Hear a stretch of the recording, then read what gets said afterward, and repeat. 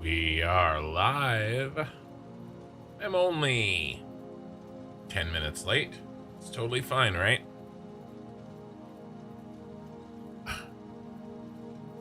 Lena, hello, I'm here, but heading to bed, tired and sore. Well, we missed you yesterday. I think Okie Sooner was like, hey, has anybody seen Lena? So glad to see you today. Thanks for stopping by and saying hi. And we'll see you next time.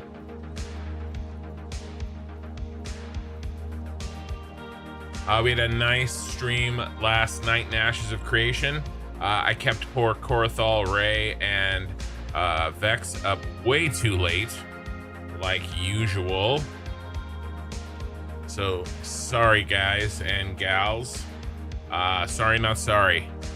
We did have fun. We especially had fun there at the end in kind of an area that I hadn't been to before. So that was cool. But tonight, of course, is Satisfactory Saturday. Hey, Blue Bolly. So we're going to be focusing in on that tonight, and we're going to be working on the second teal building. The first of 4 buildings is basically done. If you were keeping track, we had 5 buildings left to build.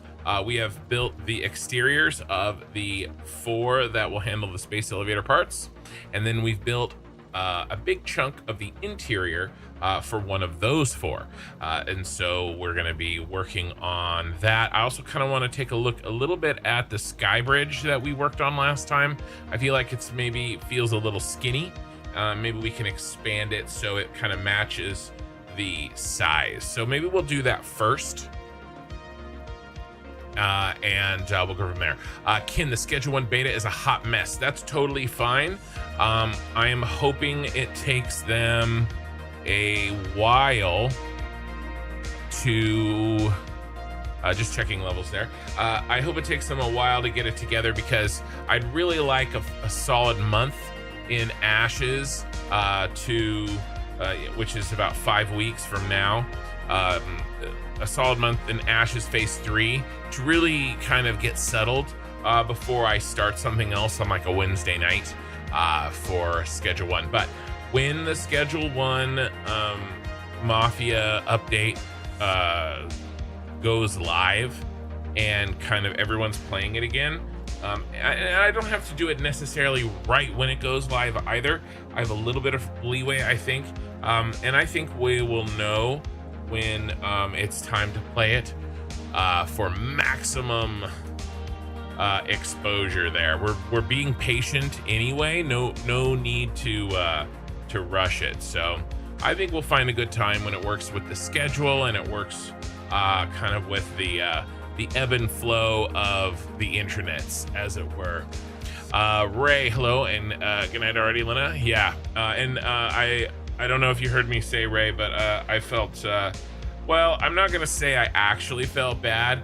It's one of those, like, moments where I think to myself, a regular human being would probably feel bad about this right now. I feel like I should feel bad, but if I ask myself deep down, do I feel bad? I'm not sure. I'm not sure if I actually feel bad that I kept everybody up late, because we all had so much fun. Hopefully you were able to make it through work okay. Plus, you know, we're all adults. All right, here we go. 1, 2, 3.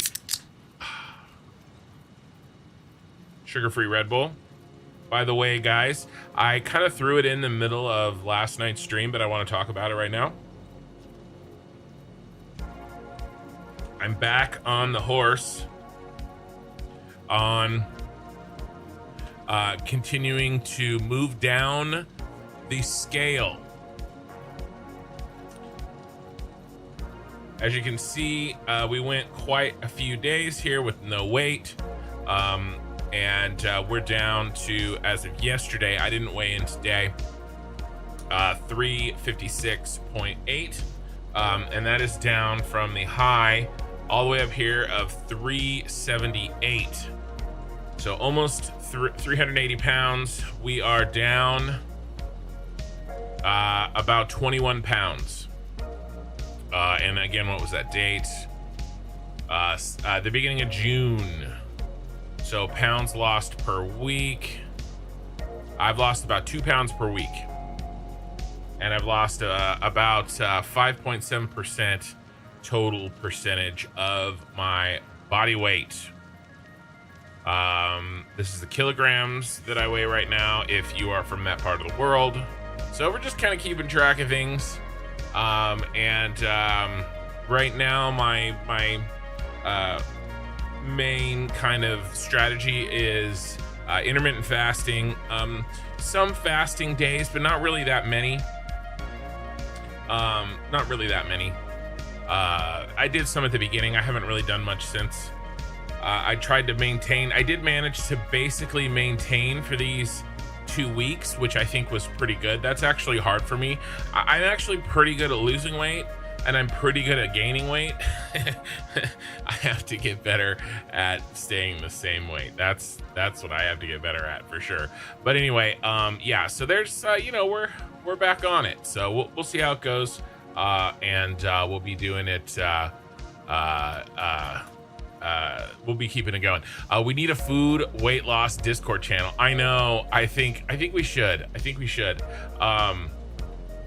I've sort of waited on that. I don't want to. I don't know. I guess I should just trust my. I'm a little worried it could get out of hand. I guess I should just trust my my community. Maybe we'll do that. But that's the deal there, and hopefully I'm gonna continue that and keep it going. All right, that's enough. I will talk a little bit about Ashes while we load here. I'm gonna keep it brief. Basically, I'm excited. Our very small fledgling guild is excited, and we're still finalizing details. But I think right now I'm leaning towards starting in Anvils and then moving over to the Riverlands within the first week. So if you know what I'm saying, you know what that means. Basically, Anvils is the new area. It's very mountainous. It's kind of the dwarves starting area, I guess. And it looks really nice from the pictures that I've seen. And I think it'll be really nice to stream it. And so we'll be frantically recruiting, trying to build our guild in the first week or so. I'm going to be streaming like a madman. This all starts in about a week and a few days. So not next Tuesday, but the Tuesday after. So it's going to be fun. And I'm kind of excited. It's almost like launch day for an MMO, which doesn't happen very often. It's kind of a practice launch day because it's the servers are getting reset. So it is effectively a launch day.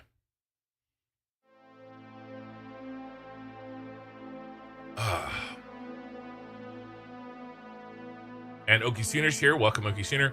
Don't feel bad. You had a blast. Yeah, that last hour or two was super fun. That's awesome, Ken. Keep at it. Yeah, trying to. Okie Sooner, I had such a crazy day today. I completely forgot about my promise to DM you. Why don't you DM me again tomorrow? And I'll see if I can't sit down and organize my thoughts to answer your question. Yeah, thanks. Good evening, everyone, and congrats, Ken. Yeah, well, it's a long way to go, right? I've lost.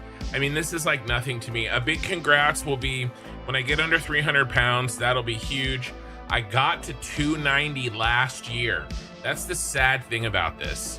I mean, it's sad in one way, right? But I got to 290 last year. So in a way, it's fine because I know that I've already done it. I know that I can do it again, right? And so in that sense, it's good. But in another sense, it's kind of disappointing because I was already down there, right? And I just let things go, you know? And I thought that, well, I don't have to work so hard because I'm already down here. And, you know, like 8 weeks went by and I weighed in and I was way up. And I wasn't even In my mind, I'm sure it's wrong, but in my mind, I wasn't even eating that badly. And I was definitely eating better than I've had in the past. So relatively speaking, I wasn't eating that badly, but it just got away from me again, which is so disappointing. And it's kind of easy to beat yourself up on, and I'm trying not to. But I know the good news is, the silver lining on that is that I've done this once, I can do it again. That's the good news. All right, so before we get started, so just a quick little recap here for anybody that is new or watching this for the first time. Is it disease? Well, I'm not sure about that. I think not for me. I think there are some people that may have a disease. For me, I think that I just really like food. I would like this thing that happens to me where I basically think about food the second I wake up to the time I go to sleep. Be nice if I could figure out a way to make that stop. But again, either way, it's still on me. I do need to not be hard on myself, but at the same time, it's not an excuse to repeat past mistakes. That's a subtle distinction, right? I think I need to, like everybody, I think I need to recognize places I've fallen short, and try to take steps to make sure it doesn't happen again. But that can be taken too far, and you can be too hard on yourself, I guess. But so that balance, I think, is important, and that's balance for everything. Cubewave, happy beginning of stream chat. Thank you. Are you ADHD? I don't know what I am, man. I'm 41. When I was growing up, that didn't exist, and I don't know. You guys know more about me than most people, so you guys can armchair psychoanalysis. I don't know what that is. Mental health me, and if I'm ADHD, I don't think so. I like what I like. I get focused on things until I get them complete. I have at least a mild case of OCD here and there. I don't know. I think I'm just a person. I think I'm just a weird person. I think we're all just weird people. I don't know what HD is, but my daughter says I have 80 of them. It's funny. I think, like all of us, I'm just a weird person. I'm my own person. I can't be categorized. How about that? You got your meal for Fireball and your orange cap. Nice. Full of lead-ins. Hello. Congrats on your weight loss, Ken. And I will certainly be joining you in AOC and streaming it as soon as the wave rolls over. Nice. I had that talk to my fiance. He's agreed to make sure I'm supplied with snacks and drinks and all for 2 days of playtime. Sounds good.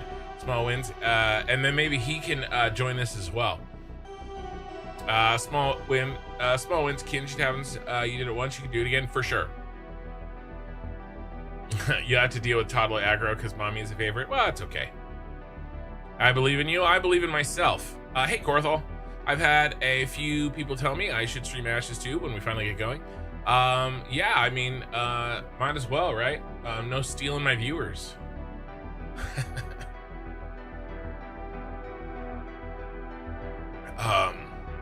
You think everybody who enjoys this game has a little bit of the tism?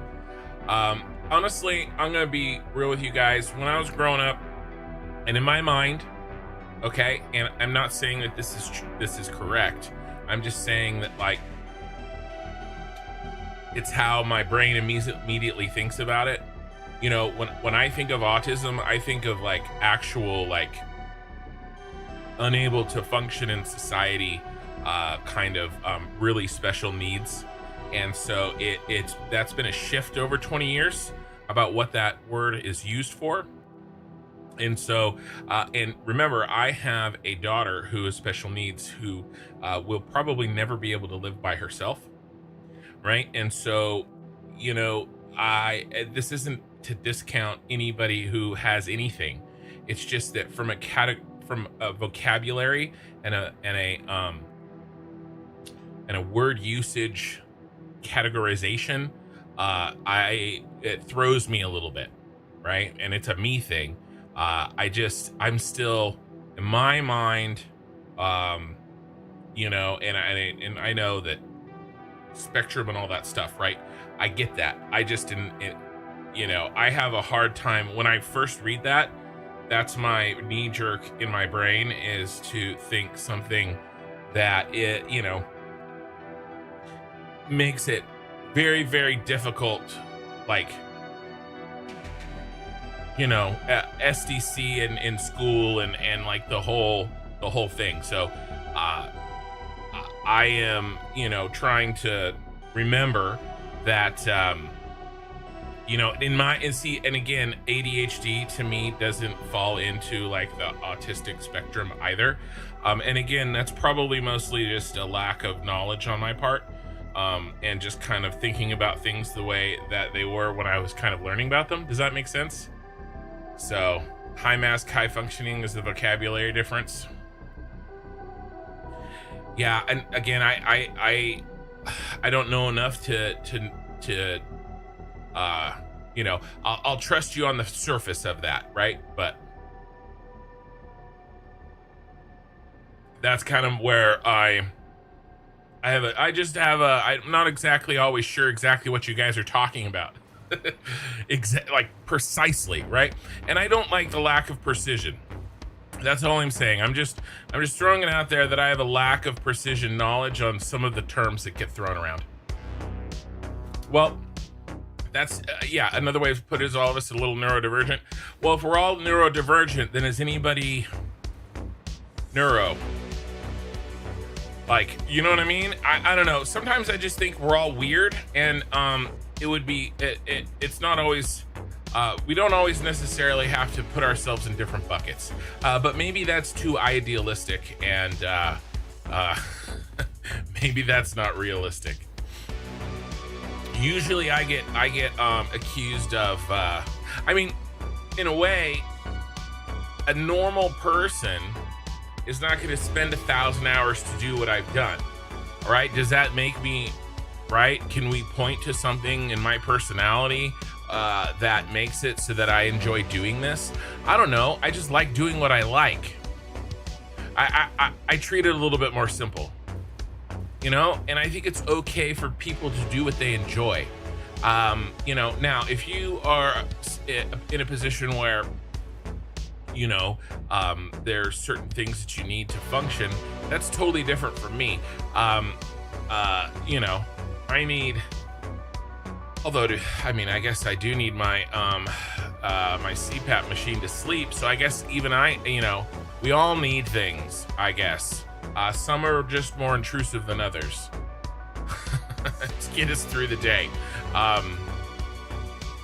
If I didn't have coffee, I'll tell you that much. If I didn't have coffee, I'd be a different person. Maybe that's my medication. But see, the other thing is too, is I don't want to like say anything that because I don't want to say anything that makes it seem like that I take somebody's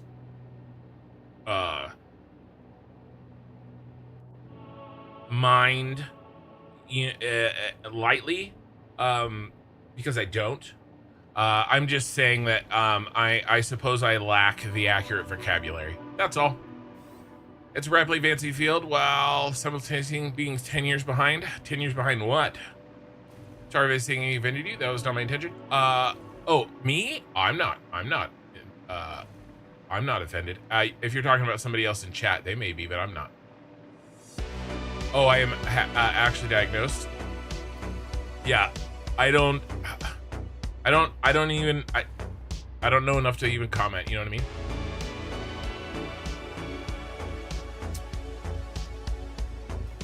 Yeah, simultaneous 10 years behind. Yeah, like I mean, 10 years behind what? Let's switch over to you're not HD. Corthal says maybe way too focused, maybe OCD in a good way. Yeah, I don't know.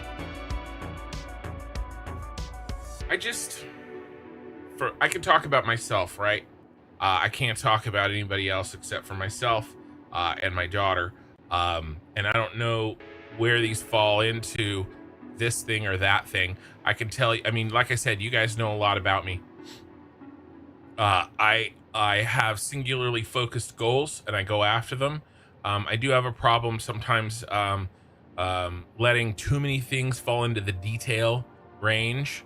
My weight is one thing that has fallen into the details most of my life, because I'll be singularly focused on something else, like my finances or growing a side business or the YouTube channel, or, focusing on, my family in different ways. And I let my personal health get put into the detail range, and I'll worry about it later. But I think most people do stuff like that. BFAR redeemed, stop a rant. That was a good usage.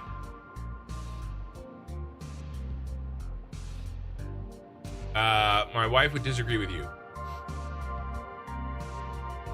You'll have to be more specific. I said a lot of things. Vertical splitter and merges are bugged.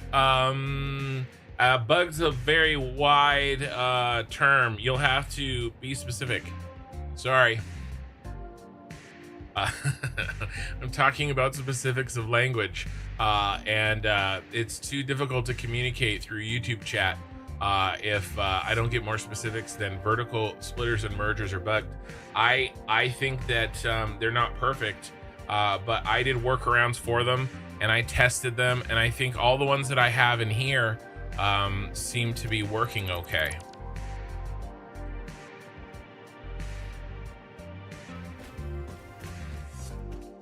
Right, we tested these. Now maybe I tested them a couple together. I think these work.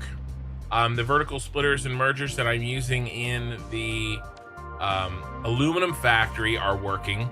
Obviously, this isn't visually perfect. Does that count as a bug? Probably.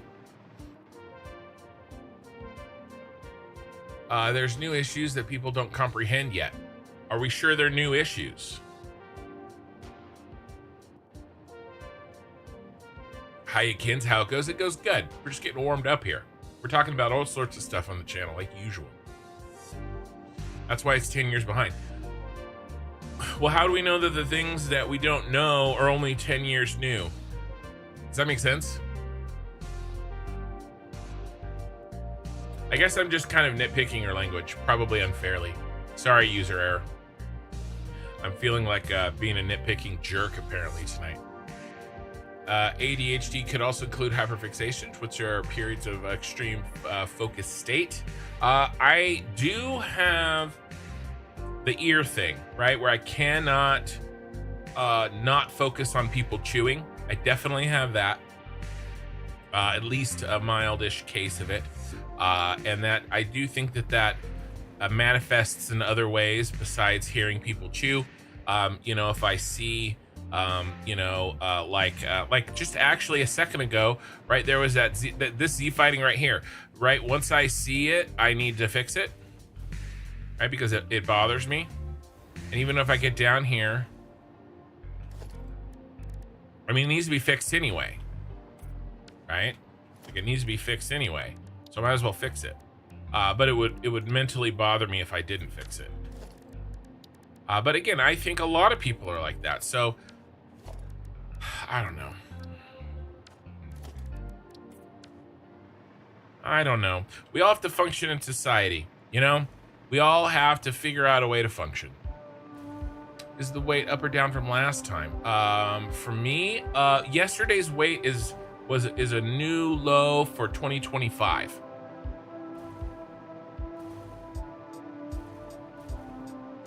Kids having cell phones since birth is new. How that impacts adults' brain versus kids who never had a life, that is a major difference.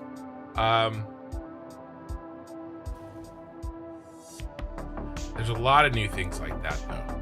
I mean, I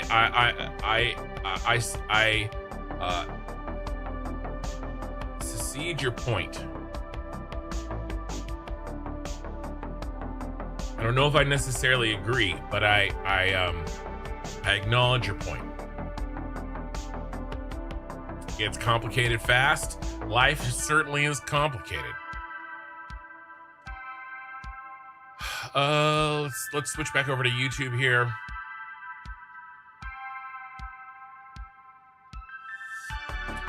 I grew up thinking about autism and such like that too, and recently I had to come to terms with it that I am ADHD.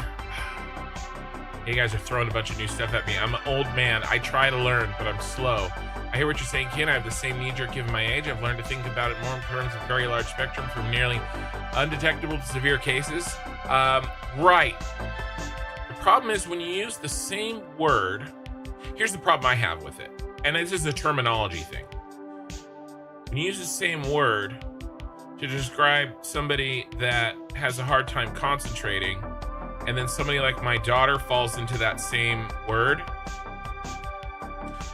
the language becomes now so inaccurate that I feel like it becomes not useful anymore.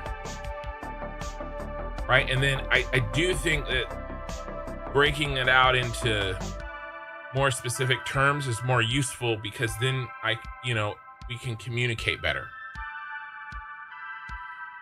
Does that make sense?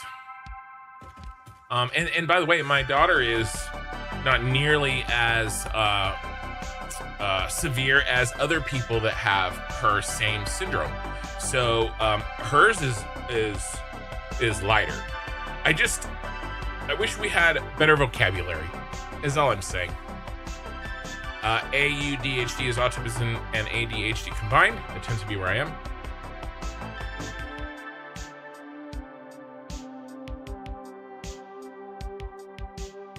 Just reading a reply. I think I agree with that, Omega.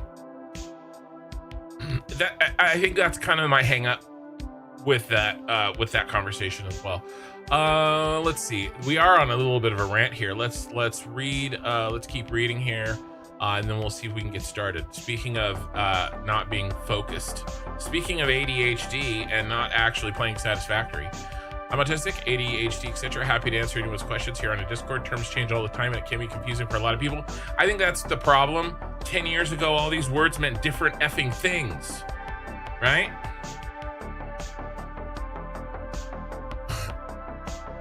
Hyperfocus is in fact HF. And then there's typos, ADHD thing. Looking at that view of the ramp and still thinking it looks a bit smaller relative to the size of the towers. Yeah, Corthal, I'm not exactly happy with that. That's actually what I want to do first.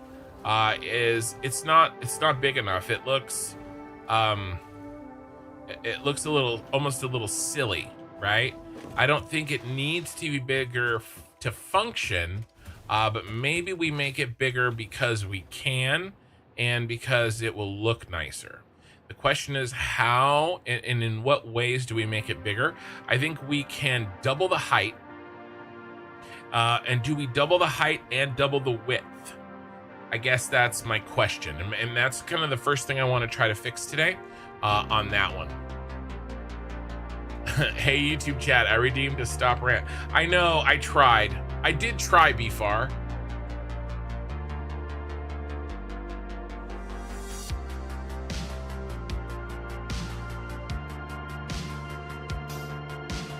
I did try.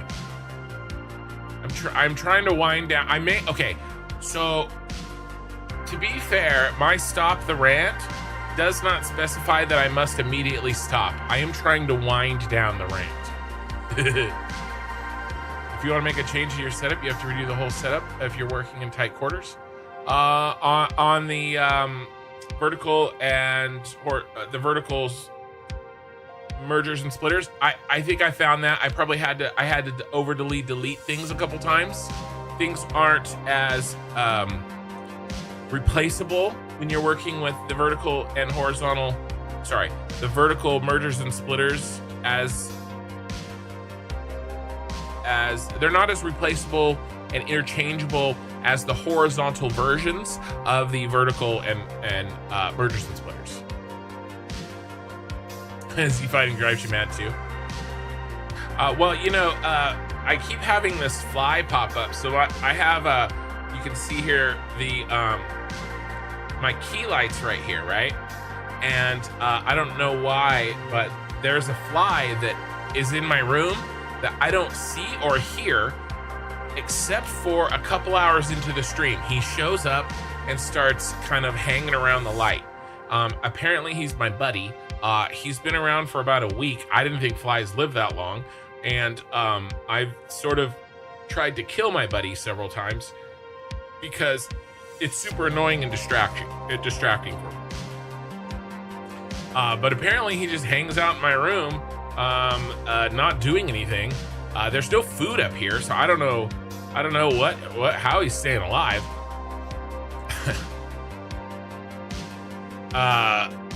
Okay, Sooner, need a conception experience, please. No, we don't need a conception. All right, yeah, vampire fly. Maybe, here's your very quick conception experience.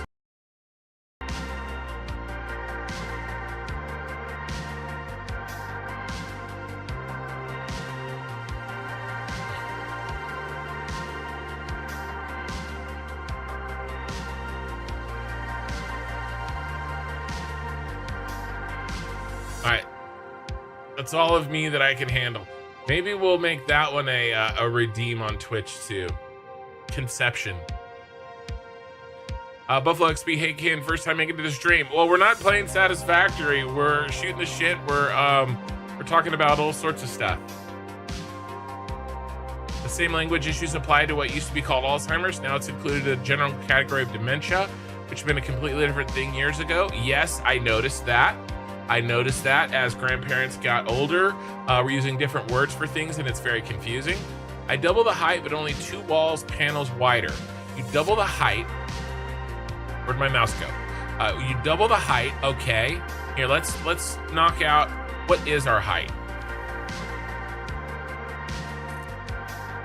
Height's 16, all right? And so if we do another 16, and then only 2 wider, well, that's double as well. Right? Right now it's 16, 16. So 2 wider. Yeah, that's because these walls, remember, these walls are only 4. And so there are 1, 2, 3, 4 of them, because this counts as 2, and then 3, 4, but these are 8 long, and so you only need 2 to get the same 16. And so I think I probably want to make it square, continue the square, and so then I think I would double both, and then of course that makes it 4 times larger. Pulsar, yo Ken, how you doing? I'm doing great. I know, Buffalo XP, assault rifle. I've been talking about getting one. My buddy wants to get me one. I need to get an assault rifle. I live in America, and I don't have an assault rifle. I feel like I'm not representing my people. Yeah, enlarge the ramps for appearance only, not function, both height and width. Well, it would be a little bit more roomy. It's a little tight in there right now. And we could expand these out. And so I think that might look, well, and the other thing is too, I've done some quick math and I think 8 across will cover us, but maybe I'm wrong. Maybe we need more than 8, at least in some of these sky bridges. So it would not be a terrible idea to have a little bit more room than I think I need. They're expensive to shoot. I don't know. I think table salt's pretty cheap. By the way, when I'm talking about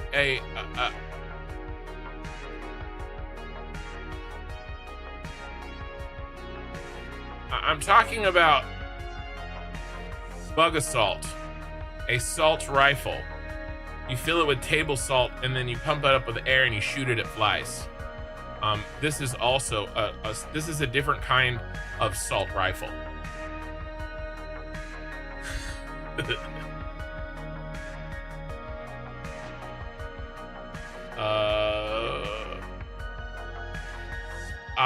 have come far enough into the game, not the game now, to allow OCD to co-pilot now. I'm clipping into blueprints. You're dipping into blueprints. Okay. Yeah. Let OCD, is that like Jesus take the wheel? Let OCD take the wheel?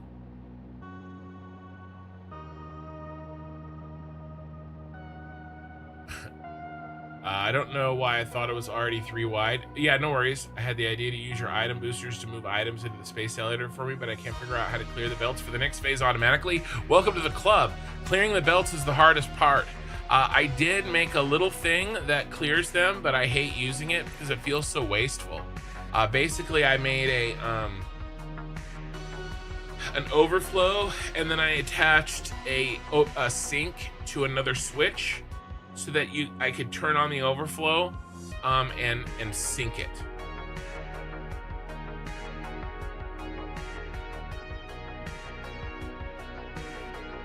You might want to look at the original architect picture. I know the original architect picture is not exactly a good indicator anymore because we've diverged so far from that original picture that I don't know if it would be that helpful.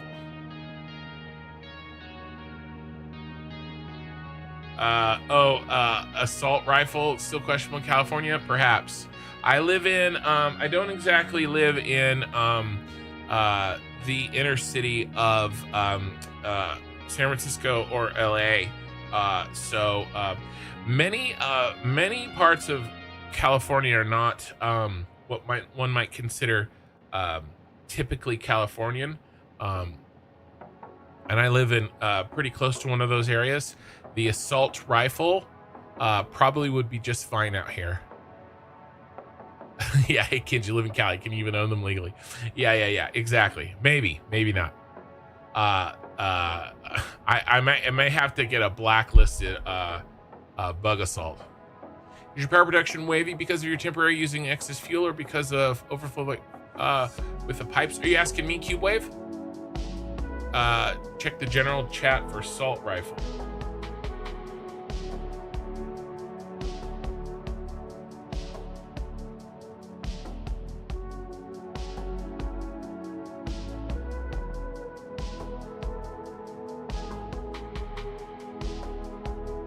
Sorry, there's a lot of stuff going on. Yes, assault rifle. I did show that one already. I'm just a little behind. Yeah, making sure it doesn't require a special permit. I'm not gonna read your guys' replies to each other. That's fine. Yes, Cube Waver asking me about my power. My power production. Did I show my power production and it being wavy? Did I show that today?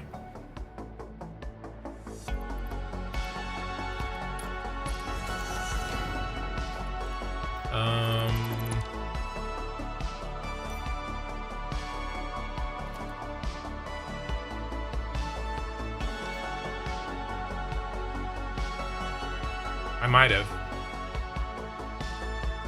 Let's take a look at my power production.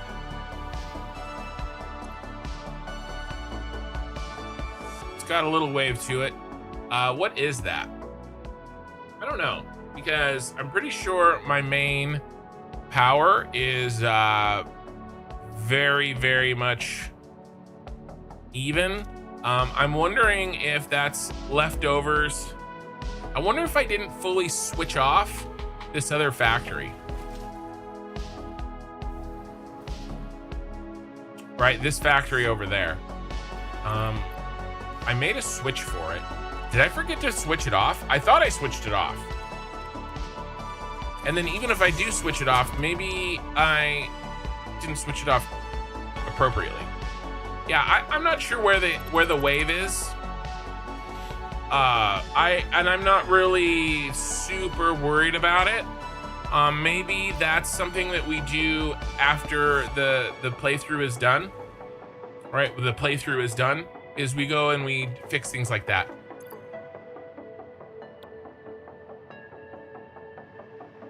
You diagnosed it was fuel gens not full. Which fuel gens? These over here? That could be, depending on when you looked at the save, that could honestly just be leftover issues with those train shenanigans that we had. This could literally just be things evening out with the trains. So again, I'm not super concerned about diagnosing that right now.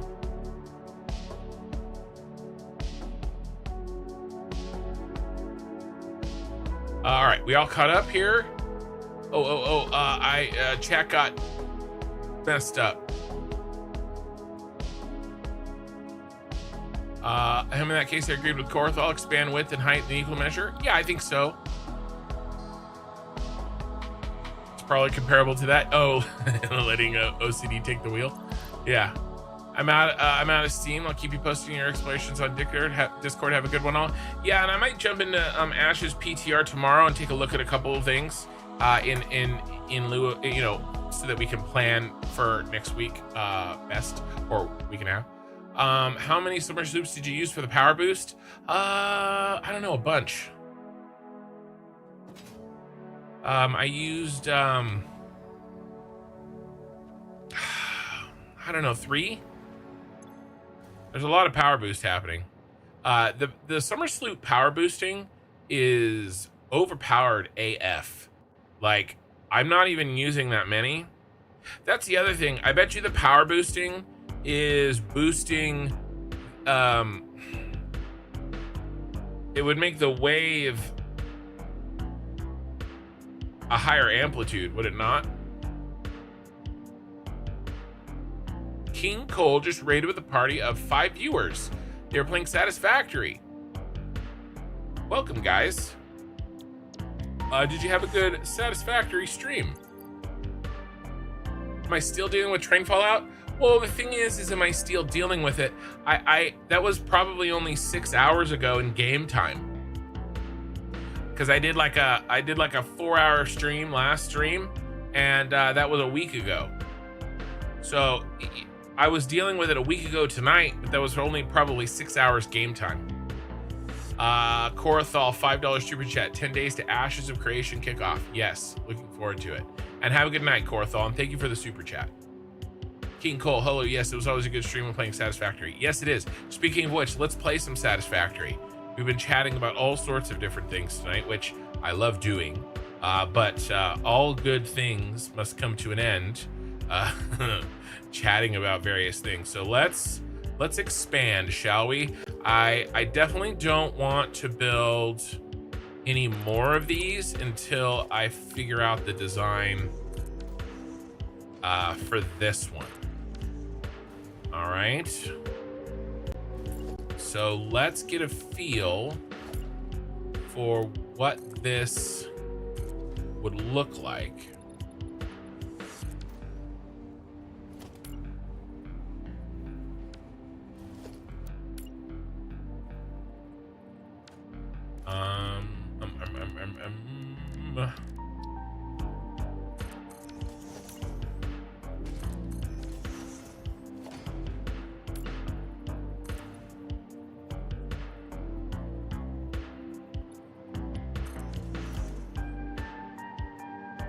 Auto shape.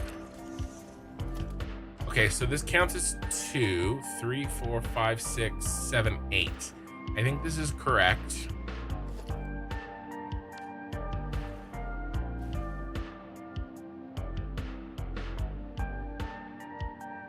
And the factory is absolutely mad. Oh, King Cole, is this the first time that you've seen my playthrough? I suppose it may be, right?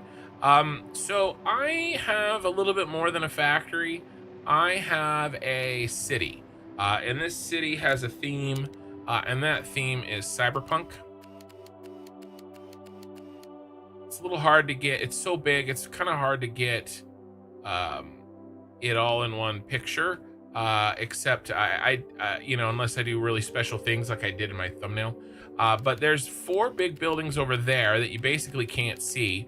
And then there's buildings on the other side of this building.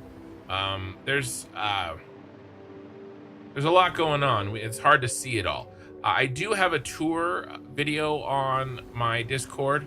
There's more over there. There's a building right there that's hiding. We're right now working on a quadrant of the city that is going to make phase 4 space elevator parts. And so You know, and by the way, this is what the inside of this singular building looks like. This is 1/4 of the factory that will make the space elevator parts, and the rest of that, the other 3/4 are in the other, gonna be in the other 3 towers. But I've got all other production exists in these other buildings. This is central storage. This is my Fixmas building, which is Nakatomi Plaza. This, because Die Hard is a Fixmas movie.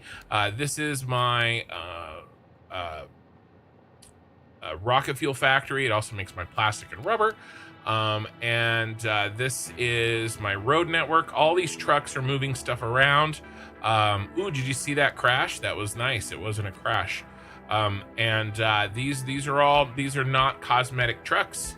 They're actually moving things around that make my factory work.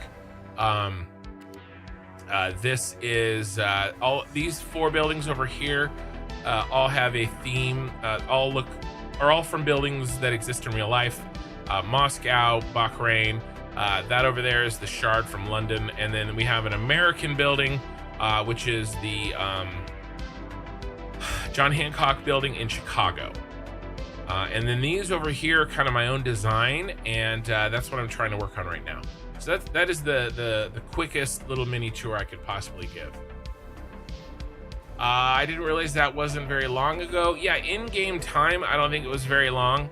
But I don't know when you saw it. I had to do it again last week. I don't know. There's multiple things happening. Buffalo, you could be right, or I could be right, or some mix of them. You're in awe? Thank you. It's mostly just a lot of patience and planning that has gone into this, and a lot of help from viewers. Some of you are more helpful than others. You know who you are. Let's see what this looks like.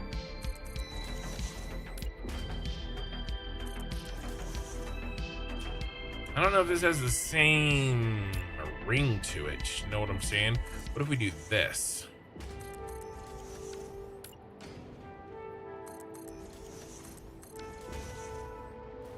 Double hexagons. That's much better. I like that a lot better. All right, so if we do that, and then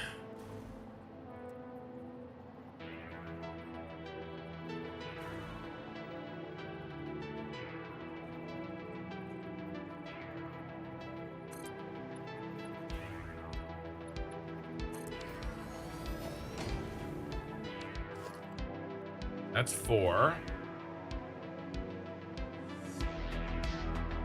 Yeah, I think that this is gonna look better from a visual perspective.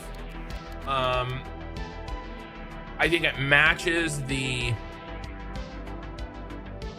scale of our building. I think I made the other one based on how much we needed, but it didn't really match the scale. Thank you for the 2 follows, King Cole and K is 944. I appreciate it, you guys.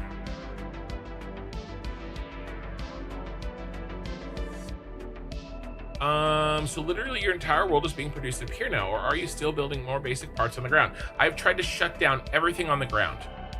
So I thought I shut this down, but maybe some of the power is still happening here. Although you said it was up there, it was up here, so maybe we're safe here. My attempt is to make absolutely everything up here. I think I might have some temp factories still making some weird things in the bottom of the Tyrell Corporation building. By the way, King Cole, if you really want to have your noodle fried, I could show you the train hub. That's basically what happens is I fill up everybody's capacity of amazement when they see the city for the first time, and then they don't have any left when they see this in all of its glory. By the way, it's you can't really appreciate it right here. Let's do.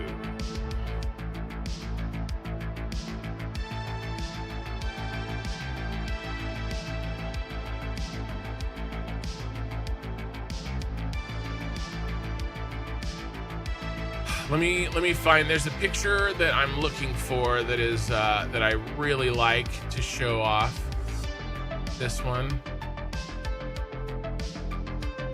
and I need to remember what VOD I used it on so that I could bring it up.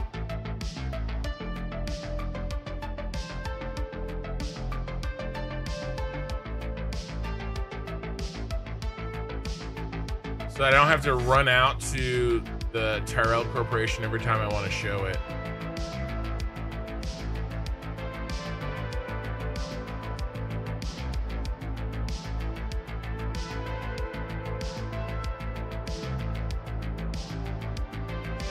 Here it is.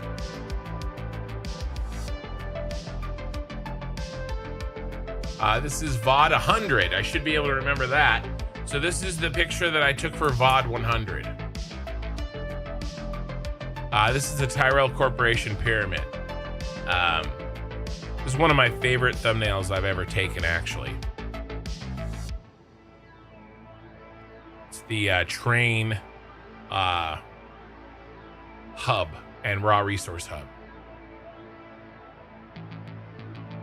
So there you go. Show him the train hub. Give him the chair. I don't understand that your PC is not catching fire when you fly around. I've got a liquid cooled 5090 and I've offloaded all of the rendering that I do for you guys, right? The encoding that YouTube and Twitch and the recording that I do for my edited videos and my YouTube shorts.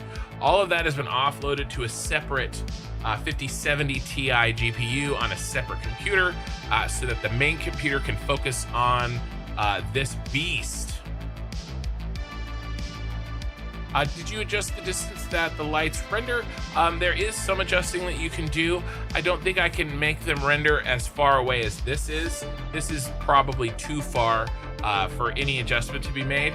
But I, to be fair, haven't dialed that in maybe as much as I could. Pobcac is the man when it comes to computer settings.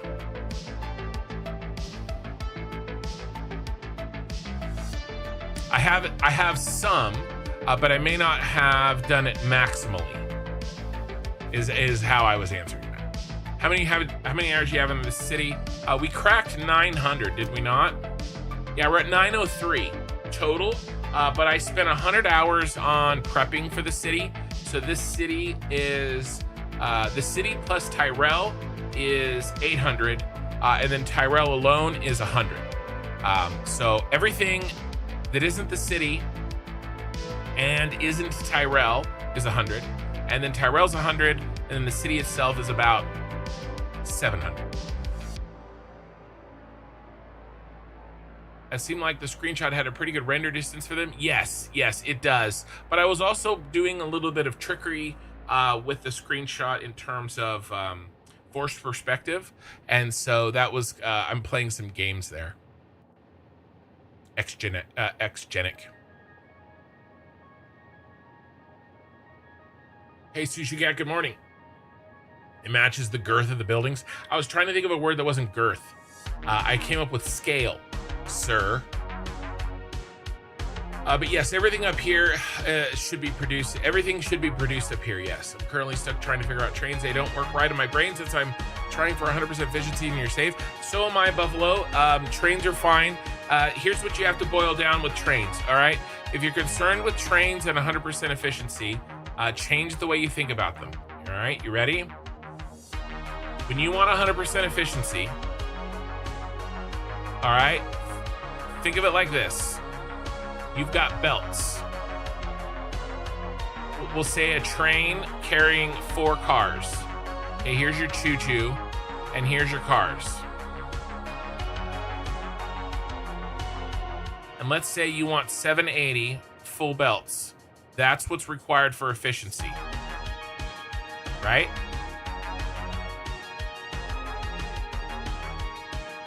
And here's your train line. All right, and then you've got matching, you got a matching station here as well. All right, all you have to do is make sure that there's enough trains arriving here so that these belts never run out. Don't think of it like, don't micromanage the train like, oh, this train is bringing 250 per minute because it's taking 12 minutes to pick up and drop off, and it can fit this many items, and you know, I'm moving computers so that they stack in a stack of 50. Oh no, but this car is bringing concrete, and they stack in 5. Don't worry about that. Boil it down, let all that go, and just ask yourself, are my belts running out?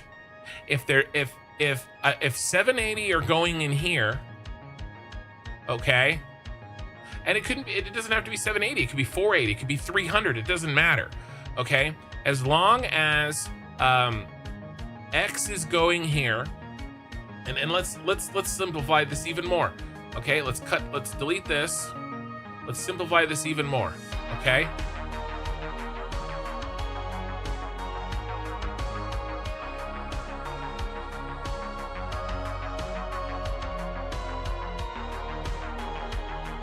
Okay, as long as X per minute is going into there, X per minute will come out of here. As long as you have enough trains in your circuit so that this doesn't fill up. Okay, this just can't max out. The station that is filling cannot max out before the next train comes and picks it up. And if you do that, I mean, think of it, it's a closed system. It's a black box, okay? X goes in, X comes out. It has to. Don't worry about the stacks and the spaces in your train and the time to just add trains to your system until this doesn't fill up. That's all you have to do. Now, how do I fix it so that belt empty plus one train? Well, it depends. That would be true if you were 780s, right? Assuming you're 780s, then yes. Add trains till the belts don't empty. Keep adding trains till you're saturated. Or it depends, right? You could go, some people get efficiency by maximizing belts, right? Max belt 780, okay, I'm good. Some people have said, okay, well, I need exactly 300 per minute coming out of this train, so I'm gonna feed exactly 300 per minute coming into this car, not train. So it depends on if you're kind of a bottom up or a top down on how you look at it. But either way, you have to make sure that either this doesn't fill up or this doesn't fill up. Or sorry, either this doesn't fill up or that this doesn't empty. Okay, depending on what side of the fence you're tackling, okay, you're either doing it full or a specific amount is how you would do that. Does that make sense? Yeah, it's bone dry. Okay, sounds good, Cube Wave. Yeah, I hope that makes sense. I know this is a lot of chicken scratch, and I don't envy Minikin trying to make a short out of this. I'm not gonna repeat that, Buffalo. So yeah, I think this is how I look at it. Your train system is a black box. As long as you have enough cars, regardless of the length of the route, whatever comes in will come out the other side. It has to. One side of them always gets locked up for me. Sounds like you need more trains. I left depots. Yeah, I think I did leave depots. Anyway, that's how I think about it. And there's nuances to that. This is an oversimplification. There are nuances to this, and some of those nuances you may just have to figure out on your own with experimentation. But broad strokes is what I was trying to help with, if that makes sense.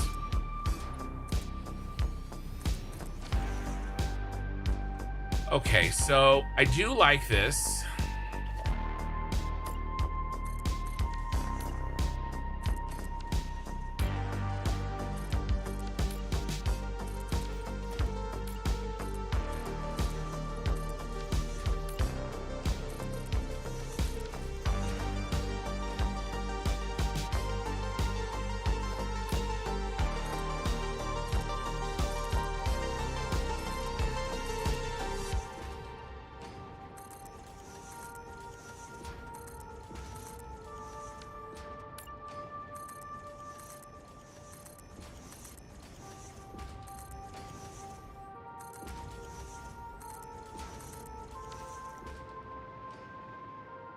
Comes together pretty quick. I don't like this one being that way. I don't like the hexagon dying into the wall like that. So maybe we do.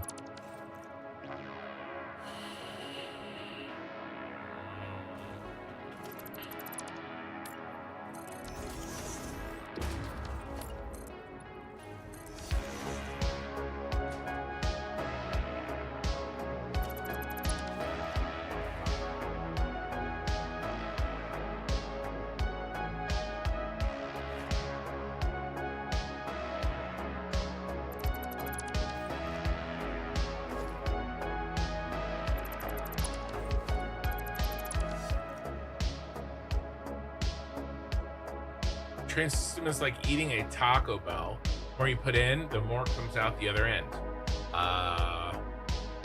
Well, I would say that it's like eating anywhere. I would say Taco Bell is actually not like a train system. Taco Bell seems to me like you get more out on the back end than you're putting in. Whereas normal eating would be less, but that's maybe my experience. Our Taco Bell experiences may differ. Midnight Adrenaline, thanks for the first time chat. I'm over at that bauxite node by the old plant, and those new towers look absolutely sick from here. Nice, Cube Wave. You'd argue it's more like Whataburger. I've had Whataburger twice. And I'm going to tell you guys, and I'm sorry, in the California versus Texas war, I will cede many victories to Texas about many things. In-N-Out versus Whataburger is not one of them. In-N-Out is better than Whataburger, and there is nothing anybody can say that would ever convince me differently. I would have to have about 100 good meals at Whataburger and about 100 bad meals at In-N-Out before those scales would rebalance.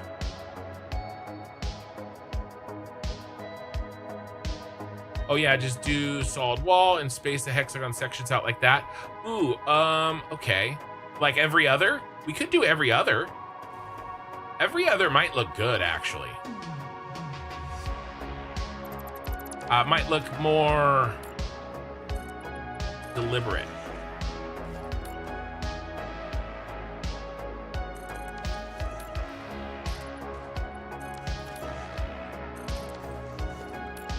Be faster too, which isn't necessarily the first thing I think about,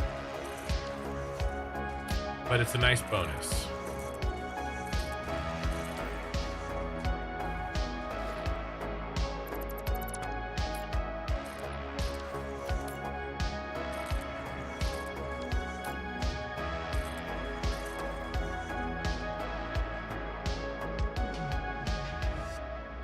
I don't know. I'll think on that.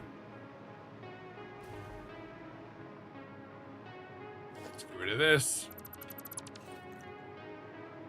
Now maybe we just do straight up every other. I don't think I like this. Yeah, I don't like that. I thought I'd try it. But that looks plain to me. Does that look plain to you? But maybe it'll look better, you know, in aggregate. I built some larger texture between them. Yeah, I don't know. What could that be?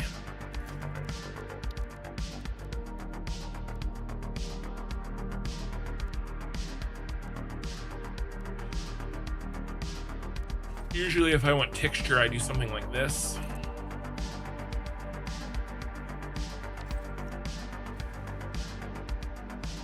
And I don't want to do lights. This looks so boring.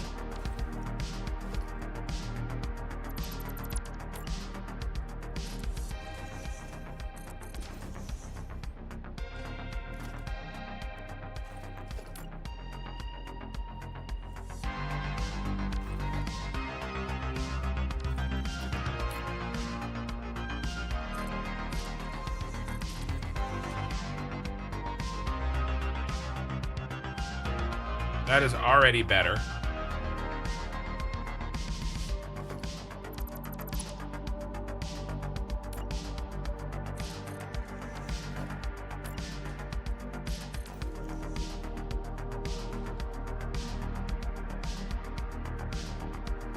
What was that?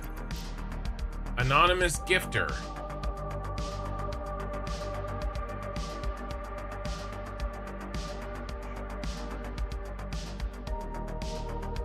An anonymous gifter gave somebody a tier 1 sub. Thanks, Mikey. Welcome to the channel. I appreciate you being here. I'm not even 100% sure what that would sound like when I say that out loud, but it sounds like something that might get me in trouble.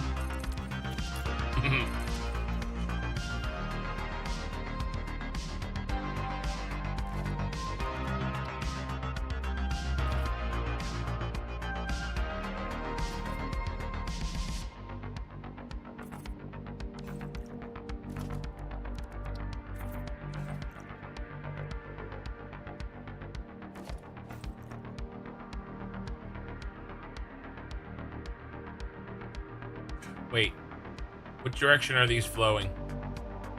What if we indicate which direction these are flowing? These are flowing down.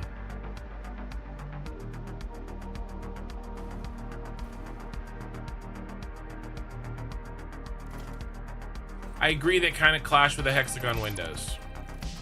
I'm trying to fix that.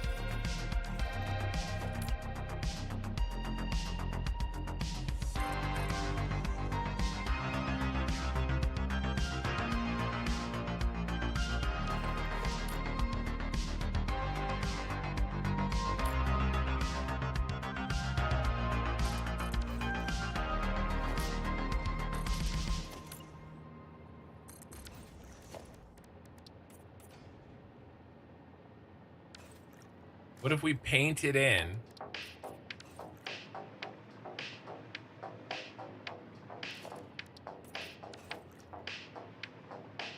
Directional arrows. Are you able to layer the frame windows with large glass pane windows? To what purpose, Ian? Carbon steel finish is nice, and I like how it contrasts with the aluminum.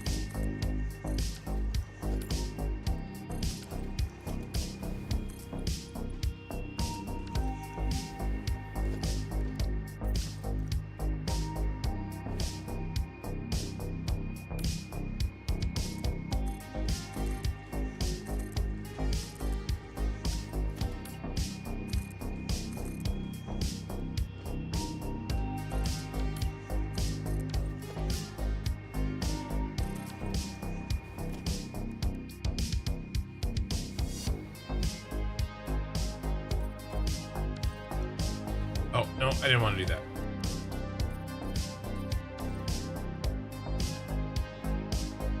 I don't know.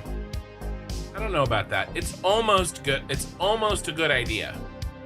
Almost a good idea. It's not quite there. Hey, Mikey. I had no idea you were here. Fancy seeing you here.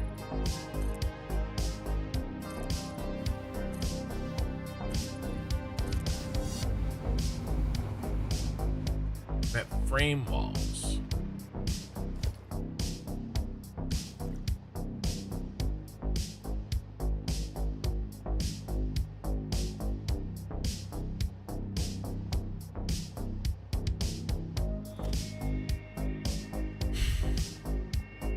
Ian, I'm trying to understand what you're saying, but I'm losing it.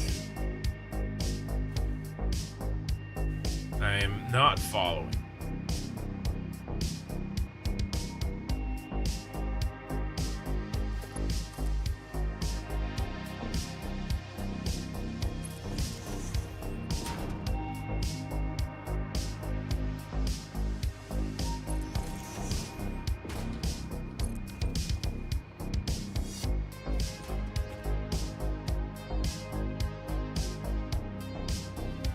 Triangles on the windows like the marker triangles in the solid.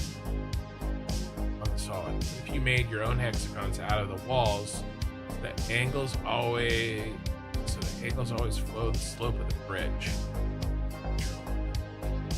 Hexagons out of the walls. Well, we do have a larger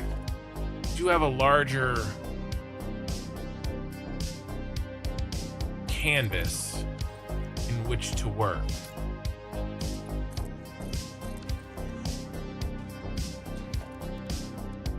Than we did before. And so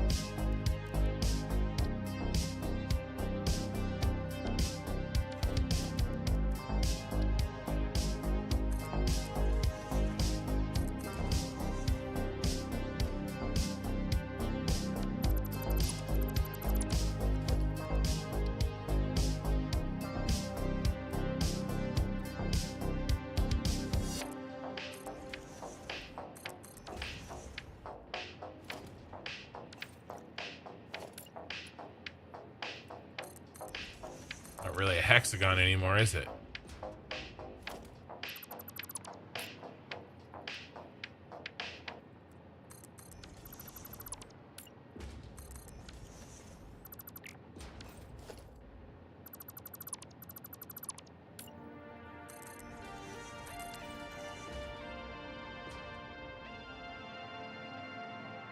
I like that. I like that.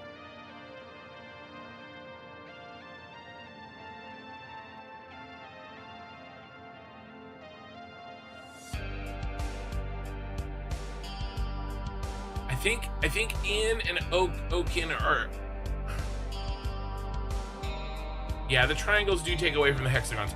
Let's see how we're... I think some of you guys are trying to... And this could be you are not explaining things well enough, or I'm not understanding them well enough, but most likely a combination of the two.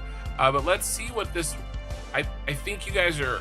3 of you guys are trying to communicate the same thing to me, and I'm sort of understanding, and I think I agree. Let's see how this feels.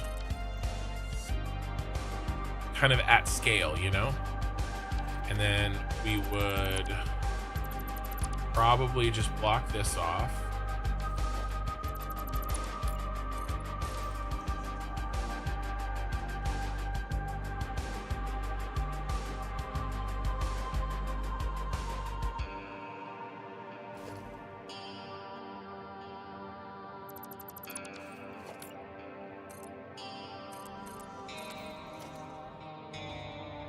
Sit up.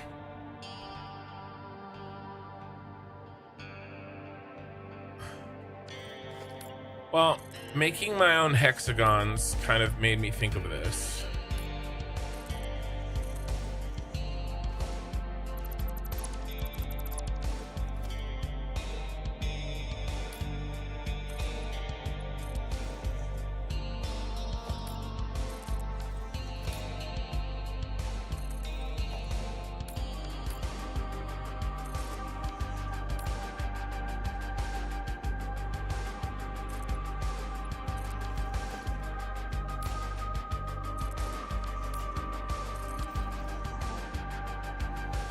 What do we think?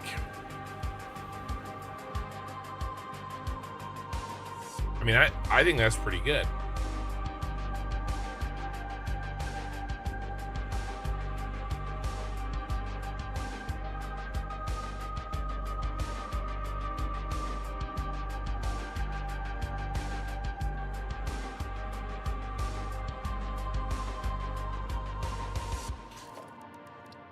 You guys are you guys aren't bothering me having a conversation with replies. It's nice. I appreciate you using the replies.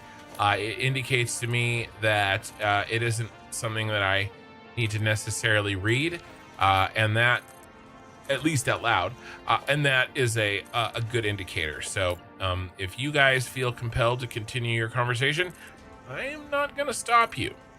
Unless it gets into something that is a known frowned upon topic, and that's not happening as far as I can tell, so you guys are good there. And most people know what I'm talking about, and basically I don't like talking about stuff that is guaranteed to make people upset.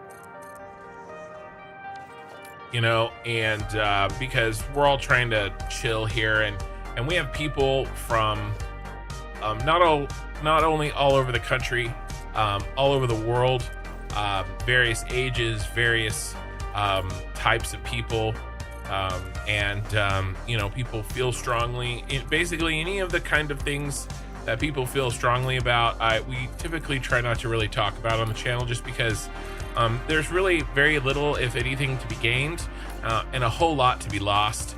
And basically, the chill kind of hanging out atmosphere can get, you know, can turn ugly fast if we talk about things like politics, religion, or priority mergers. So we really try to not talk about talk about that stuff if we can help it. But I don't think you guys are doing anything wrong, so don't feel like you have to stop on my account.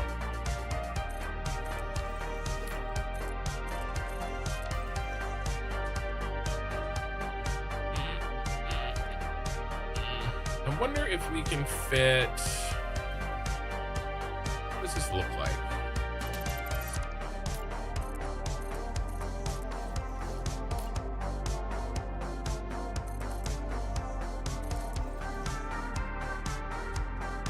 I don't like it.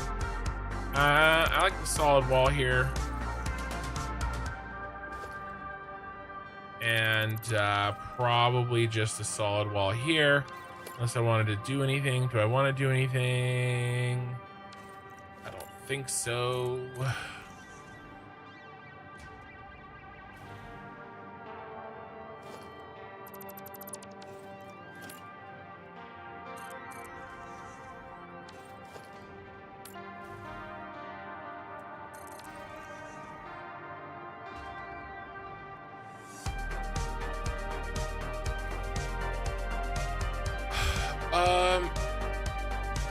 Ken, what are your thoughts on the Satisfactory player gaming with Doc?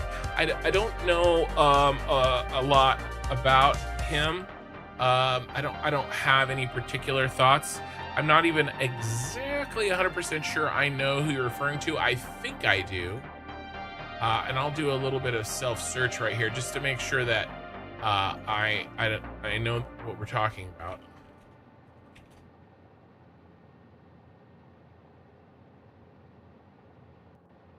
Yes, I've seen some of his shorts. I think that the things that I've seen, I feel like are accurate, and I only know of him in passing. To be honest with you guys, I don't watch a lot of other Satisfactory content creators, and there's two main reasons for that. One is I don't have a lot of time. I just don't. And I do occasionally do research on things, but unless I'm doing that, I don't watch a lot of Satisfactory content.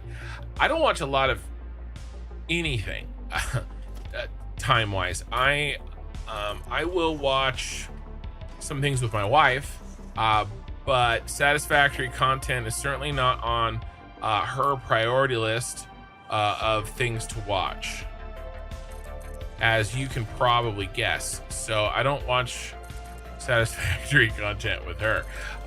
But the second reason is because I don't want to. I have a tendency to, if I see something that I really like, I will immediately want to incorporate it into what I'm doing, and I think that's fine, but at the same time, and it's definitely fine for anybody else, right? This is a thing I'm putting on myself. And that's because I am trying to be as original as I can be with what I do in Satisfactory, and I think that shows in what I make. And I don't mind ideas, but sometimes those ideas can quickly turn into more than just ideas. And so it's easier for me if I just kind of avoid it. It doesn't mean I don't avoid all Satisfactory content. It just means that it's not something that I regularly consume. I try to keep my finger on the pulse of what is happening, especially with like basically, the big, who I consider the 4 biggest Satisfactory stream content creators, because really this space ebbs and flows based on what those guys do. Bits, Kibitz, what Darren plays, and Total Eclipse. Now, are there people that are bigger than those guys? Maybe. And are there always new people coming to the space? Absolutely.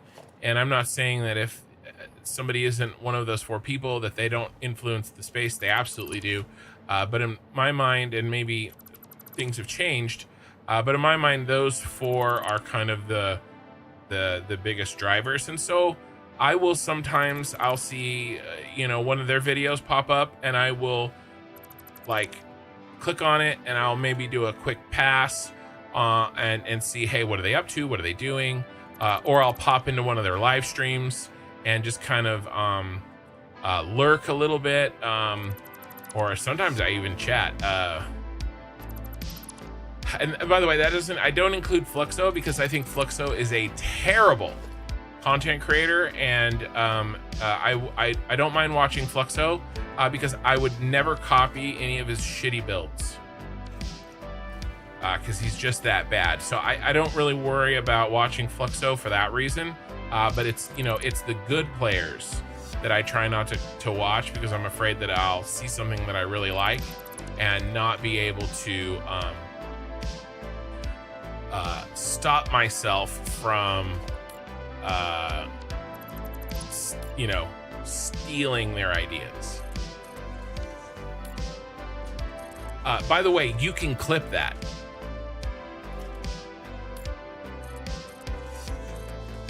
And I hope one day I raid him and the random clip he gets is that one. I truly hope that.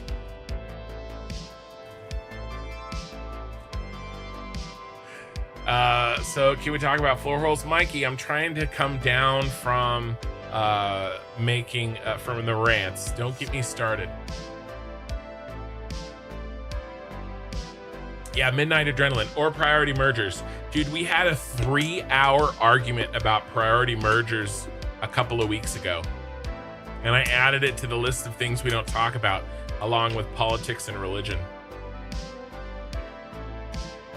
We have occasionally delved very close to politics and occasionally delved into religion for a very short period of time. But it's not something that I would want to, it's not something that I do on purpose or would necessarily encourage, but at the same time, sometimes things happen. Really, I don't want to alienate anybody. There are people, like I said, of all shapes, sizes, ways of life, ways of thinking about things, and I would never want anybody to feel like they are in the wrong place, regardless of what place you're in, and this is this is a place to chill, and those conversations lead to not chill. We'll leave that, and apparently, yes, priority mergers.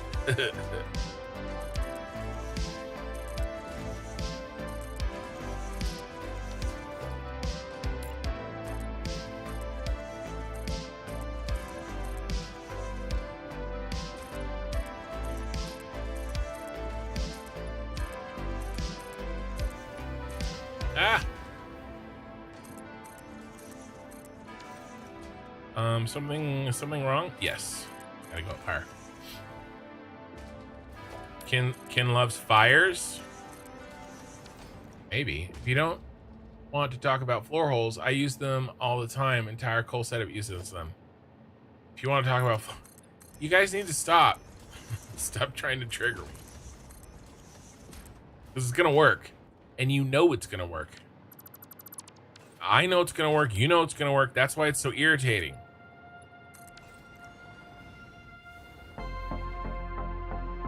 Okay.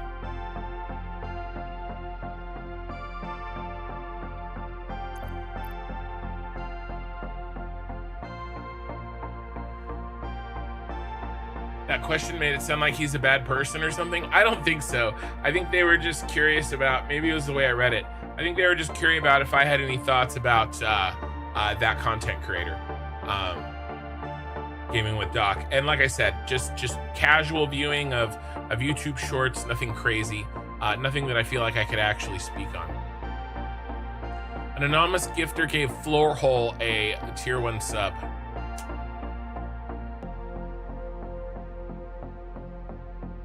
I feel like a roof would look great with glass in it too. Yes, but there are no tilted glass walls, nor are there highly angled enough roof pieces for this.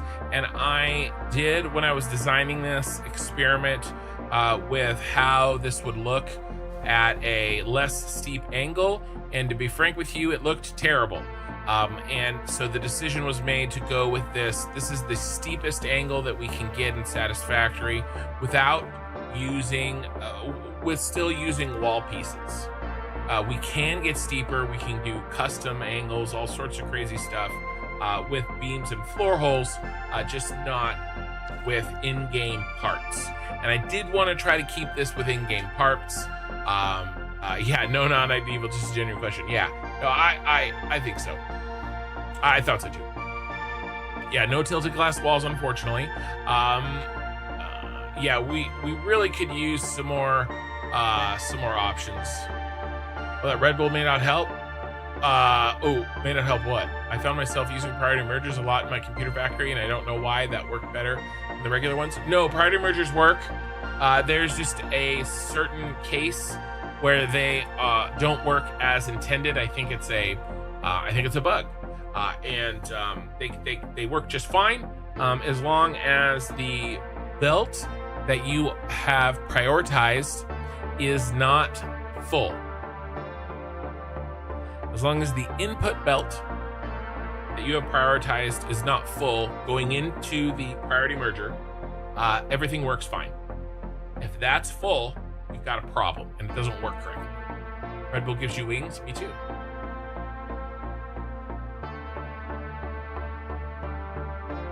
Unless you got a heart condition. Well, if you've got a heart condition, Red Bull will give you wings. They'll just give you the wings. It'll just give you different kind of wings. They may be metaphysical wings.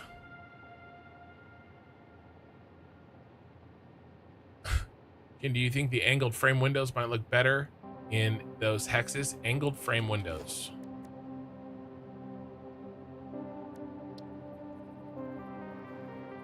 willing to try.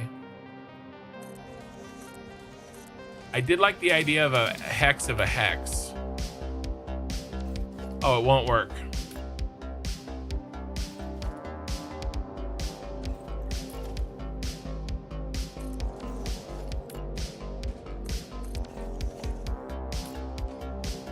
It won't even work at all. These are considered walls. See? It's red. It's taking up the same space. It's the same piece. It's not gonna work, unfortunately. Whereas it is not, that's not the case there. And I'm not 100% sure I'd like it anyway. I think I like this, the setup that we currently have. Now, I suppose I could go back, I could build them. Okay, I could build them and then replace them. Yes, the wings of death. May have feathers, may be leathery. That's up to your, that's on you. That's on you. Well, that's lame. Yeah, I think I could do it though. If we did something a little differently.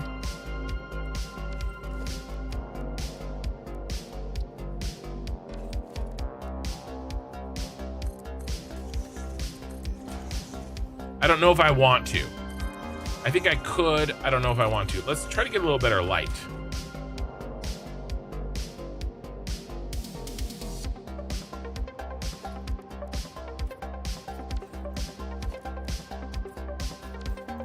So,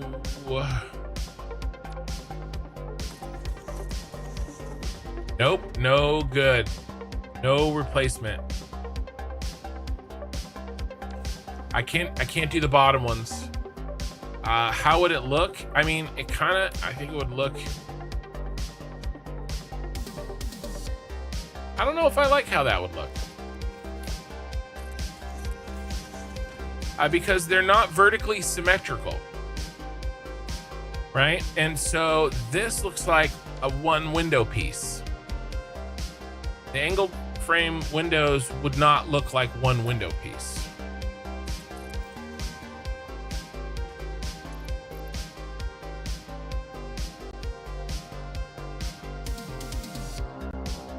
If I get leathery wings of death, I would say I'm Batman.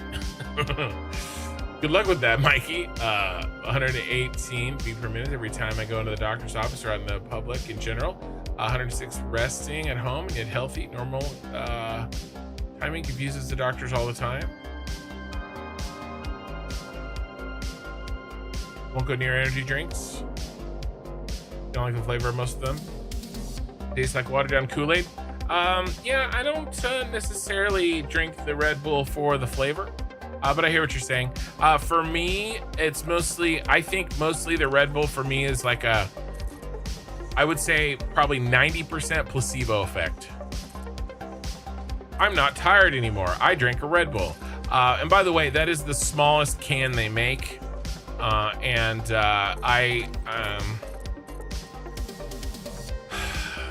It definitely affects me, but not that much, I don't think. I don't think I'm as sensitive to caffeine as other people that I know.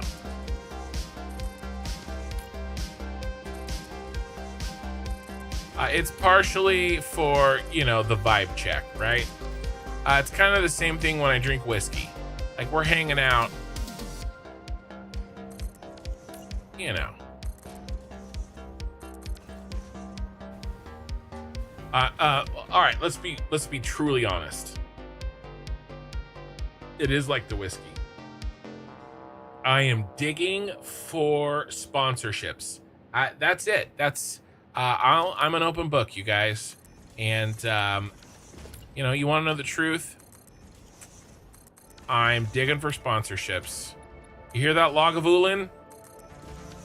Okay, I'm your man. Red Bull.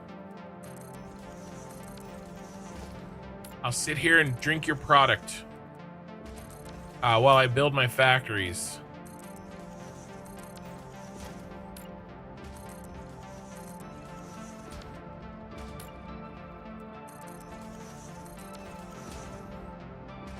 Berserker got back from vacation today. Haven't seen what magic you've been building in the last 2 weeks.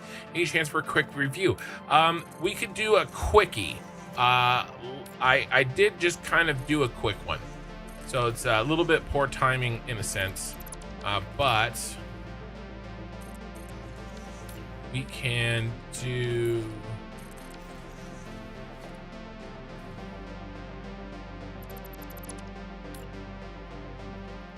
Come on, get up there.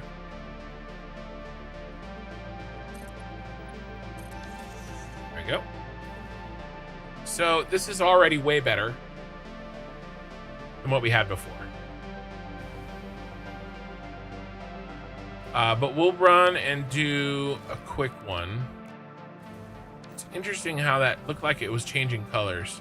Must just be a shadow.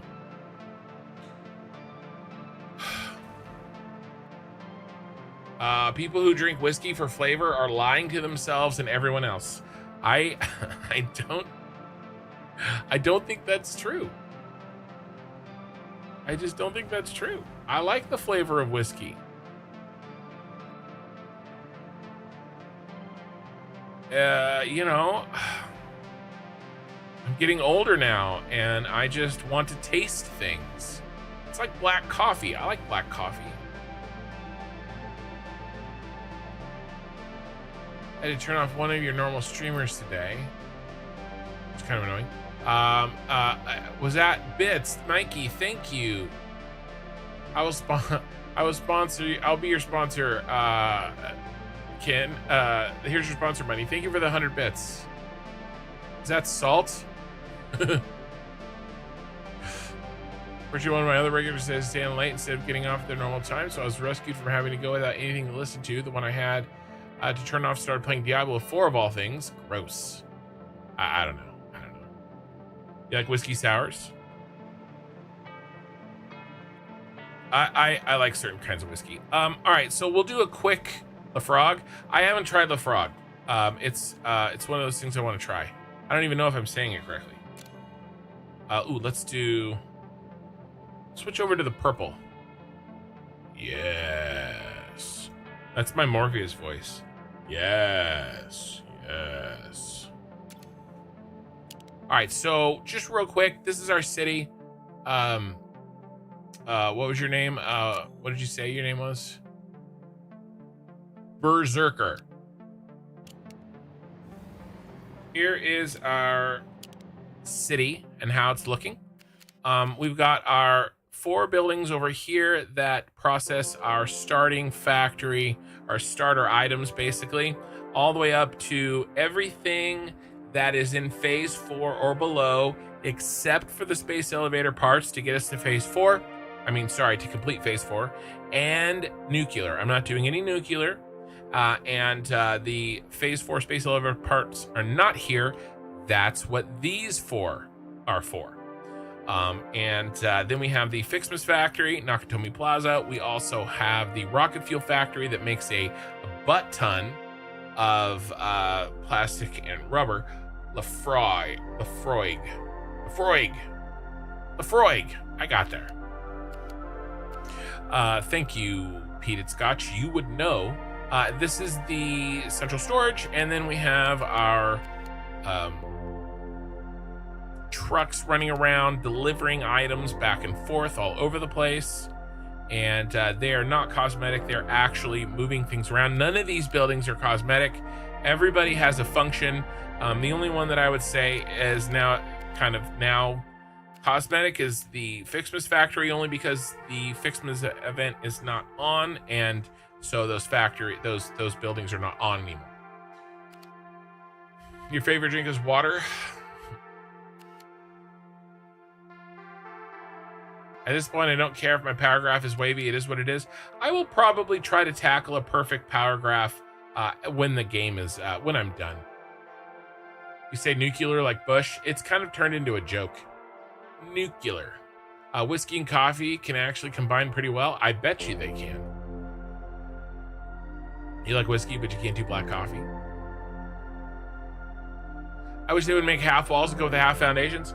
Yeah, I could come up with like maybe 20 pieces, architectural pieces, and I would challenge the only person that I think knows more, that has more, not knows more, but has more experience building crazy structures in Satisfactory is probably Popcac. Architectural wise, from a building perspective, I think I could come up with 20 pieces that are missing in Satisfactory that shouldn't be that difficult to include. I'm not talking about circular foundations or anything like that. I understand the limitations to that, and there's some triangular pieces and the way that things snap, and I get that some of that stuff is harder than it may seem, but I think I could come up with a set of items that would exponentially increase the variability of buildings that we can make, right? A lot of things I've had to cheat on. I would expand the tilted wall array of pieces. I would expand the half walls for sure, and angled half walls, right? Triangular half walls. There's a bunch of things that we need. Lefroy, short on the GH part. Lefroy. Yeah, I think I'm close. I'm close enough for an American. I don't pick alts unless I'm about to use them. Usually that one I might rescan if I was searching for something else. Oh, sorry, I missed a chat. Hold on. By the way, NX Andrios, welcome to Steel. I missed that. That was a while ago, and I missed that. Thank you. Gersoy, all this has done has made me insanely curious about how a conversation on priority merges could have gotten so far out of hand. I want to say that was 115. You can go back and watch the VOD. Here, let's see.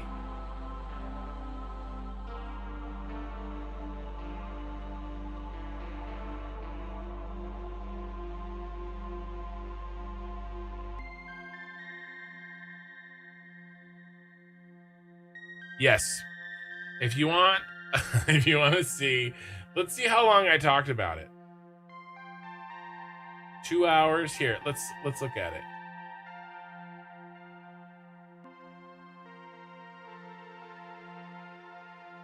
So this is 24 minutes. We're still talking about it.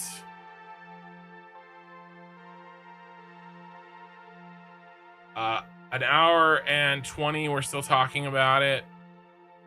We're still talking about it. We're still talking about it. All right, I think we finally stopped. I would say an hour and a half, a solid hour and a half to hour and 45 minutes. We talked about it out of a 6.5 hour VOD.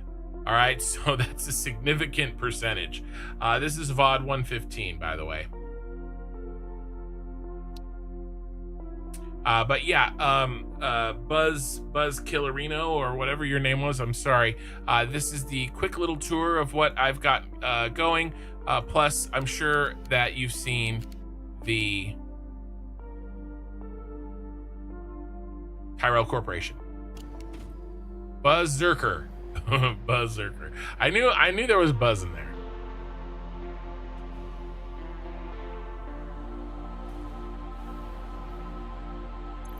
And thank you again, NX Andrios. Well, welcome to Steel. Are we allowed to talk about the pros and cons of using frozen watermelons as a persuasion tool? It sounds like terrorism. Is the priority merger bug up on the bug tracker? I don't know, full of leathens. Tempered Caterium ingot or steel rod or rescan? I don't know. It depends on what you're looking for, Okie Sooner. I'm with full of leave-ins, and that I don't pick a alternate recipe unless it's something that I particularly want. A whiskey sounds good, but it's 1 a.m. Yeah.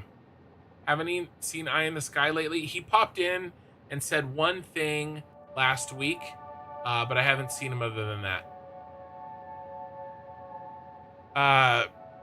And John Blackthorne, welcome to the chat. Smoky Pete, a salty single island malt, the only whiskey I really liked. I was drinking some Lagavulin on the channel, and it was good. Yeah, VOD 115 noted. Need to watch that. I have to know. Yeah, we don't say the R word around here. Not the one that you might be thinking of. Ratio. We don't use the word ratio around here after VOD 115. You guys, Okie Sooner and Eye in the Sky, mostly Okie Sooner, made me want to smash my head against my desk. All right, we've gotten basically nothing done tonight. It's been 2 hours.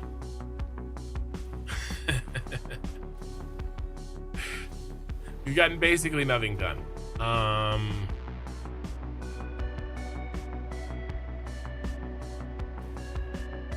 This looks good. Let's work on the inside.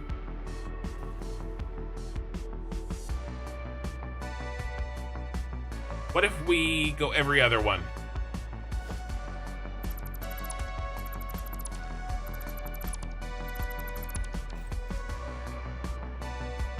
That could look good.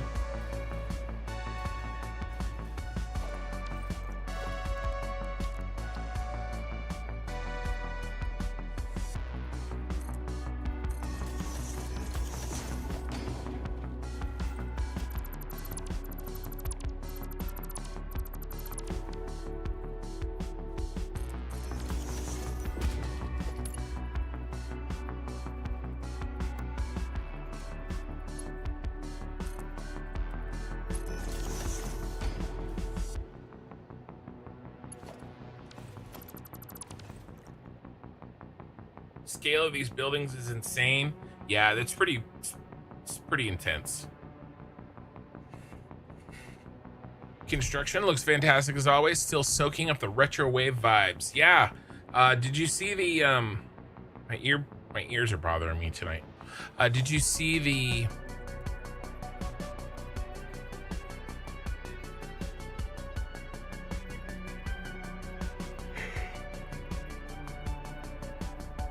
All right, that's a little better. Did you see the gas station?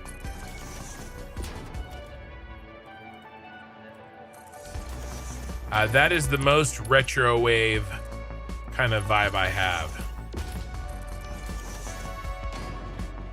The gas station. Yeah, you saw it in the shorts? Nice.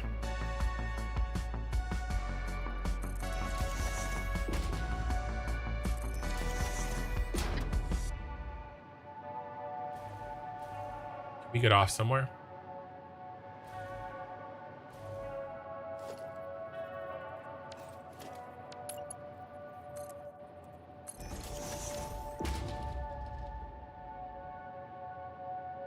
I fell asleep near the beginning of the stream. I wake up and now you're just still working on this walkway. I know. We didn't get much done. We're hanging out, guys. We're hanging out. We're chilling. We're shooting the shit. Much shit has been shot, but very little shit has been built.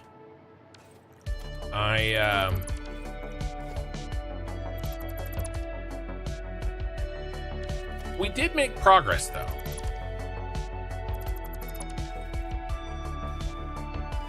I can tell you this. Why are those marked? Get that out of here. I can definitely tell you this, though. I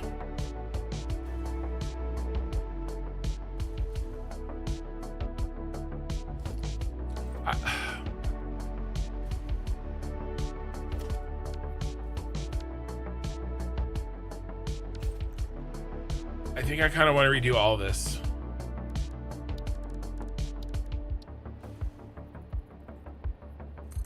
I'm feeling less stressed is not the right word because I'm not stressed about this, but I'm feeling less pressured on completing satisfactory content.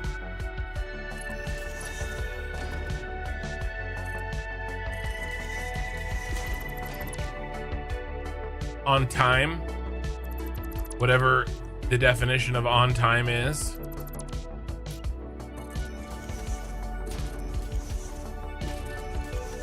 Than I was before. Now that I'm kind of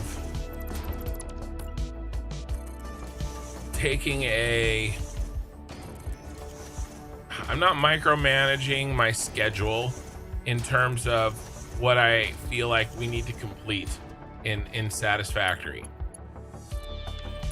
Like, because before I'd be like, all right, well, I really need to finish this in 2 weeks.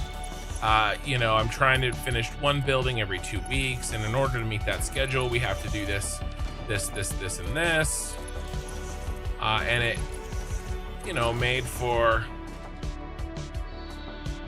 a situation that was making me rush through stuff and maybe not enjoying myself as much.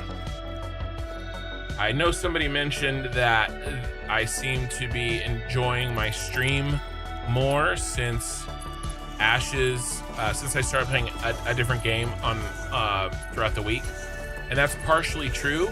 But I think the other part of that is the fact that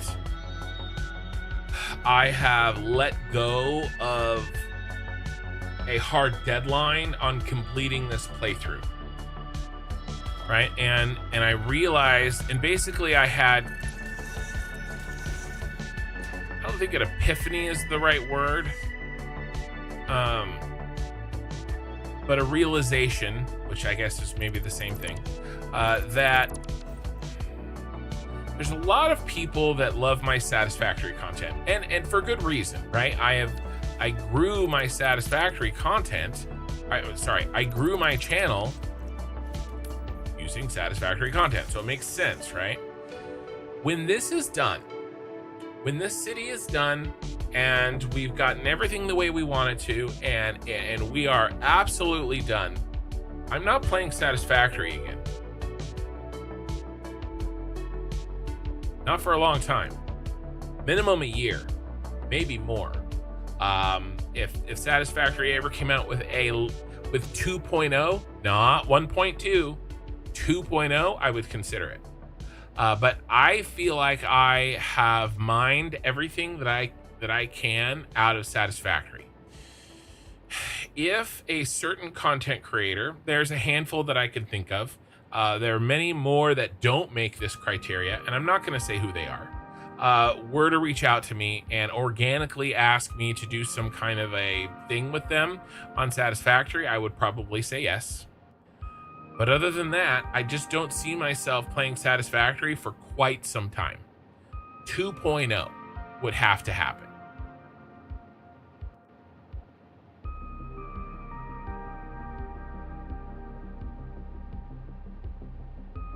And there's so many other games that I would like to play.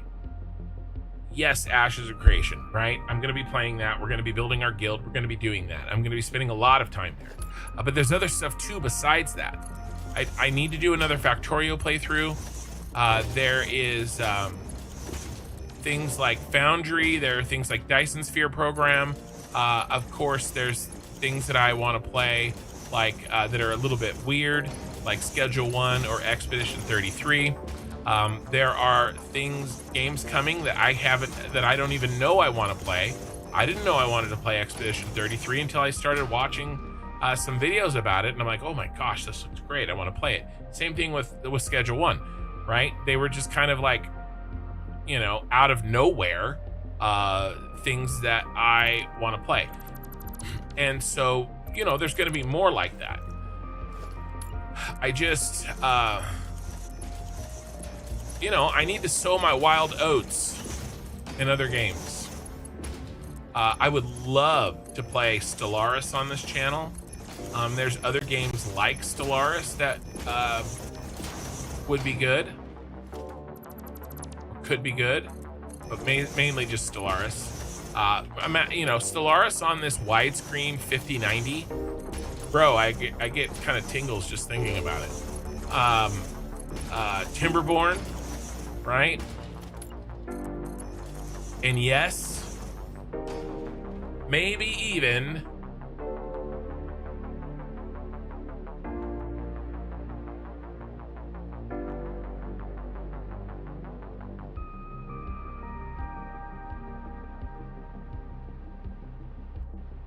Star Rupture. I don't know.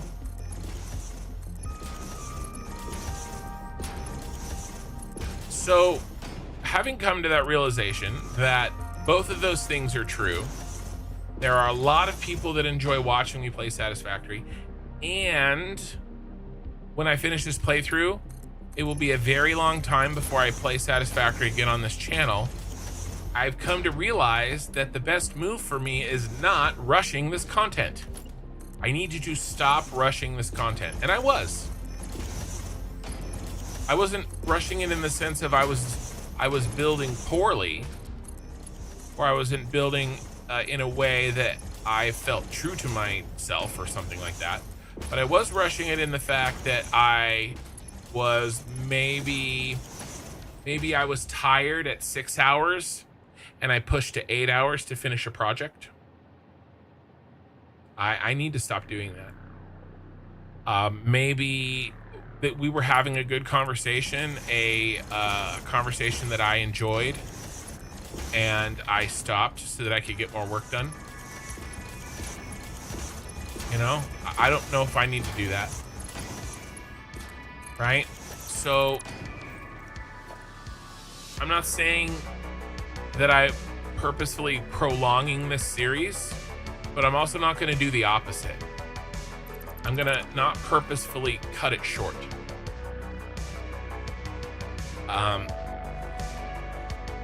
Even still, I think we were only a couple 100 hours left in this. Oh, and by the way, I take back a little bit of what I said. Doing a speed run in Satisfactory does sound fun to me. That's because it's so different from how I play that now I know I would never win. I would never be the fastest. But that does sound fun to me. And it almost sounds like a different game. I would play it so differently. And it would trigger so many of my viewers that alone would be worth me doing it. Mikey, stop a rant. All right, I'll try. Why lifts, not belts on angles? Because I can't, a belt will not go at this angle. I tried for about an hour and a half.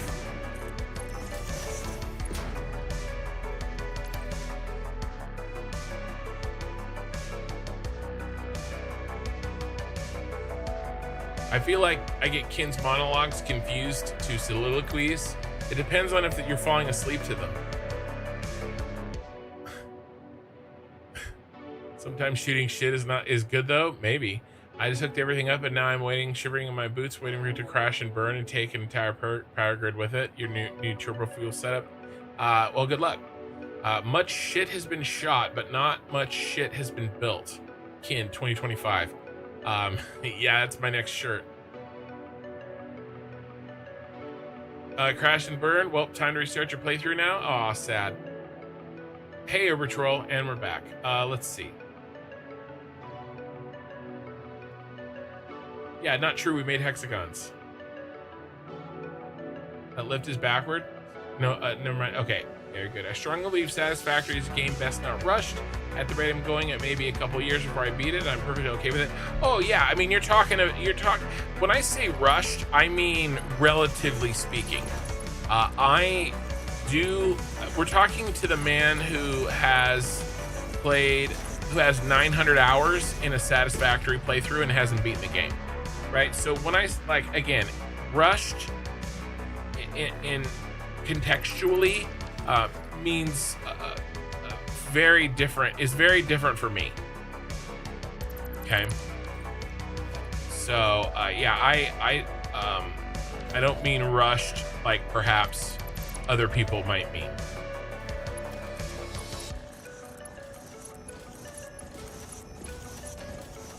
I think pressure on myself to meet deadlines. I don't think those deadlines were rushed, but I did have pressure to meet those deadlines. And now those deadlines are gone. And so if it takes us 2 hours to fix this, and it will, because it has, it's 2 hours exactly, then I don't care.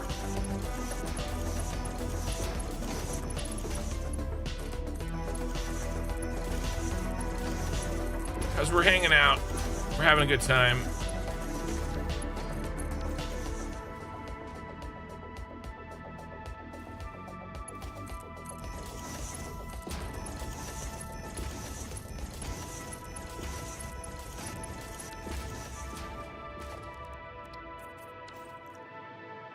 And that's the other thing. I talked earlier this evening about the success that I've been having with I'm back on the weight loss train, and part of that is I need to continue getting good sleep. I cannot lose weight unless I get sleep, and I have been able to push myself over long periods of time getting too little sleep, but the older I get, the worse, the harder that is. And now that I'm sort of focusing on parts of my health, I do need to get good sleep. And in my 9 to 5, I've had to work late because I've gotten up late, and because of streams and stuff. So there's a little rebalancing that's happening. In fact, I'm pretty much now, again, the week that I take off of work for Ashes is a special case because I'm not working. But in a regular week, the Tuesday night and Wednesday night streams, I am going to start ending those at 4 hours rather than 6. If we go over to 5, okay, that's fine. But what was happening is I was targeting 6 and they were going over to 7. And so I think targeting a 4-hour stream on weeknights is good. It's I don't think anybody really is gonna mind it too much. Oh, that's good. It's gonna help me keep my life in a little bit better place. And I'll feel better. And if I feel better, we'll have better streams.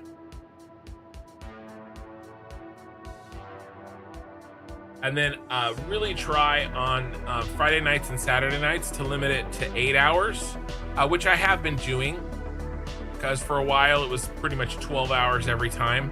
And that really destroys my weekend. It takes up kind of all the time for my family. And so, just a little balance here. I was a bit in emergency mode with this channel. And I'm now kind of not so much anymore. I've sort of left the sprint mode of this channel for the last 2 years, and I'm sort of transitioning into, I'm trying to, it's a fight for me mentally, but I'm trying to transition into the more marathon. I'm going to be in this for a long time, years, a decade, more.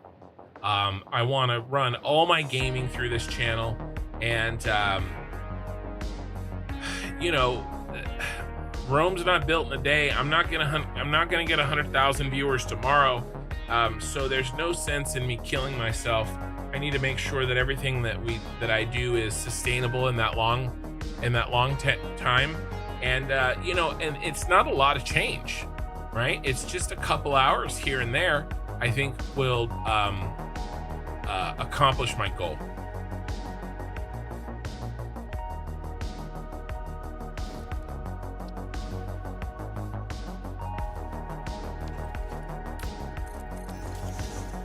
right, are you halfway in the middle? You are. So I'm thinking this bad boy.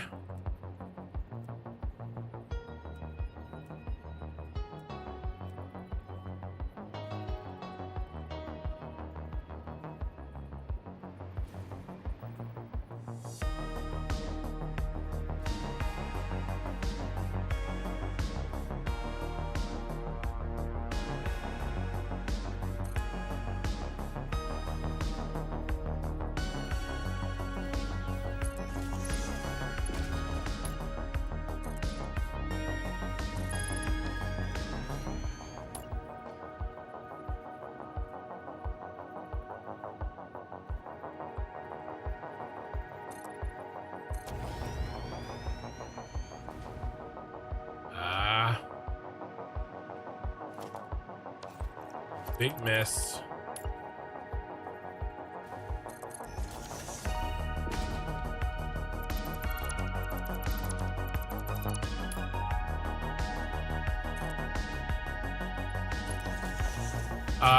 Mental healthy first. I don't think I mean, mental healthy is a journey, not a destination. If I wait to do anything until I'm mentally healthy, I will do nothing in my life.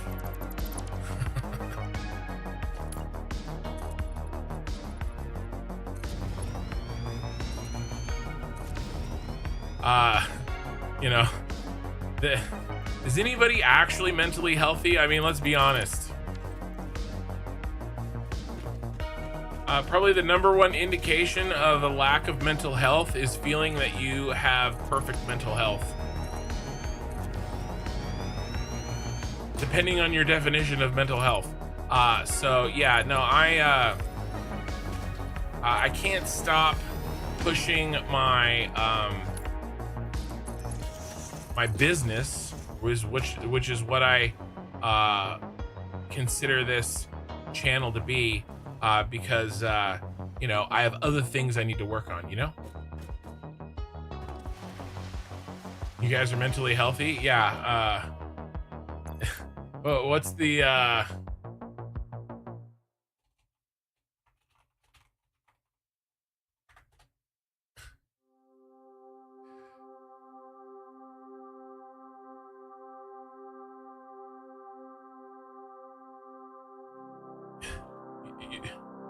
you guys are mentally healthy? What? That's what I feel like. Just found your channel, every build. Thank you. Eventually, Star Rupture will be great. Satisfactory is very different from EA release. Yeah, no. I'm mostly making jokes about Star Rupture. I may play it one day. It may be good one day. I don't know. You're about 250 hours in the save, not even finished with phase 3. Nice. You're really struggling to get your diagonal pillars to line up. Why don't you send some pictures to the Discord, in the Satisfactory Talk Discord, and we can check that out. Sorry you had to bail for a bit. We were like 20 cars pull up right at midnight. Most of your crew is gone. Sucks. Have you ever tried using belt wall mounts on pillars at custom angles, using freeform beams to send belts up angles that you can't usually get? The belt wall mounts don't change angle. We tried that. Have I ever told you the definition of insanity? Yeah. Number one indication of mental health issues is playing Satisfactory for fun. I can't disagree with that. Mikey, I'm mentally healthy in your own way. Exactly. Yeah. So I did experiment with this. I don't see how you can possibly get this to do any angling. This guy right here. Okay, and I will show you.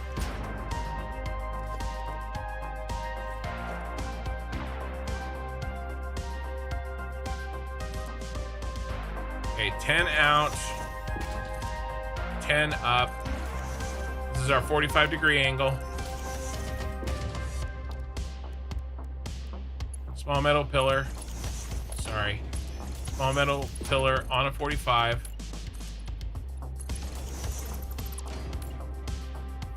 He doesn't angle. Pillars angle on. I know how pillars work, my friend. I've built countless buildings with angled pillars. Okay. The conveyor wall mounts don't. This is not angling.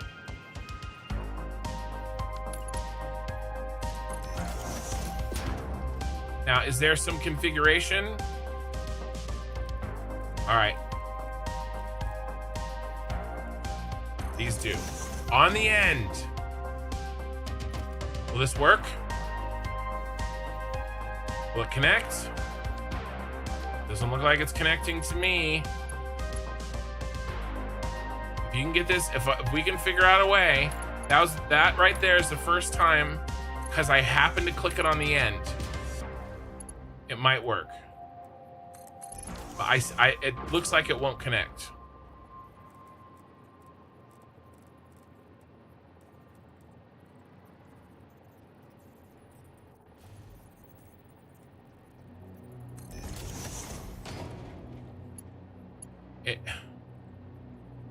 It kind of wants to. It says hell no. Hell no, we won't go. I'm gonna keep trying here.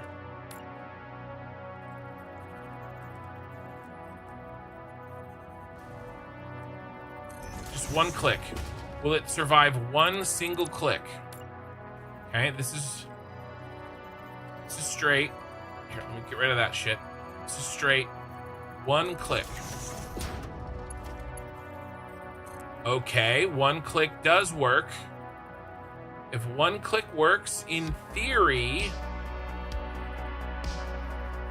it could eliminate some belt.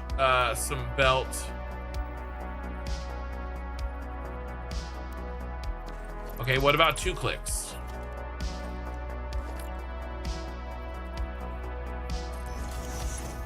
Two clicks will connect. 3 clicks will connect. 4 clicks will not. Okay, so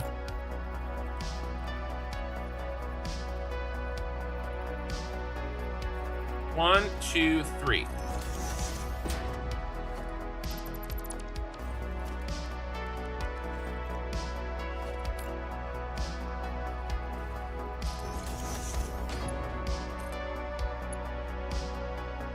Still no good. Still too steep.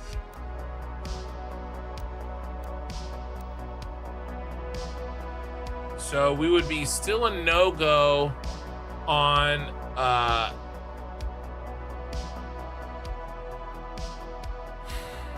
45-degree angle. Again, I'm very aggressive here with this. Ken's voice is so soothing, then wake up to a rant about canisters. Must be dreaming.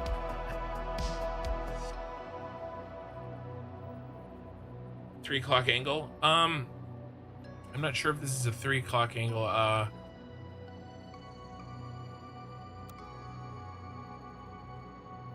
It's not really working. Look at this. You see, this is still trying to connect. Here, let's...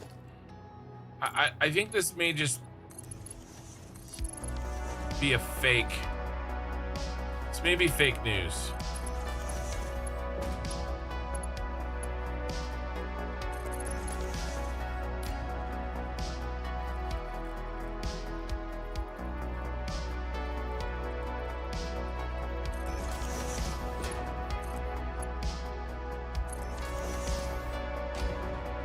It does look like that is meeting the connection. So there is room here for this to work. Kind of. Probably not in my 45-degree world. We do have...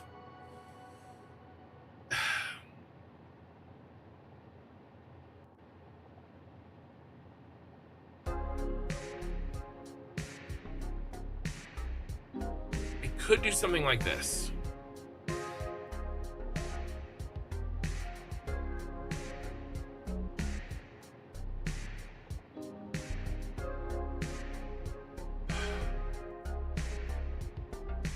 All right, this is 45 degrees. I still don't think that I can actually get a belt to go up 45 degrees.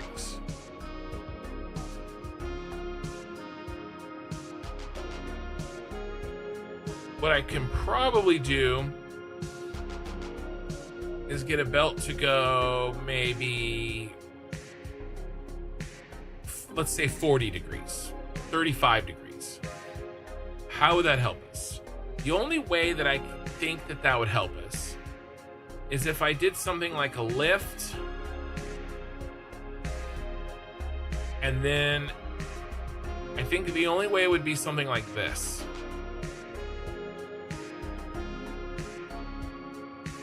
And I'm not sure that the cure is better than the disease in this case.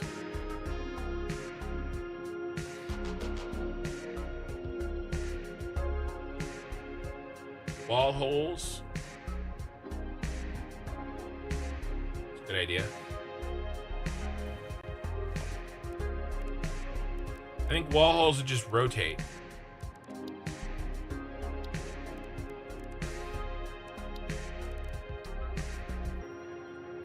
Ceiling mount doesn't want to have anything to do with it. Wall holes neither.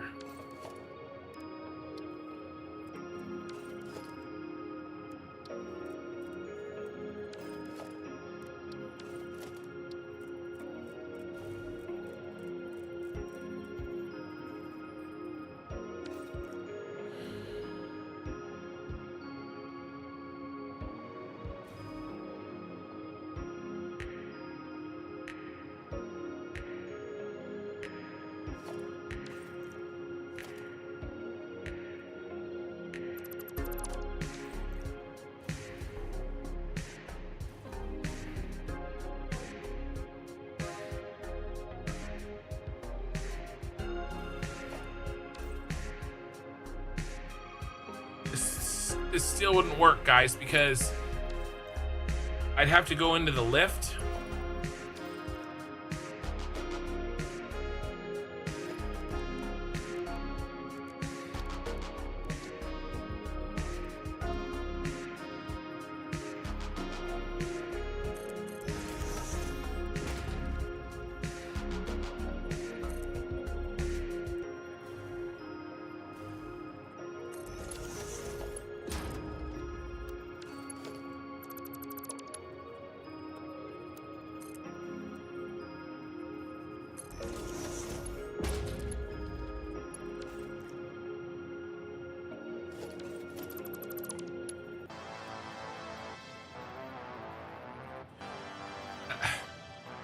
It's also not lined up.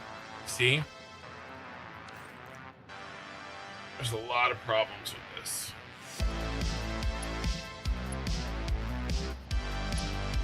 What in the ass?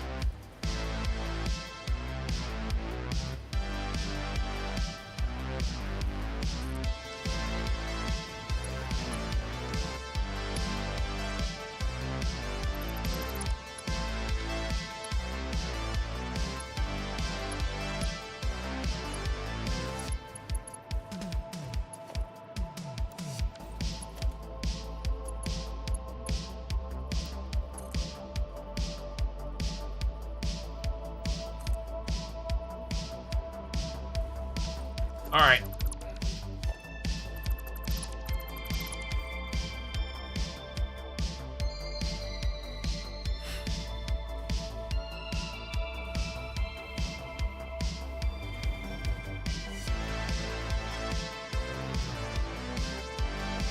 Calm down.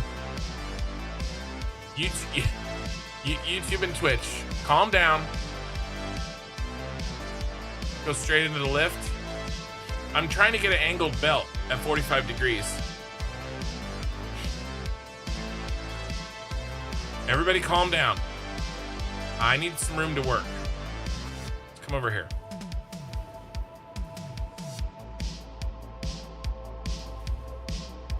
Is this what PubCac feels like all the time? All right.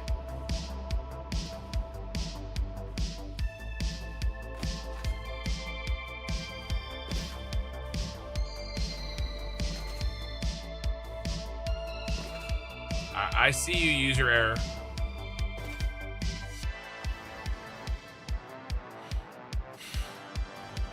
All right. Calm down. You guys are jumping to the end. We have to see what we can do here. Get some light.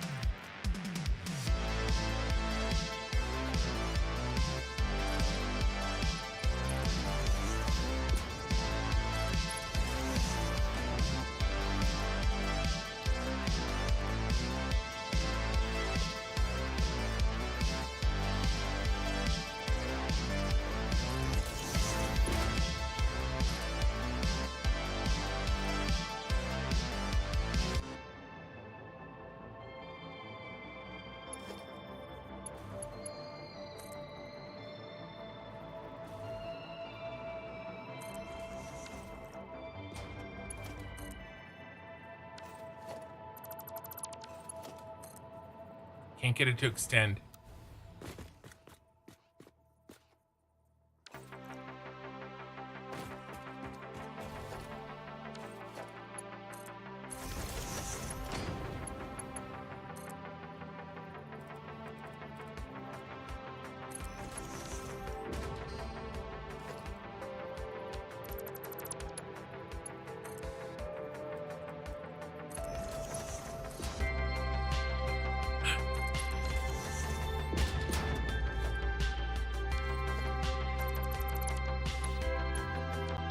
All right.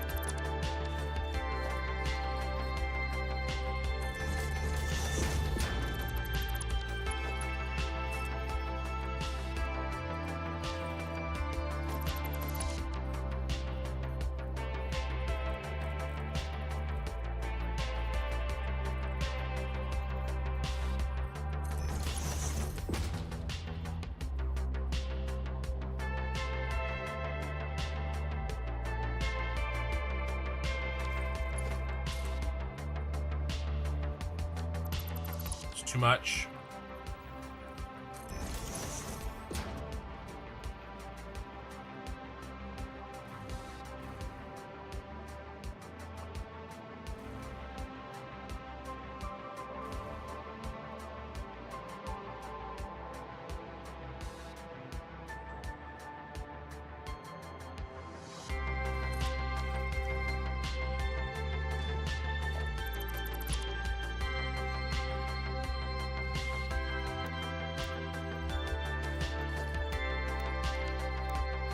Won't connect. It'll connect up here. Not down there.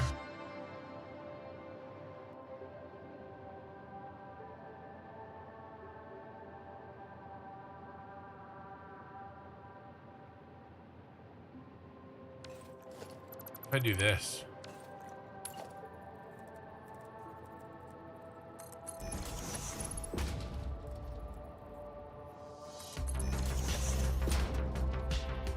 Nope.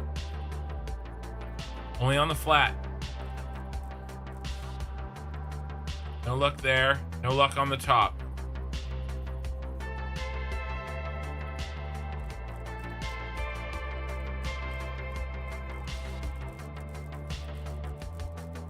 Okay.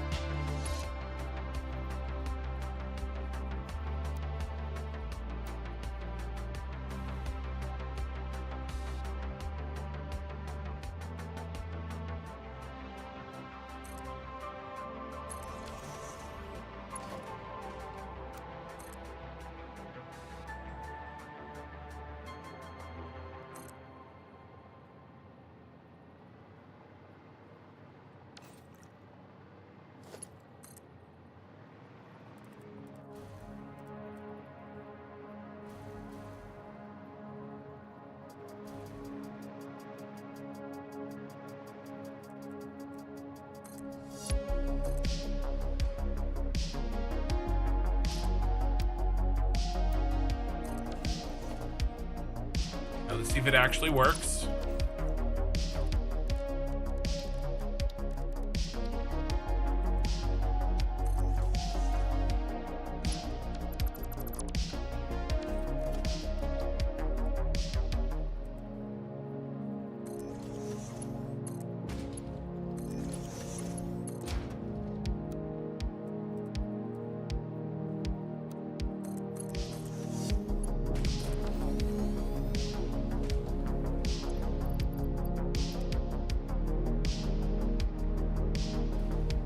What in the S? Well,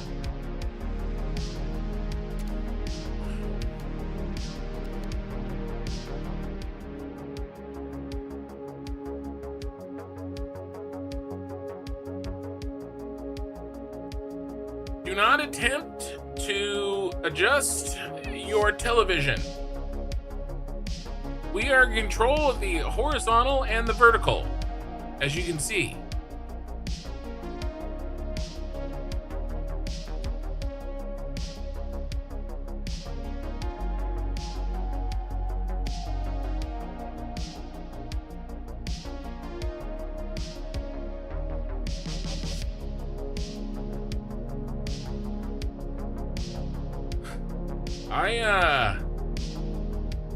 I didn't expect this when I got on to play Satisfactory today.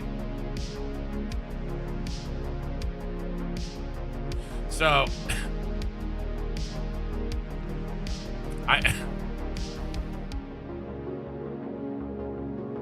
we were trying for diagonal belts, perfectly 45 degree. We did not achieve it.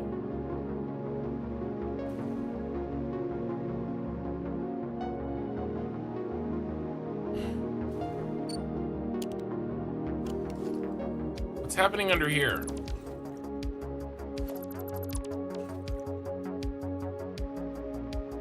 Where's the loop? Goes up, comes back down, and then comes over to there. All right, let's break it. Okay, goes up, goes down. That's the one that really throws me. All of this I can get. The one that really throws me is the jump from down there to over there. Right? We follow it up, comes down, and then starts coming out of there. Does that mean you can make a teleporter? I don't know. Yeah, where's the loop? That's the question.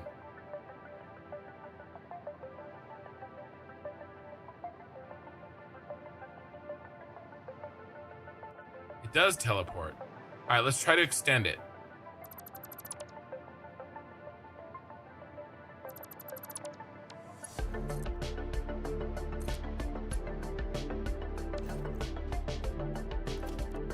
Damn you, physics.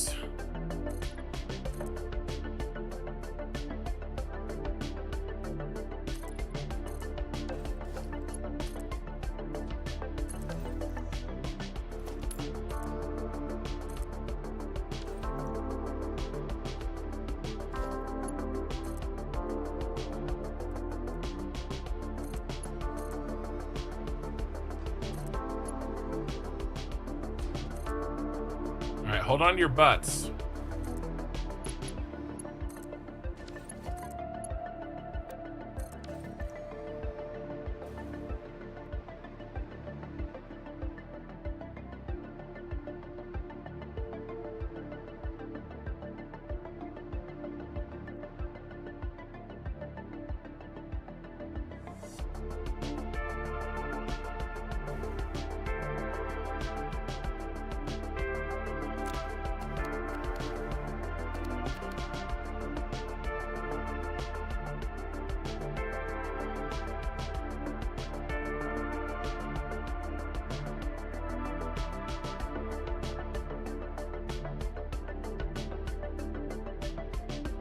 Now, let me see if I can figure out what's actually happening.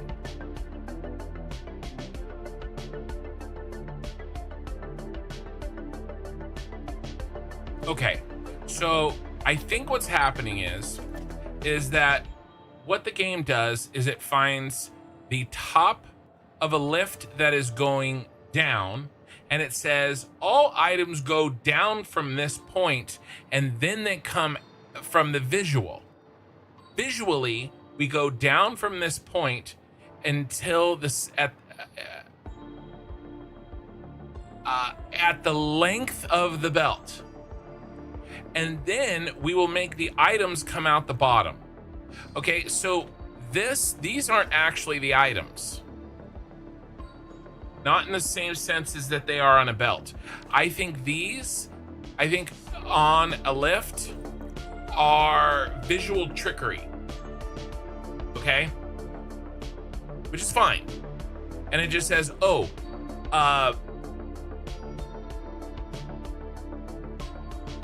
concrete's going in at the top of a lift.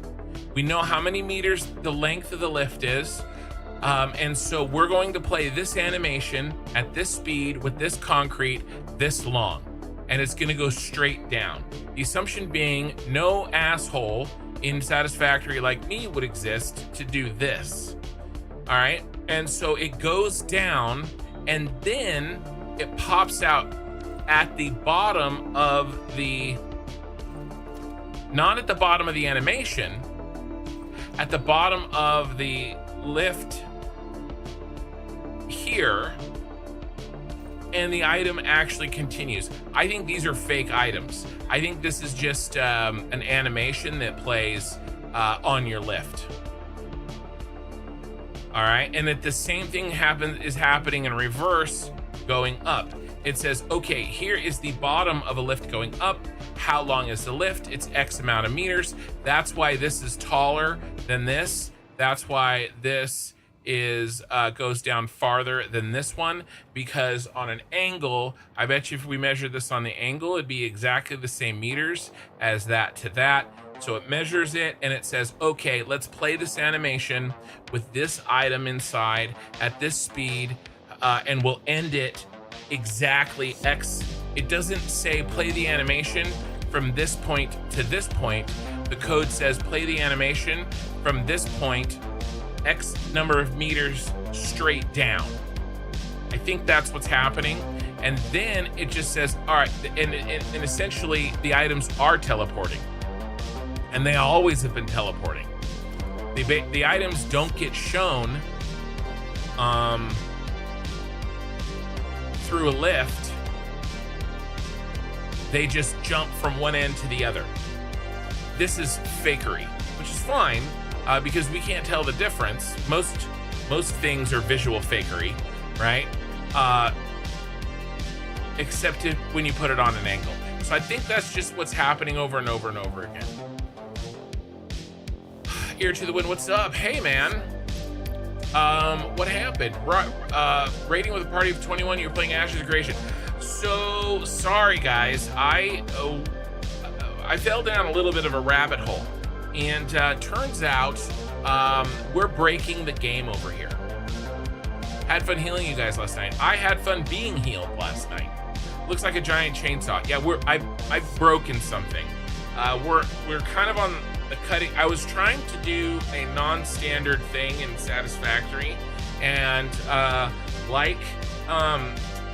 finding out that penicillin is a cure, is an antibiotic. We have found something in Satisfactory, and you just happened to raid into the middle of it. Yeah, thank you for the raid, man. And by the way, I saw your chats at the end of the stream last night, and I realized my mistake with my raid. The fact that both those guys were co-streaming, or you know what I mean, threw me off. And I thought I was raiding the wrong guy, so I canceled and raided the other guy.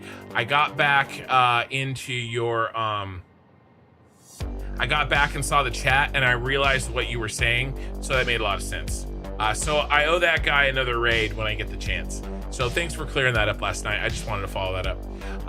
Let's see. Looks like an acid trip. the items go up or down from the endpoint. Yes. Yeah, we all need to stop drinking. I broke it. This is basically how E.L. Andrews spends most of his streams. Yeah, and Pobcac spends all his streams doing shit like this. Hey guys. All right, so yes, this is gonna be a fun bug report. This, we still haven't figured out. There's still things happening. Oh God, this is even worse. Oh God, okay, this is gonna get even worse. The conveyor splitters, where do they lock?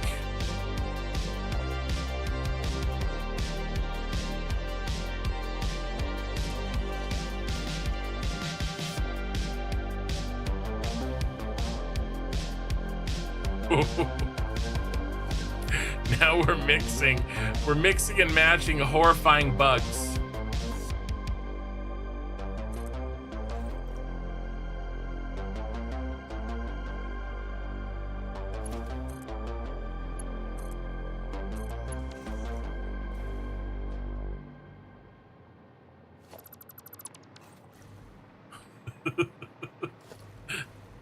All right, so what does it do now? It chops it and rebuilds it. I can't even follow this anymore. Can't even follow. We have, like, I feel like we're in some Lovecraftian. What's the guy? What's the stairs guy? Escher. I think we're in some sort of Escher painting. Can't even follow this. Not a bug, you just outsmarted their way of cheating with lift visuals. Yeah, I'm not even necessarily sure it's a bug. I think I agree. I think I just, I'm pushing the tolerances of several different mechanics and I'm combining them in a way that they did not intend. And it's outsmarting their visuals. Yeah, that's what's happening. Oh shit. Let's try something else here. I still think we can maybe get to where I wanted. So the key is, this is what started this. This is a conveyor wall mount. This conveyor wall mount should only ever be horizontal. Okay? It should only ever always be horizontal like this. So a belt clips on it and the belt stays horizontal. I want to make a belt that can travel in 45 degrees. Now the best we can still attach is 1, 2, 3, 4. Or actually 3, that was 4. Sorry, it's 3. The best that we can attach is 3, there. The belt won't attach if it's more strict. Same thing with this, that's how we got these shenanigans. Okay? Now we also, I wonder, I got an idea.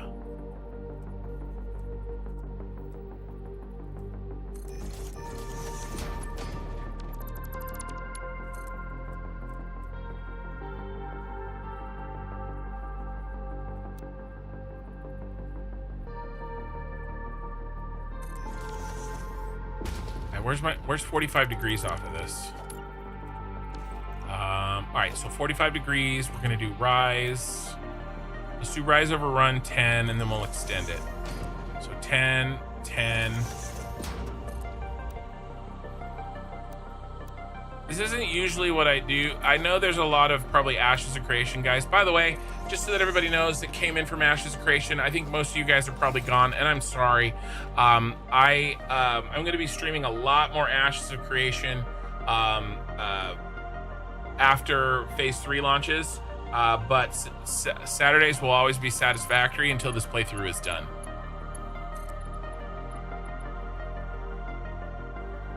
Attach a belt, then nudge it.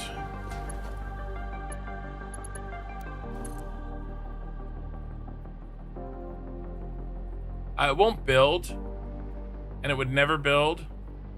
Ooh, it's not gonna build because the stand isn't on something solid.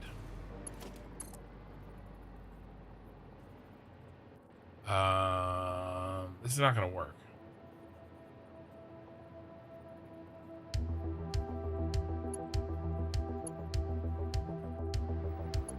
Shoot, that's not gonna work. Okay, that's okay. So, okay, how can we push this?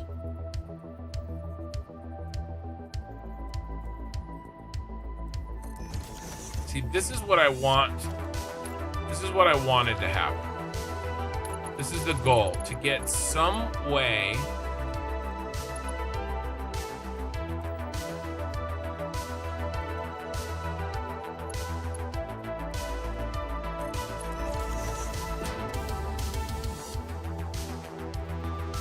one, two, three of attaching you.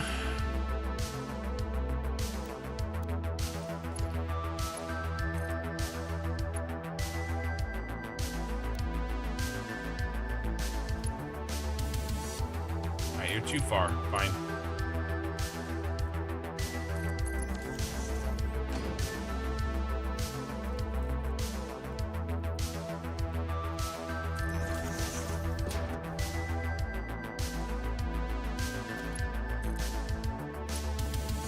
To you. And I don't think we're gonna be able to get there.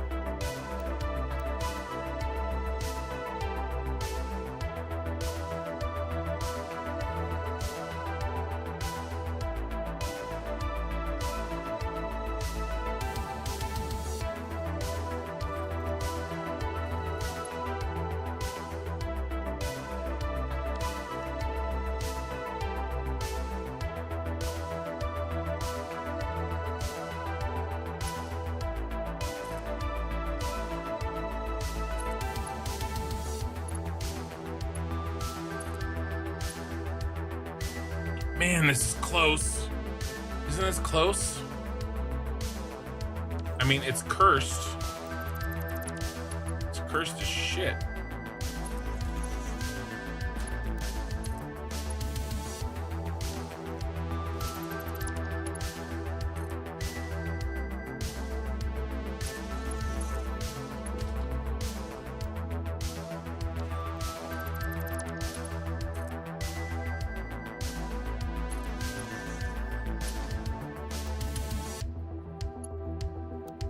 We're gonna get there. One of these is gonna do it. That was 3 notches. 1, 2, 3, 4.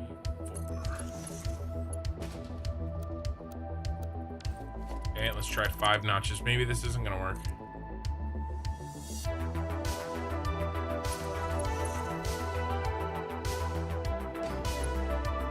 All right, so we got there.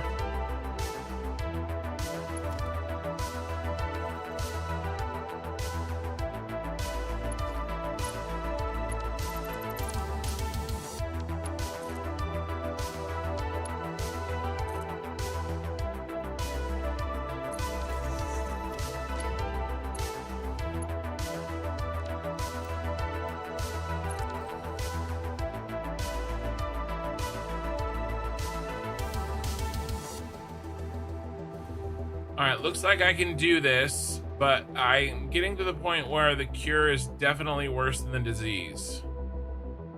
11, 7, that's 4 more.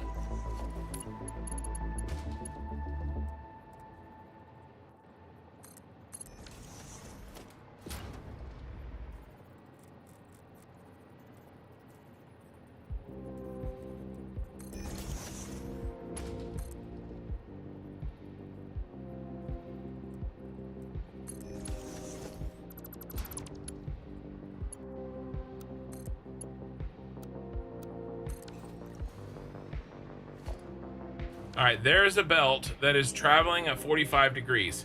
I think that they will not allow a belt, regardless of how it is attached at the ends, to be at a 45-degree angle. That's what we would not. That's what we would want.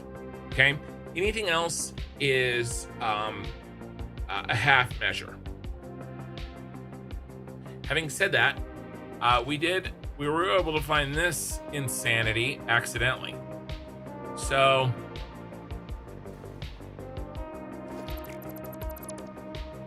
there's some interesting things. So I think that answers that question. I think we explored it plenty.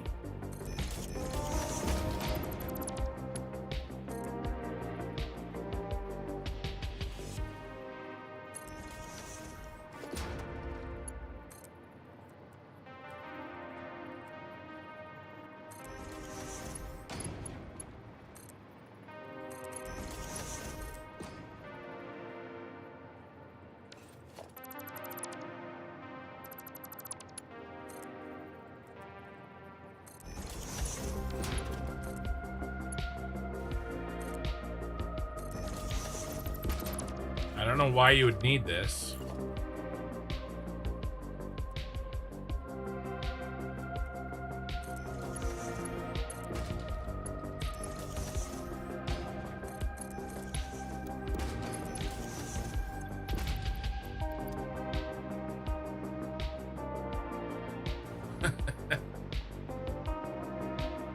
So, same basic issue here. It's like, it's the same thing. Look what it's doing. Oh, look, this is how long this is. I should make this go up because this is the bottom of a lift that goes up. So I'm gonna play this visual animation. And by the way, we can slow this down, I think.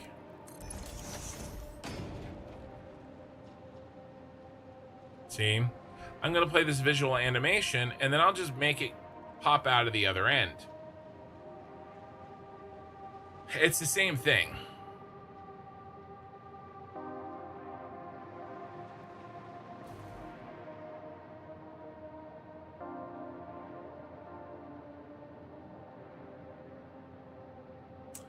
Okay, auto connect. Last thing I want to try. Okay, all right, auto connect. See if we can make something happen with auto connect. On the 45 degree, even the 45 degree angle, I don't think it's going to work with auto connect. Well, let's try. I'm willing to try.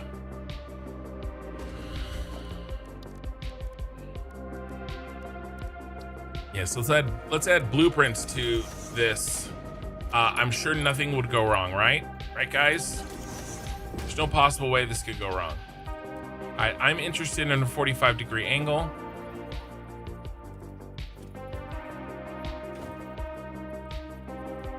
Which would be something like this.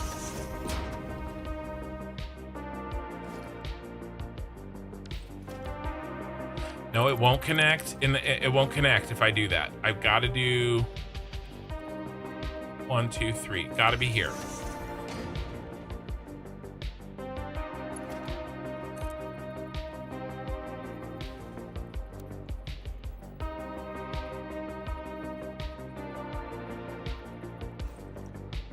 This is the other problem. These are not designed to do this, and so it's off.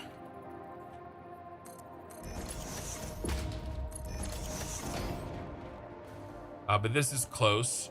Okay, this is the one end.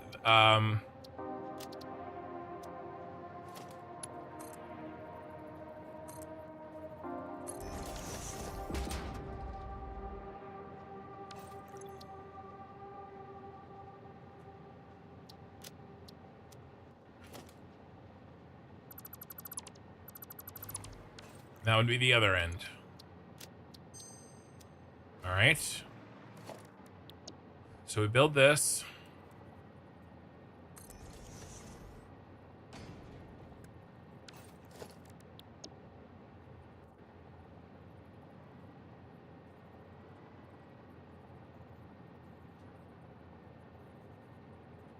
One, 2, 3, 4, 5, 6, 7, 8, 9, 10, 11, 12, 13, 14, 15, 16, 17, 18, 19, 20.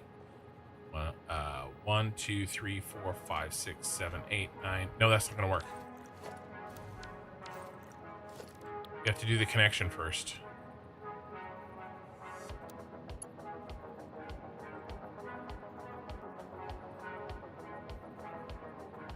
One, 2, 3.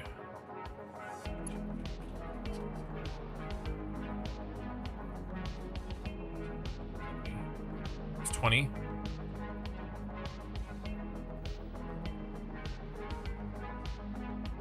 20.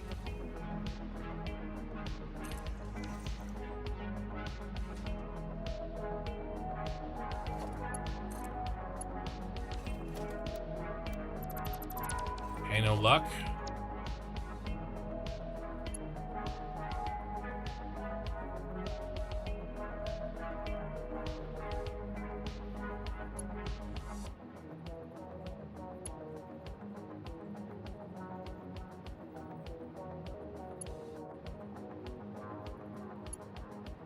One. Nope. As soon as it gets out of that 45 degree, it says no good. So you could do this to get your maximum, but it's not 45. Let's see what the maximum is.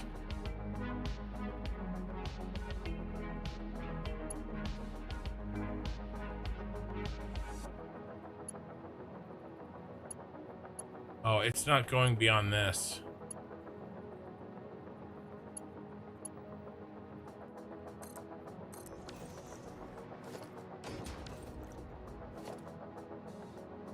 All right, let's see what it is. There.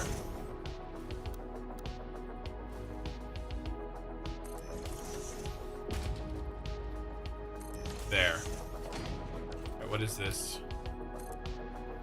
13 to 9.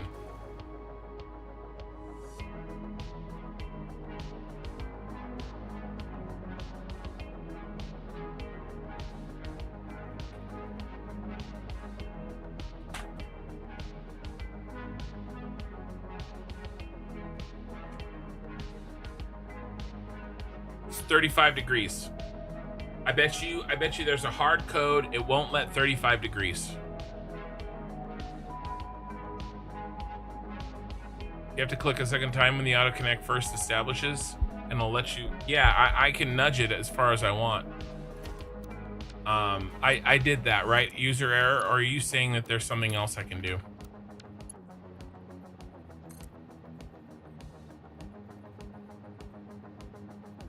That's what I was doing. All right, maybe not.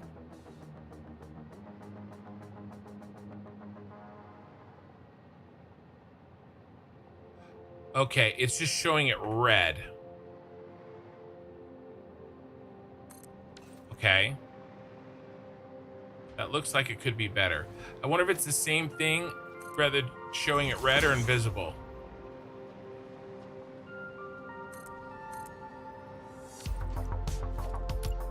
Maybe it wasn't. Maybe I was doing something different. Maybe I did click it one more time.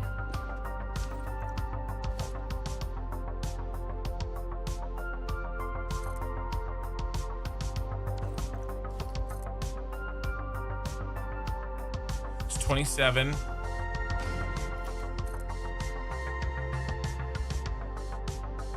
$39.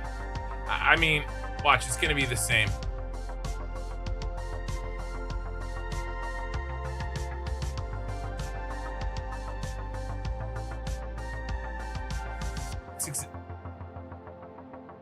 Is that the same?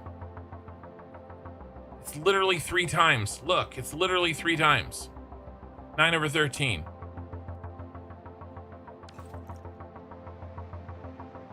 Yeah. So okay. We have explored. We have found. We have plumbed the depths of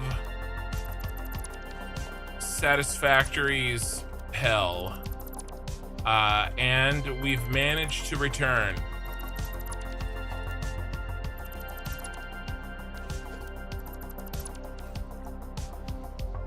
In the end, we found some interesting things, but nothing to actually solve our initial problem.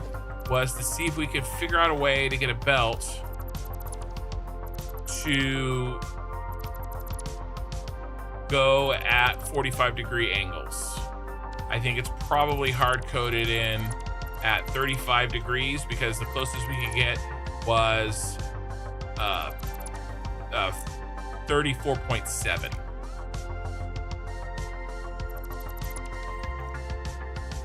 You have stared into the abyss. I have stared into the abyss and it has stared back. I felt bad. I got hit with a Ashes of Creation raid, and I was so preoccupied with this that I could only say hello. I apologize if anybody's still here. Welcome, in case I didn't say, and I apologize you had to see that. Hey, this was some internal Satisfactory business. You know, it was never intended for guests to see this. I'm sorry you had to see this, and maybe next time it'll be a little bit more family friendly in terms of Satisfactory content. And you complained that we hadn't gotten anything done. I mean, technically we still haven't gotten anything done. But I suppose in the sense of Thomas Edison, we have found 4 or 5 new ways not to be able to do a thing what we were trying to do. So in that sense, we did get something done. 350 viewers on YouTube. Thank you, everybody. 46, 47 on Twitch. We're back. We're done staring into the abyss. We're back. And we're going to continue. We're going to continue. This is what we're working on, this sky bridge between these 2 towers. And we were trying to figure out if we could make a way for a belt to move along this tower. And I just don't think it's going to work. I can do 45 just like I just did it. You have to have a wall mount from the wall mount down to a foundation.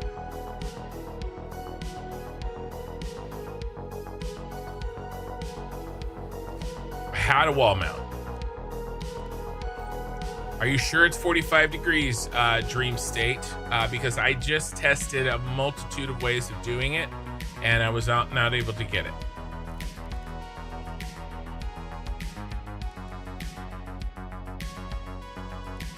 A wall mount. Are you suggesting one of these walls?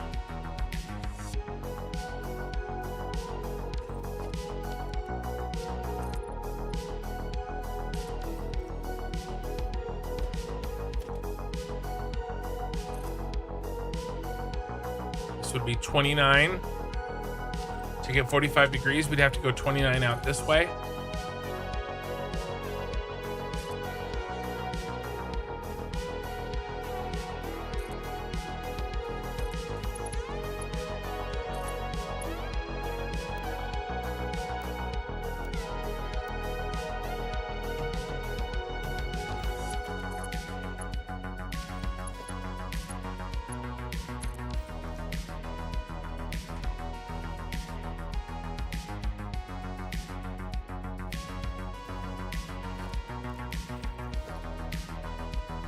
Are you suggesting one of these?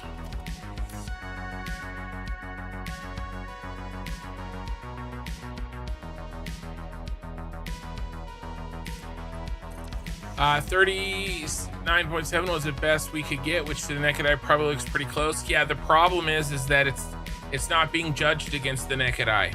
It's being judged against an actual 45-degree angle.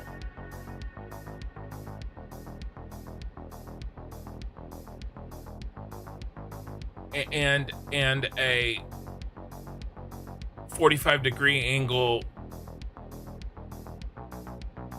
catwalk. So we're not going to rely on the naked eye. We're going to rely on the juxtaposition of a belt that isn't 45 and one that is.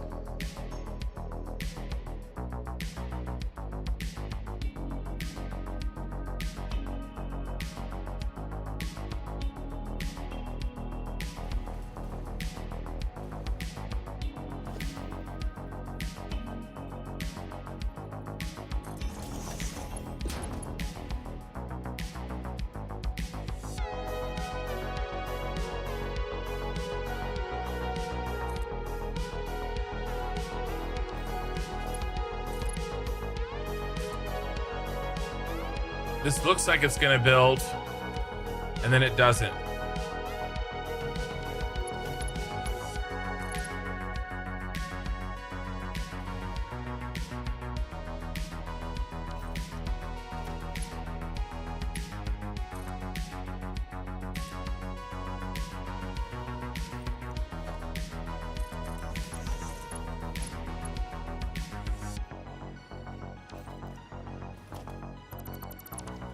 Yeah, post a picture. I'll take a look at it. I'll see if I can figure out what you're doing. And either it is a way that I haven't done it that truly works, or perhaps it is something that looks like 45 degrees, but actually isn't. And I'm inclined to think it's the latter, but I'm willing to be proven wrong. All right, here's what we got to do. I need to take, I've been going for 3 hours. I need to take a 2-minute, literally just 2 minutes, guys. I'm not even going to set up a dolly shot. I mean, who am I kidding? Of course I'm going to set up a dolly shot. I can't help myself.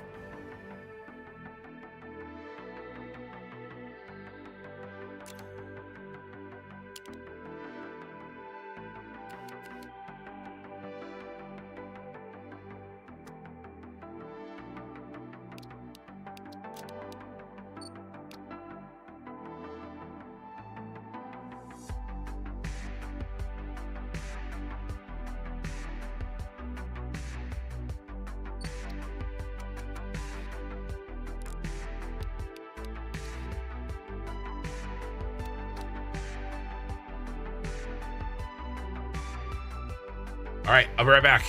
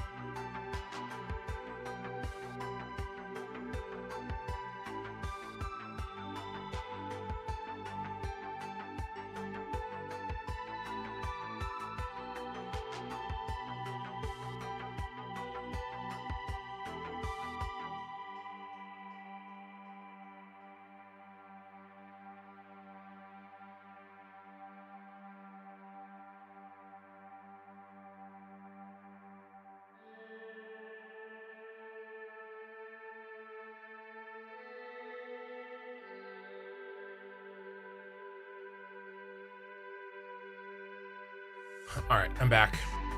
Won't let you post for 10 minutes. Let me DM you.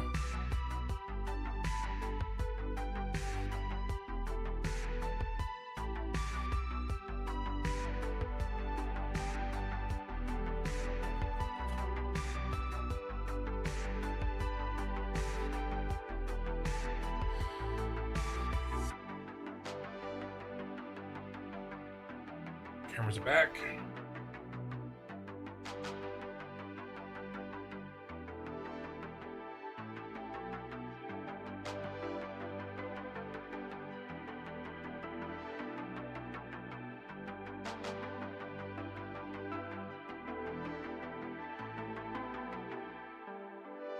You should be able to send it to me in a DM. Okay. We're back, boys.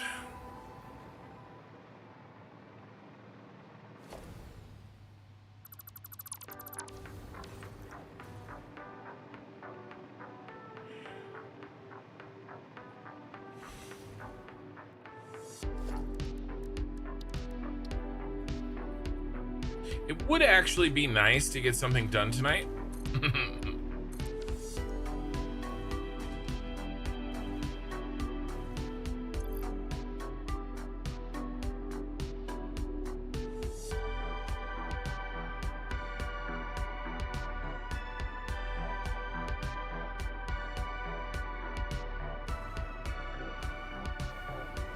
Honestly, I think I'm fine with this being our 45-degree angle, unless Dream State can blow our minds here.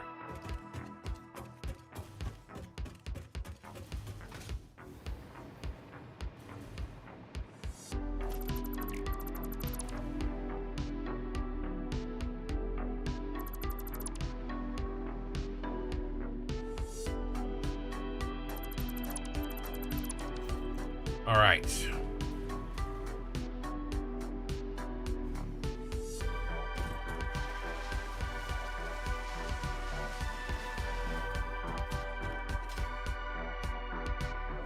I think this is done. Oh no, lights. Let's get the lights up.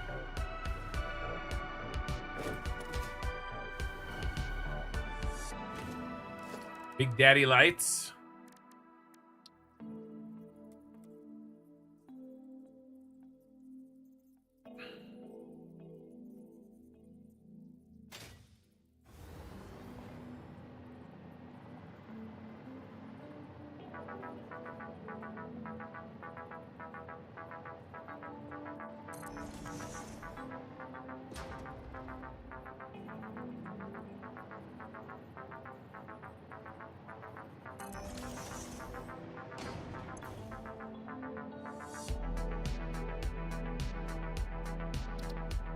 All right.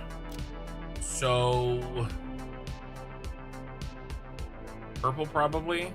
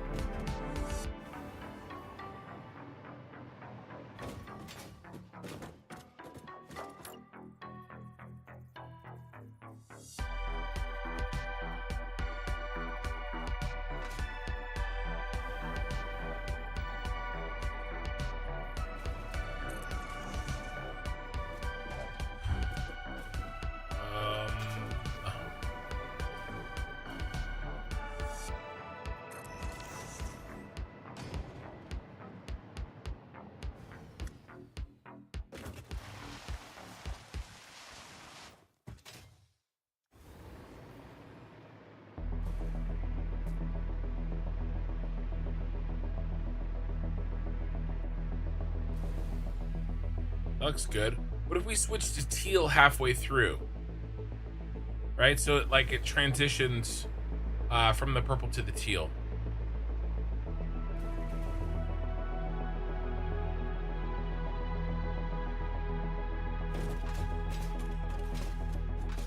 What's halfway?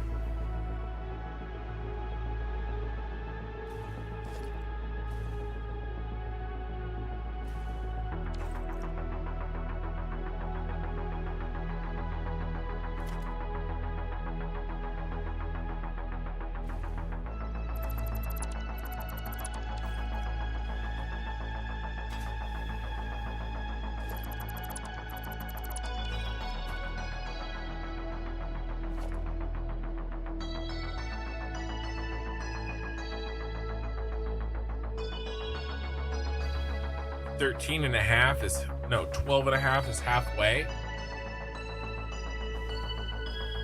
Is there a way to do a gradient on that light instead of a hard cut? Where's the hard cut?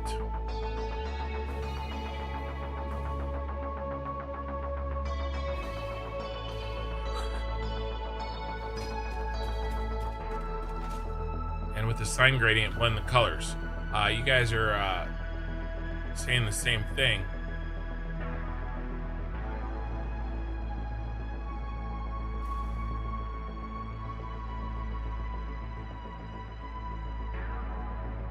$12.5, so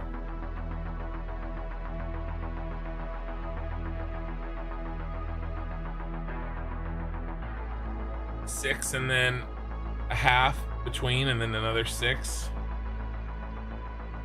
That'll cover it, right? Yeah. Okay, where's the first $6?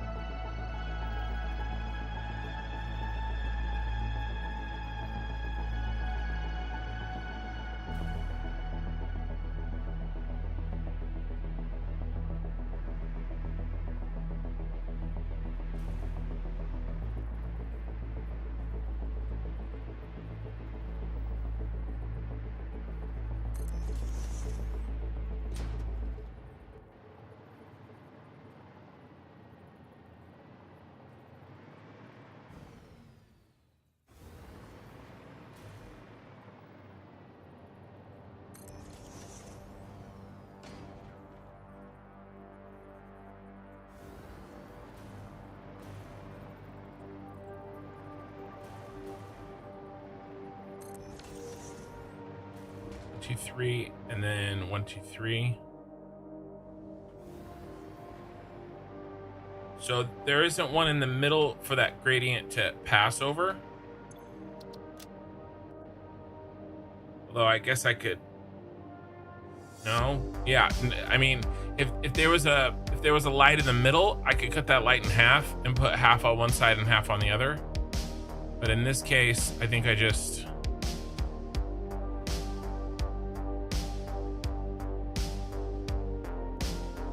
Do what you did with those pillars inside, except change purple for black. Do what you did with those purples inside, change purple for black. Oh, why? Because you think it's too bright? That was not where I thought that was going.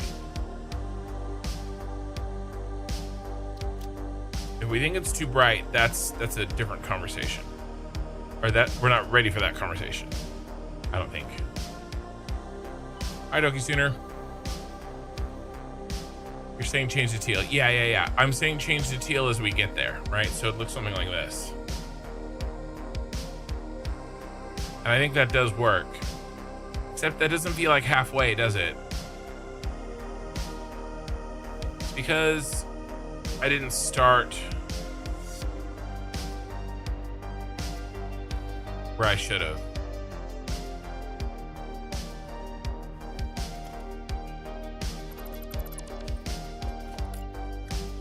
Damn it.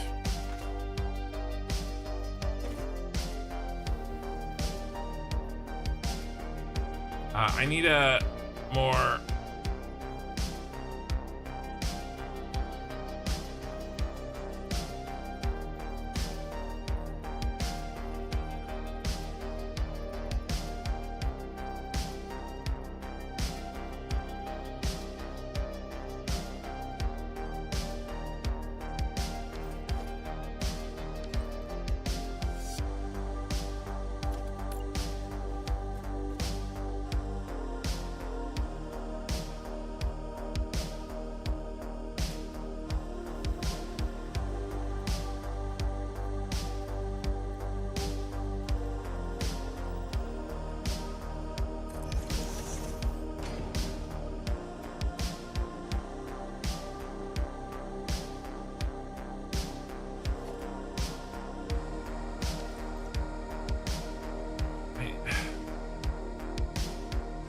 Need a more consistent way to place these.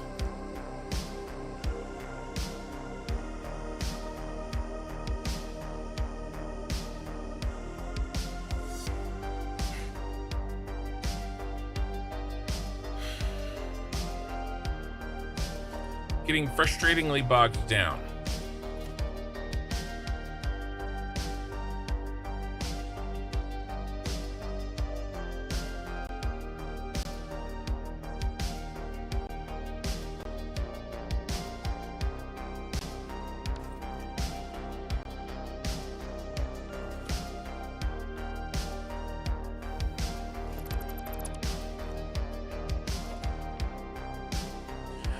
I like halfway, but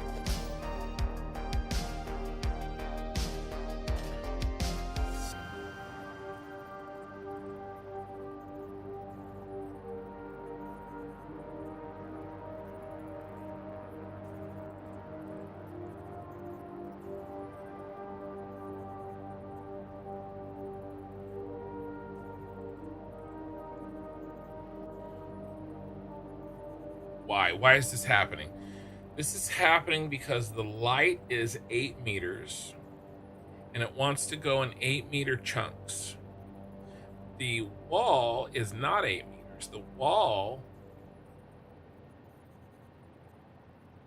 is diagonal, where the horizontal and the vertical 8 meters are 8 meters, making the wall here the hypotenuse of that triangle. And so it's not 8 meters, it's longer than 8 meters. It has to be. It's making a 45 degree, it's making a right triangle.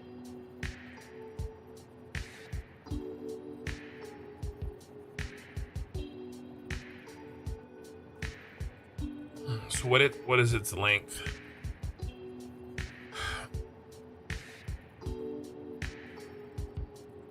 A squared plus B squared equals C squared.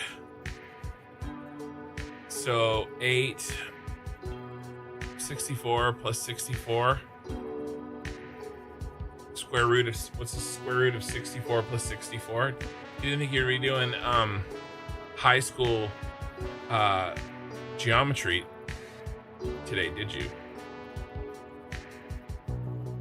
64 times 2, square root of answer. It's 11.31. That's the length of these. Let's see if good old Pythagoras knew what he was talking about, shall we?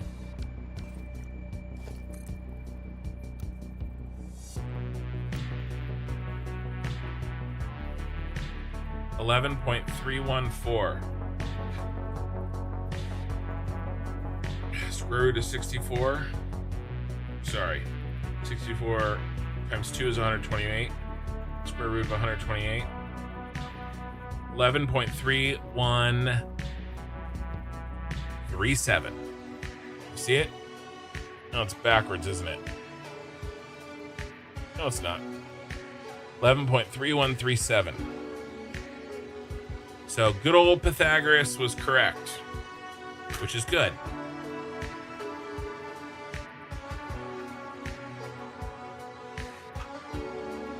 Is that Ray or is that the actual owner of that account? Backed up to see the belts.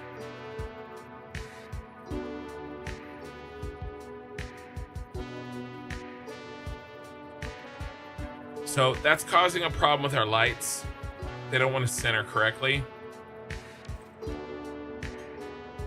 which is probably fine if I let it go.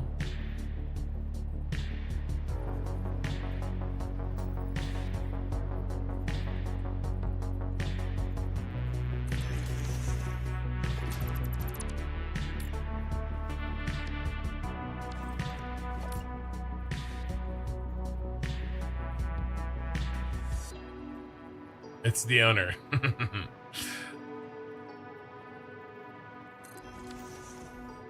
She said you were thinking about playing Ashes with us. That could be fun.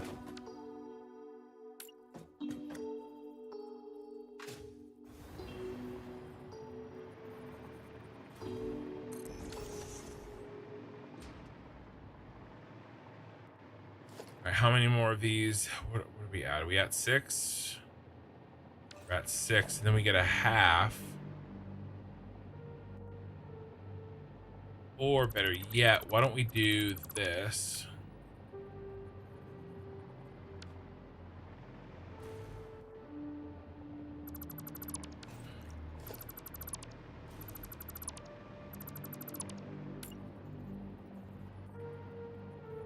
One, two, three, four. 1, 2, 3, 4.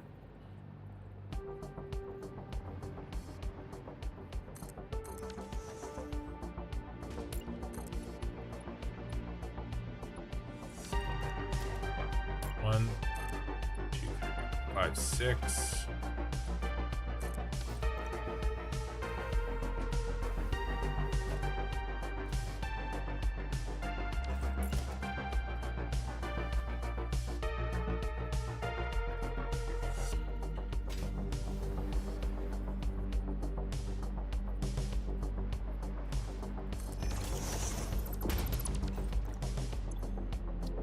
Basically, there'd be a break in the middle to make up for the fact that it's not perfectly even.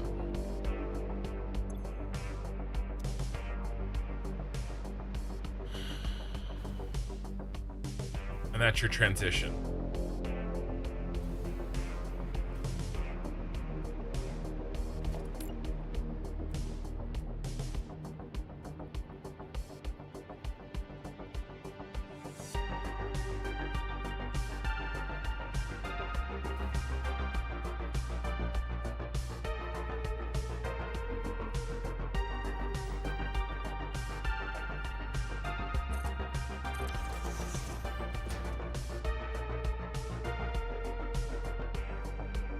wouldn't mind, but gonna need to build that computer and shell out $100 for the early access. That already is gonna kill me. And Christmas is coming up, so there goes any extra money. Yeah, no, I hear you there. I hear you there. And there's no rush. There's no rush with Ashes, right? We got a long way to go. It's a marathon, so don't, you know, join when ready. But you're welcome to when and if it's time to make it happen.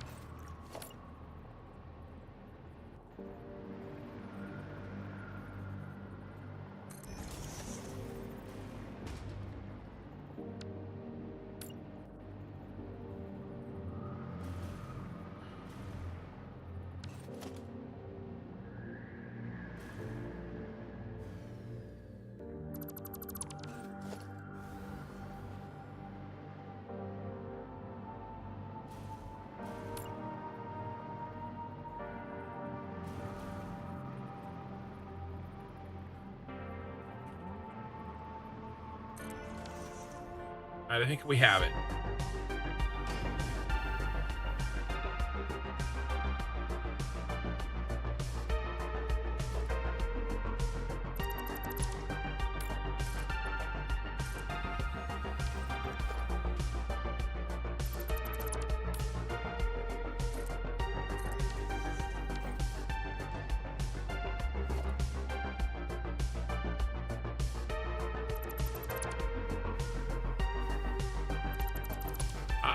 I'm not gonna lie, I'm tired of screwing around with this thing.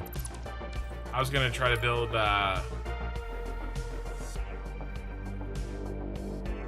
something else today. But we did learn some amazing things. I don't know how helpful they are. But we learned them. It's kind of like going to high school.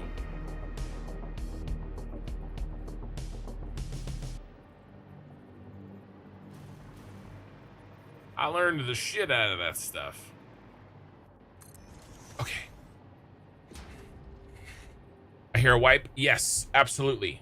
That's what we're so excited for. And so what we've been doing on Friday nights is kind of, you know, exploring, learning the game with the full knowledge that a wipe is coming.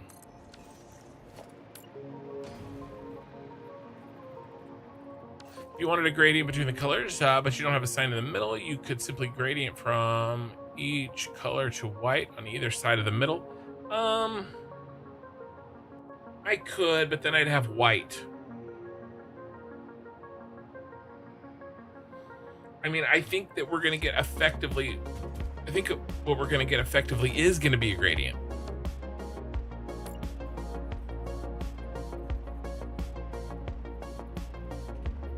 We're going to get a gradient of light.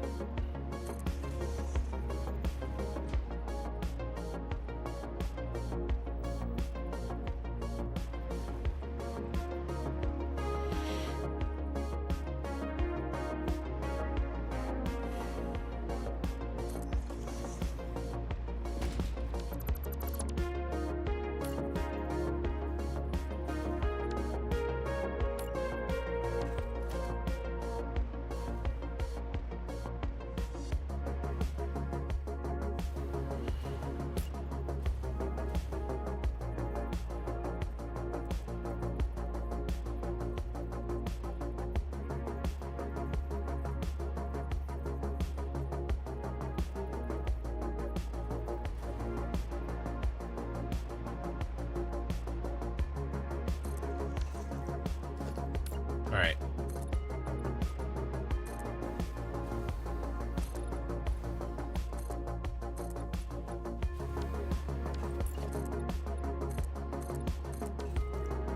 All right, what does this look like?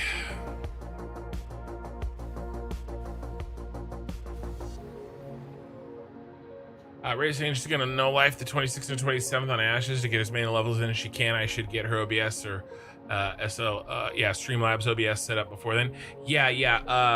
That is when phase 3 starts. We're gonna I'm gonna be hitting it hard, and the discussion was as many people are welcome to join that irresponsible use of time off as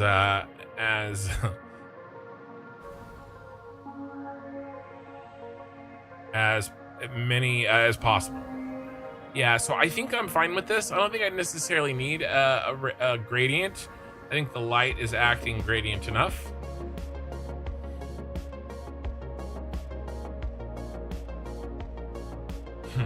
Yeah, I hear what you're saying. Lumen is a good approximation for how light works in real life, but you know, it's still not precise. And honestly, I'm okay with this. It changes over in the center, just like it should.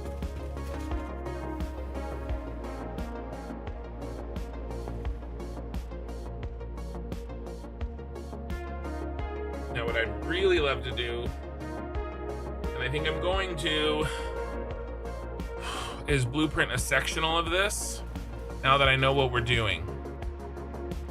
And I think I can.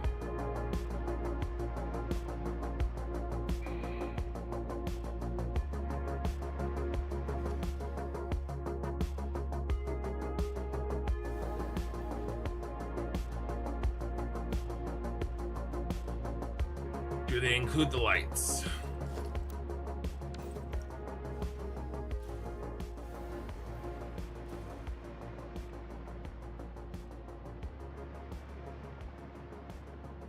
I could do a top, I could do an upper half and a lower half.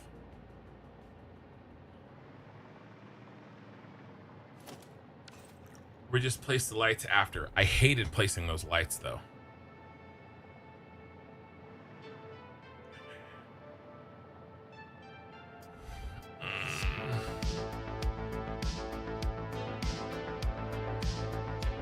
Yeah, no lights. Let's just blueprint really quickly a sectional piece of this so that we can build it for the next sky bridges.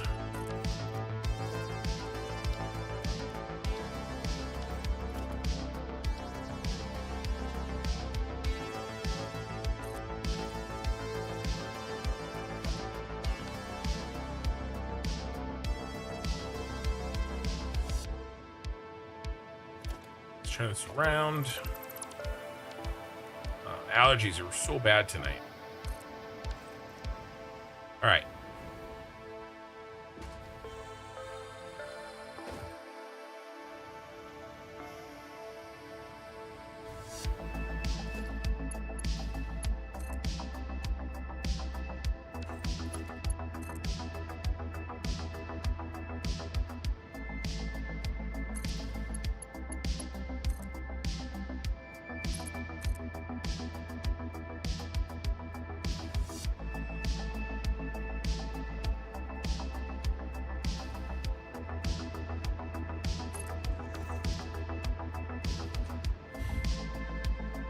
I know, Cube. I know.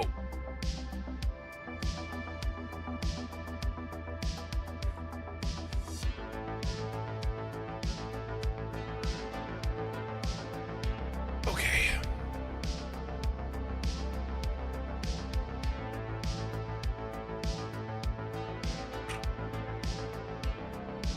All right, we're back.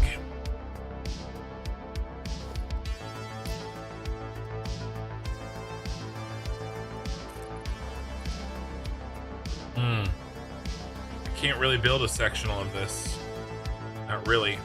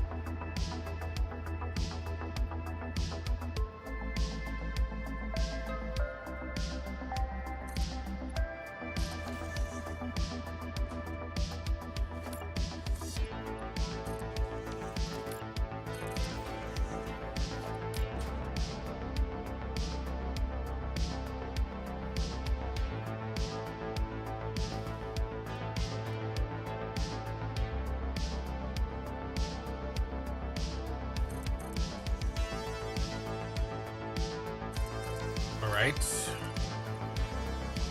This works.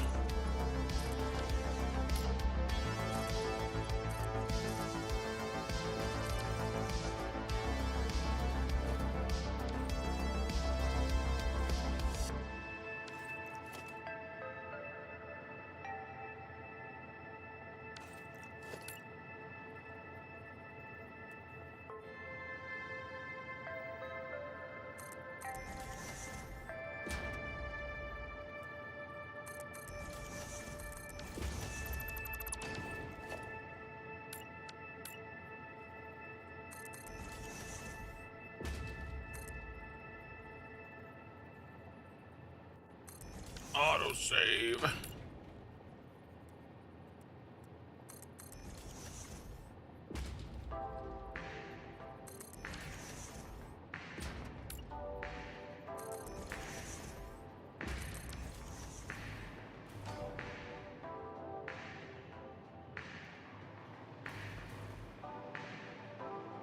Should I do anything else?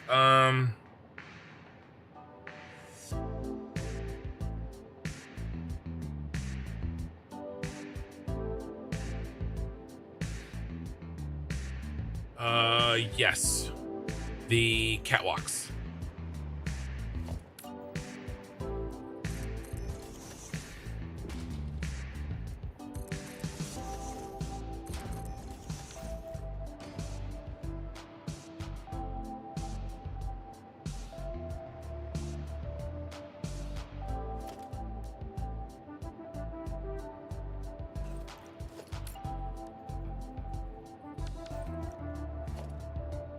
I need this.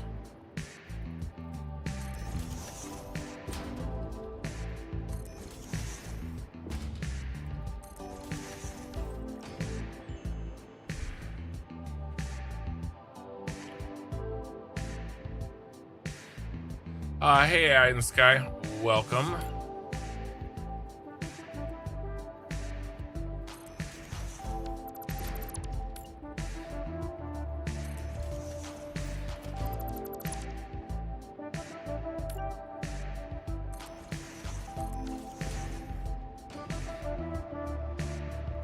Okay.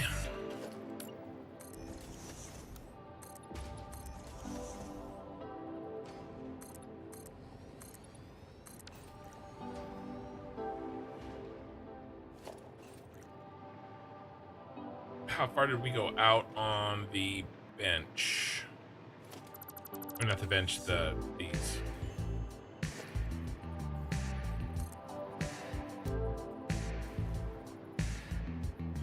$10 up.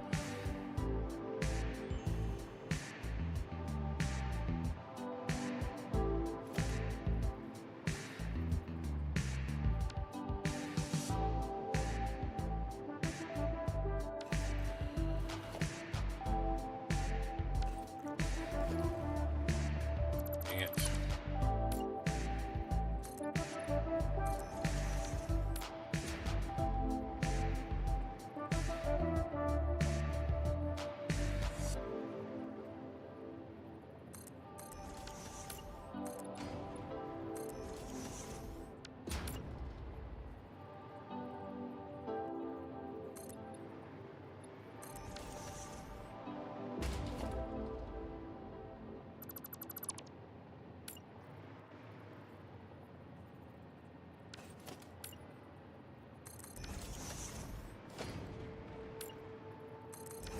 Okay.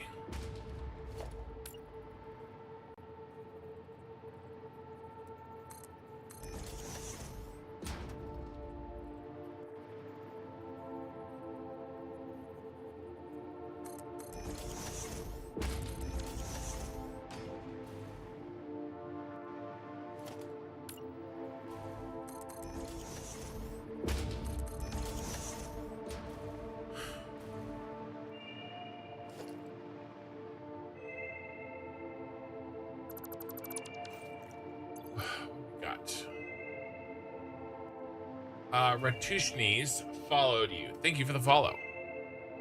Holy crap, you're out of time crystals?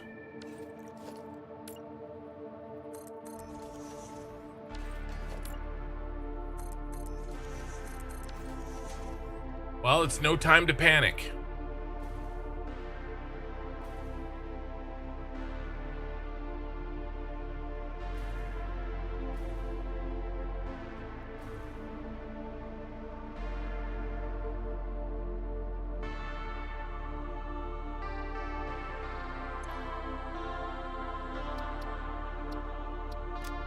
What are we going? We're going into this guy. We're gonna do purple.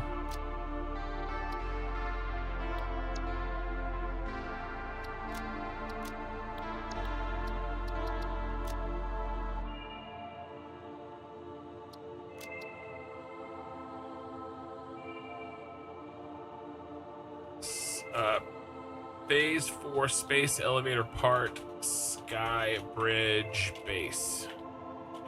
Base construction for sky bridge in phase 4 space elevator part factory.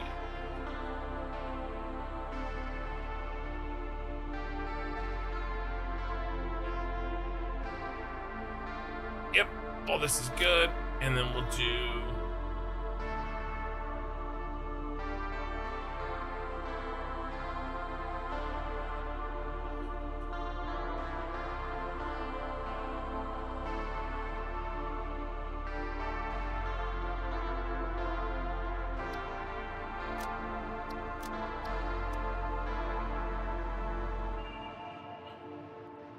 all right, let's see if this would work in theory.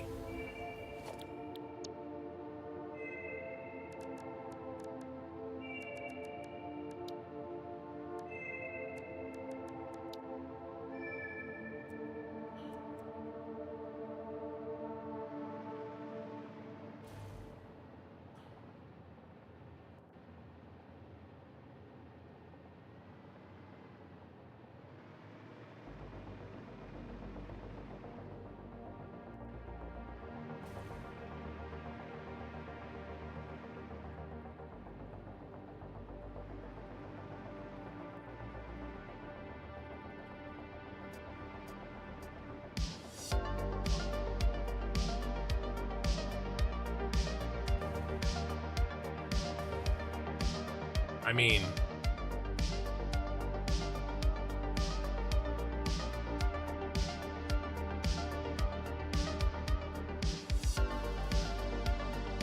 it's not a perfect match.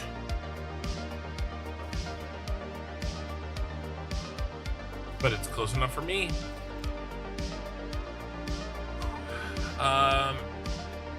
What is this game? This is Satisfactory.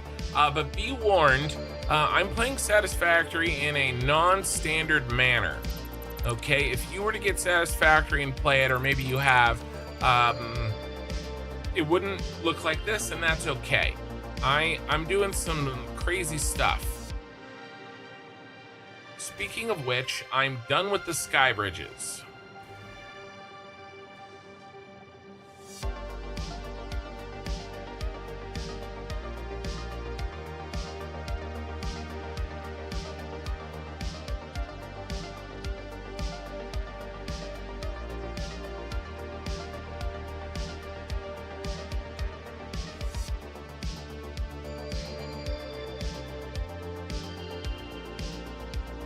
I see your pick here, and I'm not worried about the aesthetic, but I'm not convinced that that's 45.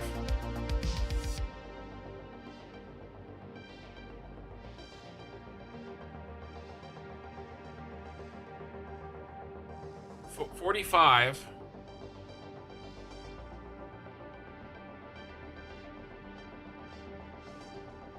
And I think you see it too.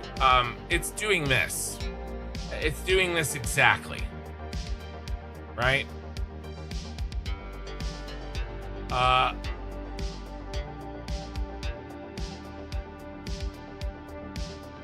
The belt hits this edge here. And then you have, I'm assuming, 4, 8, 16, 20, 24. Okay, from here to there.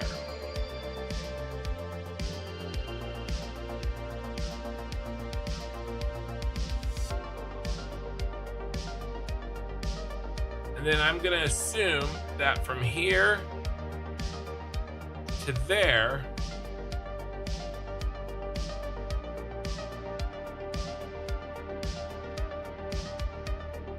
is also 24. All right, am I making that assumption correct? Which would mean that in order for this to actually be 45, your belt is merging here. Your belt would have to be down here. And it's not, it's up there. You see? I got this to happen too, but it loses its place.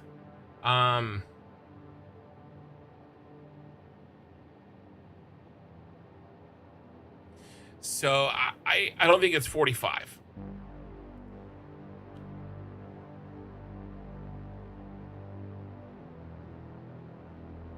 And the reason it has to be 45 is because we would be measuring it against this and this, which are precisely 45.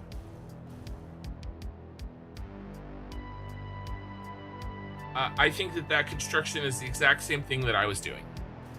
I don't think you're getting anything more, anything out because you're using the wall hole.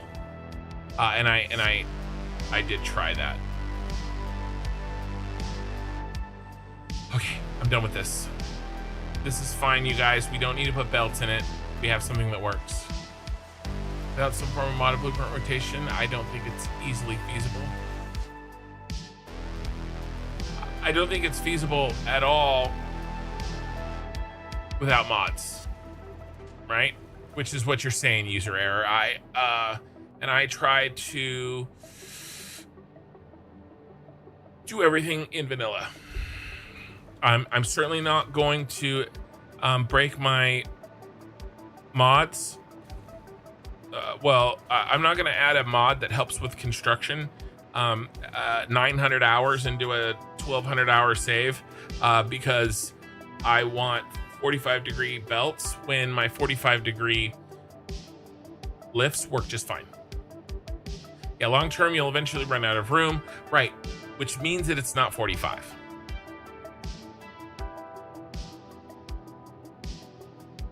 Because if it was actually 45, long term would be constant. Of course, this is way more impressive in vanilla. That's part of the reason that I do it. The other reason that I do it is so that people can play along and or recreate what I'm making their own way. And then Madlock. Wow, your buildings look amazing. Thank you. Speaking of buildings, we are 4 hours into the stream, and all we've done, well, that's not true. We talked about some fun things. We also found a cursed way to build belts, but really all we've done is fix up our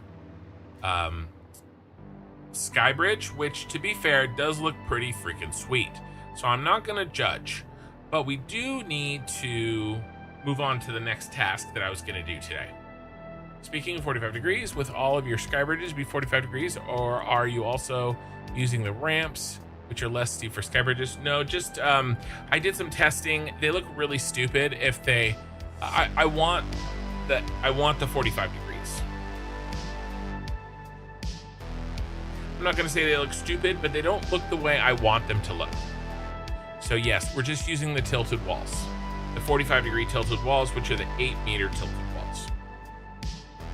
It means that they go 8 meters wide, but 8 meters up. And is that right?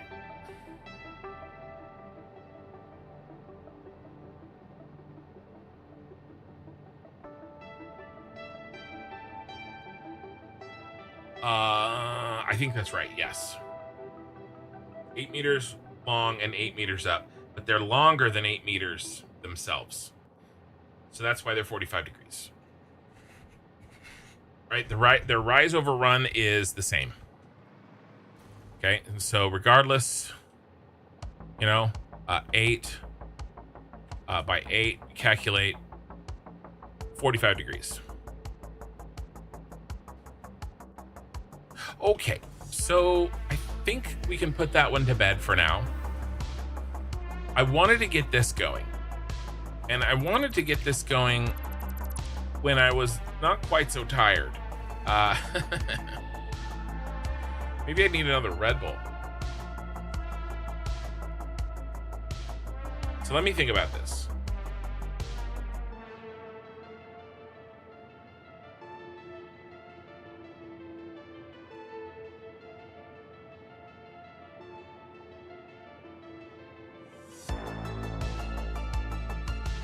To get this to work, we're going to have to clip and delete. There's no way around it, and that's fine.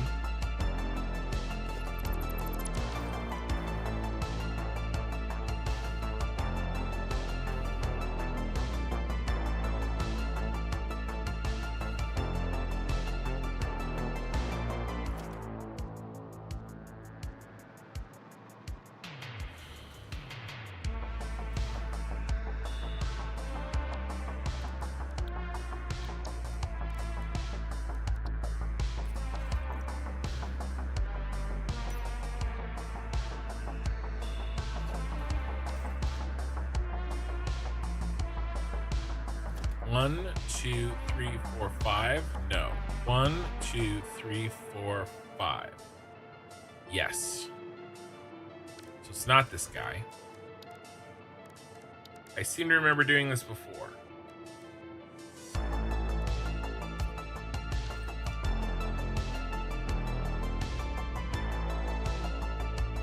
I see that bridge in mind when an earthquake comes to mind. Hopefully not.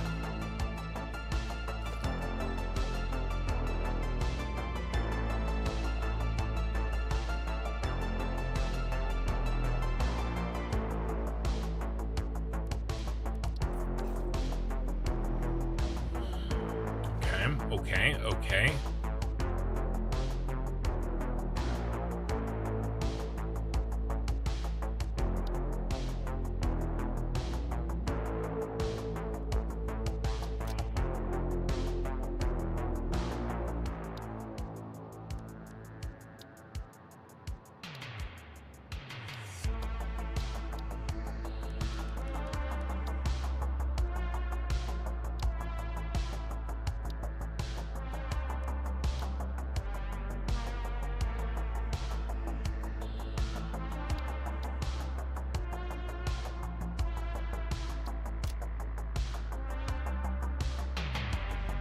Do I have any other ones in here?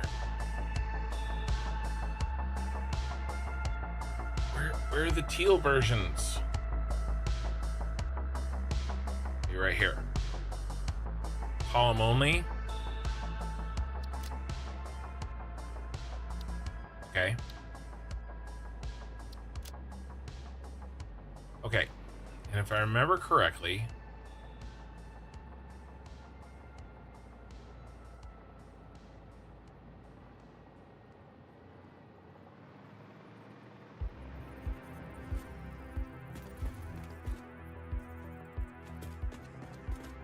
my lines off here.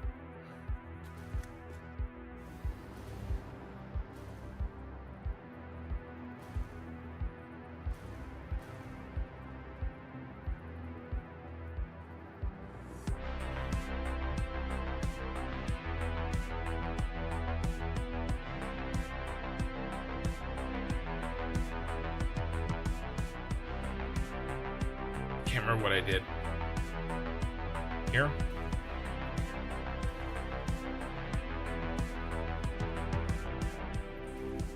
Shoot. We gotta go look, you guys. I can't remember. Nutini. Is that a Star Wars reference? Holy crap, that's some cool building shells. Makes my too big skyscraper look like a baby.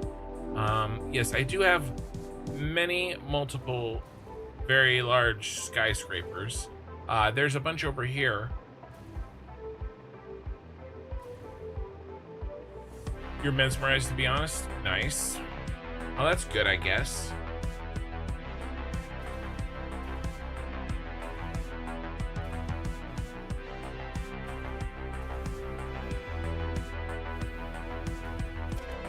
The hell is this shit, Charles?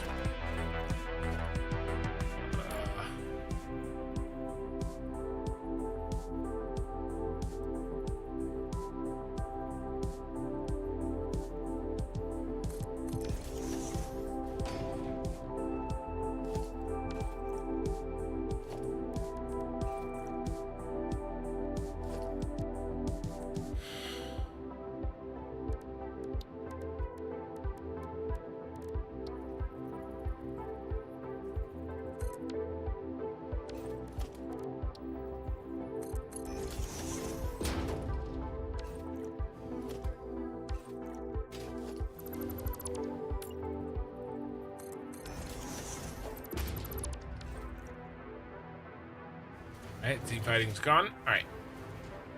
We have Skybridges diagonally across the intersection. I mean, catty corner. That's long distance, 45. No, I don't think I'm going to. I don't think I'm going to. I think that would sort of dirty up my skyline, to be honest with you. I think the attachments here on the sides are going to be plenty enough to make it feel like one complex.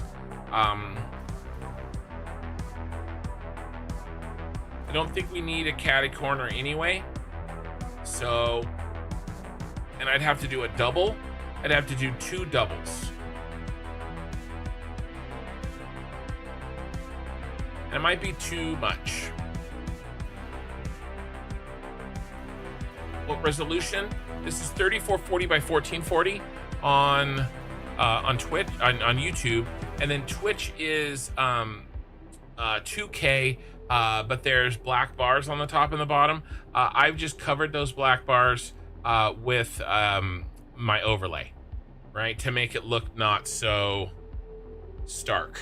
But I play on a widescreen monitor, and YouTube will let me live stream that widescreenness in its correct resolution, but Twitch won't. Hence the black bars, hence the overlay. And my overlay, except for my camera, myself, doesn't actually go over the top of any part of the game.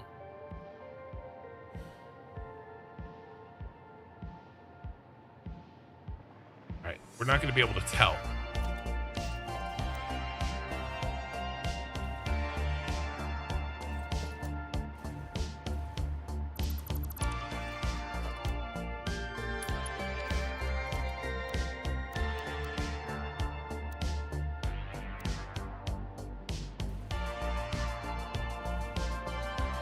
Right on the line. Okay, got it. I know what we have to do.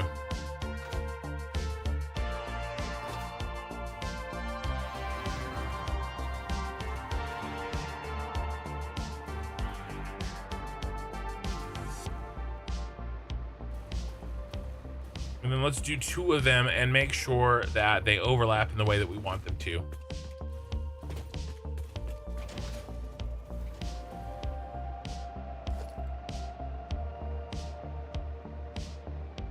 See, I did put it on the end.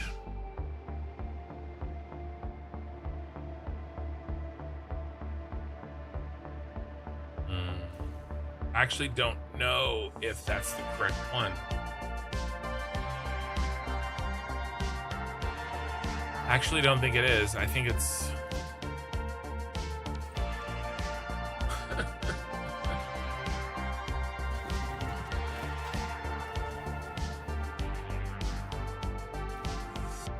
How many walls back, or how many foundations back from the wall is our colored foundation here?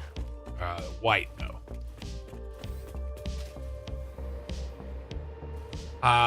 You never noticed that before, though. I will say that because of the bars you added on Twitch, it looks cleaner. Yeah, well, it looks cleaner, especially if you're viewing in a standard ratio. If if you happen to have a widescreen monitor and you watch my stream on YouTube, it literally fits your screen perfectly, which is probably something you're not used to. Yeah, the colored one that we've backed this up to is right against the edge. That's what I thought. And so that's why it looks cleaner.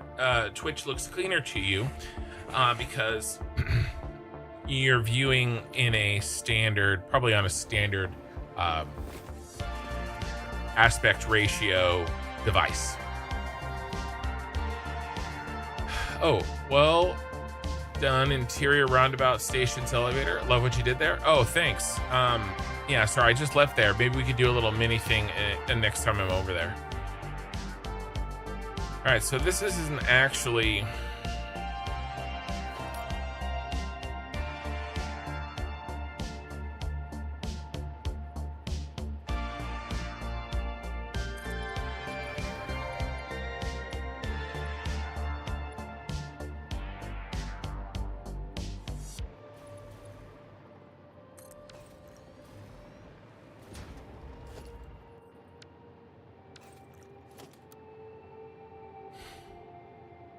How many of these are... How wide are these?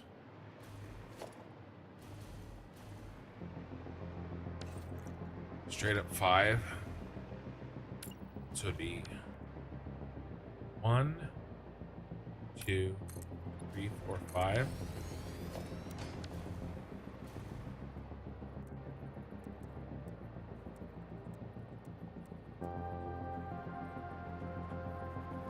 I think it's here. We got to get it centered. And then we just bring it down, down, down to Party Town.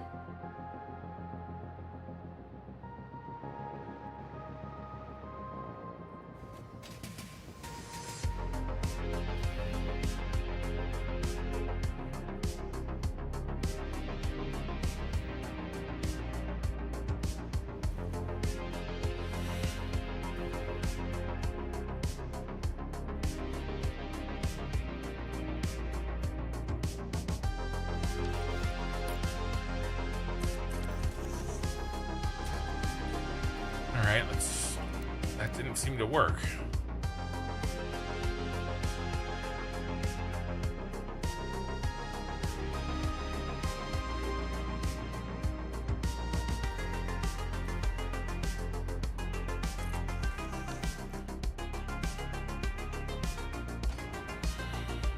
You know what we should do?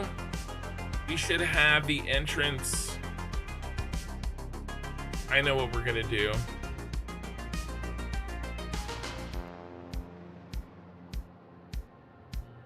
I don't know.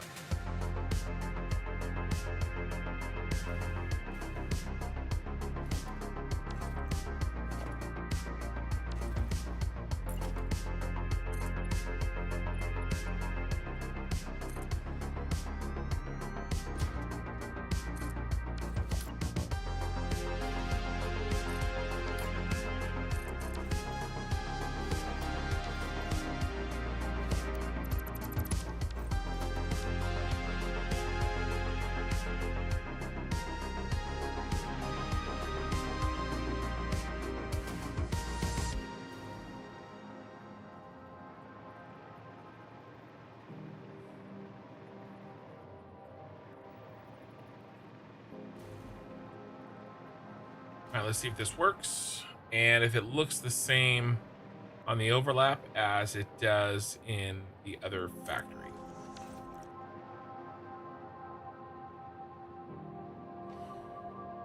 Well done, interior roundabout station. Yeah, thanks. Yeah, so this works, right? Because all we have to really do is delete these exterior pillars, and it will look like we can redo that wire too. It'll look fine.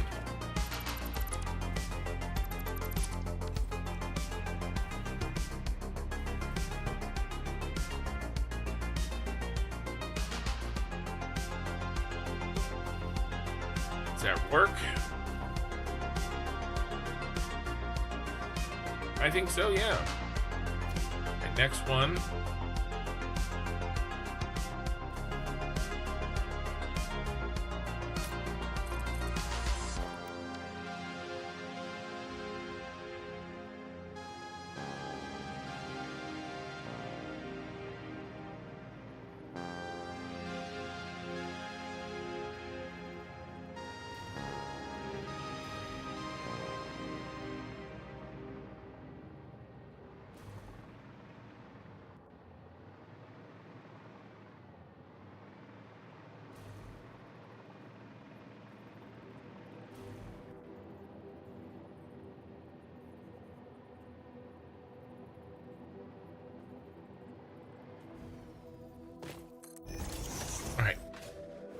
Sorry, I'm just going crazy. No laws of physics? No, we can make floating things here in Satisfactory. I try not to, or if I do, I make them temporary. And then I'll add supports later. The reason that the bottom pillars aren't on there is so that I can connect power. But yeah, so like, I mean, if we wanted to, I could put a pillar out on this one. But honestly, I think that this kind of overhang would be fine in real life without a support. Sorry. Man, this is so irritating. Wonder, did I take my allergy medicine today? I thought I did. I don't see it here, which means I probably took it.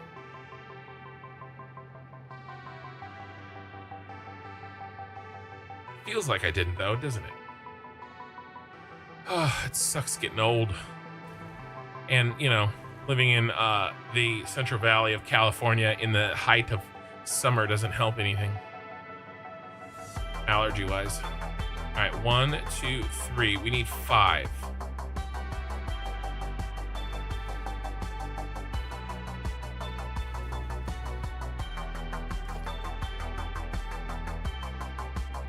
All right, the rest of these should be fairly straightforward.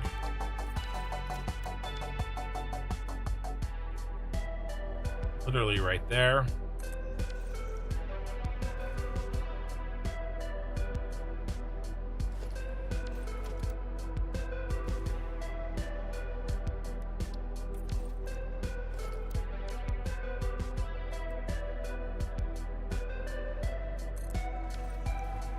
Are those the 5 that we need? They are. And did we get them all working? Except for this one, I rotated him inappropriately.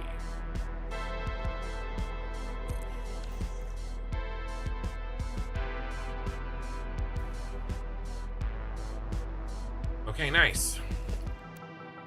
All right, it is Morbin time.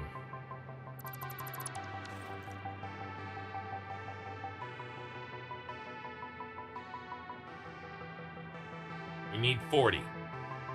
8 times 5. So we have 5 columns. The only problem is that when we go to 8, we run into that. So we won't be able to do 8. We'll do 7 on the edges, and then 8 in the middle 3, and then 10 in the center.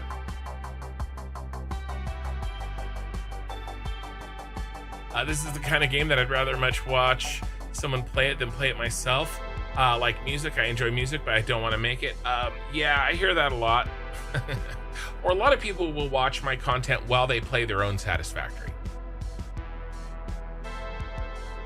No, I know. I've been there. I've been to Atlanta for Dragon Con, which was Labor Day, right? First weekend in September. No. I do not wish to live in a dishwasher. It is insane to me that human beings live there. I don't understand you, and I pity you. Now, your highs are much lower than my highs, but I don't have the air sweating on me like you do. So I would much rather have it's drier heat. Now, your allergies are probably worse because of the water, okay? But we have, the Sacramento Valley, the San Joaquin Valley grows, I believe, more different varieties of food than any other place in the country. Let's see if I can back that up.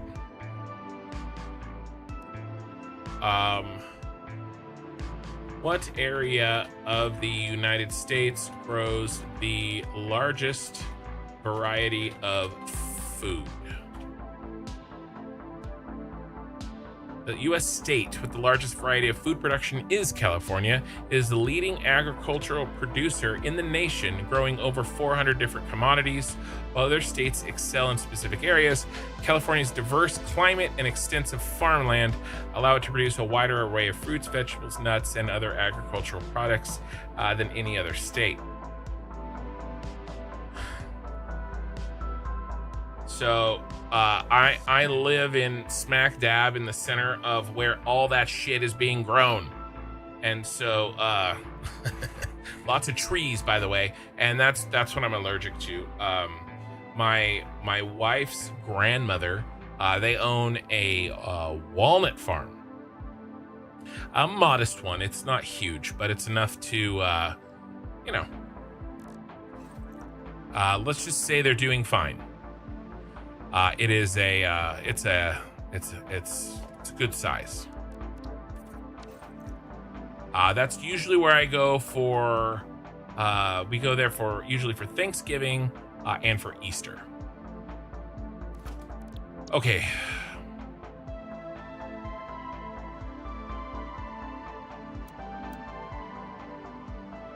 It's time to use up all the materials in the dimensional storage.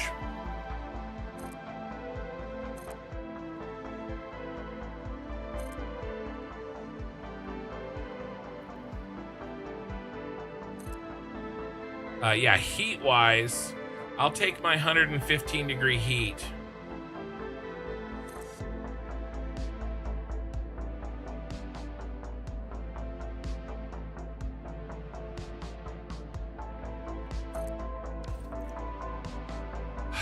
But my low humidity. Thank you very much.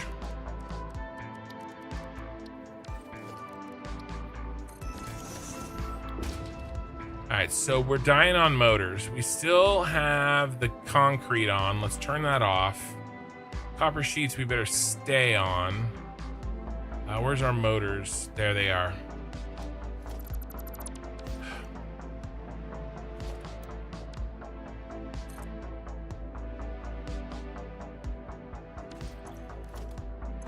Then take from the dimensional depot first.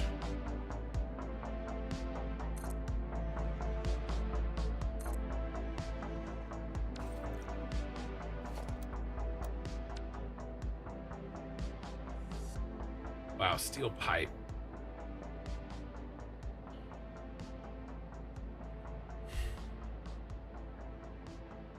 California also leads in homelessness. Well, we lead in population. And we have the best weather. So if you were a homeless person and you lived in Nevada, or you lived in Oregon, or you lived in pretty much any other state in the entire United States, where would you like to be homeless? Well, you would probably want to be homeless in the state that has the most mild climate, wouldn't you say? Wouldn't that make sense? That over time, that if you were homeless, you would migrate to the state that has the mildest climate. It doesn't snow in the winter, and it's not humid in the summer. Doesn't that make sense? It makes sense to me. And again, we have the most population, so of course we would have the most homeless. Having said all of what I just said, there are absolutely many government policies that I think are misguided.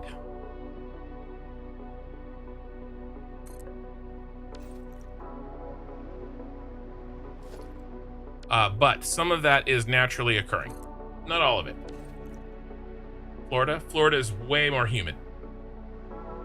And Florida has homeless as well.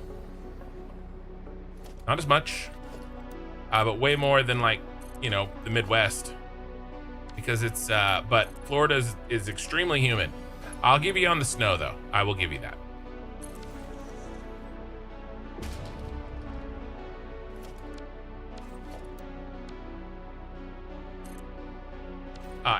And California's population is way more than Florida's. Is the cost of living 10 times more than Atlanta? I don't know. Not all of cost of living index by city. In the United States.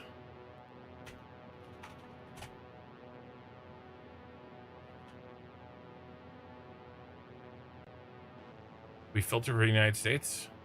Yeah, we can. So New York, Honolulu, San Francisco. Where's Atlanta? I'm in number 9.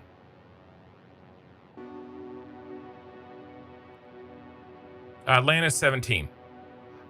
So I'm in the index. I'm 77.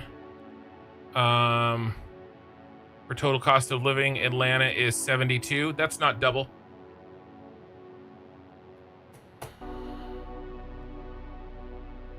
Right? So it's not double. It's higher. It's not double though. I mean, it would be like 50s here. You'd have to get down to here. Oh, what is this? North America? I don't know what was the filter there. But just going off this is not double. But it's higher for sure. But you also have, you cannot forget, okay? Do not forget that the wages are higher too. If I did the same job that I do now in another state, I would make substantially less money. It's the same job. Okay, so even though the cost of living is higher, if I were to move, I would make less money, right? And that's what a lot of people that moved found out. Now, it's not always this. That's not always the same. And I for one, it will one day. You guys are turning me into a California apologist, which I am not. There are good things and there are bad things. The best thing is the weather. And all my shit is here. My family's here. All my stuff is here. That's pretty much why I live in California. Okay, and I grew up here. I don't like the taxes. I don't like the state income taxes. I would go to one of the 5 states that don't have state income tax. And honestly, I don't even care which one. Any of them would be fine. But I can't really. For personal reasons and familial reasons, I can't really leave the state anytime soon. It has been discussed. It has been reviewed. I actually could take my job. My job is I am able to completely work from home. I would not receive a drop in salary. I am the literal perfect position. Plus, I would make the same amount from you guys, from YouTube, right? You guys don't care whether I'm in Kansas City or California or, you know, South Dakota. You guys don't care, right? The amount of money. YouTube doesn't care. My job would pay me the exact same amount of money if I left the state. I have the permission to do so. I am in the perfect position to increase my relative wealth by moving to a place that costs less while keeping my income the same. I would take a small hit because I'm a licensed realtor and I sell maybe about 1 house a year. That would go down, but that's relatively minor, to be honest with you. So, yeah, what do we need? We turn on pipes. That's what we're short. So yeah, I get it. I just, and I wouldn't necessarily suggest anybody move to California, but you can't deny the weather is amazing and so is the food. So every place has positives and negatives, right? Hopefully, most people are usually okay with the negatives where they live because they grew up getting used to them, right? If I grew up in Atlanta, I would be used to the weather, but I haven't, so I'm not. And just like I'm used to the high prices of California. Who is the holdup here?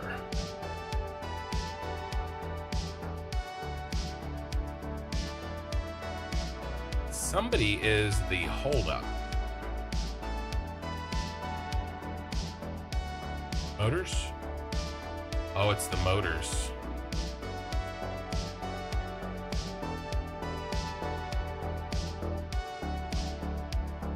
Look how fast they're coming in.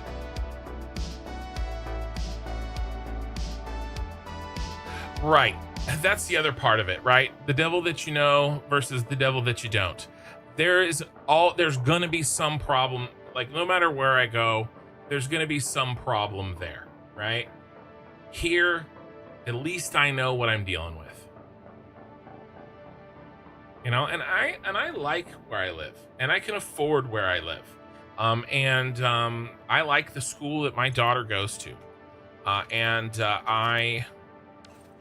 It's the school I went to, you know, and you better turn concrete back on. Dang it. This is why I built this thing, guys. This is literally why I built my item. What I'm controlling right here is a machine that I built. If you've never seen it, I can't go and show it to you right now, but I have a lot of VODs on it, building this thing. Basically what I'm doing is I'm turning on a belt remotely that is feeding in a bunch of different items into my dimensional depots at a higher rate of speed than 240 per minute. Does that make sense? Oaken leave, gotta go. Have a great stream. Yeah, have a good night, Oaken. AI, it don't matter. AI is coming to take all the jobs. Eventually, perhaps eventually. I am a believer that AI is as worse as it's ever going to be today. But I also understand the human element, and humans don't like interacting with AI. At least this generation. Now, my 10-year-old probably won't care. When my 10-year-old is 30, probably won't care, right? But I'll still be alive. People that are my age will still care, right? And so, you know, that who's killing me? Gotta get some concrete into the mix here. My steel beams, steel pipe, pin that.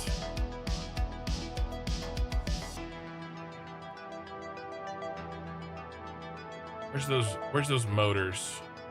Is it the motors? Pin that. So I write custom reports. I do math. The math can be done by AI, of course, but the report that I write, I don't know, not in my lifetime, I don't think. Not my job, not in my lifetime. I have to do, I know that sounds easy to say, but I know what I do. It takes a human being 3 years to learn what I do. There's only 20 people that know how to do what I do that are alive. I'm not kidding. There's really only about 20 people. It's super specialized, and it'll happen eventually, but not while I'm still doing it. Pieces of my job, yes. Maybe I can get to the point where I don't need as much help, where I can automate huge chunks of my job. Right? Very possible. There still needs to be somebody to put it all together. Maybe that's my boss, but probably not. It's probably still me.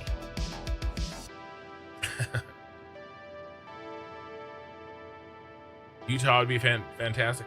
Well, Utah doesn't have. Is Utah a no? Concrete is killing me. Is Utah a no state income tax? I don't think it is. I wouldn't mind a very low, I wouldn't mind a mix of, usually what happens is, in the United States, if you're not from the United States, you may not know this, but usually you either have high, well, it's like this, right?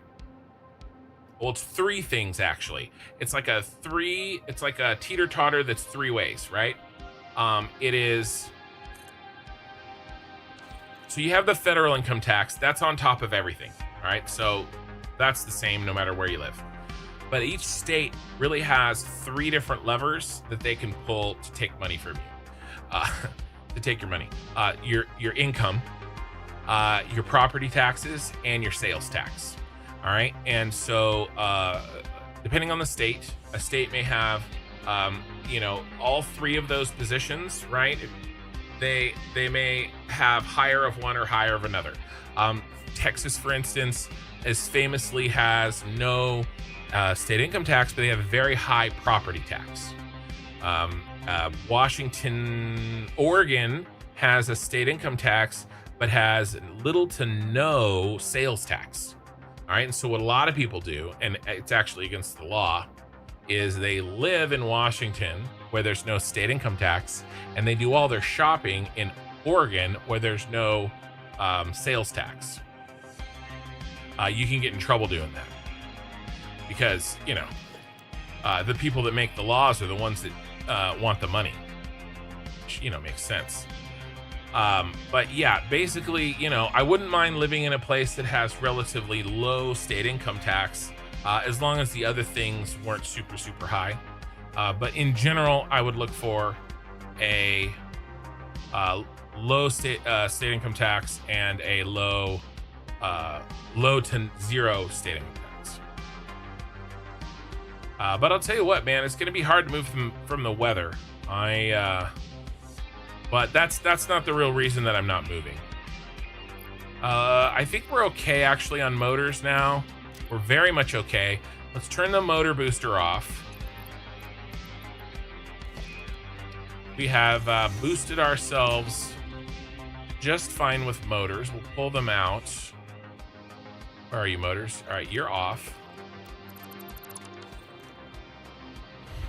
Speaking of food, In-N-Out is a must where you live. I have a big problem. Do you see this weight? Right? A significant percentage of this weight has come from In-N-Out.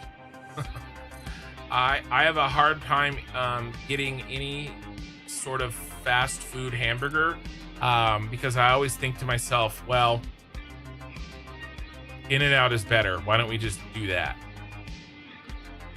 When I was growing up, there was one In-N-Out, and we had to drive 40 minutes to get there. Now there are In-N-Outs everywhere. I lived 40 minutes from one of the very first In-N-Outs in Northern California. And it was in a very weird place, by the way. Very, very weird place. 1, 2, 3, 4, 5, 6, 7. Yeah. And by the way, In-N-Out is better than Whataburger.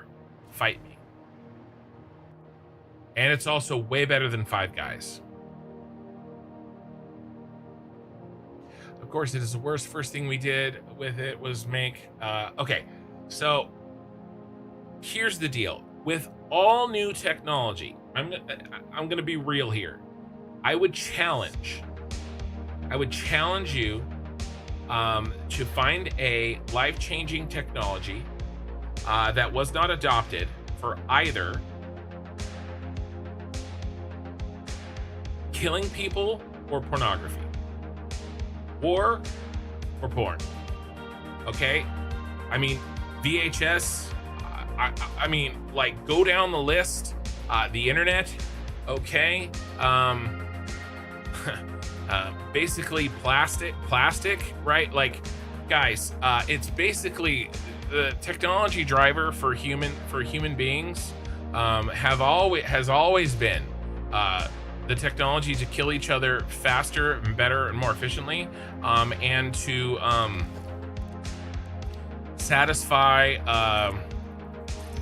artificially satisfy the other needs.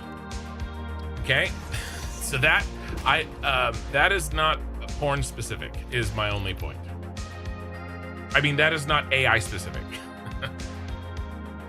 I mean, you know the song, the internet's for porn. right, we got to get the motors out of the system now that I switched them off. What about Culver's? I've never tried Culver's. We don't have a Culver's out here. And when I've traveled, I just have never happened to try it. It's going to be a wild roller coaster for sure. Yeah, the question is, will it be smooth or will it be like those belt lifts you were building? Yeah, they somewhat recently opened an In-N-Out where I live. I haven't tried it yet though. The line is always insane. Yeah, and also like any place, In-N-Out is pretty good at maintaining its quality across like its locations. But I have heard that oftentimes, let's get the steel pipes turned off. When any restaurant opens in a new area, their ingredient pipeline is not always locked in, and sometimes quality suffers. I hope it's not the case with In-N-Out, but I have heard that they are heavily expanding into other areas of the country. But also, I don't even order off the menu anymore. I order like secret, like off menu stuff because it's better. You can modify the fries to make them crispier. Like animal fries, which is you order them with the sauce on top of them. It has a very simple menu, but there's also kind of a unofficial augmented menu. And you can look all of them up online, and some of them are shockingly good. But yeah, if I'm going to spend the calories and the money on something fast food-ish, then it's probably if it's hamburger and French fry related, it's probably going to be In-N-Out. In-N-Out is apparently coming to the Midwest. I'm looking forward to that. Yeah, I mean they're in. I think they're in Western Texas. Kind of like Waffle House, overrated. In-N-Out is way overrated. Never liked it.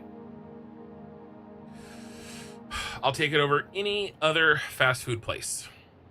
Now, does that mean that I'm underrating the other fast food places? Probably. Fast food in general is usually overrated. So, okay, what's next on this, you guys? Let's go ahead and let's put in the bus lines. Should we do? Let's do some of the cosmetics first. And then we'll go from there. Yeah, 100% one of the best. Yeah, I don't know. By the way, I have actually tried Waffle House. I think it's pretty good. Now, I wouldn't eat there all the time. It's kind of like where you would go when you're drunk, and it's the only place that's open. But I kind of like it. What am I missing? I'm missing something. Where are you?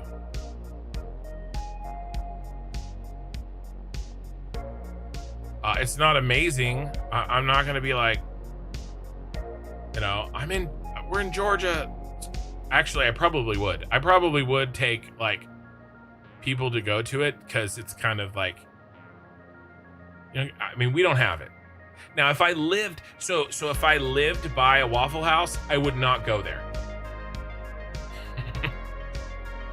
It's not good enough to go there regularly. I would go there for the memes. And there's probably people that feel the same way about In-N-Out. Guys, I'm missing a blueprint. Where is it?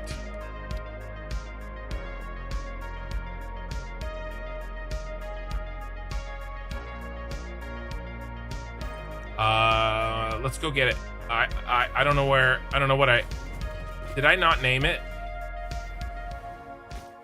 Yes, I am still under the default object limit. Yep. Last it was checked. Shake Shack In-N-Out, except for its price. I don't. I've never tried Shake Shack. I have heard that it's very good though. All right, where is this blueprint I need? Where are you? Come on. Where are you? You're in here somewhere. There you are. What are you? Oh, your new blueprint 140. No wonder I couldn't find you. All right, let's make you official, sir.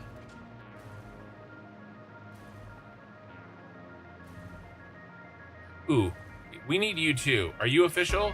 Ooh, we need you too. So let's make you official, and then we'll make the other one official. Yeah, 141. So let's do catwalk. Phase 4. Space elevator art. Catwalk light. Network. 0.5 meter. Orange signs for lighting catwalk rails. Let's do signs, little guy, do the color. Sometimes I don't officially save these because I'm not convinced. Oh, actually, we're gonna do teal, or I mean the purple, because I'm not convinced that I'm actually gonna use them. Like I don't know if they're gonna work the way that I need them to work, and so I don't save them in an official capacity. And then later, oh, by the way, we got to switch all this shit off. All of it gets switched off. I try not to leave these on. Concrete's off. Copper sheets are off. All right, good. And then let's go ahead and do a subcategory. Let's do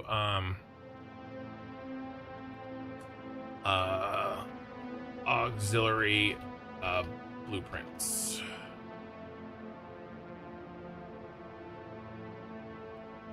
Actually, let's do item blueprints and then auxiliary blueprints.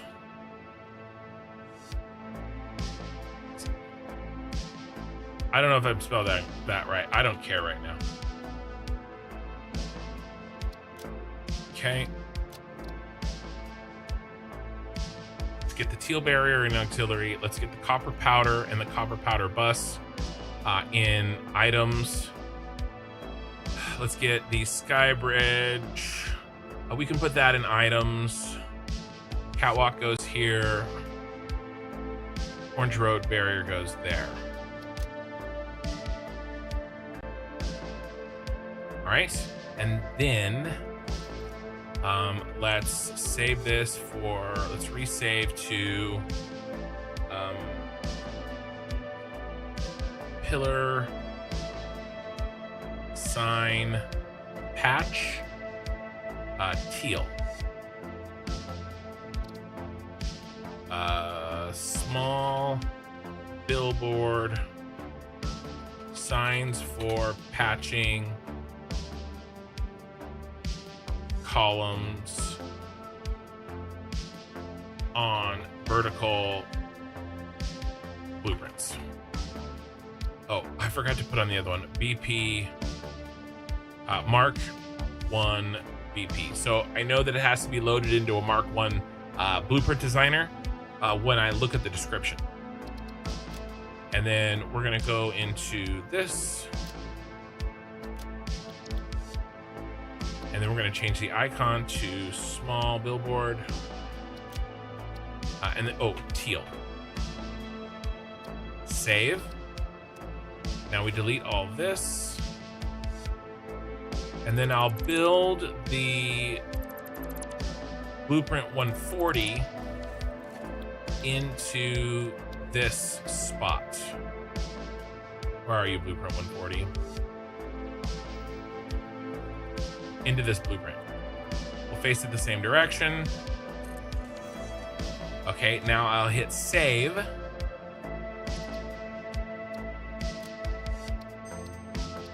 And then we're gonna do the purple version. By the way, we're gonna have to move him again.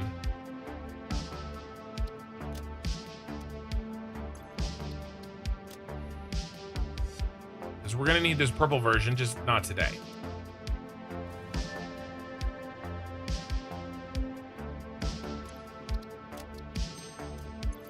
And then we got to move them again because, oops. Edit. In auxiliary. Okay, that's what I needed. Clear this and get back to work, and I can get back to talking about food. Except for its price. That's the big problem with Five Guys. I actually think Five Guys is very good. The problem is I can literally buy twice the food for the same price at In-N-Out than Five Guys. Five Guys is insanely expensive. Insanely. It's just real bad. Amazon is secretly watching your streams so they can steal your designs so they can make them warehouses later. Maybe. I'll sue. I guess I'm the odd percent here. I prefer going to either Jack in the Box or Panda. Panda's okay. I do like my sugar chicken. Jack in the Box, maybe. I don't know. Guys, listen, you're talking to a man that weighs 360 pounds. I know where every single fast food is in my city. I know what the menus are. I could beat all of those things, like looking at the picture. I could tell by looking at it what hamburger is from what place. All those YouTube videos where those guys do that, that's me. All right. So only in my city. Okay, I haven't tried Culver's. I haven't tried Shake Shack because they're not where I live. So, you know, having said all of this, and I will talk about food all day long, and I will talk about fast food until the sun comes up. But just so that we know, I am working on this. Okay, this is my weight. And we started on June 2nd at 378 pounds. And I'm down to 356. I'm keeping track. I'm posting it on my live stream so that it helps motivate me. I haven't had actual fast food probably most of this year. Well, no, that's not true. That would be a lie. I don't know. Does Dave's Hot Chicken count as fast food? It does. I had some.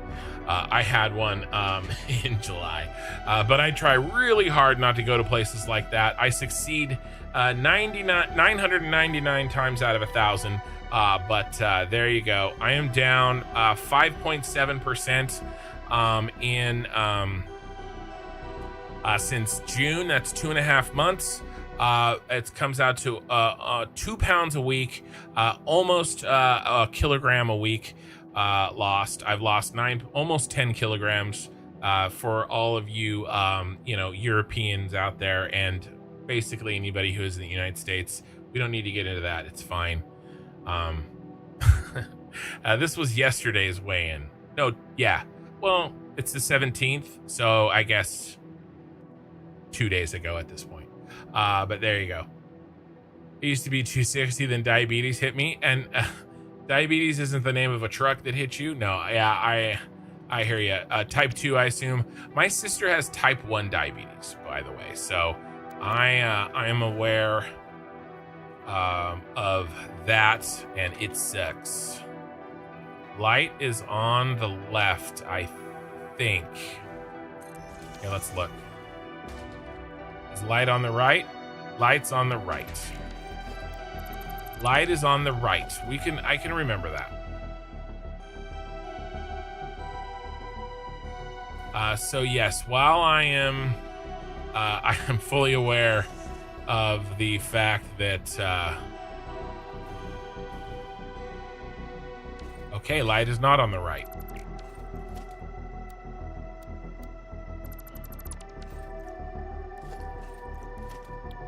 Let's try this again. That was the wrong one.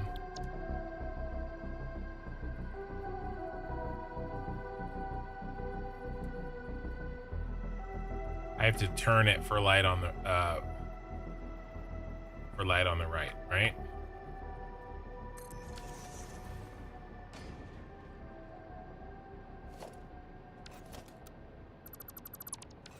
Yes. Okay, so light on the left. Let's make this my quick button.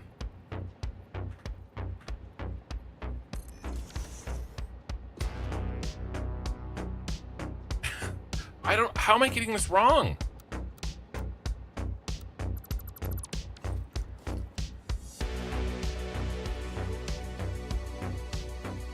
I'm getting it wrong over and over again. It's like plugging in the USB cable.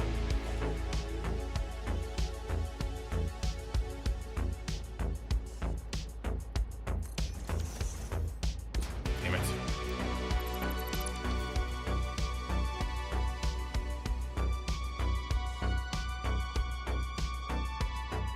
Baconator Staggers barbecue sauce is the best. Well, you do have a member of the family that works in fast food there, so you know, can we call your testimony expert?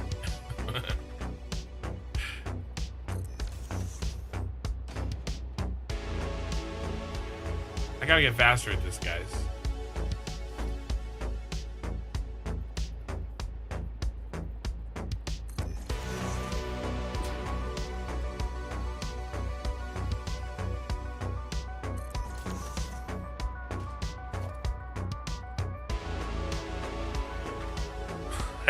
I looked back and checked.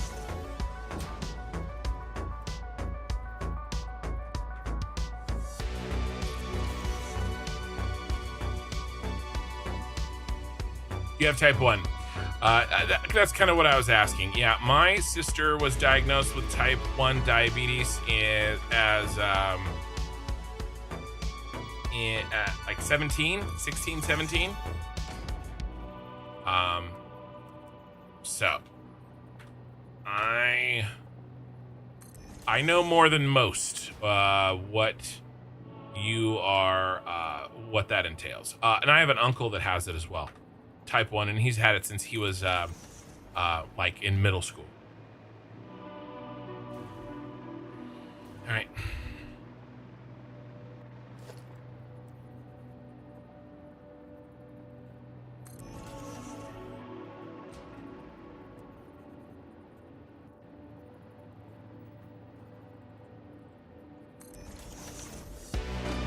Wilford Brimley, diabetes.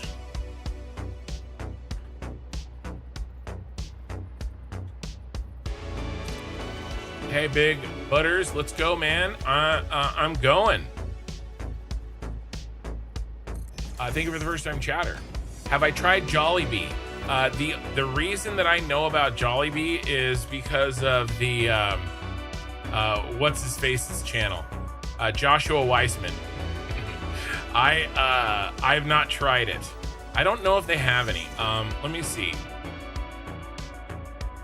Are there any Jollibees in California? Jollibee locations in California. Ooh. There's not a lot. There's one here. Mac Road. I know where that is. It's very South Sacramento for me. It's a 45-minute drive, probably. Anywhere else nearby? That's 2 hours away. That's 2 hours away. I don't see any. That's an hour and a half away. Yeah. So, I mean, we have some.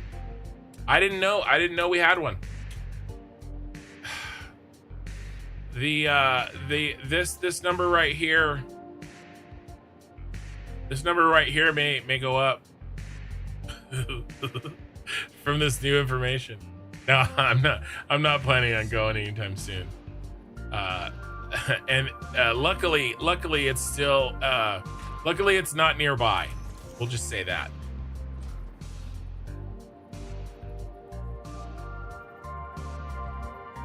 Hey, you're also 300 plus. Yeah. I'm 6'2", so the 300 plus doesn't look quite as horrifying as it might on a shorter person, but I still have a long way to go. My goal, what I want to do, is I would like to see a 1 at the beginning of the scale. Right, so I would like to get under 200 pounds at some point. On this weight loss journey, and not stop until I get that. 200 pounds to kilogram. Under 90, under 91. That's where I'd like to get to. That would be very, very, I would probably actually be down in muscle mass as well to get there. I think that I would probably, you know, from the fasting, I could get there, and then I would build back muscle from that point. Like a long-term weight, I think 210 would be good. 220, probably 220. I think I'd look pretty good at 220. I wrestled 190 in high school. I'm a little taller than I was then, but not a lot. So I would be skinny high school kid. Again, skinny high school kid at anything under 200 pounds. So I could do it, but I wouldn't have the muscle that I have today. You know what I mean? So to really, I think, maintain the muscle that I have, I need to be, and I would still have some fat on me for sure. I don't want to get down to 5% body fat or something stupid. I just want to get to where I can, do what I need to do, stay alive longer, get to somewhere where I can maintain it, live my life. I think about 220 is about that for me. I stopped eating fast food burgers mostly because my homemade burgers are better. That is really that is it. I am saying that I've been saying In-N-Out is good only in the context of fast food. The food I make at home and the food that my wife makes at home, it's really good, you guys. That's where the majority of this weight is from, is the food that I've made at home. I think this is wrong. Yeah. The grilling and the barbecue that I do, if I were to start another YouTube channel, it might be that. I've talked about the barbecuing that I do on this channel a lot.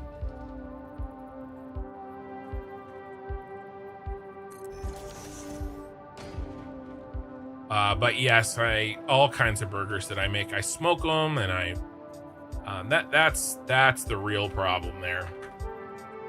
But you can make hamburgers that are actually pretty low in calories, relatively speaking. And I still eat beef and stuff when I'm trying to lose weight. Oh, that's wrong. It needs to be turned.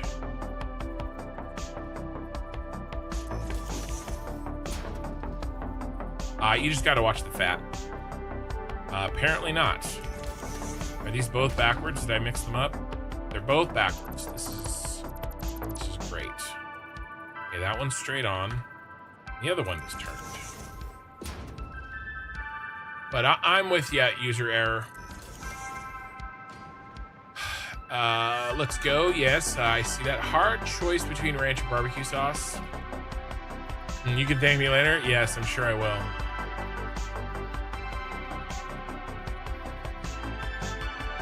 I need a smoker, but my weight doesn't. Actually, so I have both. I have a stick burner, like Texas barbecue style, and it is really difficult to use. I'm still trying to learn how to use it. And it requires a lot of time, which I don't really have. I've used it, but I think my inability to cook well in it causes the food to not turn out well. I would recommend a pellet smoker. And honestly, it's basically just an oven that makes your food smoky. So if you use an oven, there's no reason not to use... I don't remember again. I've already forgotten. Okay, good.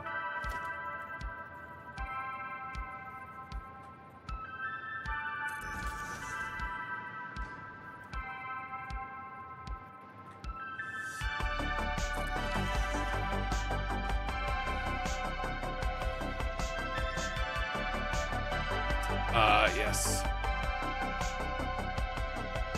Burger King is a ghost chain. They are open, but no one is ever there. Yeah, they're probably a money laundering front. one is this? This is a turn.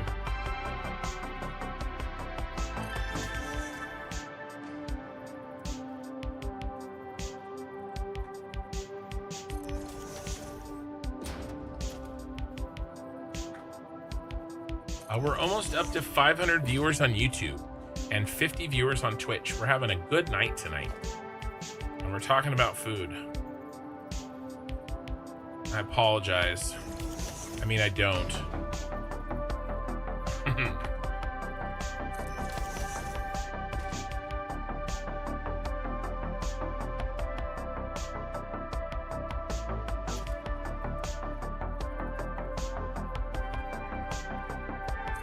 Right now we're just putting together these vertical buses, and next I'm going to I made a front cap for these blueprints that don't fit in the blueprint designer, and so we have to pop them on after the fact. It's kind of the same problem that we're fixing now.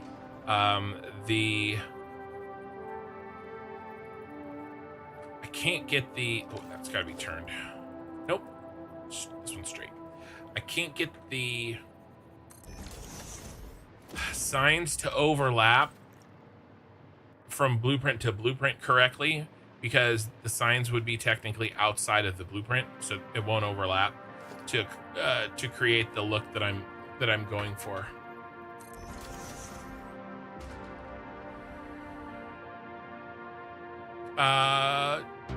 Chera Wolves followed you. Thank you for the follow. And I think I missed Deadshot's follow a while back. Sorry about that. I've actually turned that down. I need to turn that up.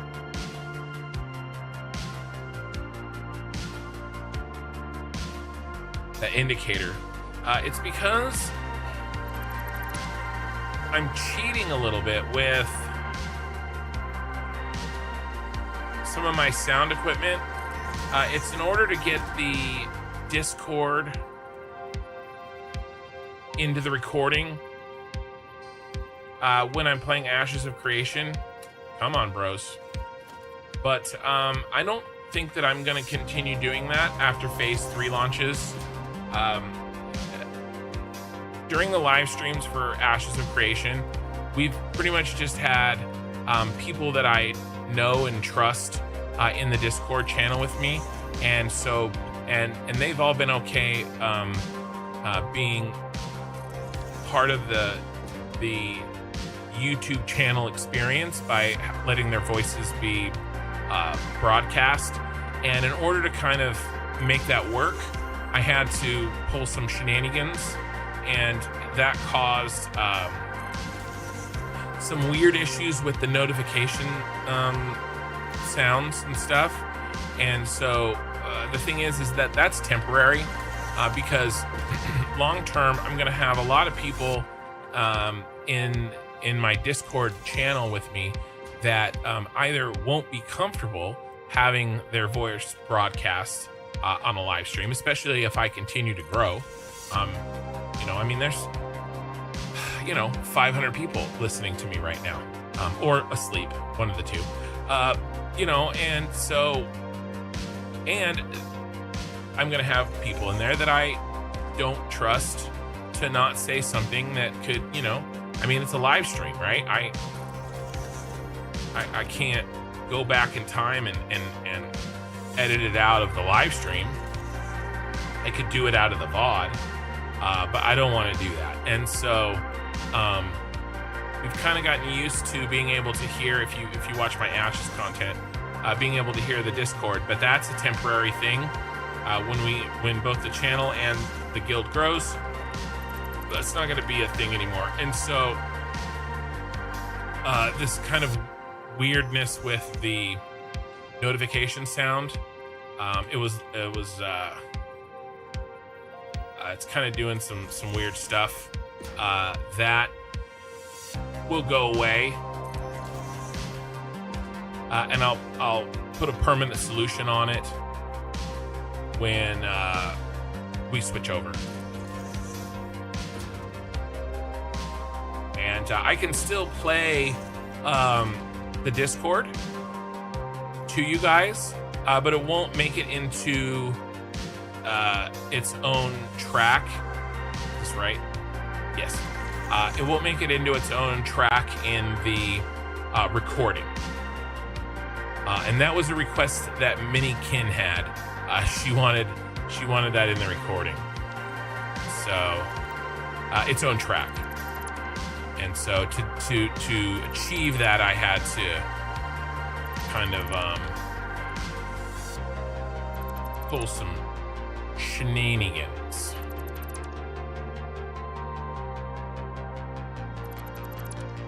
So it'll be mixed down in the recording once phase 3 starts, which is very close.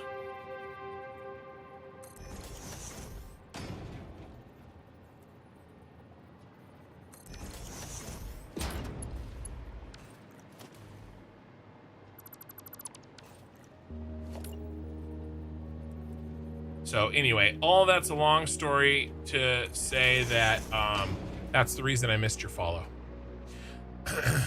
User error. I lost about 50 pounds in 2024 over a year. That's very awesome.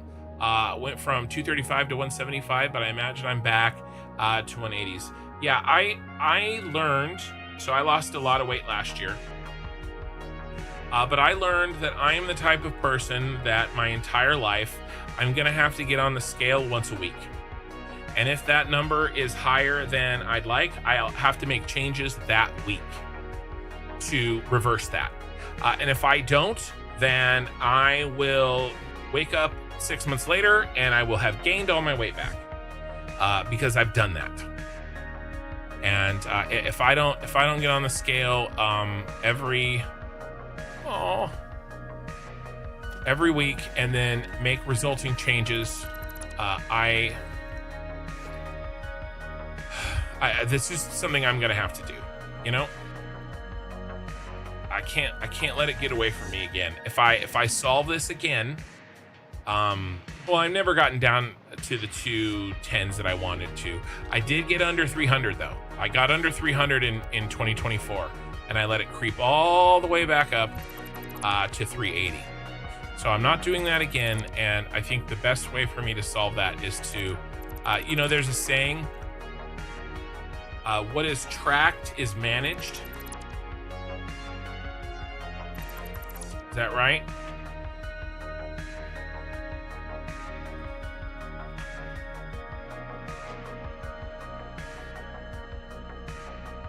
The saying, what gets tracked gets managed. Okay, so whatever you're tracking, if you want to manage something, then you need to track it. And I will need to manage my weight my entire life, because I know what it. We're looking at the results if I don't, and in order to do that, I've got to. I know that I have to track it, which means I have to get on the scale Monday morning to review the damage that was done over the weekend. And if I gotta, and I'll come up with a, I'll make a chart. You know me, I'll make a chart. It'll say, okay, if I'm 2 pounds over where I want to be, then I need to do this. If I'm, 3 to 5 pounds over, then I need to do this. If I'm more than 5 pounds over, then I need to do this, right? I'll make a stupid chart and I'll live by it the rest of my life if it keeps this from happening again. I'll just consult the cheat sheet. I'm 3 pounds higher than I want to be. All right. Now I may have to adjust that if I put on more muscle or something, right? Of course, but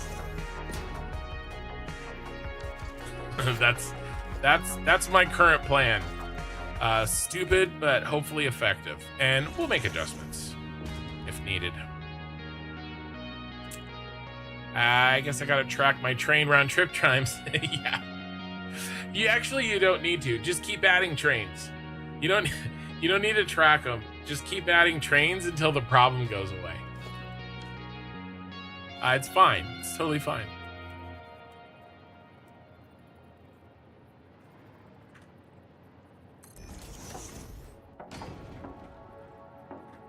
But that's also how you, if you're having like finance or overspending problems or budget problems, right? You got to start tracking it. Track your bank account, because what gets tracked gets managed. So it works well with weight, and it works well with finances. And they're actually shockingly similar. It's something that has to be, you know, if you put it on autopilot too much, you can, you know, you can get behind without realizing it very quickly. So yes, that's what I need. Every Monday morning, we look at the we look at the bank account number and the scale. That sounds like a great Monday, doesn't it? Ugh. That's called being an adult.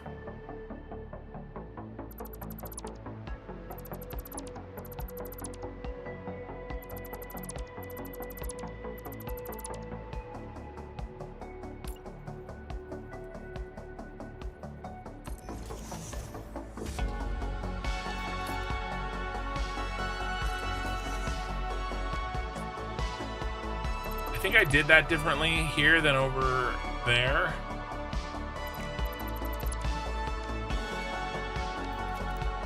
Get rid of that.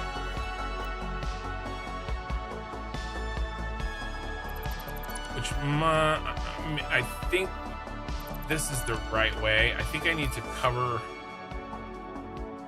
that,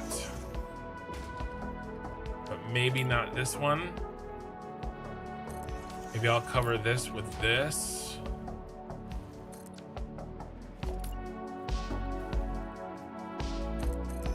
And I'll cover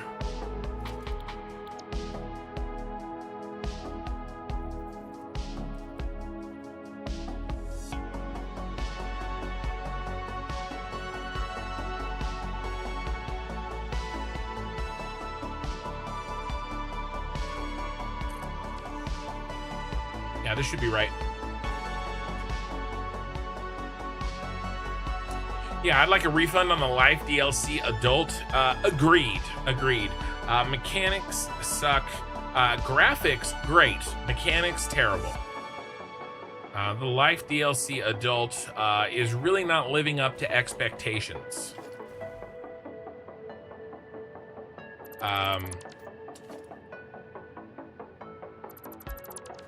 Expectations set by early access. Kind of a bait and switch, if you ask me.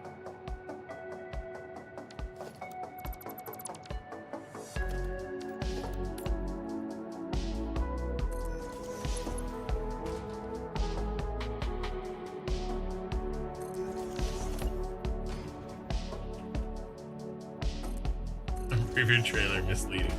Yeah. Especially since I didn't have a choice in buying the the base game.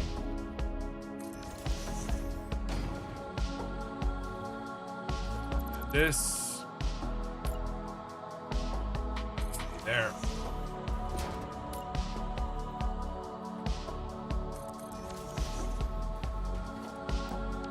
Wait a second.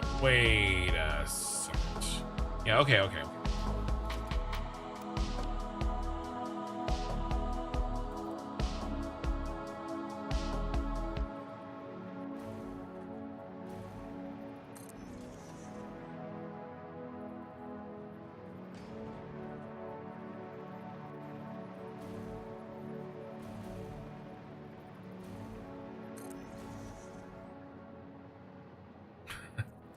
So our parents for giving birth to us without consent. Oh, that sounds like a whole can of worms.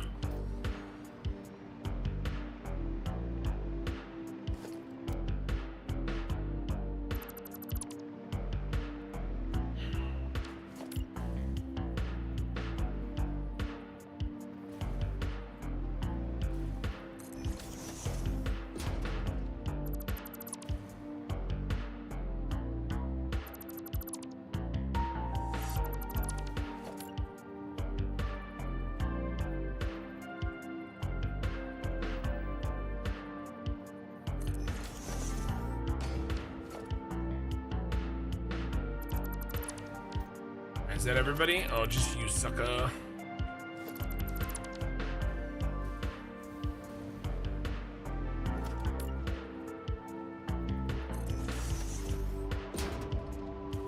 Hey King, how you fettling today? Is that like a horse term that I'm unaware of? I'm doing great, if that's what you're asking. We are working through this vertical bus factory inside one of my city towers.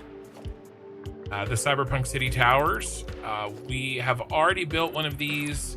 This is mainly, well, it's not mainly, it is only for copper powder production. This is the teal version. We have a 2 purple towers as well. This is the second of 2 teal towers. Both teal towers make copper powder. No, it's Yorkshire for how you feeling. Really? I didn't know that. Fettling. Am I saying it correctly? How you fettling? Probably fettling. Right?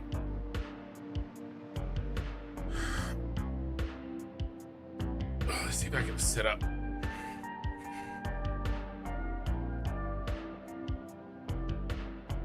Yeah, how you fettling? I'm not sure if I've heard that. This one.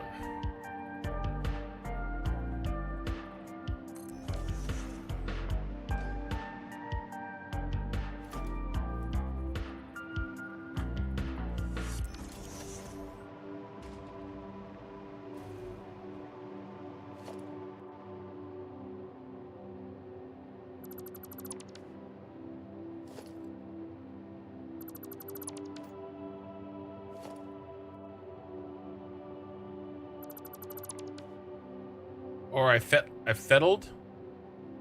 I fettled? It means okay? That's weird. It's cool though.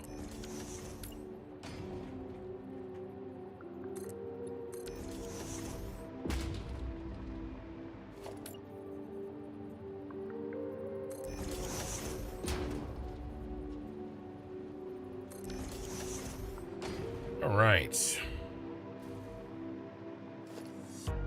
More pillar here that needs a trim.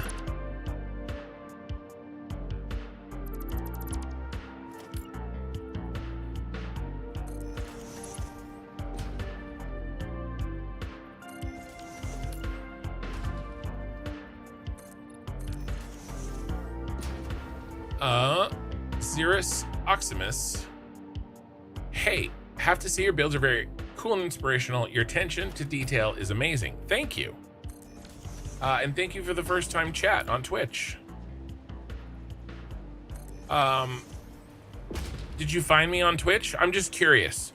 I'm always curious where new viewers find me, right? Because if I can figure out how to grow that, right? You found me on Twitch. Just looking for Satisfactory. Just Satisfactory, Satisfactory streamer. And I popped up.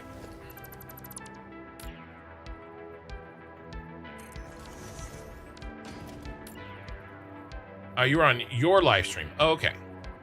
Do you stream Satisfactory? Because that would make sense. Okay, let's get the rest of these gold or orange pieces in here. Deadshot, same here. Nice. Oh, you mean your live feed? Do you, okay, sorry, I don't mean to like give you 20 questions, but I'm totally going to. And the same, if you didn't mind, by the way, thank you, Deadshot, for first time chat. If you don't mind asking, or if you don't mind answering, do you typically watch Satisfactory content? Like, you know, Kibitz or Bits or somebody like that, and then, or Darren, and then, I was suggested because you watch other Satisfactory live stream content?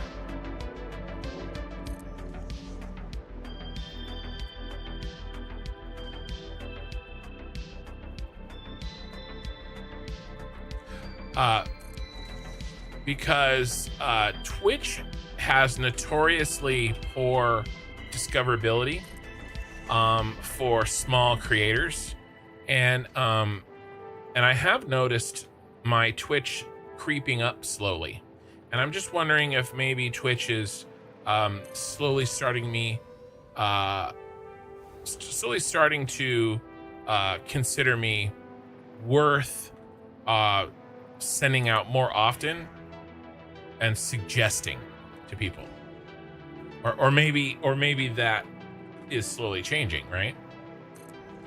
Because typically how I was getting all my new Twitch viewers was from my YouTube shorts. So I would somebody would watch a YouTube short, and then I have on the YouTube short a little graphic that pops up, and it says what my Twitter handle is.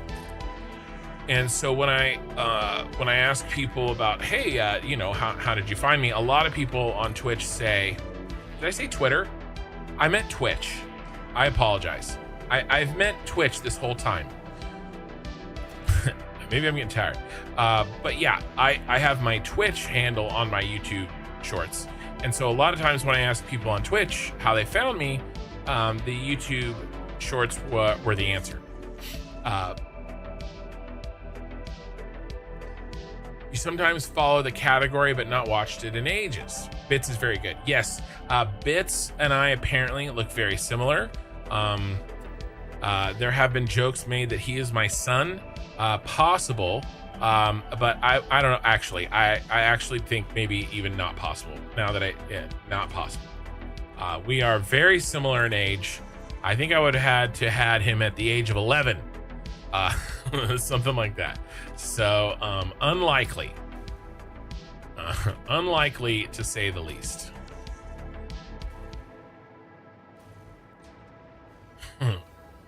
But depending on how recently I got my hair cut, there is some striking similarities. I think Dan Clancy tried to make changes that working for some but not all. You lost me there, Horsey Mart. I watched Kibitz and was playing Satisfactory and wanted to watch someone play Satisfactory as well. Well, good. I'm glad that at least Twitch, put me in front of your eyeballs when you looked for another Satisfactory. Oh my God, I missed that one. Should be this way, I think.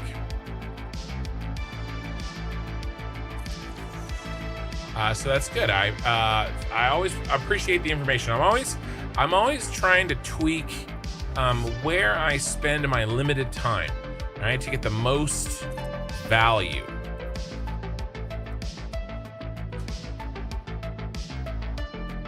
And so I'm always looking for insights.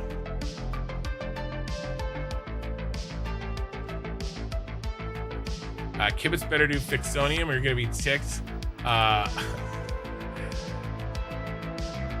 Fixonium is Fixonium the nuclear? Is that the Phase 5 nuclear? Nuclear. Now you got me all subconscious about how I say nuclear. Nuclear. It's pronounced nuclear.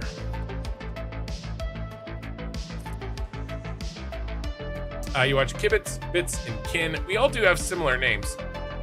But to be fair, Kibitz and Bits, their name similarity is off the charts.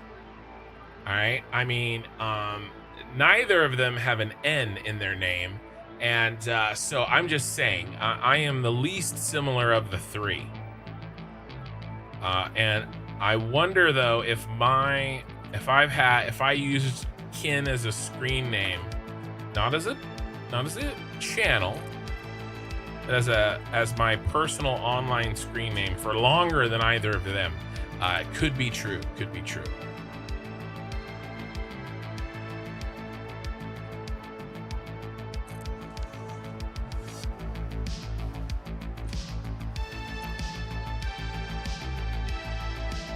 I'd actually, Minecrafter Tango Tech was the first person I saw play this game and was instantly hooked.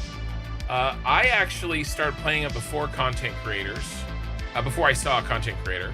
And I think the first two that I watched were Darren and Bits. Kibitz better. Okay. Yeah. Kibitz better than Vixonium.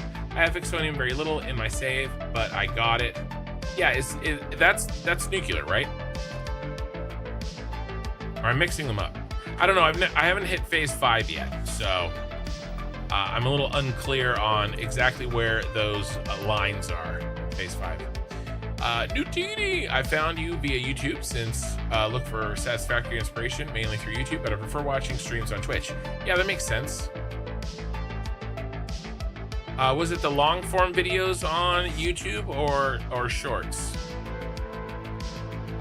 Chances are you're here because my daughter is my editor.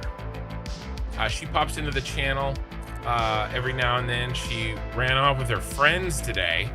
She started school on Thursday, and her sophomore year of high school, and so she basically wanted to blow off some steam on this first weekend after school started, and so they went to see one of their friends' plays, and I think they went swimming all day.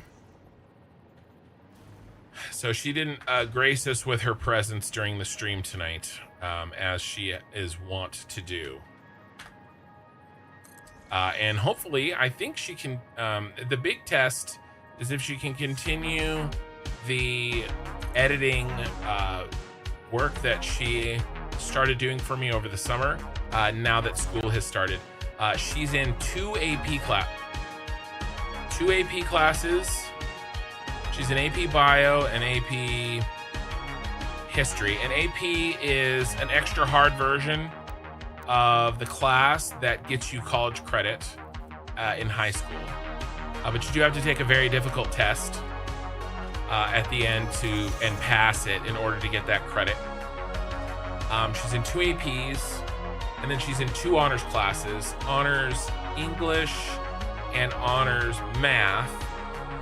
There is no AP math here at our school, and she's not allowed to take AP English till she's a junior. So she's stuck in honors. And then she's got, I think she only has two non-weighted classes, right? Which means that she could get it's 5 plus 5 plus 5 plus 5 plus 4 plus 4 is 28 divided by 28 divided by 6, 4.666 GPA. Right, so if she got all A's, which she will, this semester or this year, she'll have a 4.6 GPA. So that's Minikin, and she's doing the editing, which is, I think pretty impressive. All I'm doing, by the way, is, he's the CEO of Twitch. I think Dan Clancy's tried to make changes, not working for some. It's working for some, but not all. Got it. Sorry. I knew Dan that makes sense. Now that you say that he's the CEO of Twitch. Yeah, and it'd be great if Twitch had more discoverability. Satisfactory is a great community. Yeah, I just forgot. Thanks for reminding me, Horsey Mart. I think the times you stream matter also. I'm in the UK, and this time is not as many Satisfactory streamers. Absolutely. I'm in the middle of the night. It's 2:30 a.m. in California, and it's 5:30 a.m. in New York.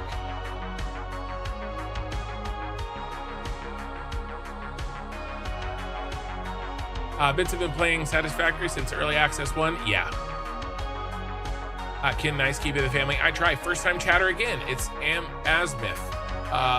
What's that remote in your right hand? I've never had it in my playthrough, and I have a hover pack. Is it something different? This is the hover pack. Did I have this on? Or was I building this remote? Oh, this is just the build remote that I have customized. There's a bunch of customization options for your build remote, for your build gun, and I have here. Let's turn that off so you can see it. I have the little chain on there, down here. The pink, that's the summer sloop chain. I bet you can change that out. And then there's that's a neon version of the build remote that I just did that because it kind of reminds me of all the signs and stuff that I do. So it's just the same build remote that you have. It's just customized a little bit, that's all. Satisfactory breaks your dyslexia quite often. Yeah, it's incredibly good for her. Yeah, she's and then basically she's in kind of, and I told her this, she's in, I gotta drink some. She's in basically work hard, play hard mode. I've told her, I said, basically you can do whatever you want, but you have to do these responsibilities, right? A's in all your classes, and then we were very careful about. We had many long discussions. Her editing is not something that I've made her do, and if we need to make a change, we'll make then we'll make a change, right? But right now, it is part of her responsibilities as if it were a job, and she does get paid. She gets every single cent that, ooh, dang, I almost dropped this.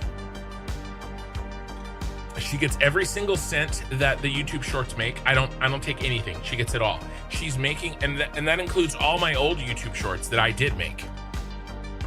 So any time a YouTube short blows up, she gets every single penny straight from the top. I just transfer it to her account. And then I split the long forms with her. So, and that's all money from all long forms, even the ones that I made long before she started editing for me. Okay, so the episodes, all of that money, anytime you watch an episode, she gets half of that, and I get the other half. And that's mainly what she gets. And then, what was I gonna do? I was doing something. Oh, I guess I just finished. And then if she can manage to get the shop open, because we've been talking about getting a merchandise shop going, then I'm gonna split half of that with her too. But no, she's getting paid. It's not a lot right now, but it's open-ended, and it's a split of the prize. It's not per hour. It is a chunk of the it's stock options basically. When the channel does better, she does better. But it's something that she can do in the comfort of her home, at 14, 15, right? She started when she's 14, she's 15 now. Whenever she wants to, she has total control over it. And, and as she gets faster, then and better, right? She can increase her speed and increase her skill level at it. And, that's all under her control. And it ends up being, it has ended up being about 30% or so of my, maybe 40% of my YouTube income has gone to her, and I think that's totally fair. And if the shorts that she makes drives the channel's growth, then she'll get a higher portion. If my live streams drive the channel's growth, then I'll get a higher portion. And right now, the live streams are definitely the main driver, which makes sense, right? But yeah, I think the last one she got was about $300 for the month, which, you know, is not terrible when you're only 15 and, you know, you don't have any, you know, you don't have any, I mean, we pay for her cell phone, we pay for, you know, because she's our kid. So it's all money that goes right into her pocket, and she's got no bills. I mean, she probably makes a higher net profit per month than some adults that I know. She doesn't have any bills, but it's all good. It's learning, and if we can double or triple this channel's success, then she'll quickly, well, she definitely makes more money than all her friends. She'll make more money than a lot of people. Xeris Optimus subscribes with Prime. Thank you for your Bezos bucks. I think everyone complains about Twitch discoverability. Yeah. Not just the basic one you were holding, almost looked like an empty hand. An empty hand? Do you just mean this? Well, my camera's behind it. Let me turn off the camera. Oh, sorry, wrong thing. Let me turn off the camera on Twitch. You just mean this, right? I think just the camera's behind it. Or in front of it, I mean. That's pretty standard. I think everybody has that. As long as you're not carrying something. Right, if I pick up this, or I pick up a cup, or pick up the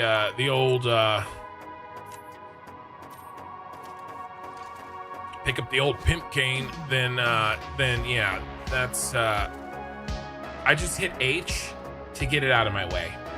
Actually, usually I use the cup, to be honest with you, because it has even a lower profile.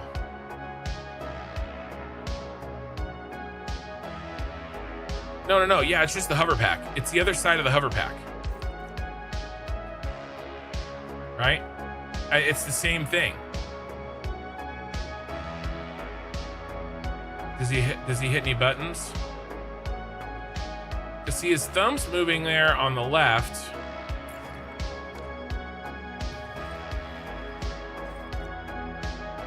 I just hit H to put it away. Oh yeah, going up and down. He squeezes the trigger going up and down, or she, I guess. I guess it's a she. I can't remember.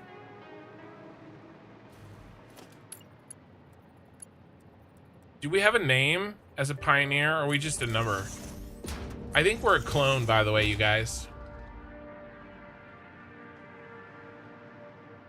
So basically, I should go watch all your vids, VODs, and shorts to support y'all for free. I mean, I'm not gonna say it. I'm not gonna tell you I'm not gonna tell you not to watch my content.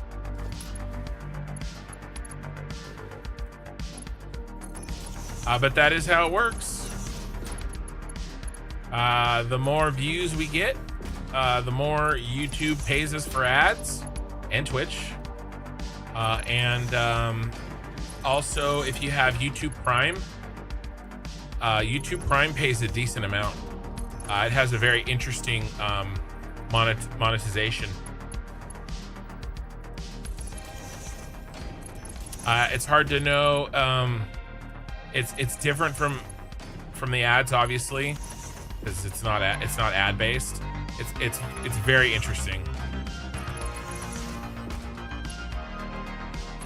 But it's very possible for me to make more money off of a viewer, but if they're Prime, than if they're not.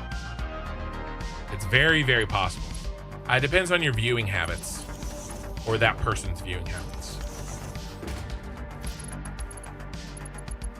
Yeah, I think the Pioneer is female. Probably a clone, though.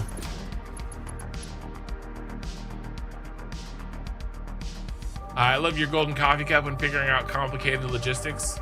Yeah, I'll get there. That's beating the game, right? The golden coffee cup. Okay, that's a lot of the kind of crappy little cosmetic-y things that I need on each floor. Let's hook the... Okay, all right, I freaked out for a second, but we're okay. Let's do power. We really need to do power. Do we have a power hut? No, we don't have a power hut. So let's do the power hut. This is our power hut. There are many like it, but this one is mine.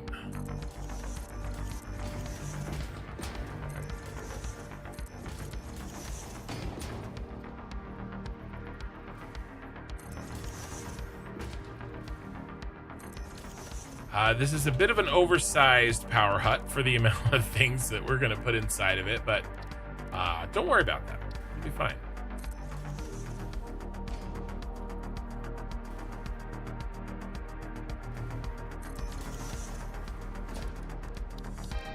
And then we need a door.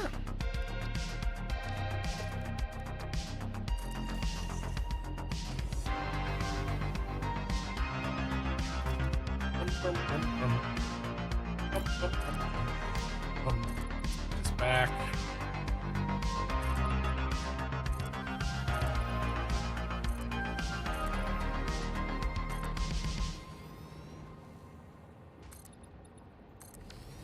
We have a lot of work to do on the road down here, and I'm not 100% sure how we're going to handle it with this going through here. That's probably a project for next stream, but we should be able to get the power done. Yeah, the VODs. Yeah, you could watch the VODs on like 1.5 times or something like that. I mean, I have streamed every single moment of this playthrough. We're at 908 hours. Okay, so there is 908 minutes of VODs on YouTube. They're still there. They're all in the playlist, and you can smack that bad boy on 1.25% and go to town.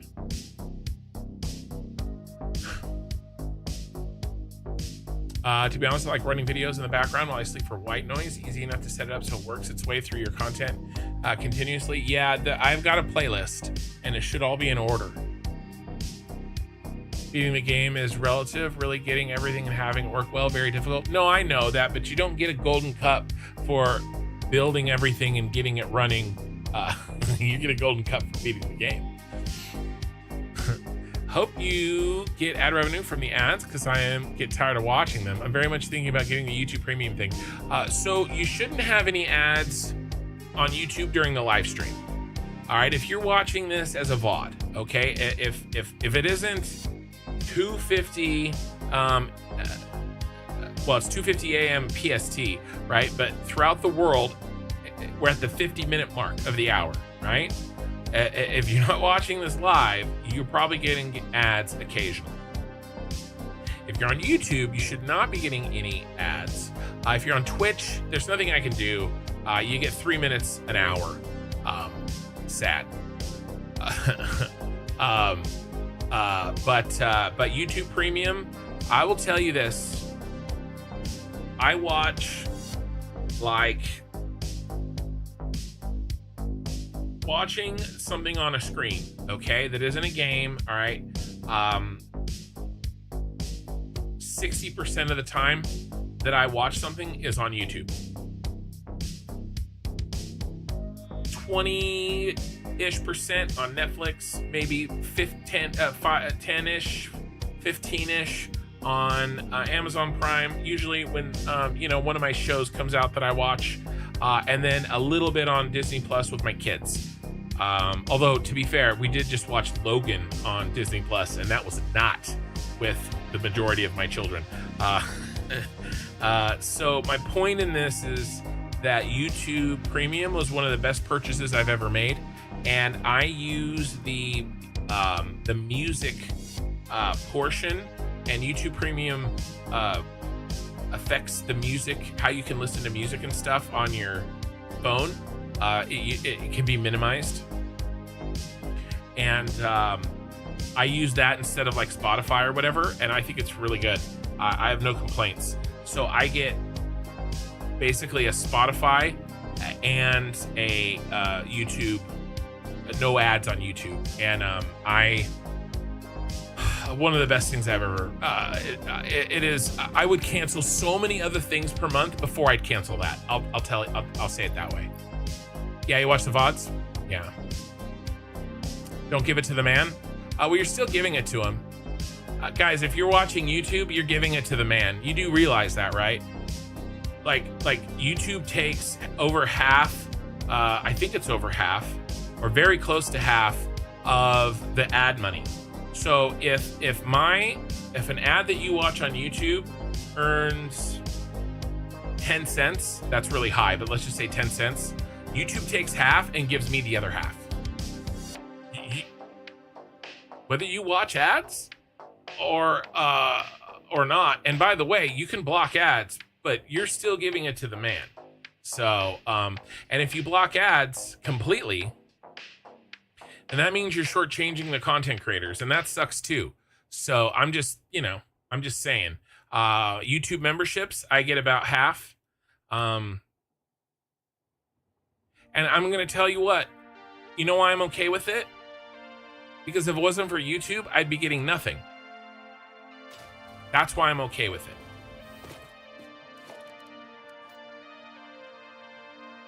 Let's put it over here.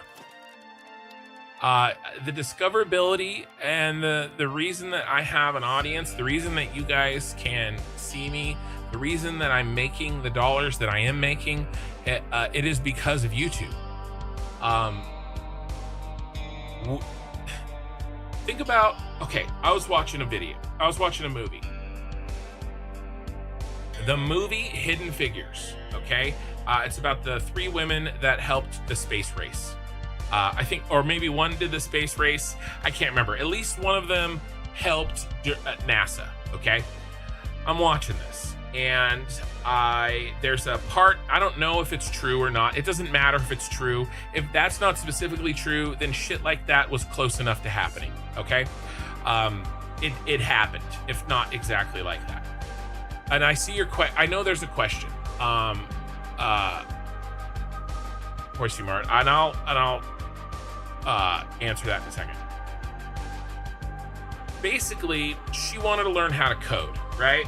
And there was a book on how to code, except it wasn't in a library that she could get to, right? And that sucks, all right? Whether it's happened exactly like that or not, doesn't matter.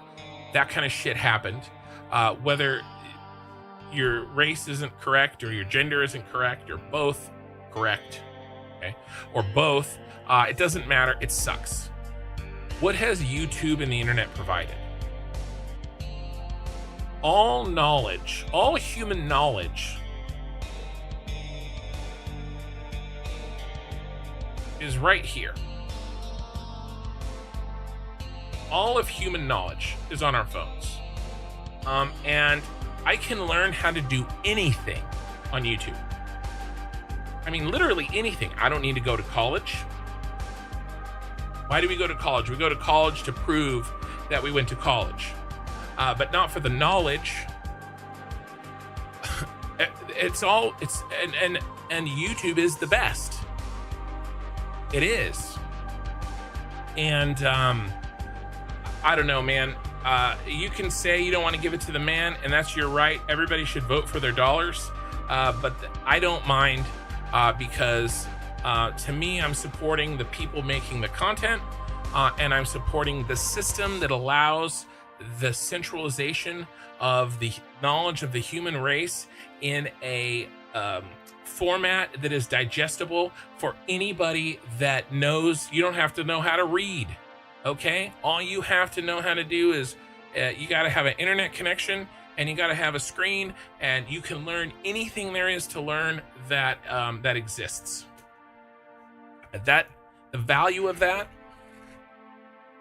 it blows my mind, right?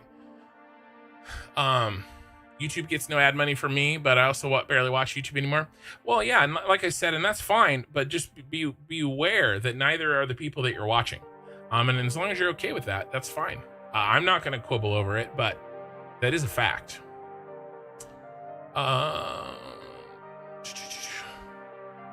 Yeah, you want to see how you started a world? Yeah, definitely hit play and go to town. Yeah, you watch the VODs a lot. Okay, all right. So that concludes that rant. I wish that I could rant effectively while I was building. That would be a level up for me. If I could answer questions and do my rants while not having to stop.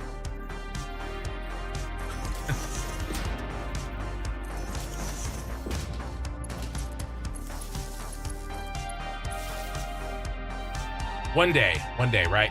Okay, I have a question. Do Americans gauge success on how much they make, not on what the success they achieve? As I'm in the UK, we see success as achievements, and just wanted your thoughts. Sorry, curious. I think every person is... Horsey Mart, I don't mean any disrespect. I like you a lot, but I reject the entire premise of that question. I think individuals see success differently. Now, money, I think the context of your question, and you can correct me if I'm wrong, but the context of your question is I was talking about how much money I was making on YouTube as a measure of success on how well I'm doing on YouTube. Because unless I achieve a certain amount of money, I can't do YouTube full time. And YouTube is paid based on, there's a direct relationship between how many views you get and how engaging your content is to the money that you receive, because it's based on eyeballs and eyeball retention. Okay, and so YouTube is a perfect, is a nearly 1-to-1 ratio on how well you're doing on YouTube versus how much money you're making, because that is a measurement of eyeballs. And in terms of the split to my daughter, would I be doing YouTube in the exact same way if money wasn't an issue? No. I'd be doing YouTube differently. I'm treating YouTube as a business. Right? And I totally respect people who don't. You probably don't, Horsey Mart, and that's totally okay. I do, because I have a family and 5 kids to support, you know? And I have to be very, very careful about my time, because I only have so much of it. And I have goals that I want to meet besides just taking care of my immediate family. I have parents that will one day need taken care of. I have there's my wife has family.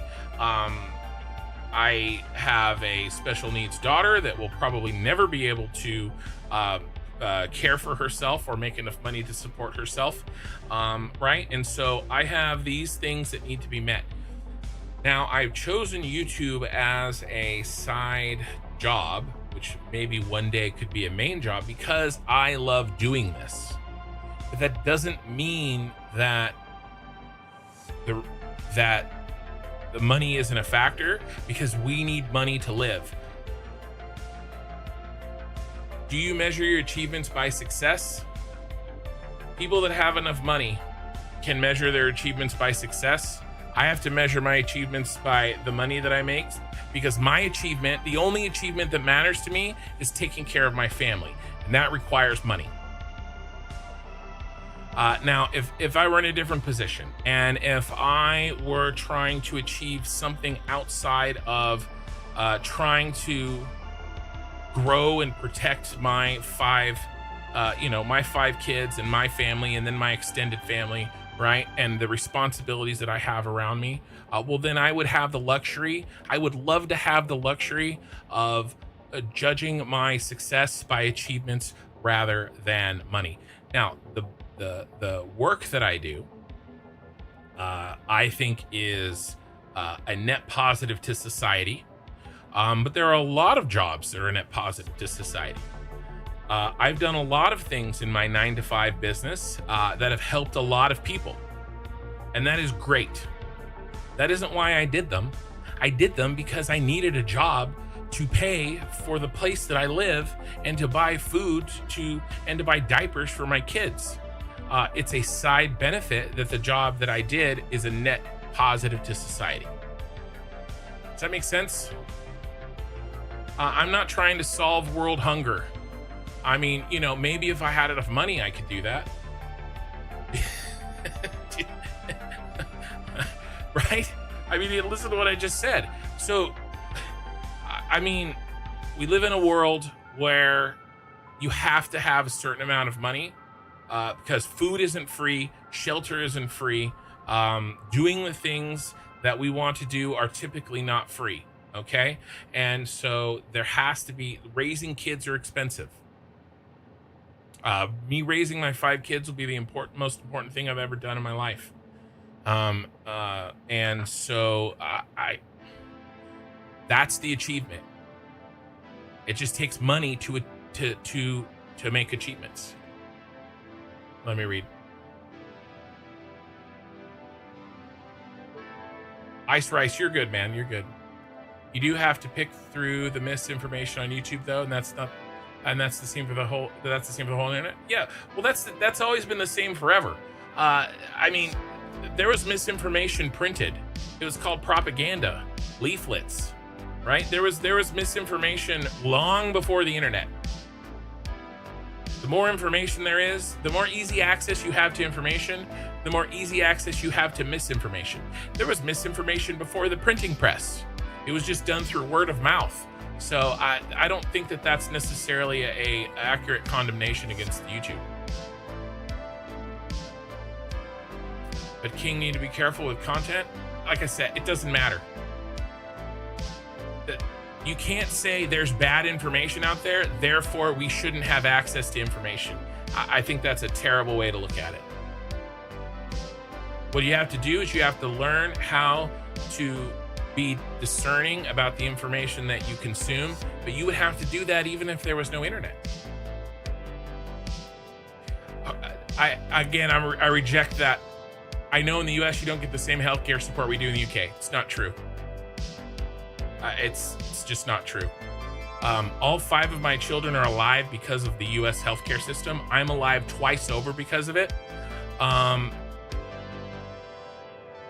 It's not free. I hate that. You don't have free healthcare. You pay for it. You just pay for it differently than I do.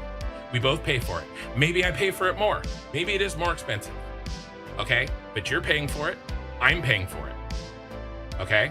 Maybe I pay more, but mine is very good. We're all alive over it. My daughter Minikin would be dead if we had not had her in the hospital. She stopped breathing for 2 minutes. She was in the ICU for 2 weeks. She was tiny. She would not be alive. I would have died twice if not for the United States healthcare system. Now, do I pay twice as much as you? Maybe.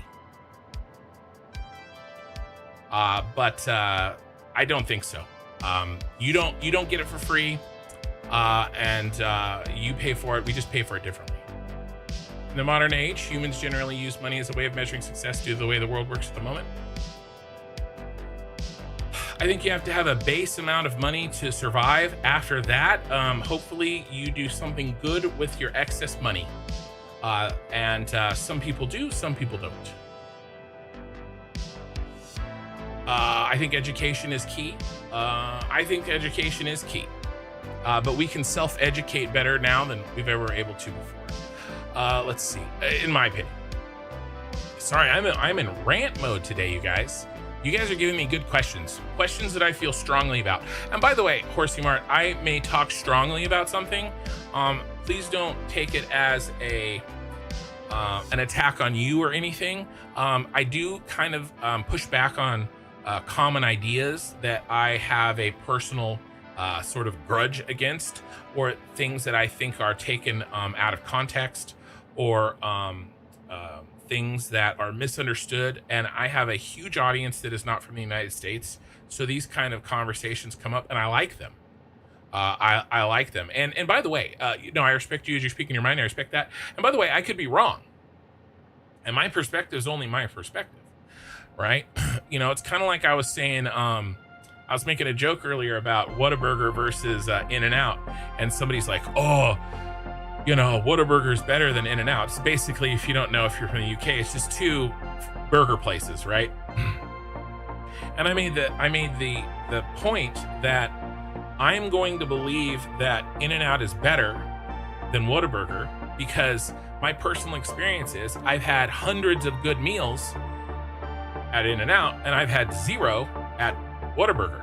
And so my personal experience would have to shift to hundreds of meals of the other one, and start having all bad meals at In-N-Out. It's the same way with something like this healthcare thing, right? Or other differences in our countries. I can only tell you my perspective. I have not lived an entire life as a European under the systems in which you live. You have not lived an entire life under the American system. Our opinions would probably be vastly different if we happened to be born in another place, right? So while I can tell you that I will always speak my mind, and I will tell you how I think about things, and that's always true, it's true for me. Now, there are some things that we can look at, right? We can look at the cost per burger between those two. We can look at objective numbers. We can look at healthcare across the two countries, and we can say, hey, it costs this many dollars per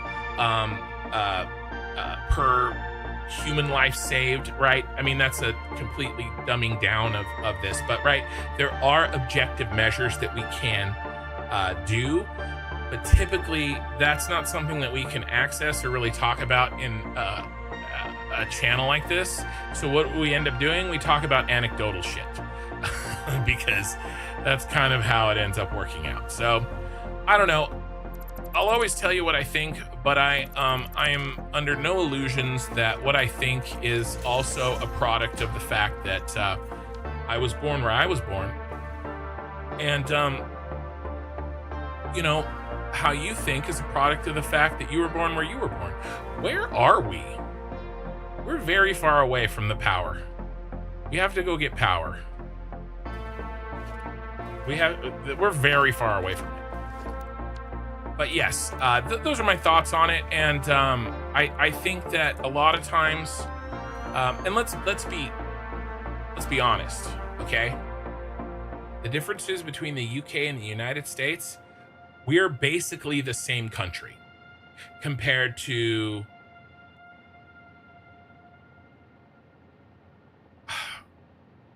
I don't know, a third world country in the Southern Hemisphere. We're basically the same country, right? From relativistically speaking, we have extremely similar cultures. We have extremely similar financial systems. We have extremely similar banking systems. We have extremely similar governments. Okay? I mean, we are basically the United States, Canada, the UK, there's other large countries in Europe, or you could do the EU as a whole, are the heads of Western civilization. Okay? Our governments are basically the same. Our laws are basically the same, right? Our languages are basically the same. Australia too, right?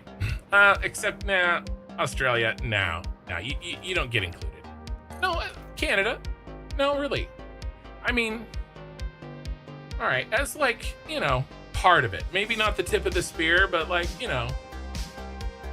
they're in the group a little. They're like the little brother that is in the friend group because their older brother is in the friend group. But if the older brother wasn't in the friend group, they probably wouldn't be either. Okay? Let's be clear. Use the UK Magna Carta to base your laws and societies on. Well, that's because, I don't want to dig up those old I don't want to dig up those old wounds there, you know. But let's just say my coworker and one of my very good friends, he is his parents are UK immigrants. All his family is from the UK, and I'm lost. This conversation is too good, and I've completely lost track of where I am and what I'm doing. Where are we? Okay. Are you here? No, where's the...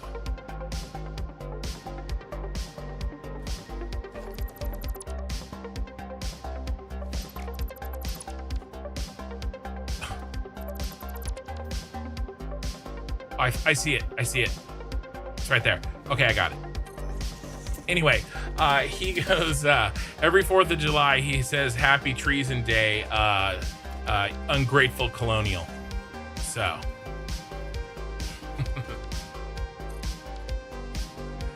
I usually watch Independence Day with Will Smith. I don't typically watch The Patriot with Mel Gibson on the 4th of July, but maybe I will this year. But yeah, you base your laws and society on the Romans, right? So that's kind of my point. Like, the UK and the US particularly are extremely similar. Canada and the United States also have very similar governments, guys. Like, let's be real.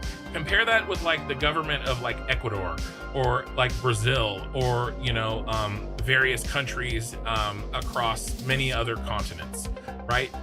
There's just the languages, the cultures, the laws, the social norms, right? It's very similar.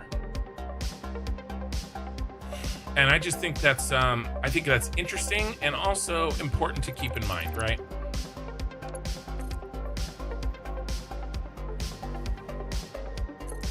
And as the joke goes, oh my God, that's the wrong direction. As the joke goes, these are first world problems, right?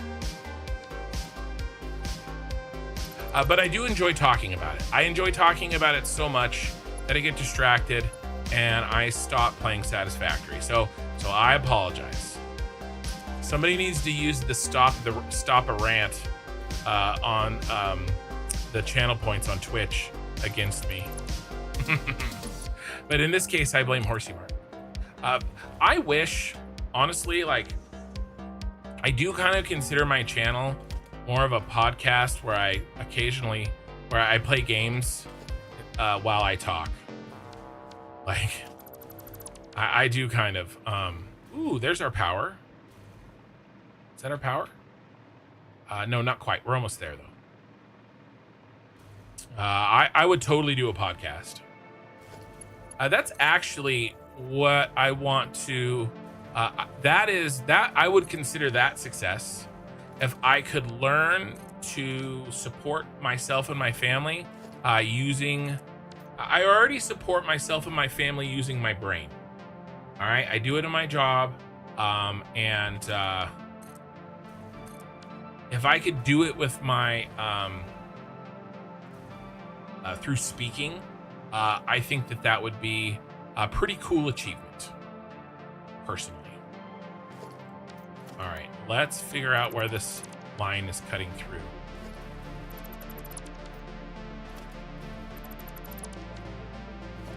But like I said, I just don't think it's as simple as, oh, Americans don't have government health care, and so they measure everything in dollars, because I don't think of it that way. I don't think that's a accurate way of thinking about things. That's all. All right, where are you?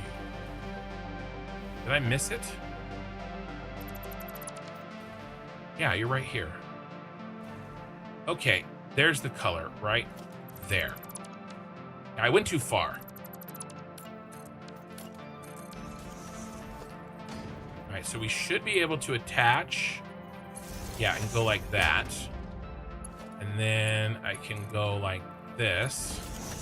And then I can go like this. And we have our power hooked into our newest building. And then why don't we snap that color piece so that I can know where the power is hiding for the future.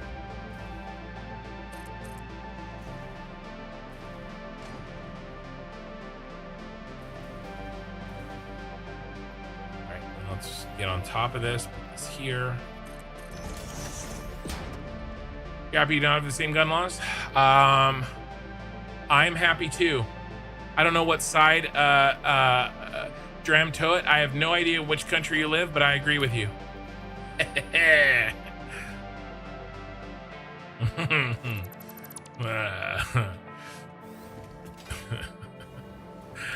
Sorry, that makes me laugh. Let's see.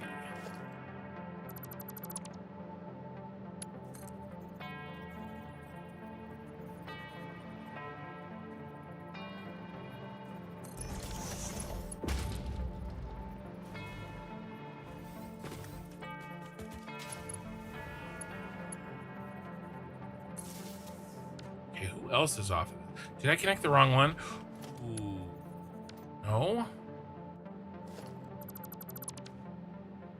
I did connect the wrong one. Why are you going that way? Oh, because that was the mistake.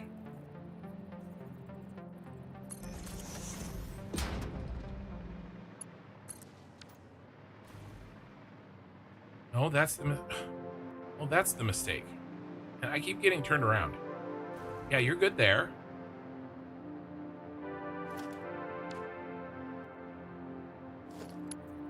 And then you're good here, right?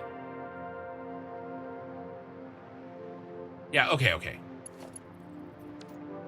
All right, so this is off. We should have no power here. This should have 0 power. It does, and this should have power. It does. Okay, so this is correct.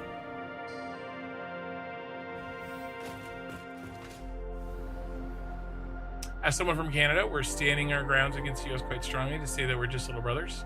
But yes, indeed, they are similar. I mean, we just go off of population. It's not a bad thing. I don't know what's making a joke. Mostly it's a population thing. It just comes down to, it's mostly numbers. Is kind of the, where I was going with that. Nothing else. Let's do... Should I do all of these? Let's just do all of them.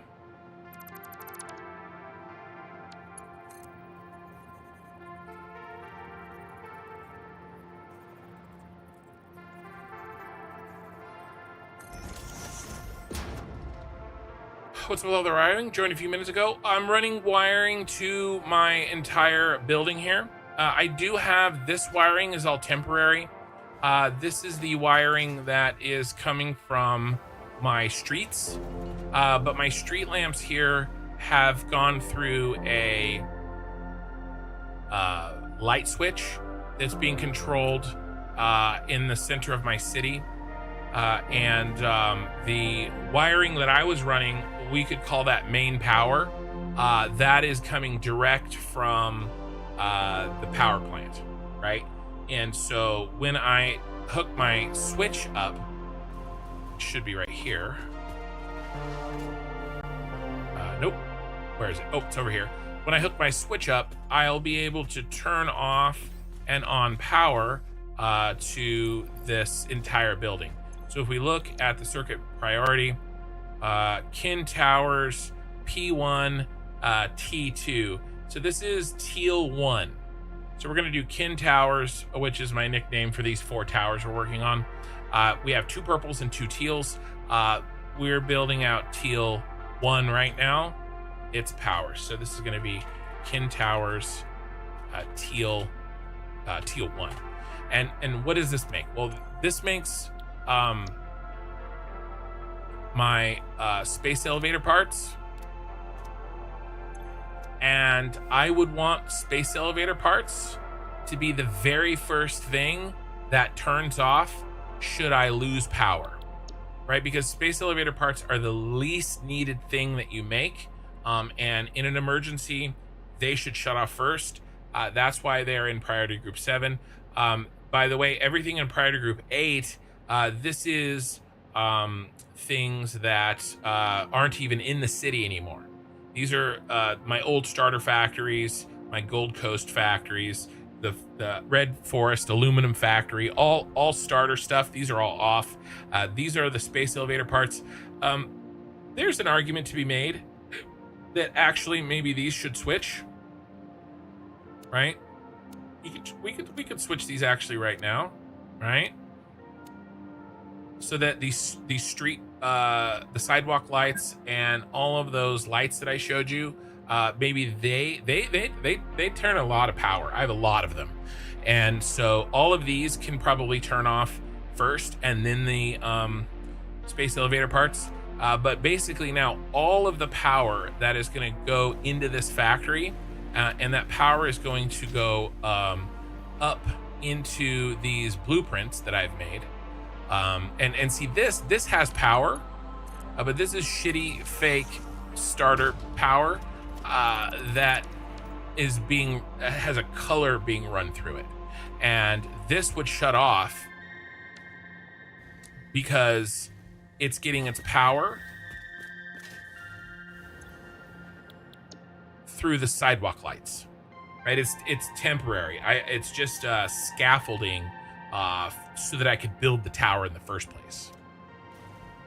You know what I mean? And I'll delete these too, by the way. This is I'll as soon as I get power running through the blueprint system and the tower as a whole, I will turn off this scaffolding power, or better yet, probably what I'll do is I will disconnect it from the scaffolding power. I'll do that very soon. See, it's coming in through the wall here. And let's test it. If we delete this, yeah, no connection. Right? Yeah, nothing. So now it's dead. And so now if I were to hook this into, where's the close one here? Right here?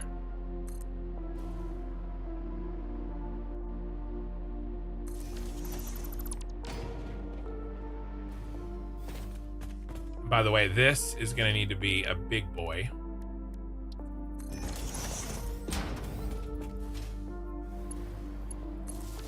Now the scaffolding power that is running along the outsides and to help me fly around, now it has been completely disconnected from that that other network, and we don't need any of this.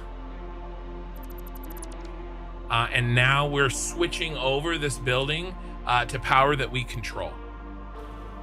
Ronan, good day. Yeah, good day to you. I see. Indeed, good design. Thank you. Everything that's only visual, turn on first, for sure. As long as you don't get lost in what's temporary, I feel like it's all fine to be used like that. That is the trick, right? In this case, I kind of sealed it off in that I tried to only make sure one wire was going through the building. If we look at this building, which has yet to be really worked on except for the exterior, I tried to be very deliberate in making that wire be the only input. Let's see if I managed to do that. Yeah, these are all being connected to the walls. I don't think any of the other ones make it outside the wall. And so when I set up the power hut in this building, right, I'll run good power to the bottom. I will probably connect it directly to this one, and we'll delete all the shit down here, and we're off to the races. Right? Because there's a bit of a chicken and the egg problem, like with power, because you need power on site immediately so that you can use your hover pack. But oftentimes you don't know exactly how you want your final power set up. And so you have to, I feel like I have to do some sort of a temporary power setup. And then once I get a feel for how I want to set it up, or where I want to build the hut, and how I'm going to finally kind of distribute it through my building, then I can switch it over to a permanent solution. So that's my kind of way of dealing with that problem, but there's probably more than one way to deal with it. I'm sure there is. In a game like Satisfactory, there's about 50 ways to deal with various problems.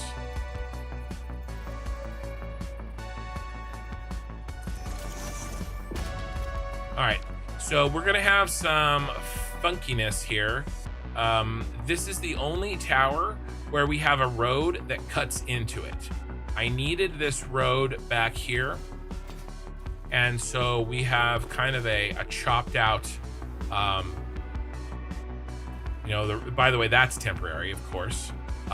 We have a road here, and we can get underneath it and we can drive through to the other side, but it does play a little havoc with how I set this up at every other tower, right? So we're gonna have to decide the best solution for this, and it may be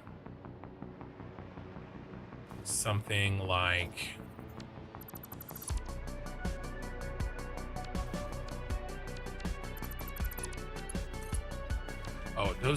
these already connect? No, but we could.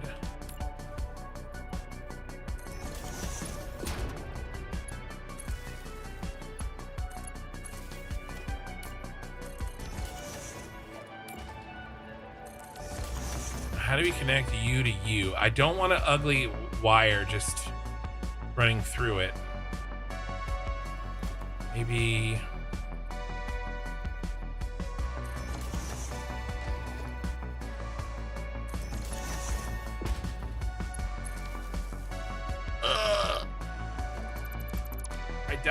I died a little bit.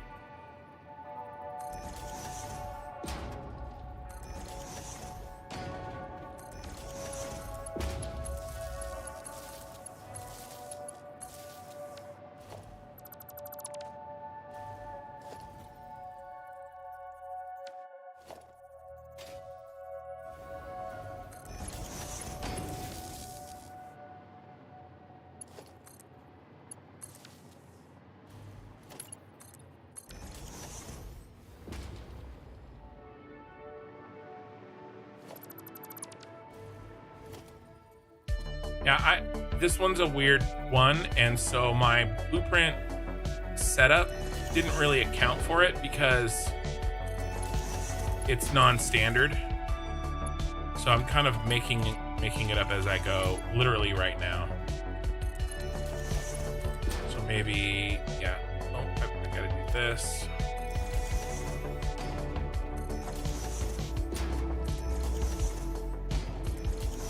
And I'm just trying to do something that is the least amount of egregious.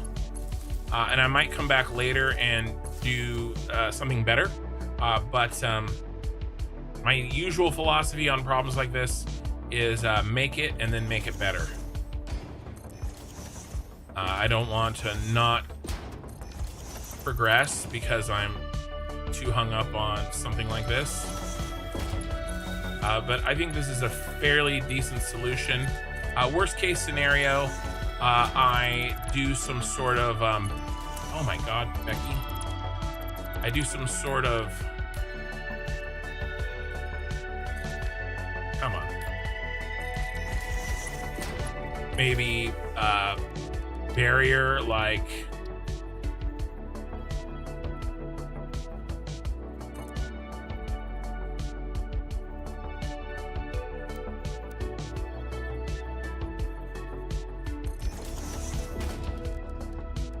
maybe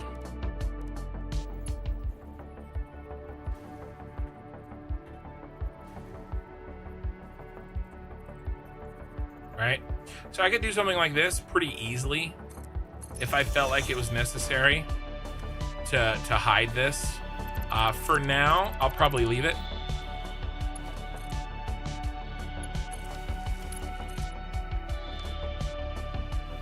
All right, and then we'll push it through this one.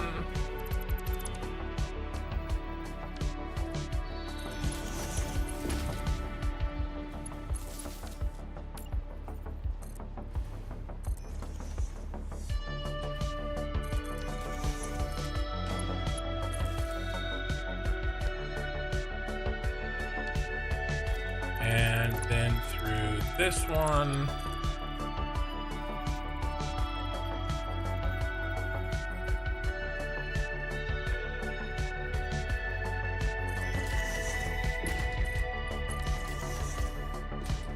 And then he's gonna go up through here.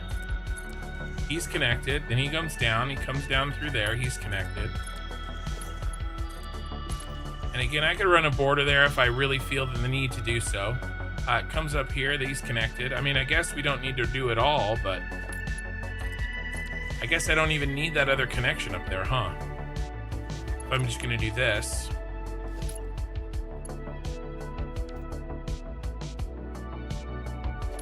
Guess I'm just kind of doubling it up. I don't need this one either. Did I connect that? Nope, I forgot.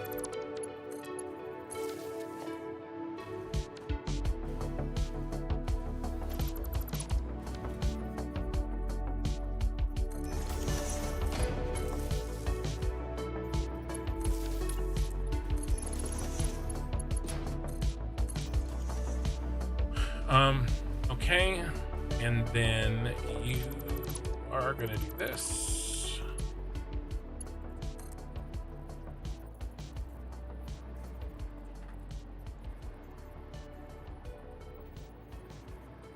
Get you close. And then I forgot to connect you, didn't I? Nope, you're good. Is that it? Ooh, that's it. Nice. Now we'll fly under here and connect all of these.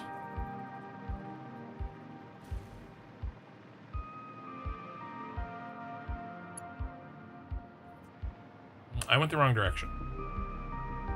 By the way, we are over the red forest in my cyberpunk city.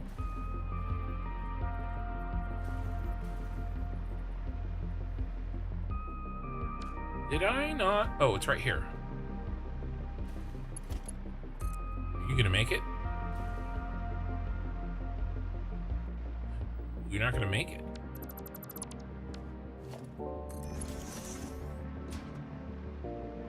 I'm almost running out of power, you guys. Look at the warning on the bottom left. I am very close to reaching the limit until I run the power through the things I'm building right now. Ah!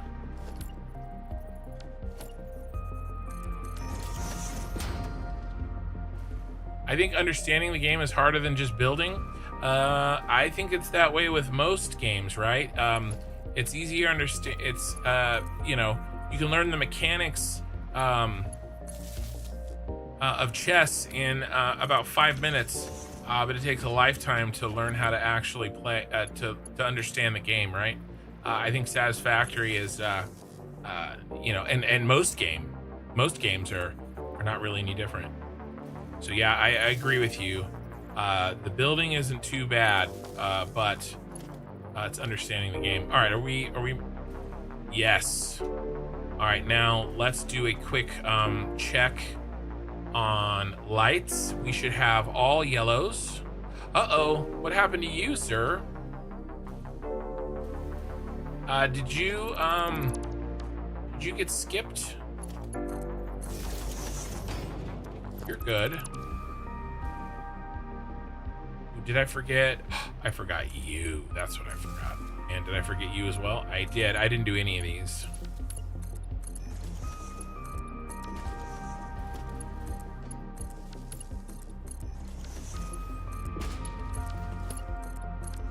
And you know, it's understanding and then execution of the game as well. Like you can understand and plan and have great ideas, but and you can even execute some of it. But if you don't have that extra little piece, that extra bit of motivation that pushes you to, you know, achieve your goal, then, you know, you're not going to finish it. I would probably see 2 pillars coming down the building into the middle section of the road as some support for the hanging part. Oh, over here? Yeah, maybe. But there's definitely, I don't think that this is too outlandish of support for a building. Maybe. Right here, we could do something. I think it's, I'll say it this way. I think it is appropriate. I don't know if it would be considered mandatory.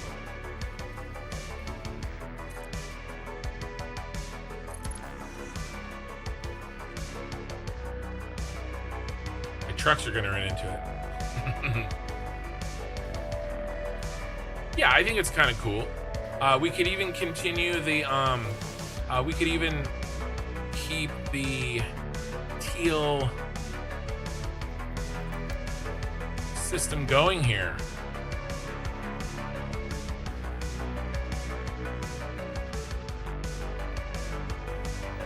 If we want.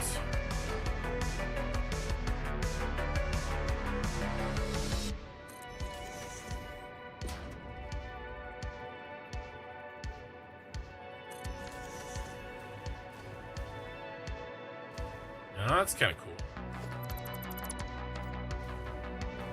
You know, mirrors what we've got going on inside. Howdy, sir. Joined you in my sleep. So many YouTube really. Can I ask you this? Anybody that actually admits to being one of my sleepers, YouTube really loves to provide me people that have fallen asleep and that have autoplay on. Can I ask you if you remember what video you were watching when you fell asleep? Because I'm always curious about how people get sent to my channel. Never played Satisfactory. Seen my brother play and was really interested. Never have tried though. Oh, some V design with either point up or down. I could definitely see some more complicated design, but we are kind of going with this simple pillars like this. And so that's probably what I would stick with for now. There's an argument to be made. I could split this into 2 pieces. Maybe one like here in the center of the road, and then one there in the center of the road. But we'll stick with that for now. Honestly, that's kind of a little bit outside of the things that I'm sort of thinking about right now. But yeah. Fallout videos. All right, so just gaming in general, maybe. Yeah, totally related. Well, I think YouTube, I think it's more, were they more long form, right? I think it has to do more with like whether it was a live stream or a VOD, and if it was like, you know, hour-long videos versus like 10-minute videos. I think that has, yeah, it's been auto-playing all night. Well, I've been streaming for 6.5 hours. So I appreciate, I'm just curious here. I don't mean to like give you 20 questions, but do you have YouTube Premium or just regular ads? Because either of those, you know, I appreciate. Well, actually, I'm not running ads live.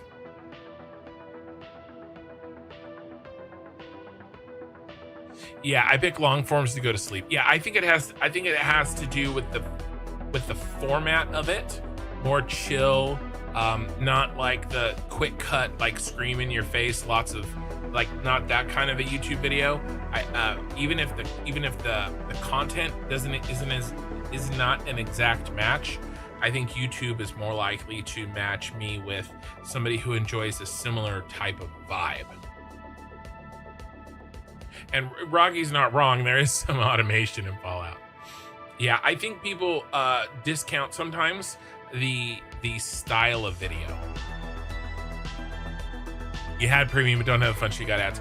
Well, there's no ads running on my live stream on YouTube. If and when I were to ever kind of go more full-time or try to go full-time, I would probably have to run scheduled ads on YouTube, or if they make me. There may come a time when they make me, like Twitch makes me, but until then, I'm not really planning on it. I do make monetization off of my VODs. So again, if you're watching this from a VOD perspective, there definitely is monetization there, but not the live. Check back in when you get your premium back on. Yeah, I appreciate it, man, and thanks for saying hi no matter what. Satisfactory is a good game, but you have to be it is a time sucker. Some people can play it casually. I'm not one of those people. I'm gonna be honest with you. I'm always honest with you. I needed a break from New World for a 3-day weekend. And it was President's Day weekend, which is in January, I think, or February of 2023. And I was like, hey, I'll try this factory game for the weekend, and then I'll get back to New World on Monday, or on Tuesday after the 3-day weekend. I've been on that 3-day break for 2.5 years. And I will never go back to New World. I'm done with that MMO, and I'm on to Ashes of Creation. Kind of like the meme where the guy looks from one girl to the other, and they're walking down the sidewalk. That's New World and Ashes of Creation for me. So this automation journey that I'm on,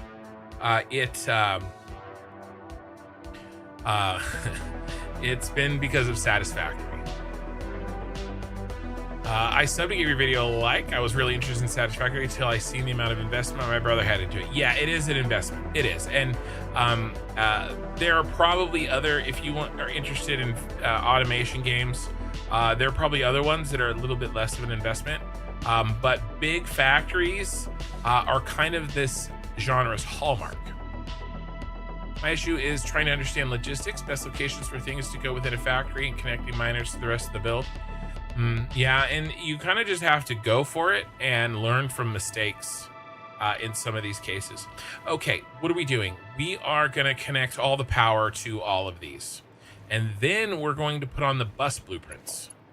And if you haven't seen, this is something that very few people have done. I don't know if any YouTubers have done this. Set up their buses and their blueprints this way. But basically, I'm taking advantage of the new lift splitters and mergers to build, instead of a horizontal factory, a vertical factory. As you can see, right, these blueprints don't stack next to each other in long lines and rows. They stack on top of each other, and then in addition to that, they are in rows, but I have curved the rows so they fit in my cylindrical towers. But let me I kind of want to just do this power real quick. I'll show you one. I'll show you one row, and then we'll go back to the power. But let me show you how this works. So I've got another blueprint that is perfectly aligned with this first blueprint.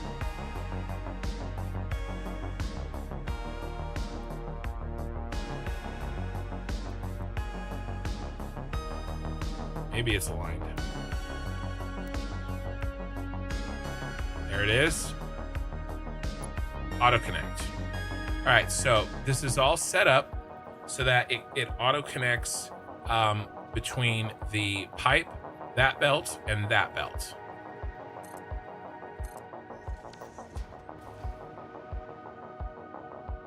I do have this this bar here. This bar is here to make sure that this gets perfectly centered. The size of the blueprint needs to be the same so that when you're in blueprint mode, it's perfectly in the middle.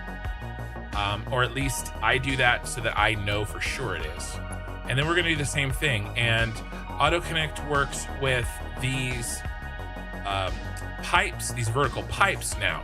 And so now this bus line, instead of being a horizontal bus like you would see in Factorio or Dyson Sphere or pretty much anybody else's game playing Satisfactory, I have a vertical bus. Now the one downside here is that this doesn't auto connect with that. I've got to put these two belts in by hand, but small price to pay, I think. And then we will also have to set up power to these bad boys, and I was going through the ground on those as well. So we'll do that. We'll set these up, and then basically what I'm going to do is we're going to pump the water all the way to the top of this bus, because again, it's a vertical bus. Go all the way up, and I've got a blueprint that goes on the top of these that is a water storage, and then we'll have a water tank at the top, and then it'll feed all the way back down and feed into these machines going top down. Is this a powder tower for accelerators? It is. It is a powder tower for accelerators, and my accelerators are going to be they're going to look like this. The exterior of these 4 towers are all going to have accelerators. I'm trying to make 10 a nuclear pasta per minute. And let's change the lighting here, because I like dramatic lighting. We are in a cyberpunk city after all. But this is how I had the accelerator set up. This building has them done. Obviously, these other 3 have yet to be built. I'm working on this one, so this guy will get his accelerators next. But all 4 of these buildings will have accelerators, but only the teal, this one and the one I'm working on that's behind me, are making the powder. And everything's going to get shared that needs to be shared between towers. I made these sky bridges, basically. And then I'll make these, between each tower. So these will all be connected. And then the purple towers make the rest of the items that I need for the space elevator parts. Is this the music in the game? No, I'll tell you about the music in a second. The factory design is this. If you're not aware, basically Satisfactory is so complicated. There is a lot of outside tools to help you plan. And I prefer satisfactorytools.com. There are other ones out there. Modeler is a free program you download from Steam. It's not my favorite, but it's plenty of other people's favorites. If you watched another content creator, they would probably say Satisfactory Tools sucks and you should use Modeler, but this is what I like. Yeah, we're making 10 nuclear pasta per minute, 40 constructors worth of copper powder. By the way, my blueprint is only, it has 1 constructor, but it's tuned down to 50%, so I need 80 of them. That's why I need 80 blueprints, because each constructor is only worth a half. And then 20 nuclear pasta. I'm actually making 6 times 4. I'm making 24 of them, so they're going to be tuned down as well, 80% or whatever that is. I think it's 80% or 83.3%, or I don't know, whatever it is. Those particle accelerators will be tuned down a little bit. And then the rest of this, basically 2 towers make just this, and then everything else gets made in the other 2 purple towers. And I already have these chopped out into the blueprints that they're going to be in. That's the copper powder blueprint. This is the aluminum casing blueprint. This is the concrete blueprint. The number of blueprints I need, and then what tower they go in. Purple 1, purple 2, purple 2, purple 2. heavy modular frames. I need 14 of those. Those are going to go in purple too. I haven't designed these yet in terms of like a final design, but I have kind of laid them out. And that's what's down here actually, littering the road.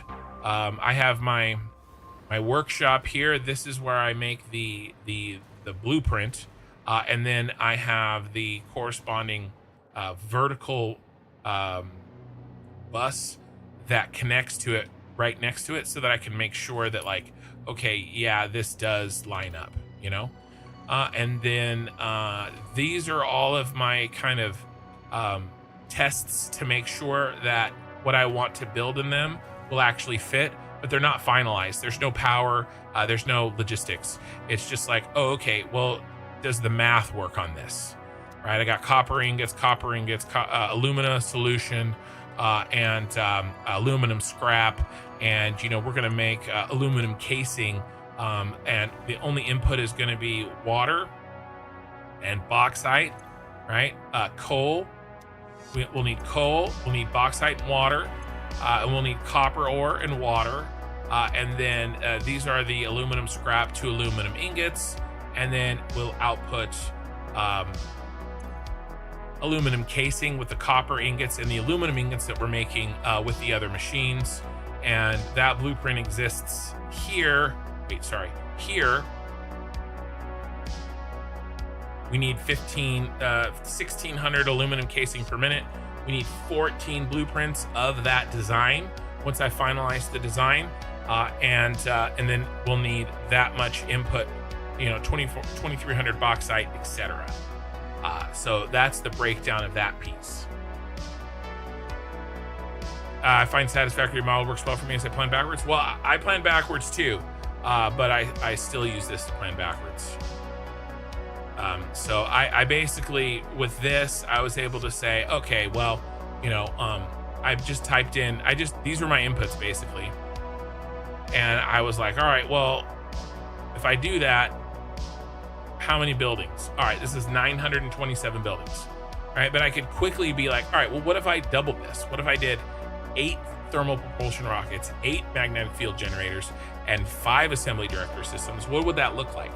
And then I could also tell the inputs needed, right? Like I don't really want to push this anymore. I mean, I could make a bigger factory. I just decided on this size. And this is I would say this is a medium-sized factory, medium to large. It is not a mega factory for you know, the bauxite. And I mean, this is 5,000 copper ore. That's no small number. These are not small numbers. But then essentially it is 4 buildings. This is one factory that is kind of in these 4 buildings. That's why I have the sky set up here. Let me talk about the music. So the music is not in game. It is a playlist that I've been using for I used it since the very first night that I streamed. The very, very, very first night that I streamed, and I've used this entire playlist almost every single night.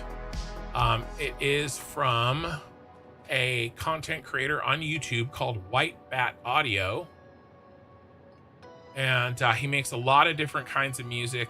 I particularly, this is the one that we're listening to right now. I've pulled the music and we're listening to it because I was having like internet problems, and then the music would freeze and stuff. But this guy here, he's awesome. Everybody should listen to him. And it's White Bat Audio. His stuff is copyright free, so if you're a content creator, you can use it. He has a lot more stuff than just what I play. He has a lot of like dark synthwave stuff and horror synthwave, evil dark synth. Okay, so he's got a bunch of different kind of stuff. I just listen to his more like relaxed cyberpunky synthwave stuff. So there you go.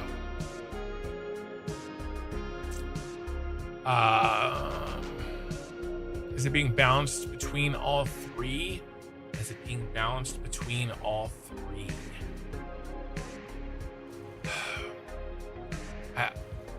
I've lost the context on that, Paradox. I'm sorry. Hit me. Try your question again, and I'll try to answer it. Is what being balanced between all three? What? Sorry about that. Monk Nomad, this is pretty amazing what you built. It looks really cool. Thank you. Yeah, and by the way, we're only seeing a small part of my city. This is only one quadrant out of 4. This 4th quadrant is not built yet. That's where the phase 5 shit is going to go. But I've got trucks running through all my other buildings over here. This is making all my aluminum stuff. This is making heavy modular frames and motors. I have 2 other factories that are hiding on the backside. There's that one there. I've got this was my Fixmas factory, Nakatomi Plaza. This is central storage, and that over there is the nuclear. No nuclear. This is actually rocket fuel. This is my basics factory. It's yes, the Shard from London. I've got one from United Arab Emirates, Bahrain. I've got one from Moscow, one from the UK, and one from the United States. This is the John Hancock building in Chicago. And then, of course, Nakatomi Plaza. So I guess I have 2 from the United States. This is actually a real building. They filmed in it. It was under construction when they filmed Die Hard. Have I played Star Citizen? No. I love Wing Commander, and I like Chris Roberts.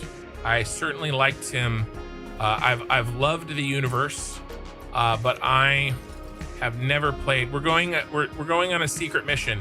Anybody, if you know where I'm going, then you know. If you don't know, well, you'll know soon. There's one other piece I want to show anybody that's new here, and I haven't been out there today.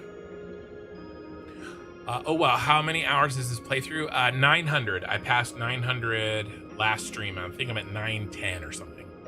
About 700 has been on the city. It took me about 100 to get ready to build the city. This is not creative mode. This is regular game mode. And then I spent about 100 on what you're about to see. But just finish off the Star Citizen. In another life, I would have loved to fully support Star Citizen in all its craziness. I know the controversy. I don't care. You're trying to make a game that is insane. Is it my favorite way of monetizing things? No, it's not. I don't mind that it's taking him a long time. Things happen. I don't think he's trying to scam anybody. I think he really is trying to make the greatest game that has ever been made. Is he going to succeed? I don't know. But I would have loved to support him, have supported him. It's just never been something that I feel like I can really, I feel like Star Citizen is an all or nothing, and I've never really felt quite enough draw to pull that trigger. There's always been someplace else. Nakatomi Plaza was also first place in some coffee stain contest, if I recall.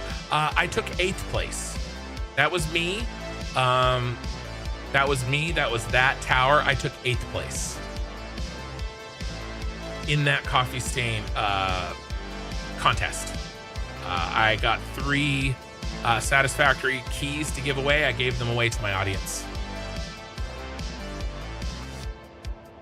I prefer Elite. Star Citizen will never get fully released. Perhaps not. Perhaps not. But yeah, and to be fair, anything past what I've already said, I don't know anymore to be able to really speak on it. But I wish him well, and I hope it does well. And I love crazy people doing crazy things. Yeah, no, I got 8th. The people, I will tell you this, I was the highest placement that was built by only one person, I believe. Certainly first place and second place had multiple people building on it, which is totally fine. It was part of the rules. But if there was a separate placement for one-man construction, I would have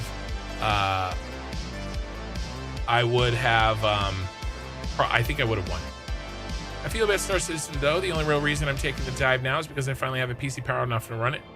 Well, and you know what? If you've got the money and you want to support crazy games, buy yourself a capital ship. I say do it, right? Vote with your dollars. If you think it's stupid and you think it's a scam, well then don't do it. Speaking of doing things that are stupid, I've pitched my city as a cyberpunk city. And how do you have a cyberpunk city without the Tyrell Corporation pyramids from Blade Runner? This took me about 100 hours to make. This is a functional building. It is not aesthetics only, but let's be real, it is mostly aesthetics. I'm using this for my raw resource train hub. All the raw resources come through here. They get reshuffled, loaded on trains in exactly the way that I need them loaded, so that I can... Oh, autosave, you totally threw off my groove. So that I can send them up to my city the way that I need them sent. Also, Lee's today, I want to be clear about something. You are new to Satisfactory in the sense that you don't watch a lot of content creators, and you haven't played the game. What I'm doing is not required at all to play the game. I am basically memeing my ass off with all of the shit that I'm making, all right? It is absolutely possible to beat the game in about 100 hours, 200 hours playing pretty casually. I will be at probably 6 to 10 times that amount. The speed run for Satisfactory is, I don't know, what is it at now? 10 hours, something crazy fast, right? So it is absolutely possible to beat this game quickly. I'm just not doing that. I accidentally minimized my OBS and it scared the bejesus out of me, but we're okay. So yeah, these trains are coming in and picking up the train loads, and they're going directly to the city out there. I do have a logistics floor that is doing all the shuffle up, and down here, let's switch this out. These are the raw resource inputs. I do have some temporary stuff happening down here because I was running low on some things. But these are the raw resources coming in, and then those raw resources get sent up to the trains in the top level, because this kind of handles. Somebody asked earlier that they have a logistics issue with understanding how to get the material from the miner to the building in a way that makes sense. This is how I've solved that problem. Apparently it's less than 2 hours now. That sounds impossible without some sort of a cheat. And I don't mean cheat in a bad way, but like an abuse of mechanics.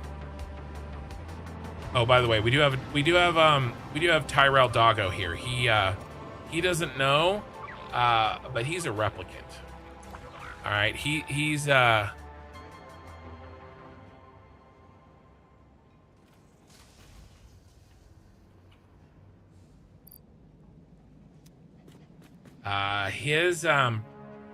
original Clifford, the big red doggo, passed away, and this is the memorial to him.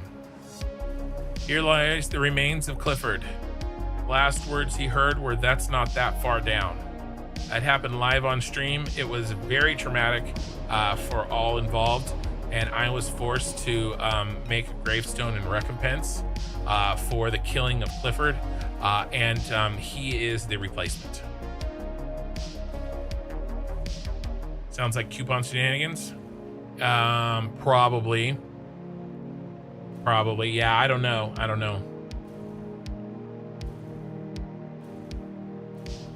I wish I had the dedication to do anything that you have for this. Well, I've basically made this channel that I have a you know, something that I treat as a side business, and this is my content. This is the content that I decided to do. For better or worse, you know, it's by no means in a position to replace my income or anything like that. But I make a couple dollars. I make a few dollars. You know, and my daughter helps me edit. She makes a few dollars. I make a few dollars. Maybe one day I'll make a few more. But it's what else am I going to be doing on a Saturday night, right? Rest in peace, Clifford OG. Yes, him and Representative Binks. So there you go. That's a quick little impromptu tour. Let's keep going here with the power. Like I said, I wanted to do like an hour ago. But that's okay. But yeah, I just work on it, and there's other games that I really have 95% of the hours that I have live streamed and of the content that's on my channel truly is satisfactory. But that's gonna start, that's slowly changing. I play a different game on Friday nights these days, and it will continue to change over time. And I don't think I'm starting another satisfactory playthrough after I complete this one until it's something major like Satisfactory 2.0. I might fool around and see if I can, you know, see what I can do for my best completion time, right? It won't be very fast. It won't beat any records, but it might be fun. The thing is, there's just so many other games. I have played and beaten Factorio, but it was kind of rushed, and it wasn't in as a thorough of a manner as I would have preferred. And so I feel like Factorio deserves another playthrough from me. I want to play Schedule 1. I want to play Expedition 33. I'm playing an MMO right now. We're building a guild. And so that is going to take up a lot of my time and a lot of my live streaming. But I would be doing that if I didn't have a YouTube channel. So, you know, I kind of do everything all or nothing. It's kind of why I've gained so much weight.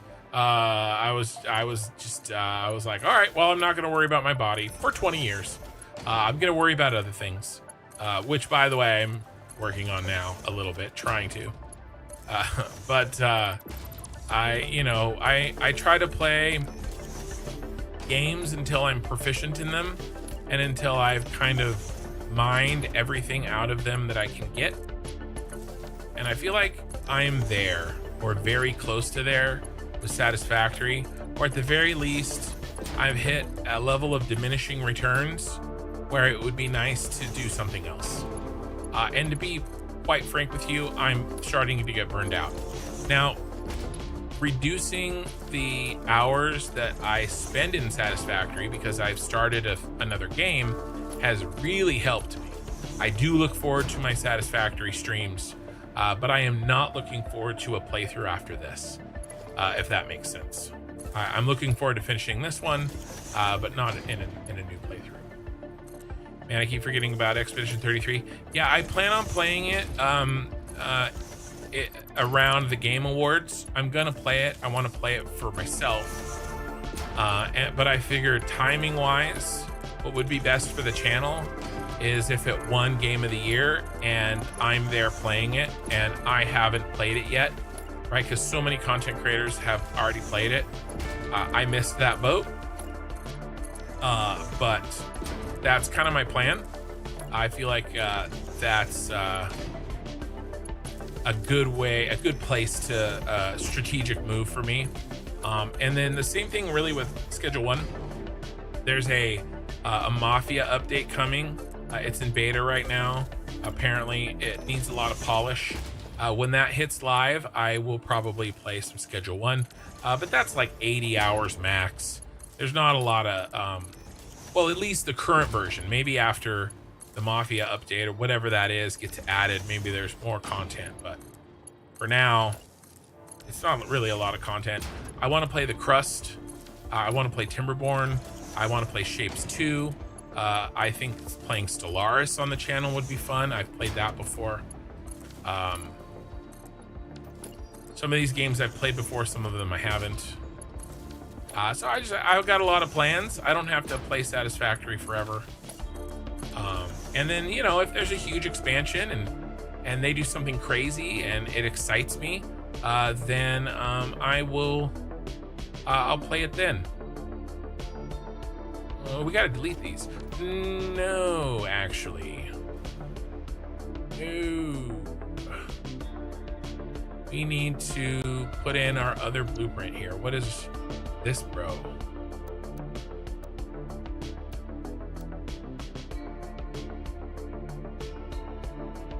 Can't remember how I did this.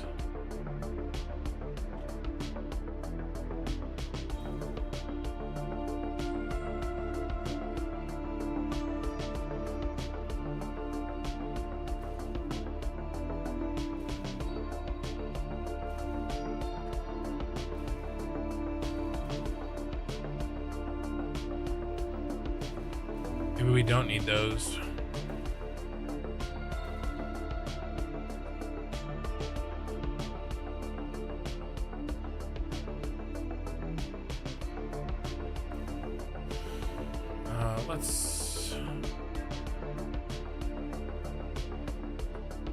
Yeah, right there.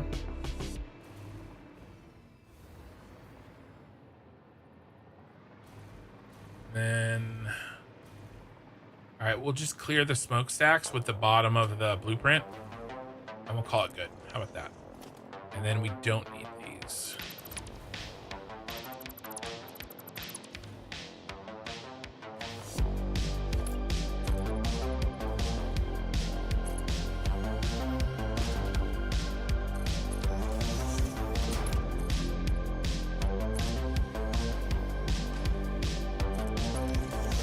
Turn on the light. It's a little dark in here.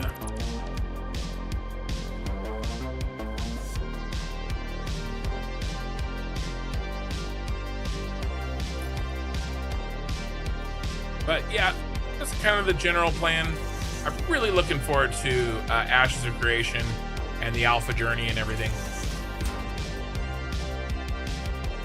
It's a myth. Oh wait, Cheapers. Oh, Monk Nomad. That's pretty amazing what you built. It looks really cool. Thank you. Thank you for the first time chat. I did answer your other stuff.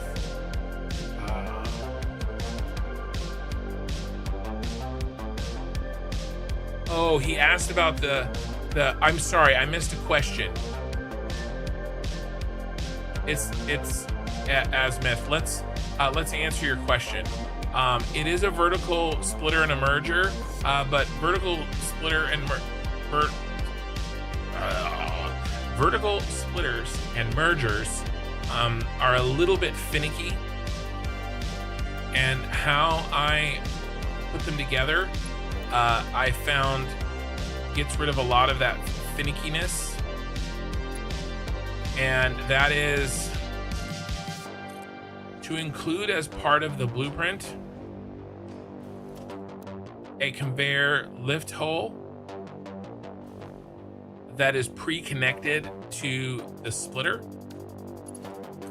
because the blueprint likes that, and then I connect hole to hole afterwards because it was less prone to errors. This part works fine in the blueprint, but connecting these needed the floor holes as intermediaries. And then I also have a power node like this, so that I can just run it straight down like that.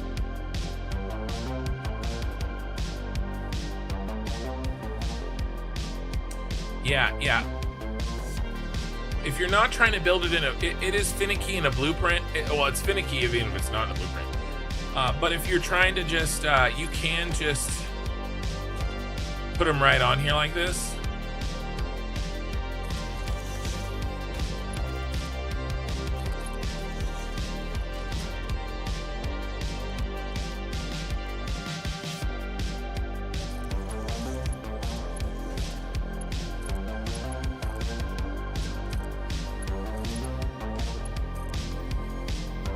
Actually, let's do a merger.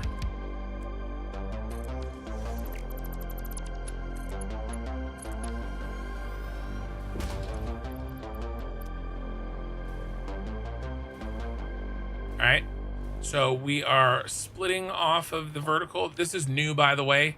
It's only a couple months old. It came out in 1.1. I'm splitting off of the merger and off of the vertical lift, and then I am remerging on the vertical lift.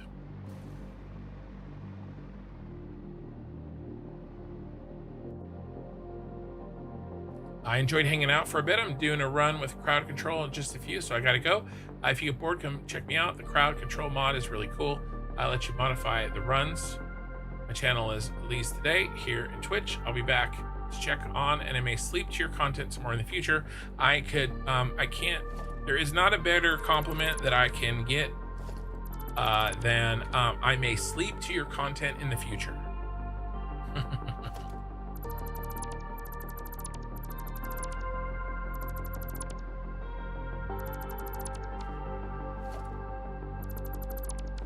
All right. But thanks for hanging out, man. Okay, we were putting power in, and then I got to the top here, and I got distracted with the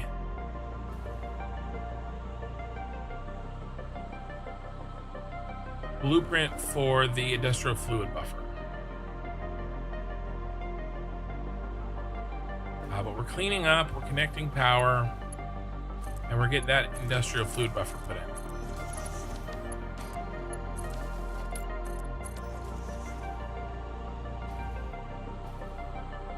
All right, so we don't need you. We've decided that.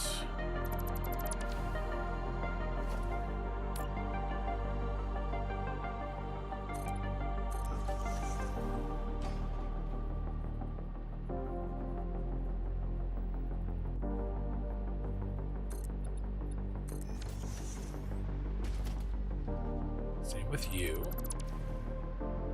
Or do we need you? So basically, these blueprints are designed to be one link in the chain, and I've got to make some special adjustments to the blueprint that is the final version, like the top blueprint, right?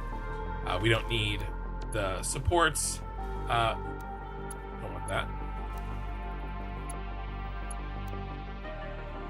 Don't want the supports to stack the other blueprint on, but we do want the supports for this guy because he goes on the top of the final one.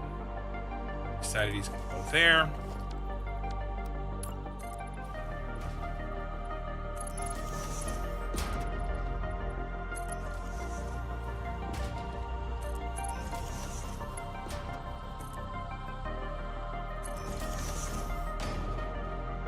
And then the rest of him can wait because we can't really connect him in until we do the vertical bus. But he's kind of the top, and then he'll turn around and come back down and go down. Always incoherent. I passed out to your streams more than I'd be able to count. Nice. I don't know. I figured for me it was very easy. I wanted to make content that I would watch. And there's certain types of content. I mean, I'm 41. I have enough yelling in my house with my 5 kids. Okay, I don't need yelling or quick cuts, and I want to chill. And so I'm not going to make content that I wouldn't watch because I wouldn't it's a terrible idea, because how do you know what's good if you don't partake in it? You know, if I don't like Indian food, why would I open an Indian food restaurant? Right? And so the channel reflects the type of content that I enjoy. At least it's not just the content in terms of like the fact that it's a an automation game. The fact that it's a chill format of the automation game, right? Both. And long form too.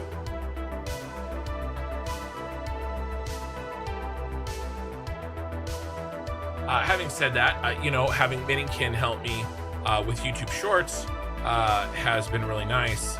And the YouTube Shorts are nice because there are plenty of people that would enjoy my long form videos. They just don't want to take the risk on a 9-hour VOD unless they have some sort of an indication of what kind of content that is. And that's where the shorts come in. The shorts aren't really my content. The shorts are like commercials for my content. I'm not really a shorts channel. It's just a preview to help, encourage people to check it out that otherwise maybe wouldn't. I wonder what I did. What I did to solve this problem.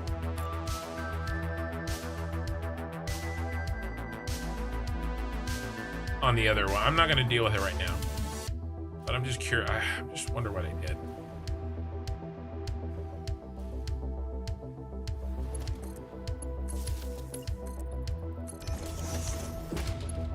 But that is also why I'm playing Ashes of Creation, because that is a game that I would absolutely play for myself. And I will only ever play games on this channel. I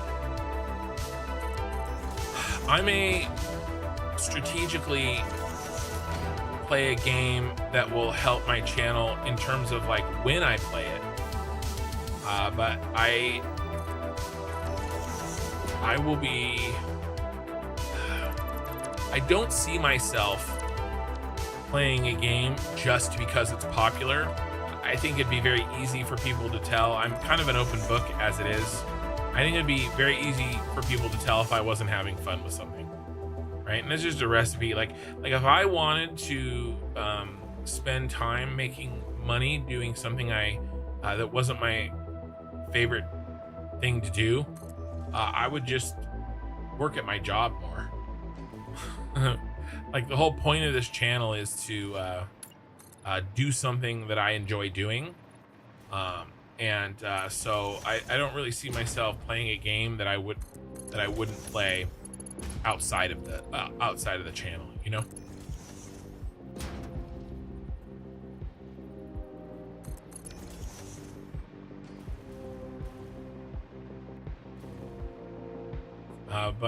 Yeah, that's the current plan at least. Okay, one last one to modify here, and we should have all the power in, and next is the vertical buses. And those should go together really quickly. At least today, I really have enjoyed this, and we'll be back. We have similar goals. Enjoy your run. Thank you.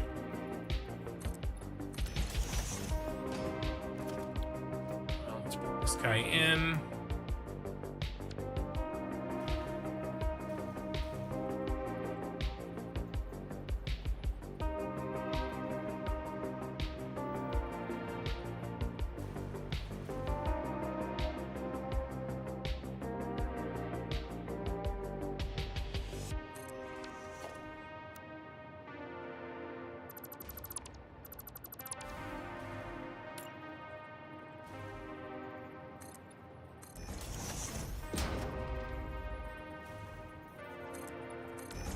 I need something to drink.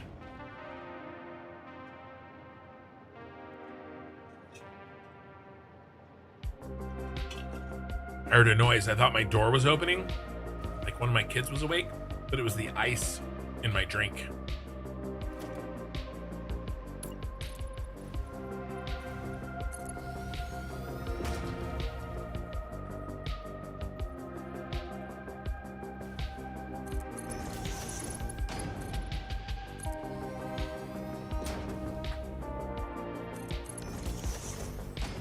All right.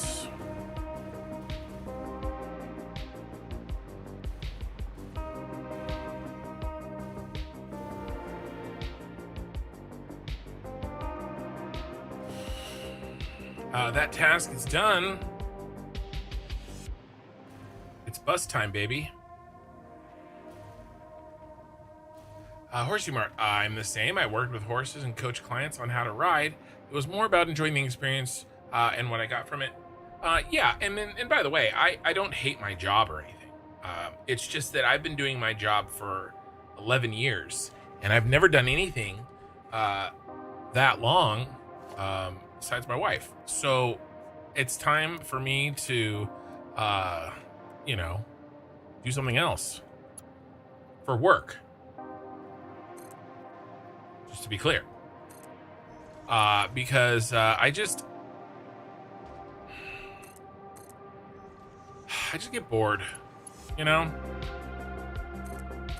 If I do the same thing too much. And, you know, that's all. But I have a great job. I really do. I have a job that, you know, many people in, regardless of where you live, I have a great job.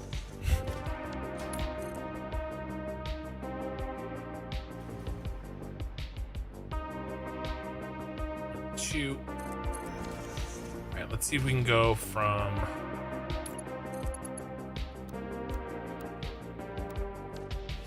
Let's try this.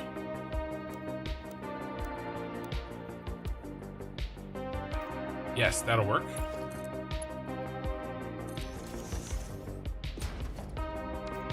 Oh, wrong type of pipe.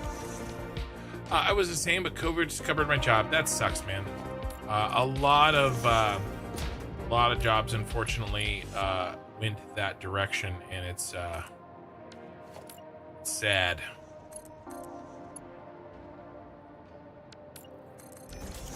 Maybe one day stuff like that for you will come back, or are you permanently retired even if it were to come back? 1, 2. Tiffany. I mean, it's true. I've had a lot of businesses. Not a lot. I've had a few businesses, and I worked for different companies and did different things, vastly different. Like, not like lateral moves, right? Like very different. And yeah, I'm feeling it a little bit, but the good news is I do have more responsibilities this year. I actually had a meeting about it, and last week, and so that's always good, right? That'll change it up. The work is about the same, but kind of my relationship with that work is a little bit different.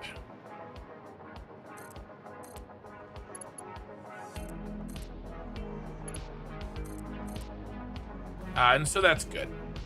And I get to kind of come up with a new way of trying to organize how we do the work, new systems for the company, which is great. I like that. As you know, I like systems. I like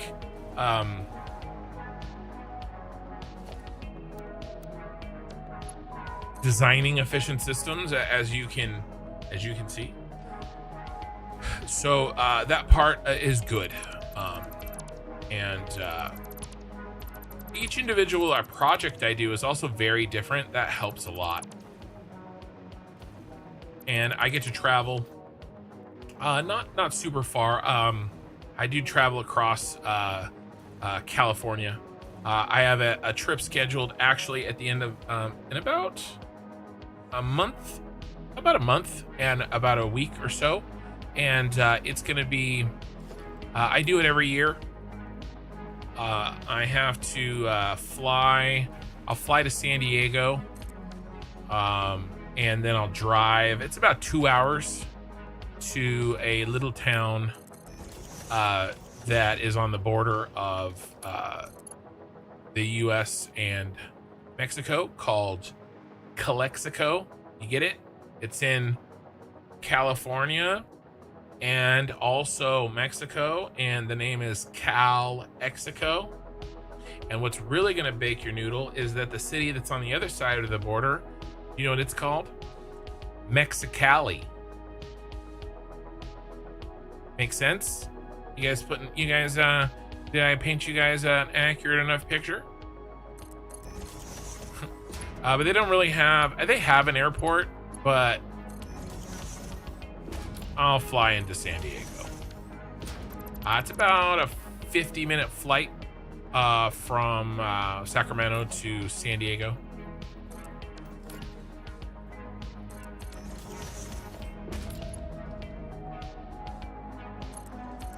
I think I'm going to take my wife along with me this year.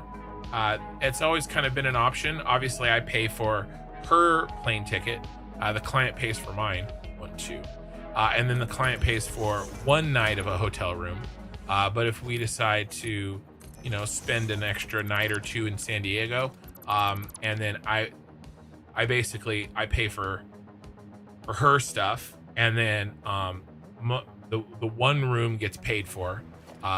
But I would pay out of pocket for the other stuff. And the client pays for it, right? It's not like my company or anything. Yeah, maybe spend an extra night or two in San Diego. I think that would be a lot of fun. It's like a good 8 to 10 hour drive to get to San Diego by driving. Still in California, by the way. If you're unfamiliar with the size of California, I got a lot of Europeans probably watching right now. But yeah, it's 8 to 10 hour drive. Oh, let's do this later. Let's do these. And then, like I said, about 2 hours to get from what is the coast of California to very much inland to meet the client that's there. Denmark, nice. Yeah, and then by the way, I'm not even in the most northern part of California. You need to go another 4 hours to get into Oregon. So here, let's see. I've asked this question before, but let's do how long does it take to drive all of I-5 in California? So California, I-5 is a north-south freeway that goes from Mexico up all the way through California, Oregon, Washington, Canada, and I think it might go to Alaska. It may not. I can't remember. Driving the entire length of I-5 from Mexico border to the Oregon border takes approximately 12 to 16 hours of driving time, depending on traffic and any stops. The traffic in LA is disgusting most of the time. That's where that 4 hour difference is. The total difference is roughly 800 miles. Let's do 800 miles to you kilometer people. You know who you are. 1,300 kilometers. So it's the 1,300 kilometer from the bottom of California to the top. California is kind of, it's like 4 hours east to west, and 8 to 12, 10 to 12, what did it say? I can't remember. 12 to 16 north to south. So there you go. It doesn't really make sense for me to drive all the way down there, so we fly Takes about 45 minutes to what would take driving, you know, 8 to 10. And like I said, I'm not all the way at the top of California. I'm about 4 hours from the top, but I'm near the top. I'm in the top third. Yeah, most longest drives in the UK around 4 hours. That's considered a long drive. Yeah, I mean,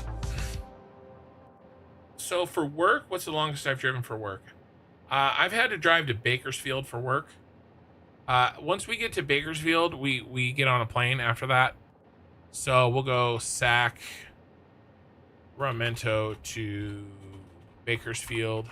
That's about as far as I would go. That's a 4-hour drive. Yeah, pretty much anything after that, we're getting on a plane. But my business, we work with every school district in the state. So we have a pretty wide, but I don't do any work nationwide, right? I don't work with any, school districts in Florida or whatever. It's all state based. It's all laws that are specific to California.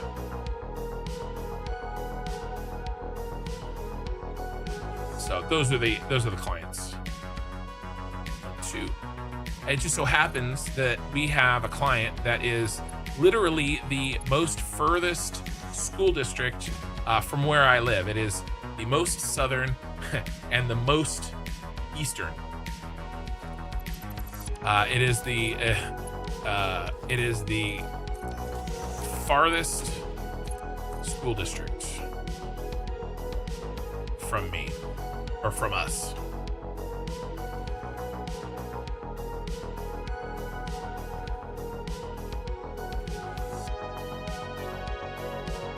Better.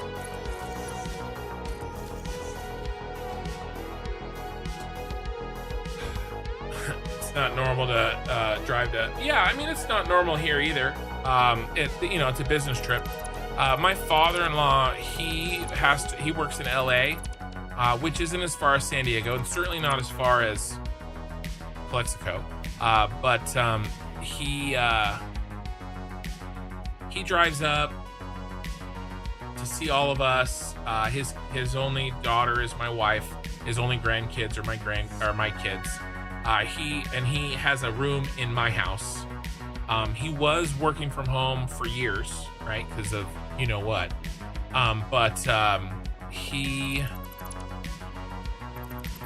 He's back down there. He's gonna retire at the end of the year. He's done. He works for the federal government.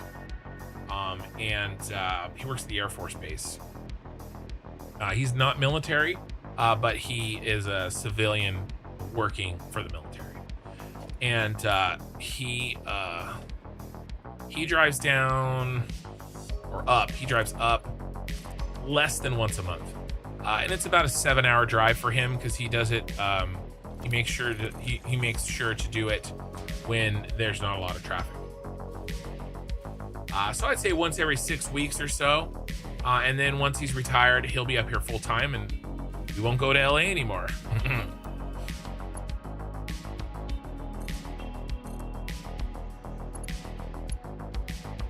I traveled 400 miles on train the other day. It was a fun 9-hour trip, Netherlands to Denmark. Nice.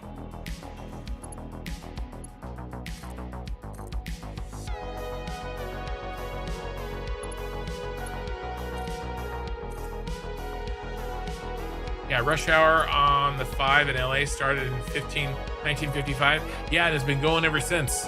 The 5. By the way, I can tell you're from Southern California because you put the in the front of your freeway.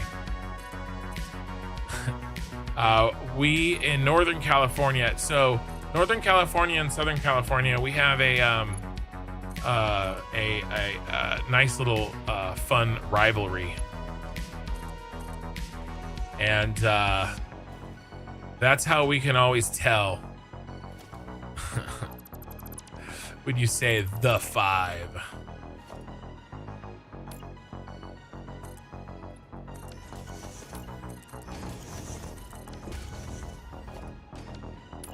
You know, it's like from, you know, holding up the fingers, you know, he holds up this versus this. Isn't it that?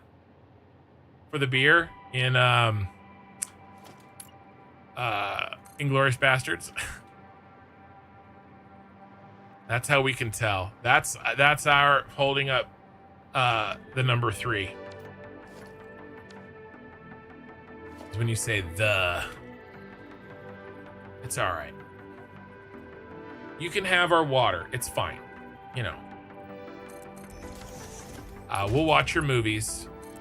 You can have our water.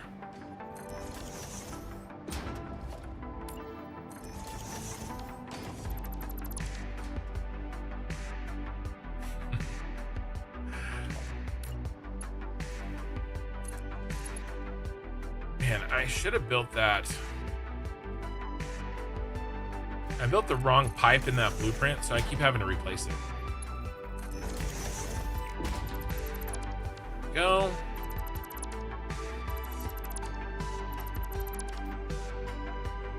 Very nice. Let's get rid of this.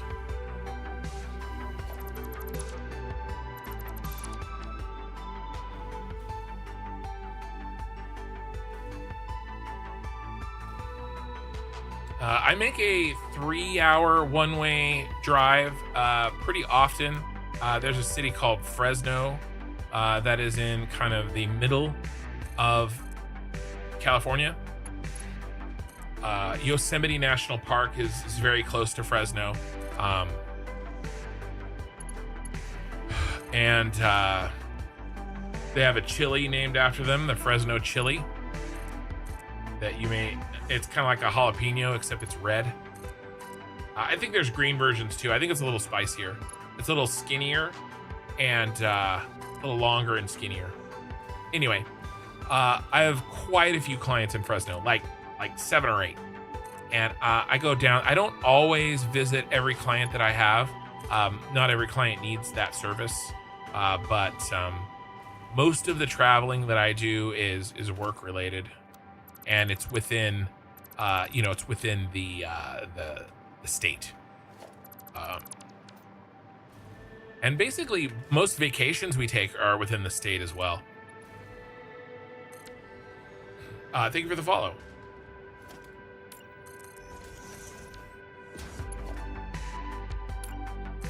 If you really want to get me ranting, Horsey Mart, you can talk about how Americans aren't well traveled. That'll get me going. That'll start a good, probably 10 to 15 minute rant. Easy. That's a good one. I'm always a hair trigger on that rant right there.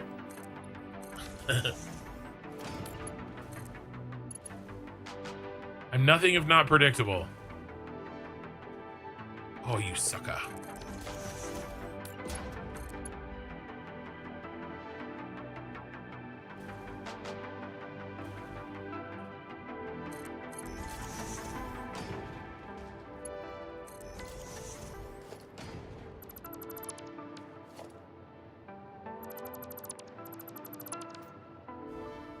All right, another one done. Another happy customer. Okay, all these are in. Let's do the belts and the wiring to connect all of these vertical buses in their final configuration. Oh. And all that is every connection needs these 2 vertical lifts and a wire.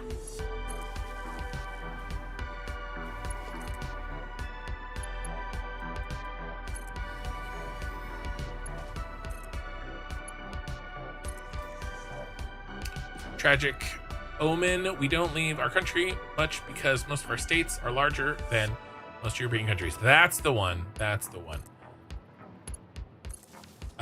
There are major California landmarks. I've lived here my entire life and that I haven't seen, or that I've only seen once and can barely remember. Like I've been to Yosemite one time. I need to go back. I need to take my kids, right? My wife is actually doing several paintings from Yosemite as part of her landscape painting. She's gonna make a calendar actually. She wants to do Half Dome. Yeah, let's look at some pictures. Let's do Half Dome. If you guys, I love sharing, sharing stuff like this with our European friends. She's looking at a picture kind of like this, maybe something like this. This is a good one. Maybe a little bit more of here. It's probably actually a combination of these two.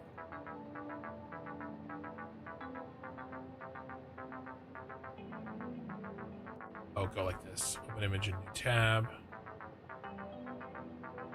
Yeah, so see the light on this one, but a little bit more face of the face facing the camera, or the point of view, not the camera because she's painting, like this, and to see more of the surrounding mountain.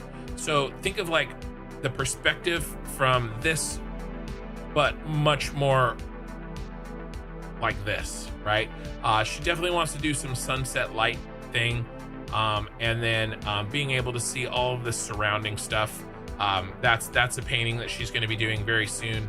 And then the other painting she's going to do, basically she's doing all national parks, or monuments and stuff in national parks, Fire Falls, Yosemite.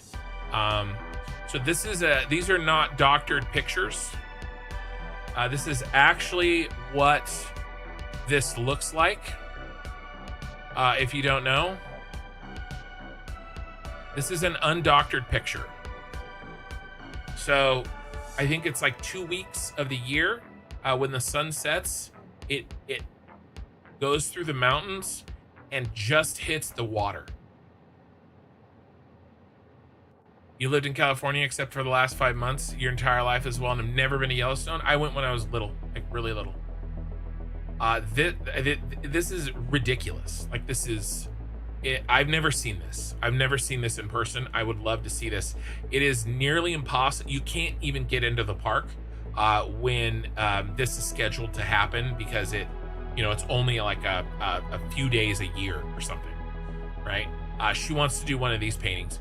She actually, look at this. This is it's so ridiculous. Look at that. That's so cool. So she actually has done one of these, but she did it very early in her artist career, and she doesn't think it's very good. I like it. I think it's good, but she wants to redo it. I love the snow. This is such a good picture. Such a crazy good picture. So she's gonna do this.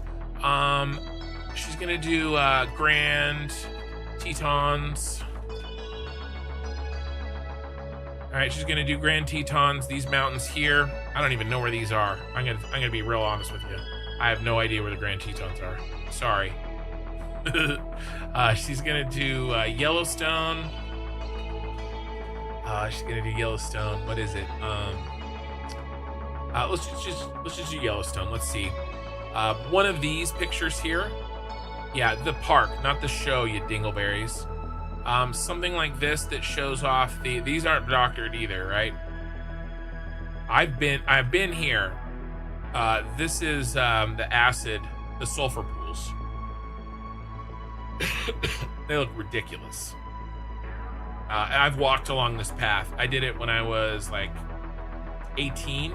I think when I graduated high school, we went on a road trip across the country, a 2-week road trip, and we hit this up. So she's gonna put that in one of her paintings. I can't remember the other ones. Those are the ones she talked to me about: Yellowstone, Grand Tetons, 2 from Yosemite, and she's gonna do Glacier Bay. We just saw this last year. No. Yeah, we saw this. I don't know what she's gonna pick. I haven't seen her outline for that, but yeah, something like I don't know, something like this, probably. That looks really cool. Yeah, something like that with the glaciers. I don't know if she's gonna put a whale in it, but yeah, we actually saw a piece capsize or whatever it's called. It fell off and fell into the water. It was really cool. Of course, we were watching in the summer, so pretty likely. It's amazing Yellowstone is a massive volcano. If it blows, it will send the planet back to the Stone Age. Yeah, there's a couple of those kind of volcanoes in the world. All right, did I finish this one? I think I did. James Boy, I've been there for the rants. They are great. Oh, and hey Ken, hey, I feel like a rant is like salt. You know, it's good to spice up a stream, but too much ranting can spoil the dish. You know, moderation. I try to rant in moderation.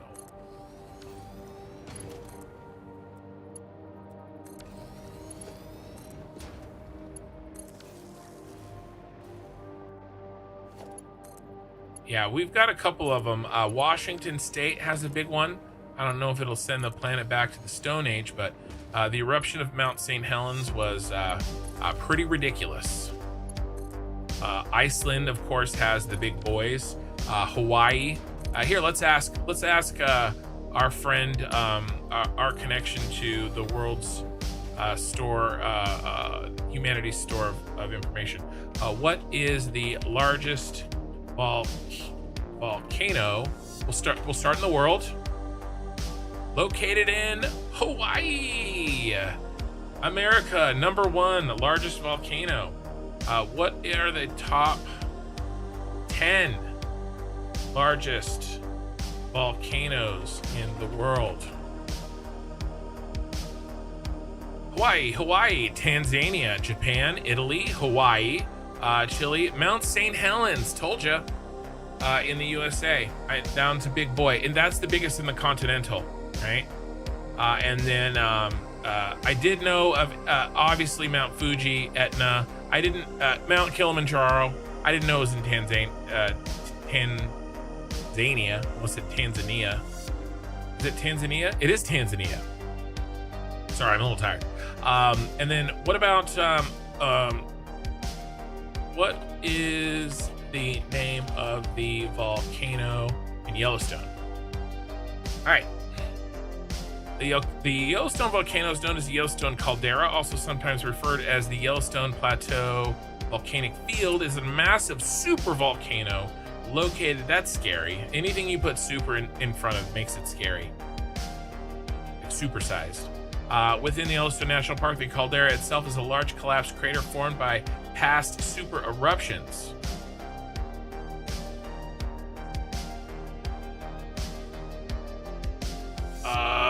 2.1 million years. Most recent caldera forming eruption happened 64,000 years ago. Considered a supervolcano because the caldera was formed by exceptionally large explosives. How about this?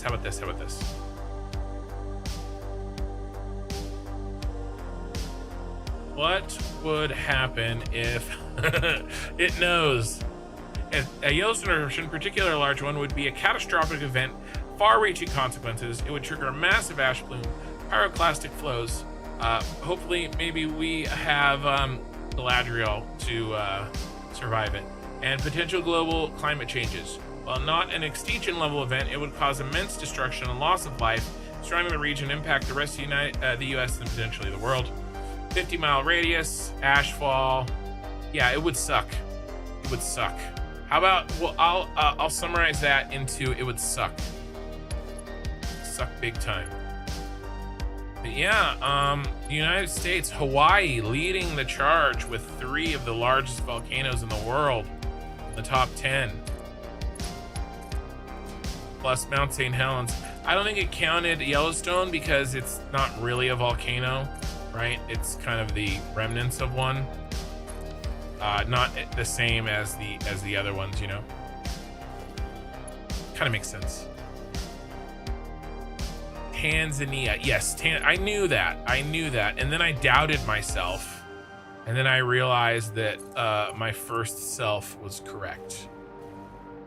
I'm surprised Tahiti was on the top 10, considering it's a super volcano too, and the third highest from foot to top. Well, there's probably some sort of reason of a classification. Maybe those are dormant enough that they don't count, maybe, in whatever criteria Google was using to categorize them. I try to rant in moderation. Construction 2025. I do. Look, I try. It doesn't mean I always succeed. I rarely succeed, in fact, but I do try.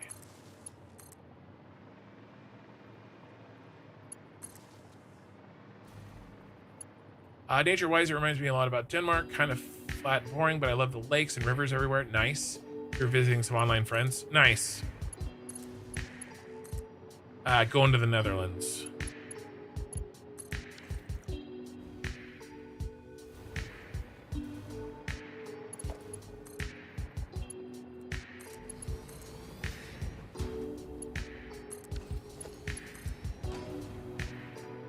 I did say Galadriel.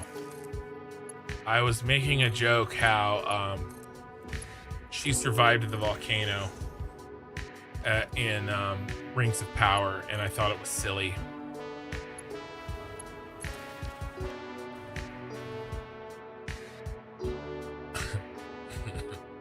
I was making a dig on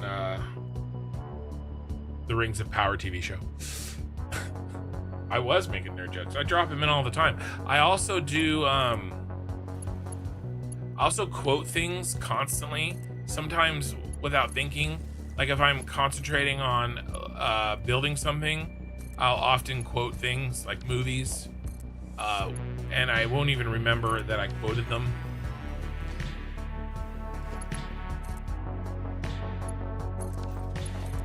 So, you know, if you're about my same age and you grew up watching the same movies, you will probably hear quotes from those movies. Did I not do this one? Oh, I skipped one. All right, we'll fix it in a second.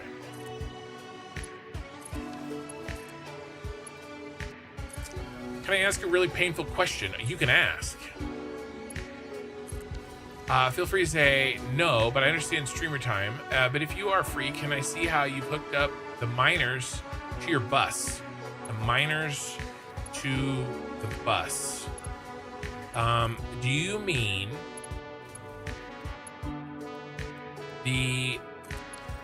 where they come out of the ground and how they get here? Let's do an example here. Would you like me to go over my logistics flow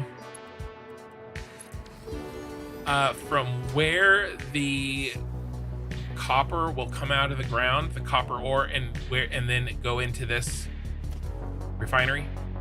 Would you like to? Is that what you're asking? I just want to make sure that I understand the question before I start trying to answer.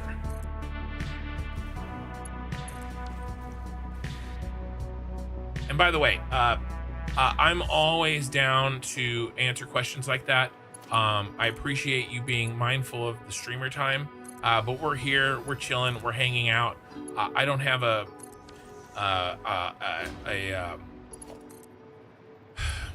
quota to get to tonight. If I have a viewer that is asking a question and I can help them play the game better, I am happy to do that. It's certainly more productive than one of my pre-aforementioned rants. So, yes. Is that okay? Of course. You can always ask. It's always okay to ask. There may be times, like sometimes people ask for a tour, and I just gave one. That I may still say no at certain things, but no, I have no problems going over that with you. I feel that, but like I'm a random, I don't want to come across as demanding or entitled when I'm still building a rapport. I'm here from your tour vids, by the way. Oh, nice. No. You're good. You're good. I appreciate the consideration, but you're good.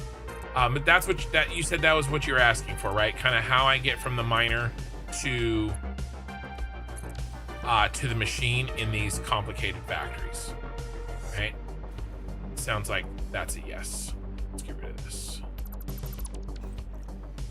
Okay. So, yeah, don't even start movie quotes. A buddy of mine and I kept quoting Spaceballs when we were playing Fortnite with my nephew. Yeah, Monty Python. I don't know. I do a lot of Emperor's New Groove. I do a lot of Emperor's New Groove. It's just very quotable. Let me finish this bus setup connection here.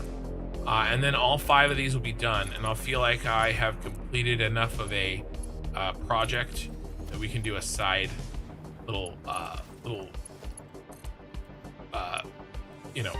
take a side route on tonight's stream. So I can talk a little bit about it. There is a lot of ways to solve the problem that you are finding, okay? And I find it interesting that I'm going to show you how I solved it. And then I've had a lot of people say, why are you doing that? That's a waste of time. And it just means that they've solved it a different way, okay? I think you're recognizing that getting your materials in an organized way from where they exist in the ground and where they exist across the map to where your factories are is a pain point, okay? There are, I'll talk a little bit about some of the generalities of solving that pain point. I can just show you, I can, of course, show you how I personally solved it, but how I solved it may not be the, I have the hiccups, the best way for you to solve it, right? So I'll show you my way, but I also want to, teach you how to fish, not just give you a fish. So really, it's about the transportation and logistics of materials, okay? There's 4 ways to move materials. There's more, but really there's 4 ways, okay? And I've talked about this before. Here, let's boot up the old paint software here.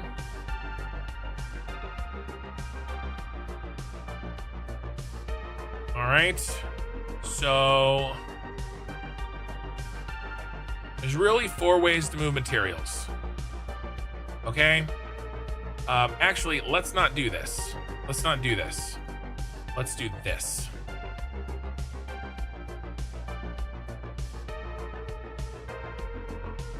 All right, so method, and then we'll do some pros, and then we'll do some cons. All right, we're gonna go with here, let's move this over so I don't cover it over with my face. We're gonna do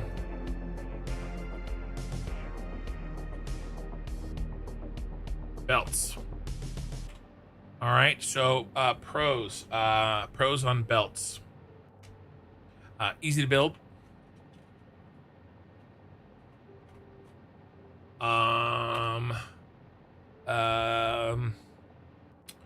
Let's see. Easy to understand. We'll do easy and cheap. We'll do easy and cheap to build. Okay. Moves medium amount of items. All right. Obviously, it moves more as you progress through the game, but I would call this a medium, maybe even medium to small, but we'll call it medium. What else? What else, guys? Mr. Kin, well. Hey, Ben. Yeah, not resource heavy, cheap. Yeah, exactly. Cheap, yes, for sure. What else? Let's leave a little space in case I'm forgetting some pros. And then let's go to trucks. Pros, they are fun. Oh, yeah, they are fun. Cons, everything else. Trucks, they are fun. I don't know if there are any more. Oh, no fuel and no power. Let's not do trucks yet. We'll do trains. Okay, this is the most common. We'll go most common to least common. Belts, trains. Pros, can move massive amounts of material. It's really the only pro that matters, by the way, here. Okay. Cons for belts, not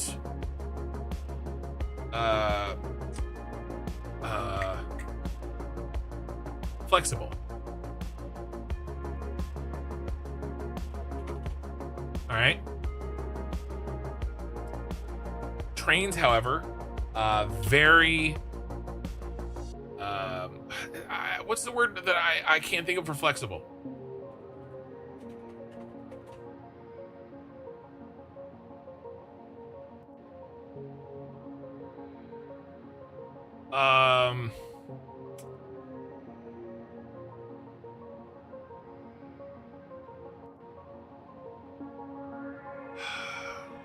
Versatile.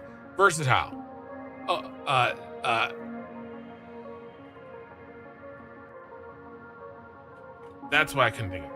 Very versatile in terms of your use case. Okay.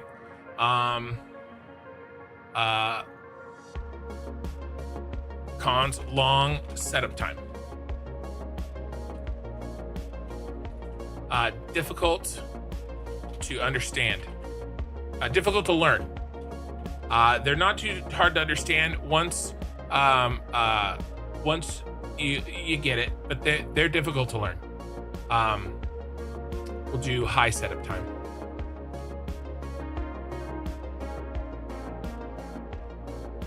And they can be expensive.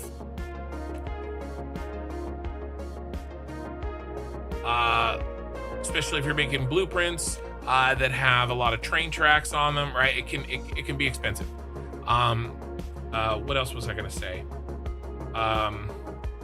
Lots high space requirement. Okay, train stations are big. You need to plan it. Okay, low space requirement. What else? Needs power. Yeah, it needs power. Can transport power.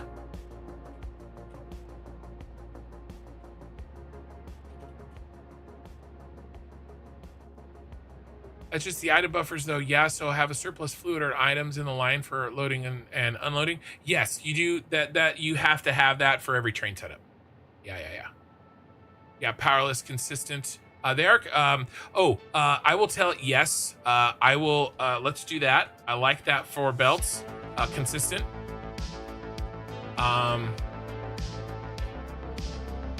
Difficult to make consistent. How about this? Easy to make consistent. Okay. Because I do believe trains can be consistent. For flow wise, you can move things with precision, but it takes a little while to figure out. Yes, not scalable. Yes. Over here.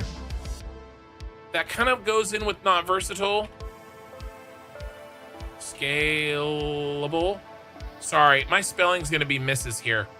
And then trains, nearly infinitely scalable. I'm not gonna call, but I'm just gonna say very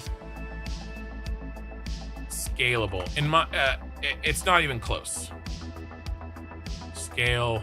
Oh my God, that's scale bale. There we go. I know it's wrong. I'm sorry. What else? What else, guys?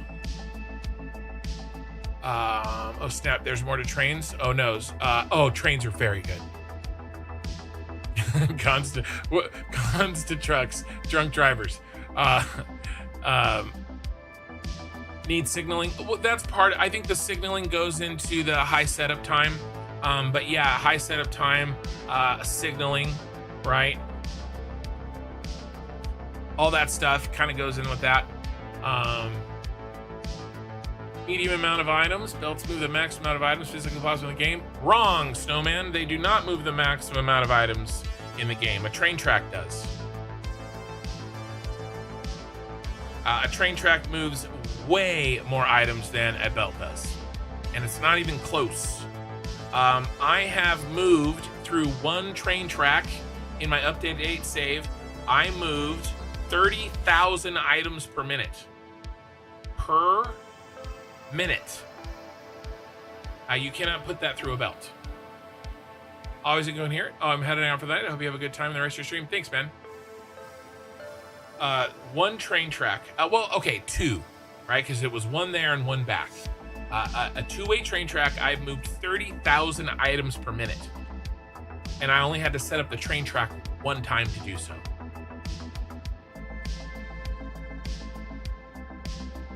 Cons. Oh, there's cons with drones. Let's do drones next. Leave some room for trains. Drones. Low setup time. Highly versatile.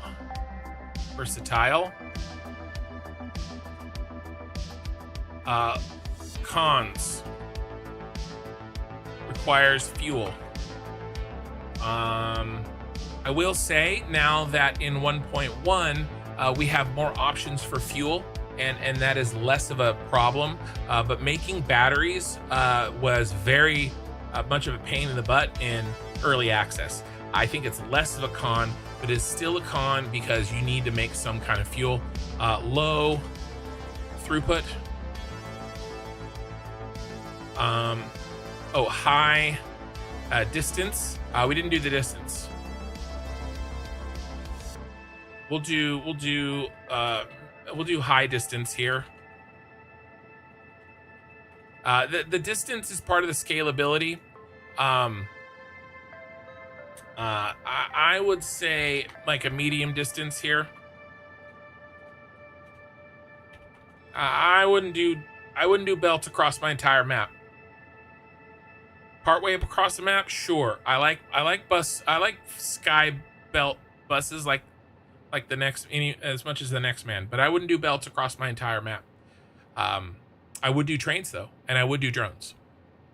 Regardless, there's also no scenario. A plant needs to be 100% efficient. A train simply makes it far easier to move multiple resources large distance.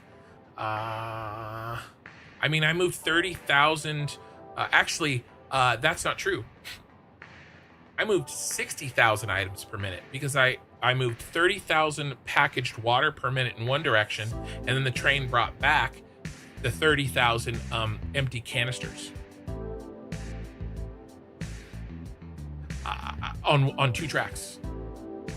And those weren't multiple items. And I'm sorry, but I reject your there's no scenario a plant needs to be 100% efficient. Yes, there is.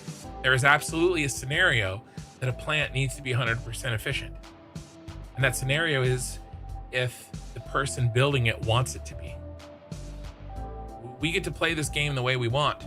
And nobody gets to tell me that my plant being 100% efficient is unnecessary. I make all of my factories 100% efficient. At least I try to. I will miss sometimes, right? But that is what, if I can't play that way, I'm not going to play. It is required for me to make my factories 100% efficient. Now, somebody else, it may not be required for you. It clearly isn't, and that's totally fine. But I'm also not going to tell you that you need to make your factories 100% efficient. You don't get to tell me that I can't make mine 100% efficient. And if I want to do that with trains, I want the tools to exist in the game that allow that to happen, and trains are one of those tools. But if you're going to properly big, then belts are still the better option. I don't think so. I think trains are. I mean, and I'm proof of it. all the materials for this entire city, all of them, all the fluids except, okay, not all of them, not the, I'm sending up 6 pipes of nitrogen gas. Except for that, all of the items for all of my factories are coming up through my trains. Through this line right here. This is 4 train lines. I mean, it's tens of thousands of items per minute are coming up through 4 train lines. And when I'm done, that's it, 4 train lines. So I don't think that's true, that if you're going properly big, then belts are still the better option. I don't think so. Do you know how many belts it would take me to do this? Do you know how many belts I would have to, how many lifts I would have to do to replace what I'm doing with these train lines? It's an insane amount. It's less if I have Mark 6, but it's still a huge amount. All right, I mean, I can go through the factories and I'm not even done. Right? These inputs, I wish I had a summation here, but that's, 5,000, that's 10,000, that's 15,000. We'll round down 15,000 for this one. This one's going to need, actually not that much. We'll call it 5,000. Okay, that's 20,000. What about this factory?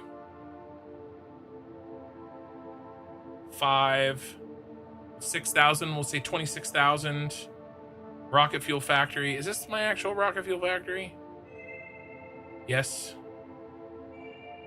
10, 25. Oh, I can't count the nitrogen. I'm taking those through a pipe. 15. We were at 26, so we'll call it 40.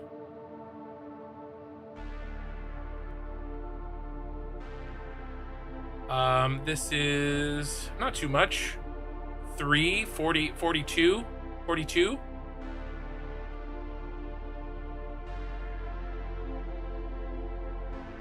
This is 6, so 48. And my computer factory is the last one here. 2,500, 50,000. Call 50,000. So I'm moving 50,000 items per minute, or will, through these 4 train lines. All right, so if we run the math, we'll just assume the water can move 780 just to do the math. It can't. We'd need more pipes because they can only do 600, but we'll pretend. So 50,000 divided by 780, I'd need 64 pipes. 64 pipes and or belts in vertical buses, maximized, right? And that it's going to be more than that because you're going to have remainders and stuff like that, because obviously you're going to want all your caterium to go up. You're going to want all your caterium to go up. Then it's not going to fit perfectly in an even number of belts, but if we round up and say 70, that's probably fair, right? Or 4 train lines. And by the way, I put these train lines in a blueprint. Now there's things I have to deal with the fact that they're train lines. I have to deal with the logistics of the trains, but I have to do the same if they're belts and pipes too. So, and by the way, I can move all those materials all way I want to, very quickly, very easy, very versatilely, because they're on a train track. I get the rest of the pros with it. Yeah, you took 100% efficiency a different direction. What other direction is there besides the factories work 100%? Is there another definition that I'm not understanding? Coming up on 2 train tracks. Yeah. Well, it's 4 total. Yeah. It's 2 up and 2 down. Bro, those trains look sick. Holy, thank you. MK3 pipes leaked. Trains are a long distance MK3 pipe. There's so much more, and I'm gonna have a lot of throughput left on those train lines. I could fit a lot more.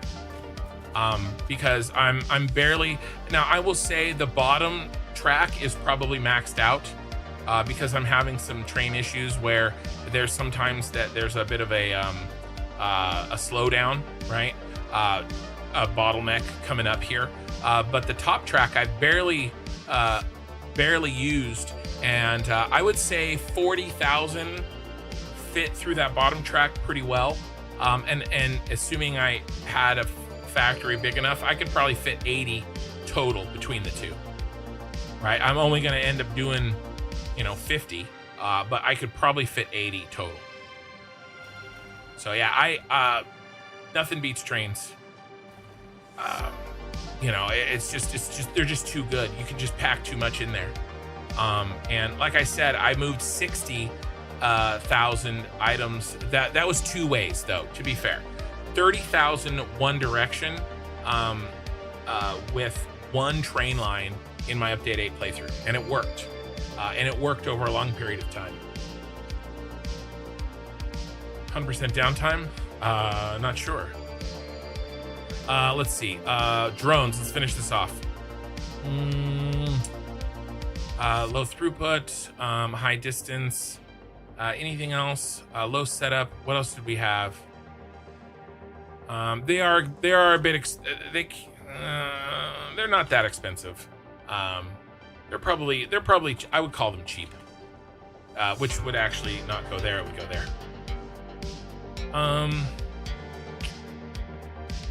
They're not very scalable.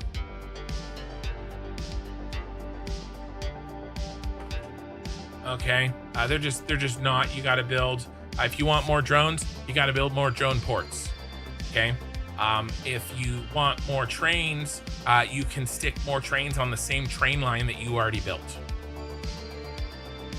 But it doesn't matter because they're low setup time, so it makes the scalable not really that much of a problem, I think.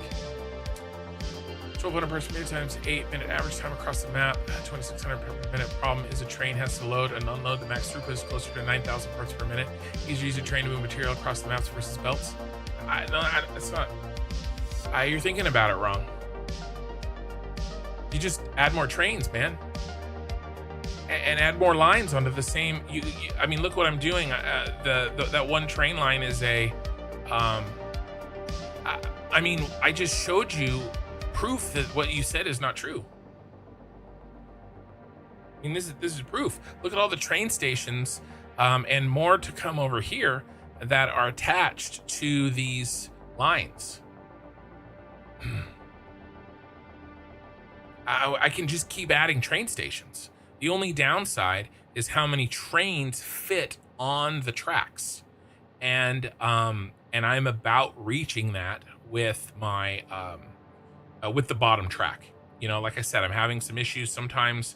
A few too many trains try to get in at the same time, and it slows things down, right? And I could fix that, but I've about maxed it out. At least maxed it out in terms of with the amount of work I'm willing to put in to make it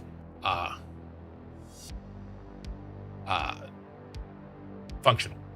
We agree. So we simply put more material in. I think you're doing it per train. I'm saying a train track you're doing the math per train. I think that's where the flaw is, because we can just keep building trains. That's what makes it versatile. You can just keep building trains and moving different materials. I've built this train line once, and yet when it comes time to bring materials, the copper in for this copper powder, I'll build the track over here like this, and build out my trains, and it's done. Right? I have to build a very, very small amount of track to add an entire new factory's supply line into a pre-existing infrastructure. So, lastly here, I think there's probably more on drones. I just can't think of it. Trucks, they are fun. Require fuel.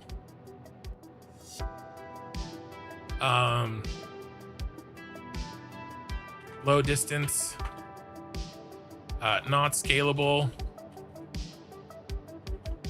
Not versatile. They're cheap. I'll give you they're cheap. Prone to issues. Hard to learn.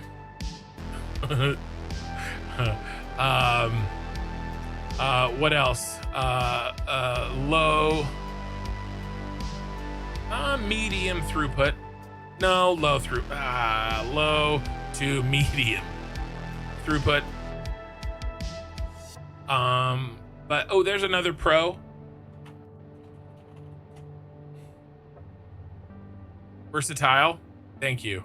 I know. I'm really tired. I'll change. I'll control replace all my versatiles. I think my scalables are wrong too. Oh, here's another one.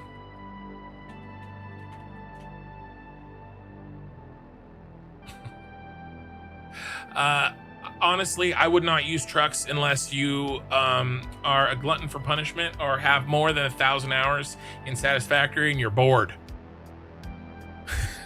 Yes, they can kill you.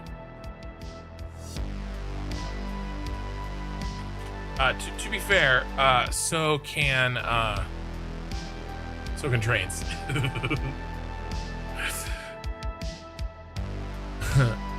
So it's okay. We're taking notes. No, you're good. It's okay. So you're bringing up what you need. Are you bringing up everything and making yourself either use it or sink the remainder? So I am bringing up more than what I need in terms of raw materials. I am overproducing, and then the train just takes it back. See, most of these have at least some cars that are full. Oh my God, Becky. Right? That train has all cars that are full. And actually that indicates that maybe I have an inefficiency with one of my factories. Yeah, see, this one has some of the cars that are full. I'm oversupplying in some cases. Because I don't feel like precision supplying is that important, me personally. But once the material gets there, I don't have any, the machines that I have built run at 100% efficiency. And then I'm making a lot of items. Not all items are inputs to other factories. Some of them are, but others just go to my central storage. And when that very large central storage fills up, and the dimensional depot array that I have, and every item has its own dimensional depot.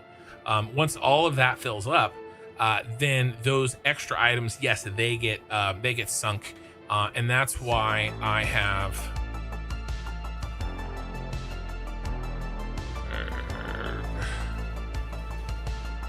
Stuck. How much do I have?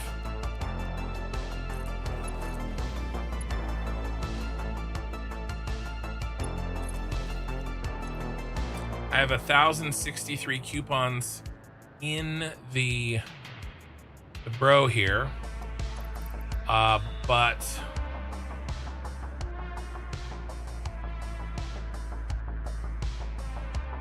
I also have 634 in the dimensional depot. So, pronounced efficiency wrong? Maybe.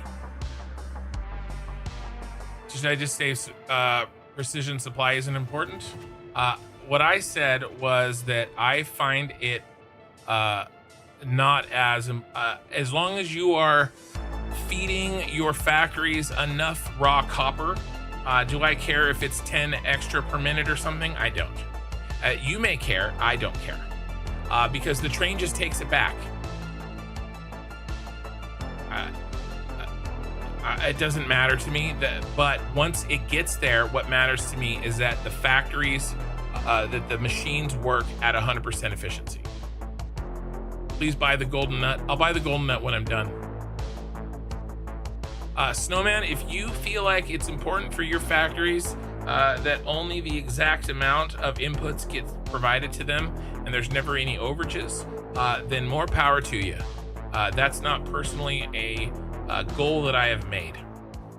Because for me, I don't mind that the trains take back the extra. However, there are some trains here that do look like there's a potential problem.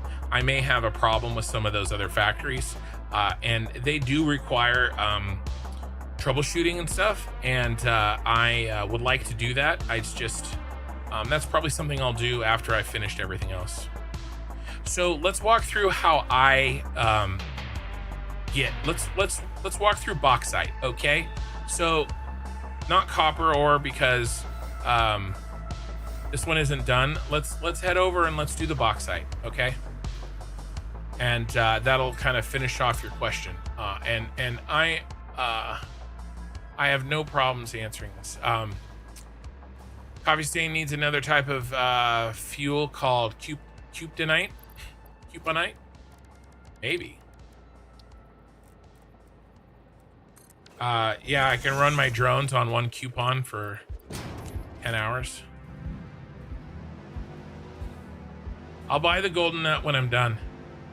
Will result that miners will stall a bit. Who gives a damn about 150?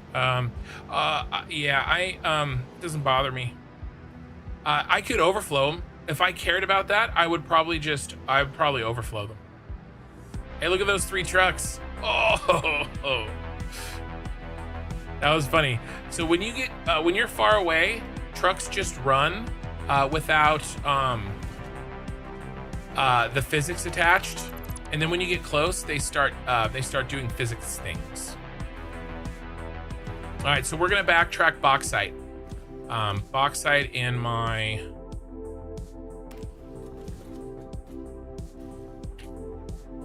aluminum factory.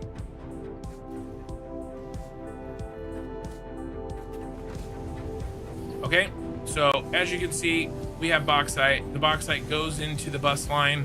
It gets put around here, comes around, goes into there. All right, so that's where the journey of the bauxite ends. Let's backtrack it to how it gets here. We have a logistics floor. That's fine. Down here, we have bauxite being belted up through the factory. And where that belt comes from, by the way, I use the trucks for my factory to factory logistics. There isn't any raw materials being moved through trucks. It's only completed materials.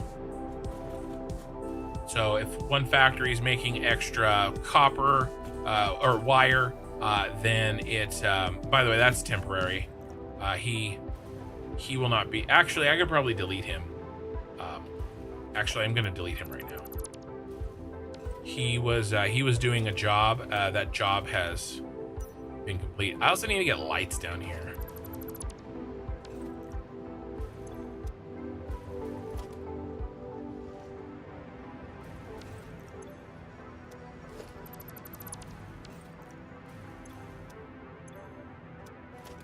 Yeah.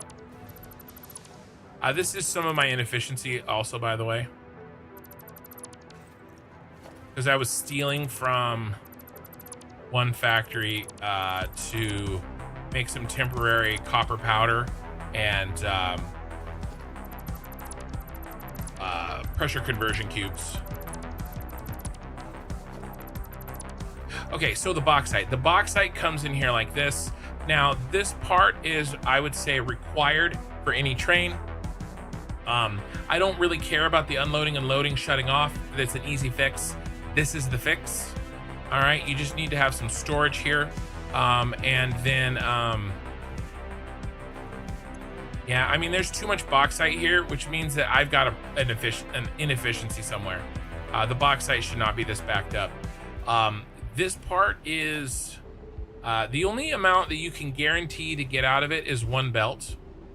I know that I'm getting more than 1 belt, but I'm getting less than 2 belts out of this.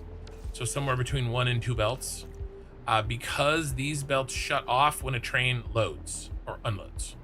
How I manage that is I have these belt balancers in here to help make sure that if one of these goes dry, the other ones can pick up the slack.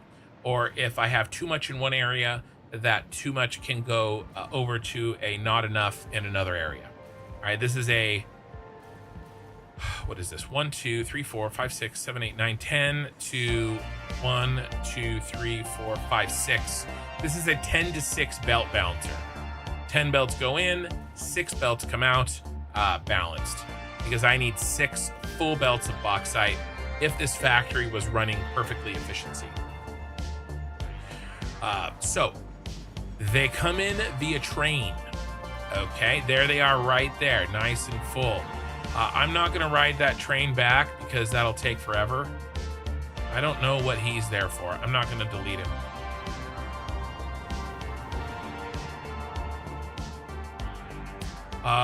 Let's make a temporary blueprint here. We're gonna track this, where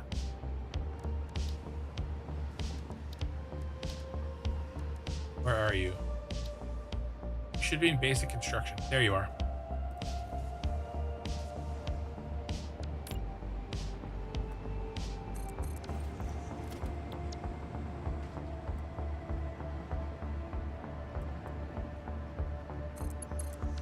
Oh, I didn't want 2 of you.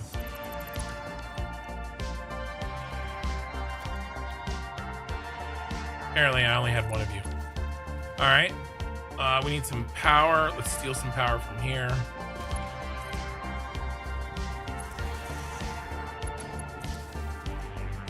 And we need a tube.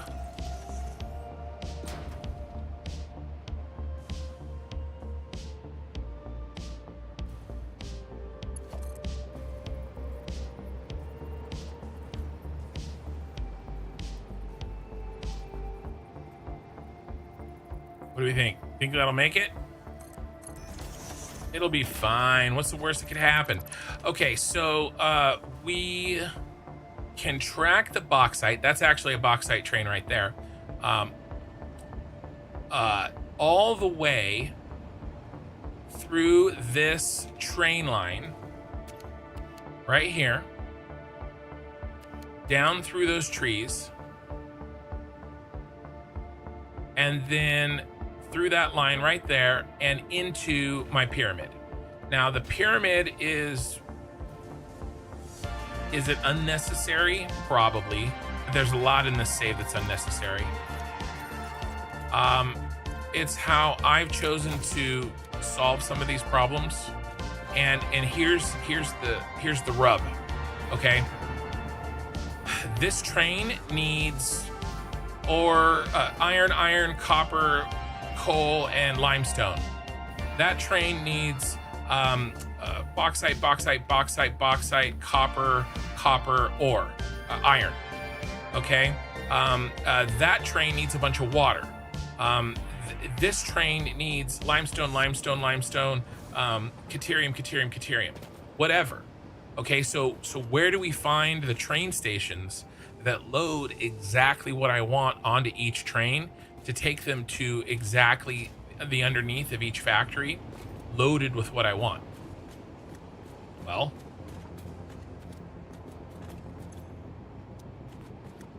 oh, we don't have any power there.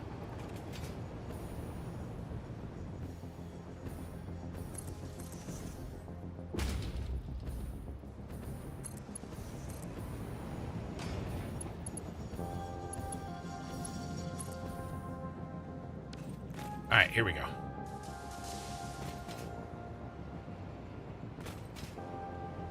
What do the chests solve?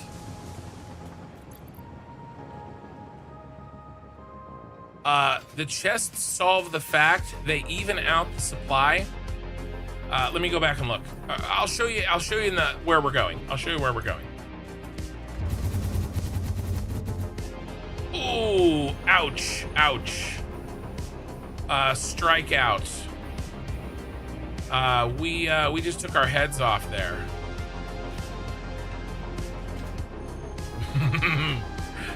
Didn't quite clear it, did we?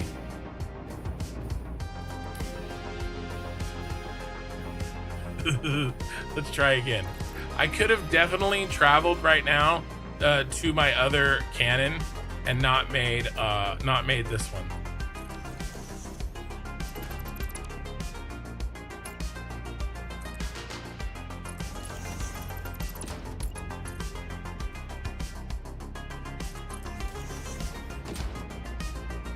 Oh, not over there.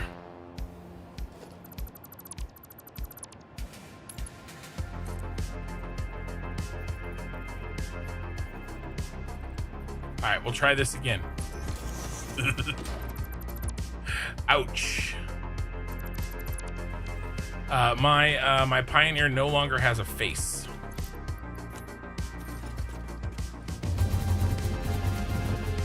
There we go. So this train line heads down here, and I have a raw resource hub that I use to manage everything. And so what I've done is the bottom floors down here. By the way, this is the Tyrell Corporation pyramids from Blade Runner, but that's just its form. Its function is the raw resource hub. So right here is a train that is a very large train, 10 cars with 2 trains. It comes in, and I built this train station where I felt there were a lot of very useful materials nearby, right here. Okay, this train station is right about here, and you can see I've picked off all of these, and they're being loaded into the train station. Now, I don't care that there are 3 crystals and 3 cateriums right next to each other. It doesn't matter that one of my I don't need a factory that needs crystal and caterium. But it's more efficient to put a train station there to scoop up everything that is around it and then send it to a central place. And then I take it, okay, the caterium or the crystals, that's SAM ore, coal, iron, limestone, caterium, crystal, right? This train's worth of items are going to like 4 different factories, right? They come up here, and then I by the way, there's another train bringing in shit over there, and there's another one bringing stuff over there, and then I also am picking up all of there's plenty of raw resources in the Dune Desert. This pyramid is huge. This is on top of like a bunch of raw resources too. And all of those are being brought up here and organized. They're being shuffled around in this storage logistics floor. And I've also made sure that like iron is on the first level, copper is on the second level, limestone is on the 4th level, etc. Right? And so I can kind of keep my lines at least a little bit organized. This should probably have been taller. But it's fine. And then this guy, what is he picking up? He's not picking up anything because he's not actually attached. This guy is picking some shit up though. He's got crystal, caterium.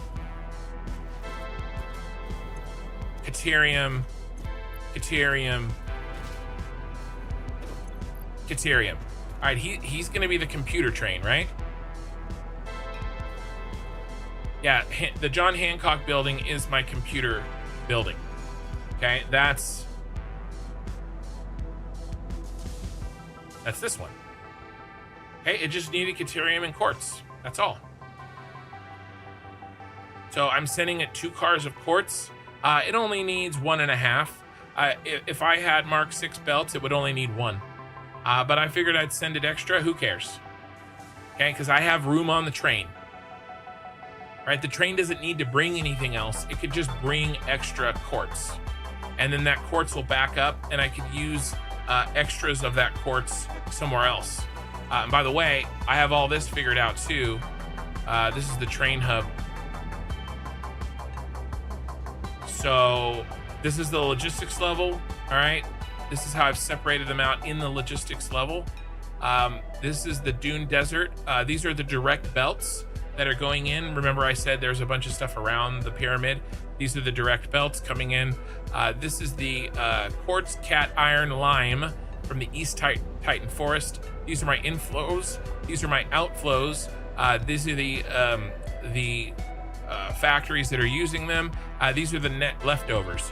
So if I have another factory coming up and I need 300 limestone, I can overflow them off of these right here, because I know that I'm getting 600 inflow off of each of those cars, and I have 150 left over. By the way, this is the extra. It isn't permanent extra. It's just extra for now. Right, and this one I'm already splitting. 640 per minute is going to the shard. 140 per minute is going to the United Tower. Right, that's the other factory. All right, so I'm just trying to I'm keeping track of where everything is, and where it's going. So that's how I've solved this. So now let's track the bauxite. Remember, we were tracking the bauxite. The bauxite is actually coming in a train over here. Oh, hydrate and posture. Stretch. No cursing. We'll see what I can do. So this one is iron, copper, bauxite. Remember, we're tracking the bauxite. Here's all my bauxite. Some of this bauxite is getting pumped up from this train, but some, I believe, no, all of the bauxite is getting pumped up from the train, from this train. This is my bauxite train. There's one arriving right now. So the bauxite comes in, and I'm going to need bauxite not just for the aluminum factory that I have now, but I'm actually going to need bauxite for let's ride this train.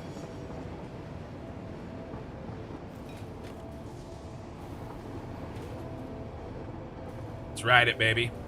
So we're gonna ride this.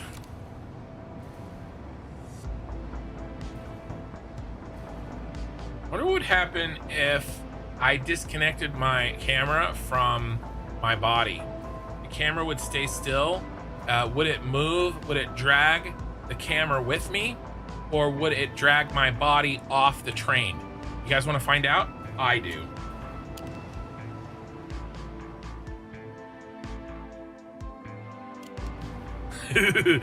Neither.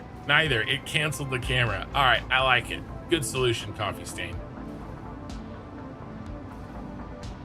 So while we take this trip, remember that I need bauxite in 2 separate factories. I need it in the original aluminum factory to the tune of 4,500. Okay, but I'm also going to need it in this aluminum factory here, another 2,300. And am I going to need it in this final factory there? I am, another 900. Okay, so the bauxite that I'm bringing in from this location should be enough to handle the majority of the bauxite that I need. I'm bringing it in with one train line. See, I only have to build this train line once, but I'll be able to send all the bauxite I need to the hub and then split it out to the different factories that I need. Now, would it have been more efficient for me to make my hub a lot closer to the city? Yes. Why did I build it in the desert? Because pyramids in the desert are freaking cool. That's why. So if I was going for, having to build smaller train lines, I would have built this hub in a smaller shape, and I would have put it directly under the city, and then I would have made the spiral, the train spiral, come out of the top of the train hub. Right? Instead, I'm taking a bunch of stuff way out to the desert, and then I'm bringing it in from the desert to my city. And then here is the setup here, and let me show you why this is important. Okay. Now this is pretty full. It's not all the way full, but it's pretty full. This guy is full, right? Now he cannot flow in while it's being emptied. All right, but this is one line coming in, and then while this is between trains, this has to make up for the fact that we had time where it was shut off, and now it can double up. Right, so now it's doubling up, and now it'll empty out some buffer. One line in, 2 lines out. Now, if there's another train that's going to be here, probably not, right? It'll make sure that this is nice and full. Now, there's a bunch of extra bauxite here. Why is there extra bauxite here? Well, because I'm not using it all yet, because I don't have all 3 of my factories done. But I've pre-made this so that I can just stick more bauxite in here. And especially when I get Mark 6 belts. Okay. Now, where does the bauxite come from here? This is another belt balancer. This is a huge one. Where does the bauxite come from here? Well, a lot of this bauxite comes from a belt bus that I made, right? Because this is that medium distance that is not versatile. I did use belts to go from the location of the actual bauxite, right? Which is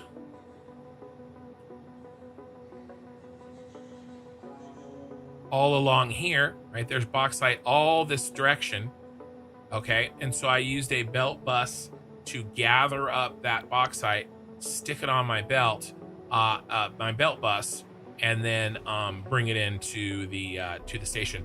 Now, this belt bus has pipelines built into it because I made a blueprint, and that blueprint gets built very, very fast, especially now that we have automatic belt and pipe connections when we connect blueprints. So this came together extremely quickly.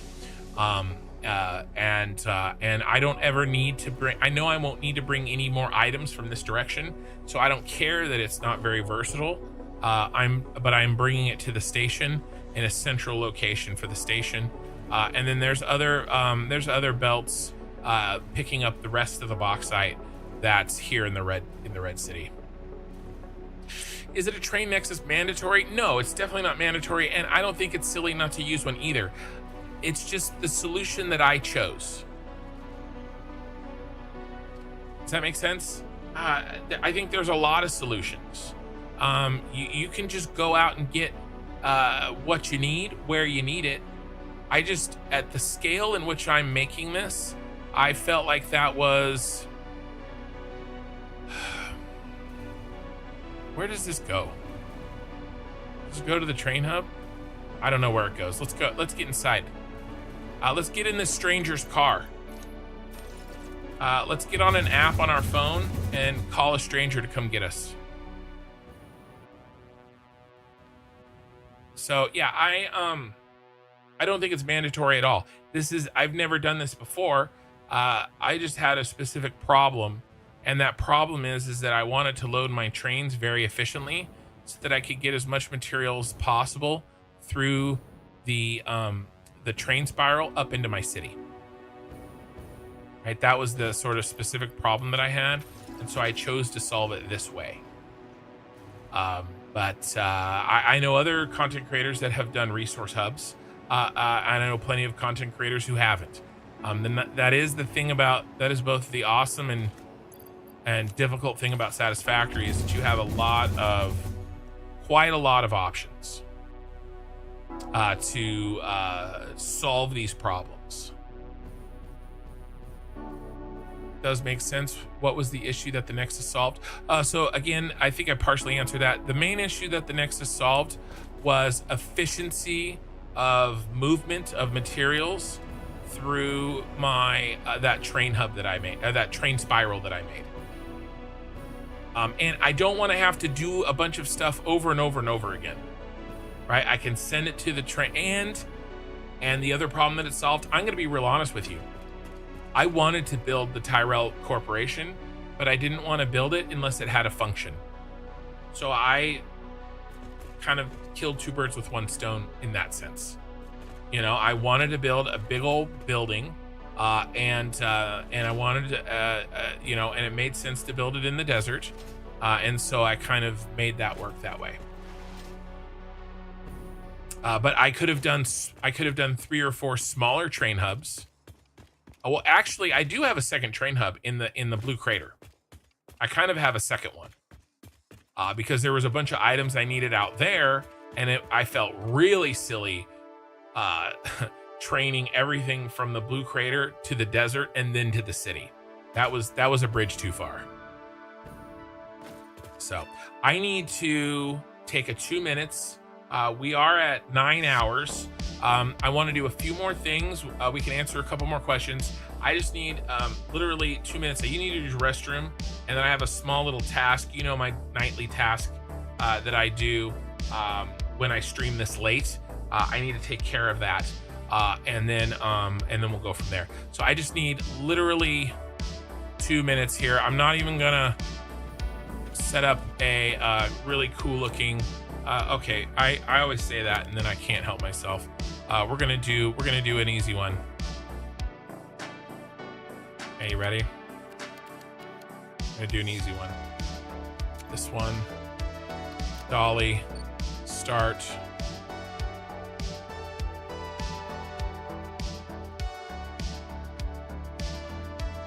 End, maximum time, ease in, ease out, play. All right, I'll be right back. Give me 2 minutes and we will continue. No pun intended.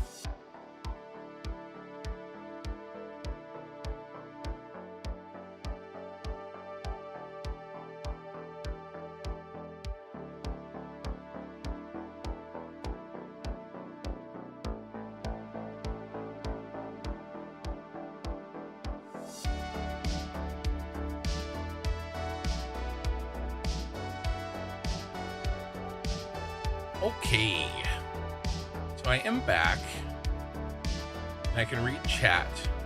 I do have a quick little task to do.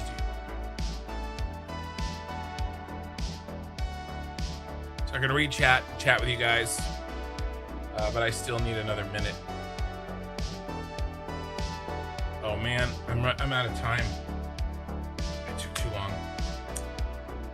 It's not the end of the world. It's a little frustrating though.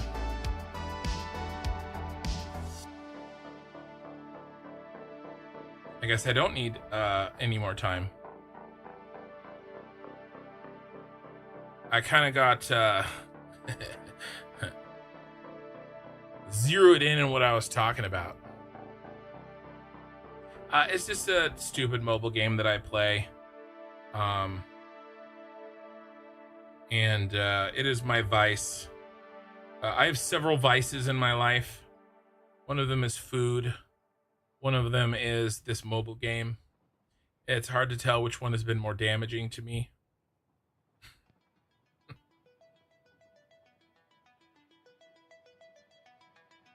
Okay, am I out of time?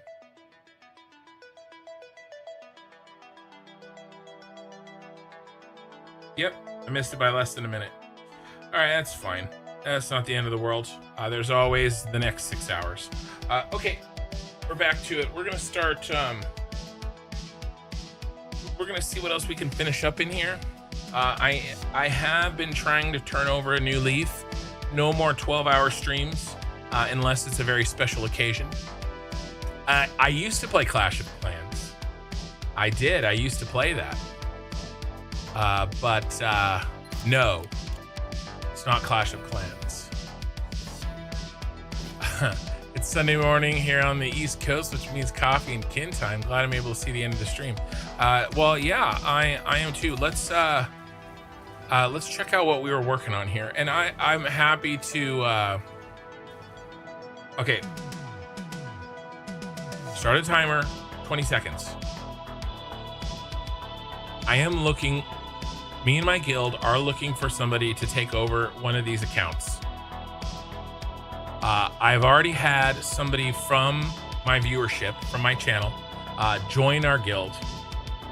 and we're looking for more. And we have an extra account worth thousands of dollars. But also, I say that on one hand, but on the other hand, I wouldn't wish this game on my worst enemy.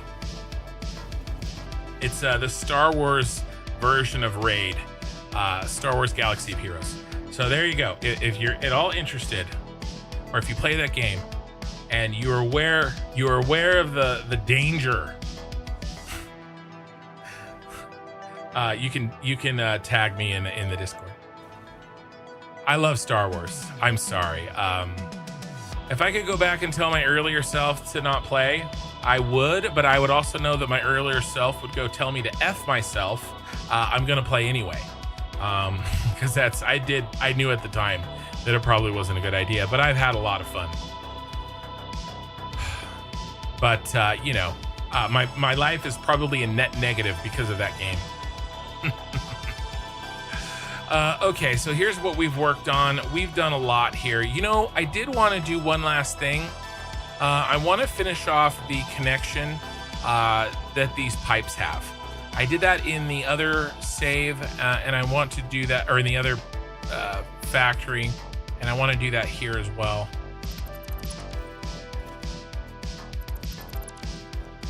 Okay, it should be this one, and this one. Okay, remember these are on a radial orientation, but this is the one that they are squarely oriented on. These blueprints, and then this one is squarely oriented on this guy here. Oops, that guy. I promised my guild leader that I would try to find somebody. That guy has he's playing 4 accounts right now. But I've done my due diligence. So there you go. You named your cat Darth Vader? Nice. My dog's name is Riker. I have a dog named Riker. We have a cat named Tress. We have another cat named Vin. You know those references. My old dog's name was River, after Firefly. We've never named an animal off of a Lord of the Rings or Star Wars character. But we could have. By the way, your video about building taste versus ability was exactly what I needed to hear. Oh, the YouTube short. I'm glad.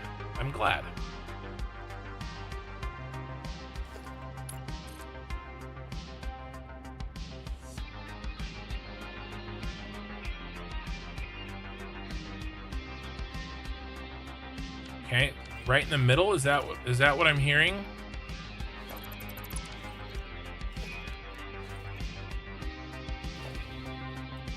I don't use floor holes. Okay?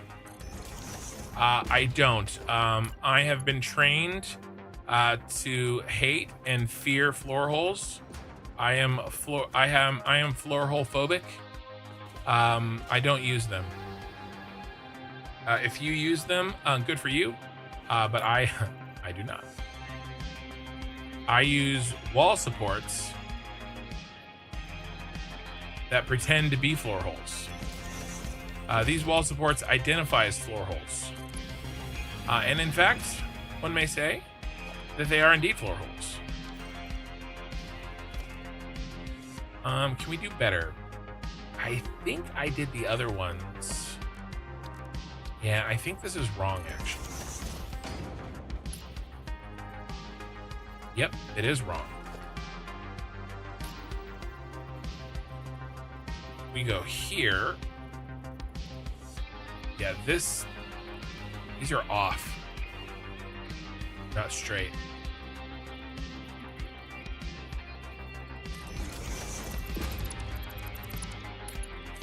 If you feel like you can use floor holes, then I'm not going to stop you.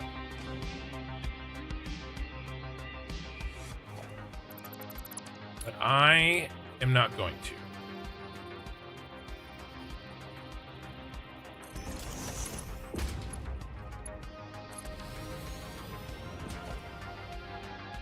Okay. And then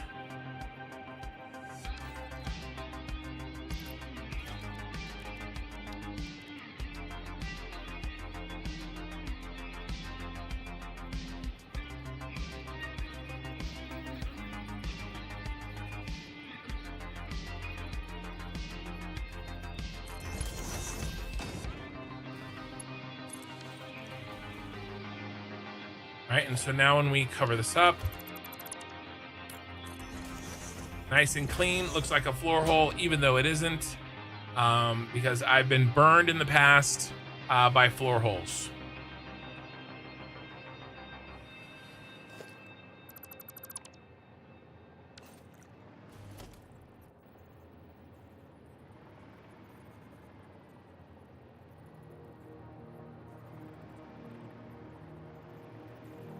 Nope, no, it's got to be off a wall. That's what's I gotta remember. These are wall supports, and if you don't build them off of a wall, then they don't line up correctly. You cannot build them off the side of a foundation.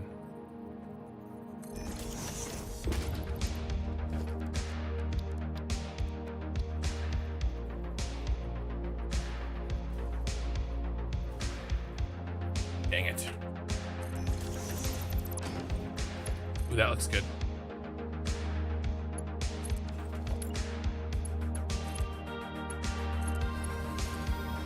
Oh, I don't need this. What am I thinking?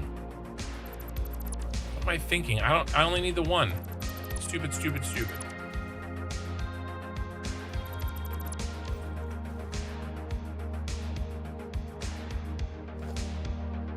Right.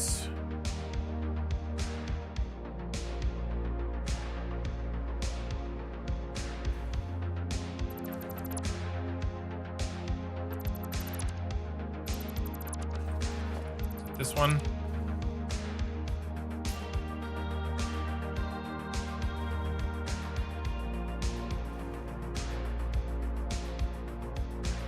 Yep, it's that one.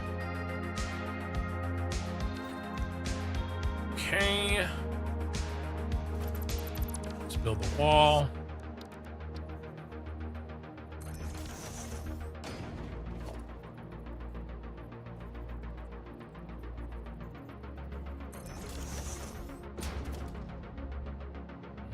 Nope.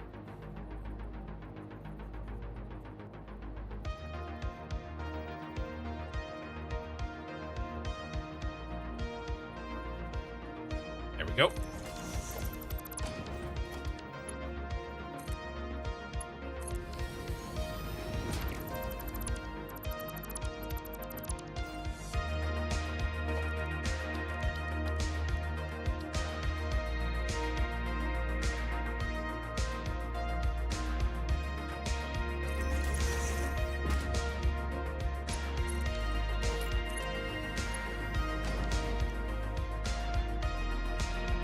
Okay, next.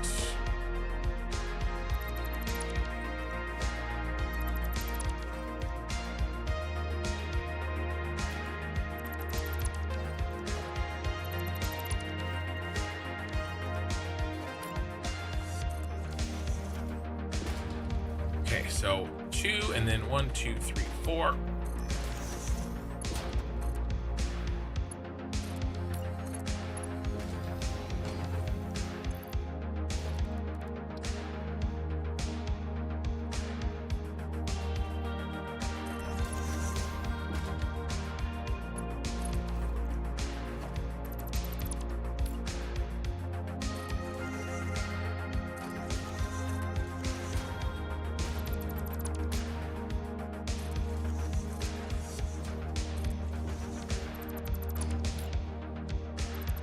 Oops.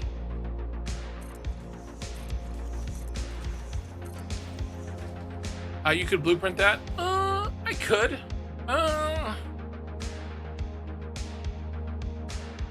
Yeah. I could blueprint this. I probably should have. I only have one left to do. And I don't know if the other versions of this factory will need the same thing. But I could have blueprinted this, yes. And there's definitely an argument to be made that I probably should have.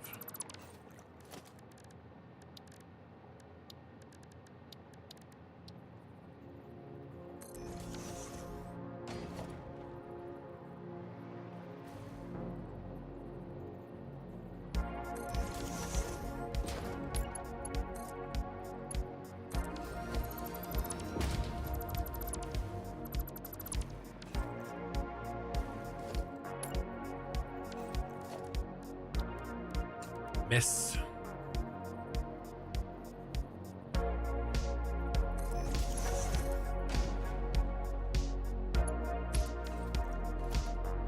Okay, and now connect all these.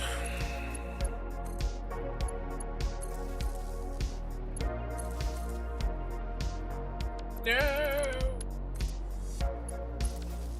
And now I can build these back.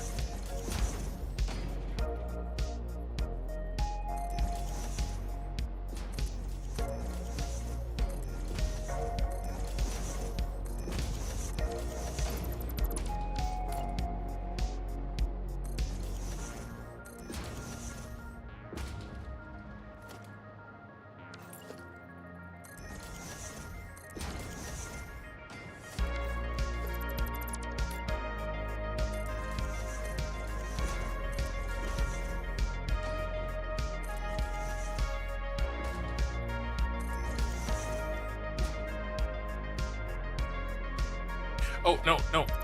Last one here. He has to get connected to the power hut.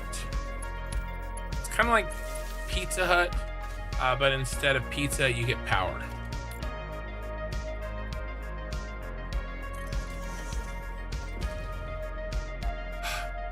Rice flag, I have so much floor hole phobia that I don't use belt holes since I found that there can be false connections with them. So most of those false connections happened. They were a temporary problem while the game was in PTR.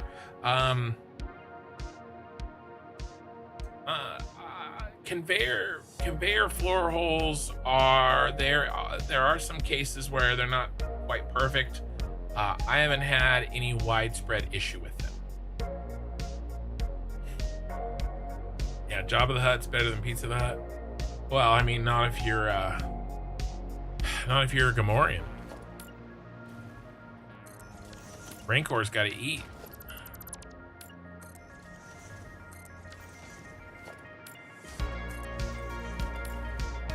We have a lot of work still to do on this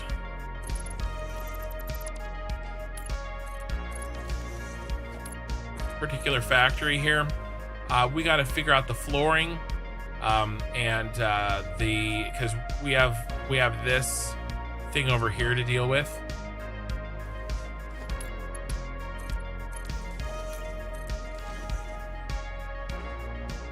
I was running my trucks through this area, but I don't know. I don't know if we're going to be able to do that here. I'm not sure. Do we even need trucks here? May not even need a truck station here. So we have to decide what we're going to do there. But at least this is complete. We have all of this in today. There's still a bunch of more cosmetics to do here. Let's go take a look at the finished product, okay? It's not even finished, but more finished than here. I'll show you what it looks like. It's the teal building across the way. And we'll take a good look at that and kind of walk through it, answer any questions, and then we'll go from there. Yeah, so clean. Yeah, I like hiding my my belts. I mean my wires. All right, so this is what it's gonna look like. Now again, I'm not 100% sure that I am going to do this roadway. I don't know how we would do it, because again, over on that tower, we have a big old freaking road that eats into a big chunk of our circle over here. And so I'm not sure if we're even going to do this, or even if it needs it. But we'll figure that out soon. We got to put in this elevator. Still, we have to put in all of these catwalks. Let's go ahead and take the elevator up, because I want to get all the way up to oh, and this elevator actually needs work. I need to name all this stuff. I haven't named any of this. But let's take it to the top, and Ada's probably going to talk to us. I am so lonely. I have no body, but my It's probably a little quiet, sorry. But yes, elevator up. We have all of these catwalks to do, right? Because each of these floors has a stop, right? So we're gonna do all of that. But I've got blueprints for most of it. It comes together relatively quick. And there's, and we also have to do, that is the sky bridge. We have to put the sky bridges in, probably on both sides. We really should put the sky bridge in on that side of the teal tower as well. Now this stuff is a little bit different because we start getting into the exterior. So if we come over here, by the way, this is the top floor, or nearly the top. I guess it's not the top, is it? Oh, I gotta figure out what we're gonna do with this guy. We can't leave him alone. We gotta be able to get up there. I forgot about him. Maybe we'll do, should we do him right now? Maybe something like this.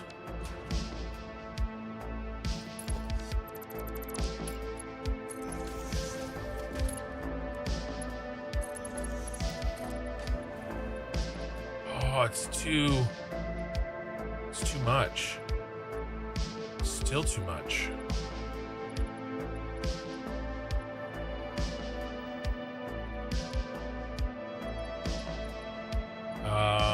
What if we come out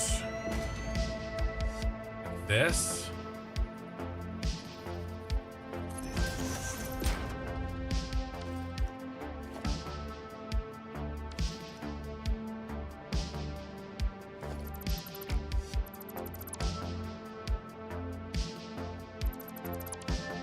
How about something like,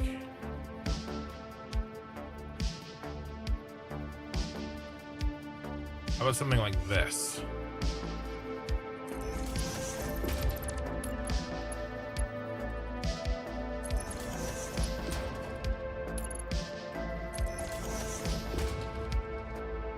I know that that's a little bit off there.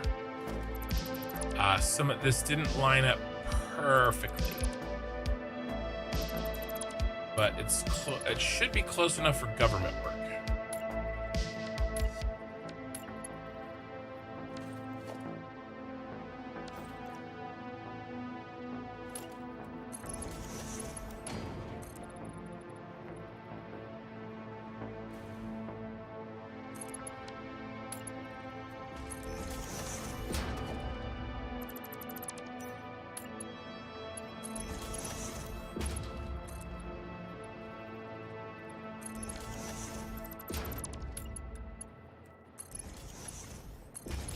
Almost.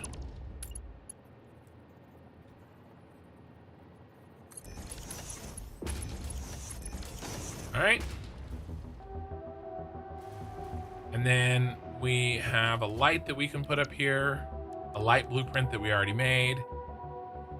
It's this.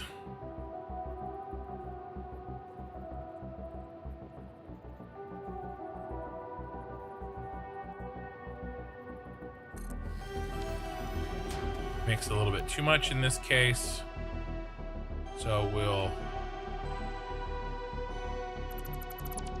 get rid of the extras. Yeah, get rid of you too.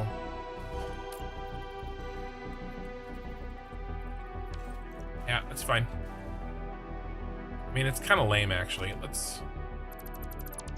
placement sucked. I'm not gonna worry about that. There we go. There's that one. Let's do the other side very quickly. Let's see. We go back. Then we go out 1, 2. Let's see. 1, 2, 3. Plus 1. All right. Let's see if we can do this.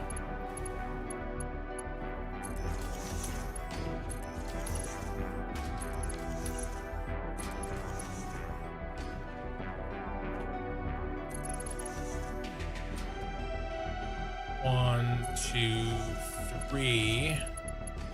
Angle. Zoopy zoop. Ooh, you're a little different, sir. Oh, I made an assumption. And you know what they say about assumptions. That.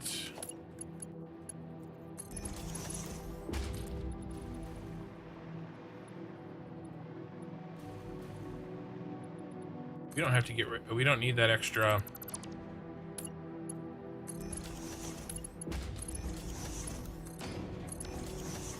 There we go.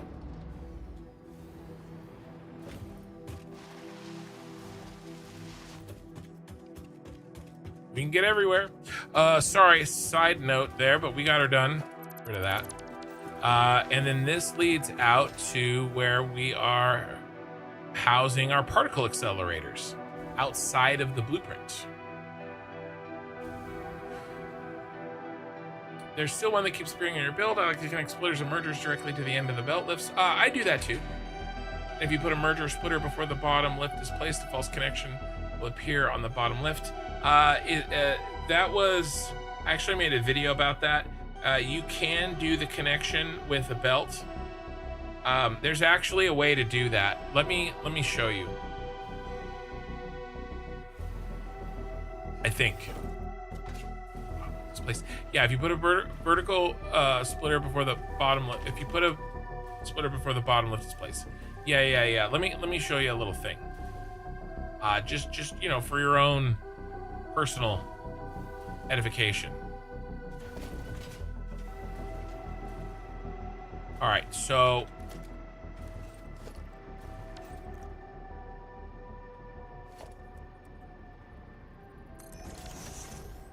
you put it before the bottom lift is placed. Let's say you want to place this, and let's say there is a. Are you leaving?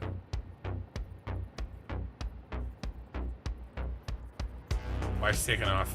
Early morning plein air painting. I definitely streamed a little late today. So let's say you wanted to do this, right? You would think, okay, let me turn off my music.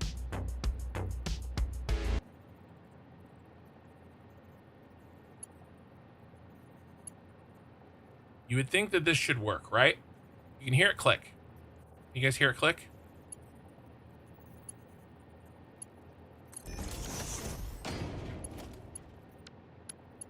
Oh, that does work.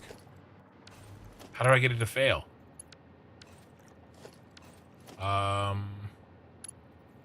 That is working. How do I get this to fail?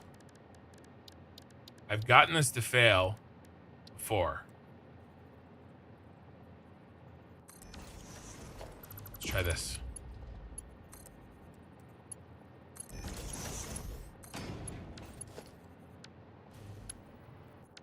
That's working too. What was the difference for the failure?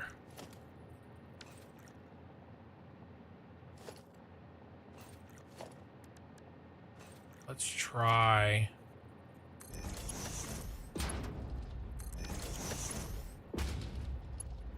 It's working now. I can't remember. I made a video on it. I have a video on it.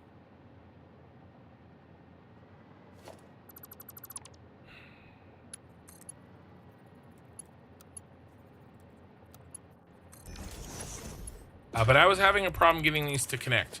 So I don't know why it's different. I don't think we've gotten any patches since that video. But I know what you're saying. And the fix for me was the floor hole. But I think you're arguing that the floor hole is the problem. I'm off here.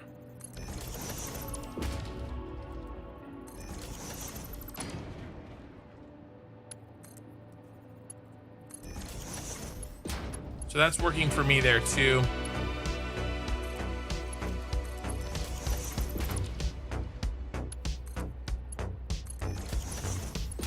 Basically, if you can't build a belt in there, then it's working. Yeah, I made an entire video on it. It happened after 1.1 came out. Maybe it got fixed in that one patch that we've gotten since 1.1. If it did, then I missed it.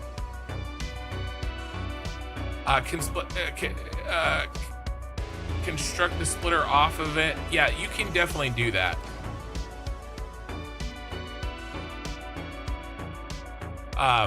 If it's free floating like this. This should work. Right, that should work for sure, and this should work. Let's see if it does.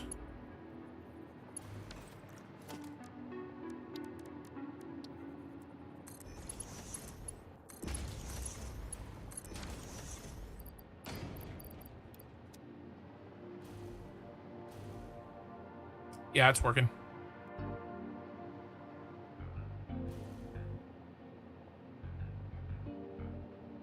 I can't remember what I did to get it to fail, and maybe it's been patched.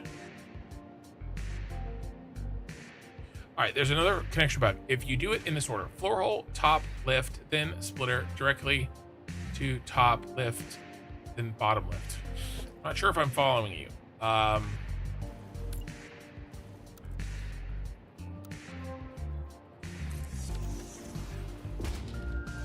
It failed with just 2 belt stands.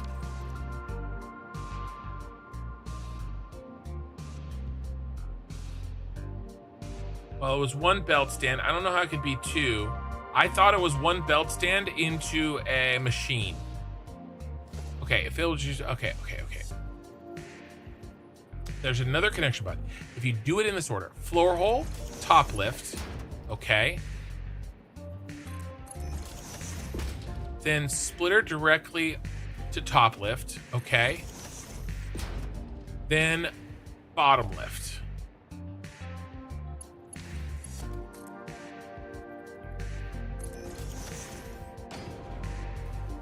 You're saying this doesn't work?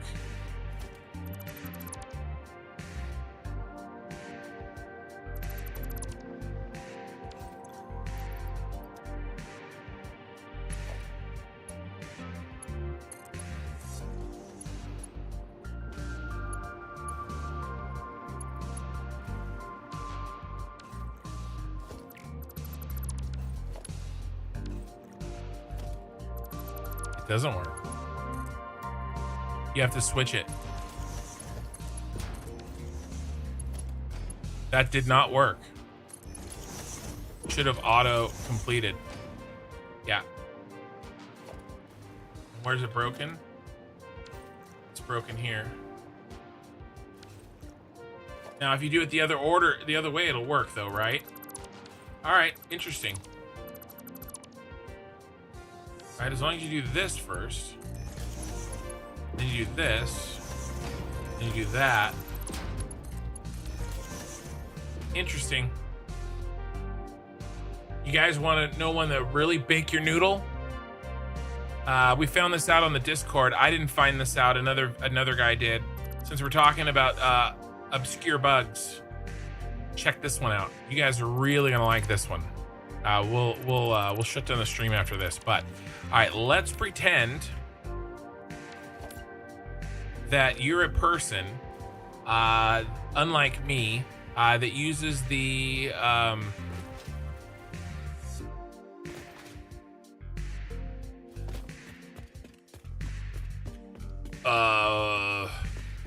global, what's it called?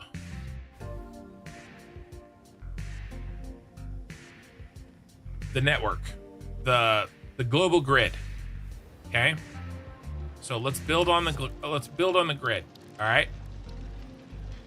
You hit control on the ground, and you can build off of the global grid. I can't. The World Wide Web. What is this called? I can't remember. But basically, you hit control, and no matter what, you can make that grid. It helps you make sure that 2 factories that you've built separately on opposite sides of the map will align, because you've hit control to align it to the world grid. You've aligned it to the world grid. Okay, makes sense. All right. If you position something exactly on the diagonal of the world grid. So let's say that you have a world grid world and you're like, hey, you know what would be cool? Is if I build a factory diagonal, exactly diagonal to the world grid. That'd be cool, right? That sounds fun. Let's do that. Well, let me show you what apparently happens when you do that.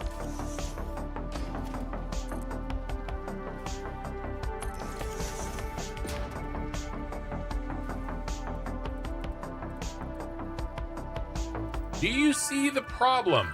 This is an input. This is an input. This is an output. Look closely and tell me if you see the problem.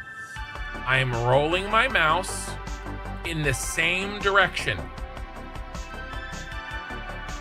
I am not rolling it back and forth. I am rolling it in the same direction. They will offset to a 0.5 height difference. Well, yeah, but who cares? You just vertical nudge it. It's a myth. Just do a vertical nudge at a 0.5 meter.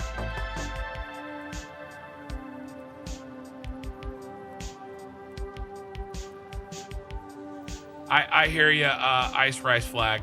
You guys see the problem here? I am only rolling my mouse in one direction. There's not 4 options. There's only 3. Do you know if it has the offset or not? If what has the offset? If you're misaligned on the world grid by 0.5 meter, hold control and notch it up 1. There's your 0.5 meter.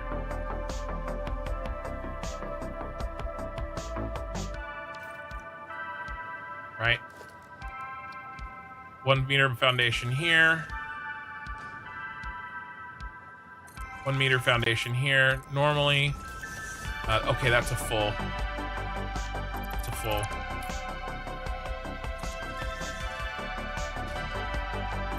Trying to get it to fail now.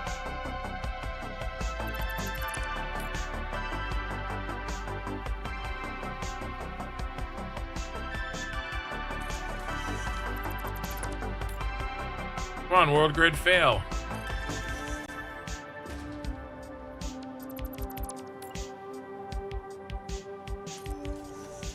I can't get it to fail. But even if it did fail,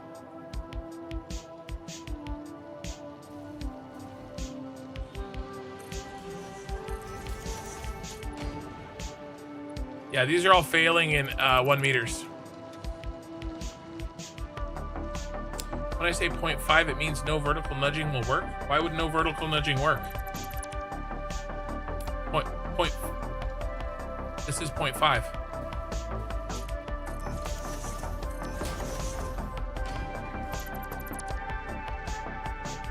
No, there's not going to be a difference of a 0.5 meter. I just nudged 0.5 meter. That's your difference of a 0.5 meter right there. There won't be a difference. You can make up for it. Okay. You're saying, yeah, but I see what you're saying. I see what you're saying, but I mean, I don't know. It doesn't bother me. I get it. If you don't want to do something like this, I see what you're saying. There'll always be a difference because one factory could be 0.5 meter below the other one, although I wasn't able to get that to fail. I hear what you're saying. All right, one more time, guys.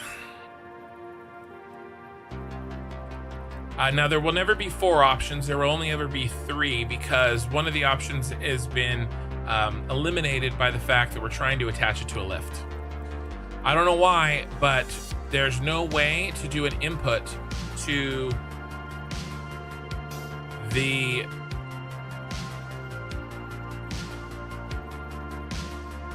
this green one will not be switched to an input. It won't happen. Only because it is on a 45 degree to the world grid. If we were to change this even slightly,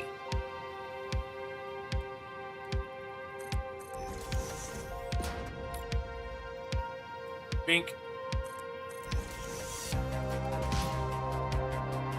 We were running the same test.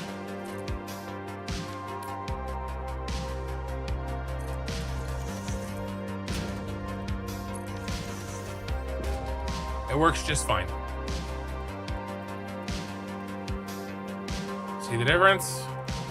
That green arrow to the right never turns orange, and yet this one does. Only on the exact 45-degree to the world grid. Yep, specifically the 45. It's crazy. I thought the guy in my Discord was insane. I thought he was high. And then I'm like, oh, you're right. That is actually indeed what's happening.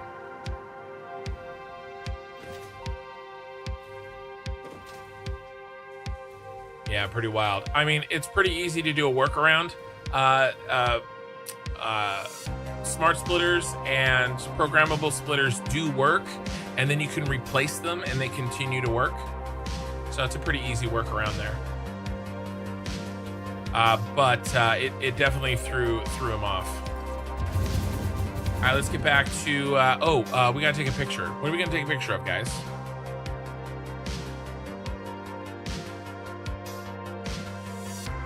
Something cool inside the factory that we were working on.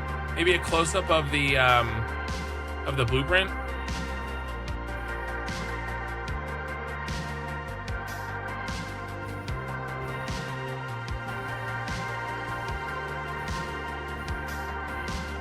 I don't know if I said hello, Unstater. Good morning yourself.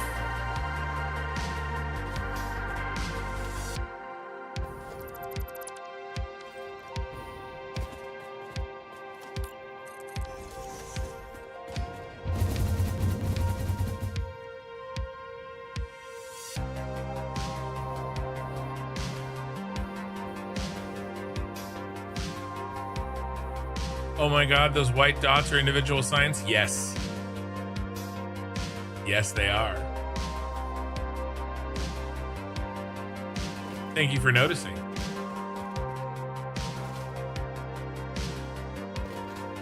It took me about 100 hours to build those. By the way, those are randomized, but yet I used blueprints. So I'll let you noodle on that one. Not all of them uses blueprints. But the ones that were very regular looking near the bottom, they used blueprints. All right, I got myself an idea. We have not taken a picture.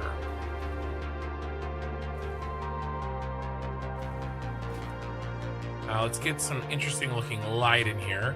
And by interesting, I mean dark as shit. Let's even turn off the fog. Very dark.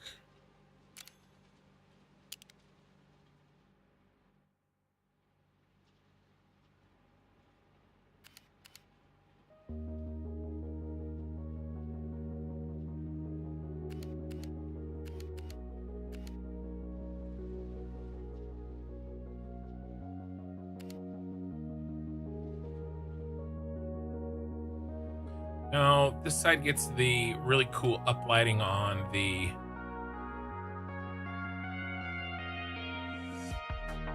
constructor.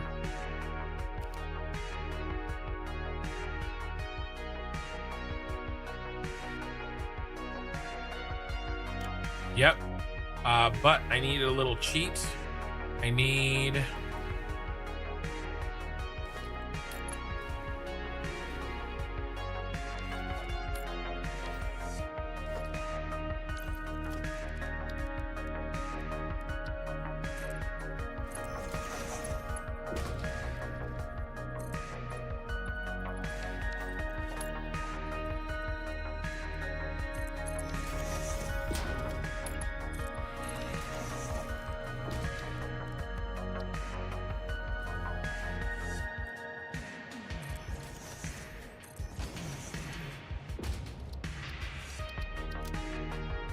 just a little bit of light.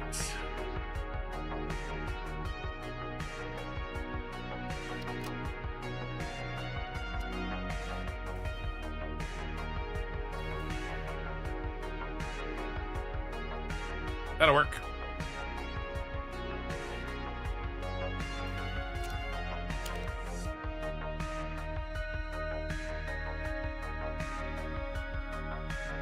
Ah. Oh, well. Too high.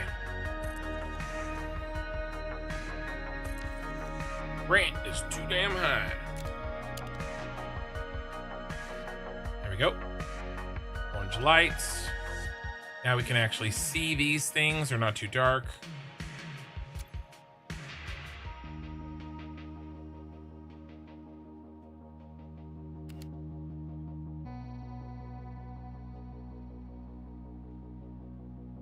Still a little dark. I know. I'm sorry.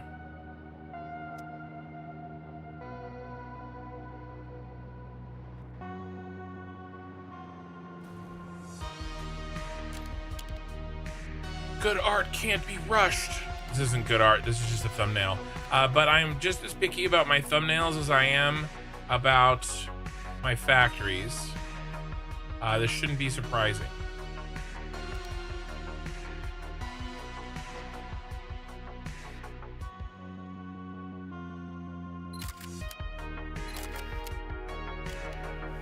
All right, guys.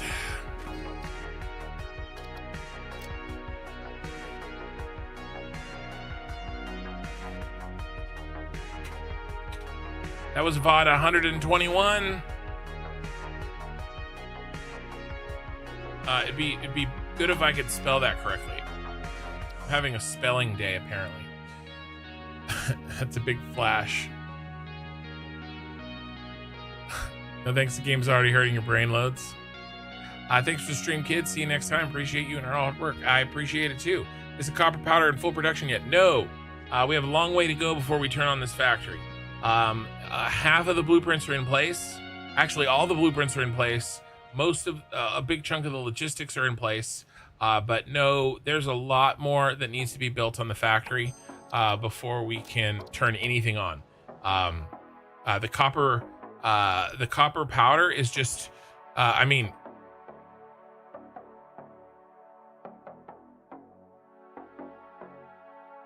we've built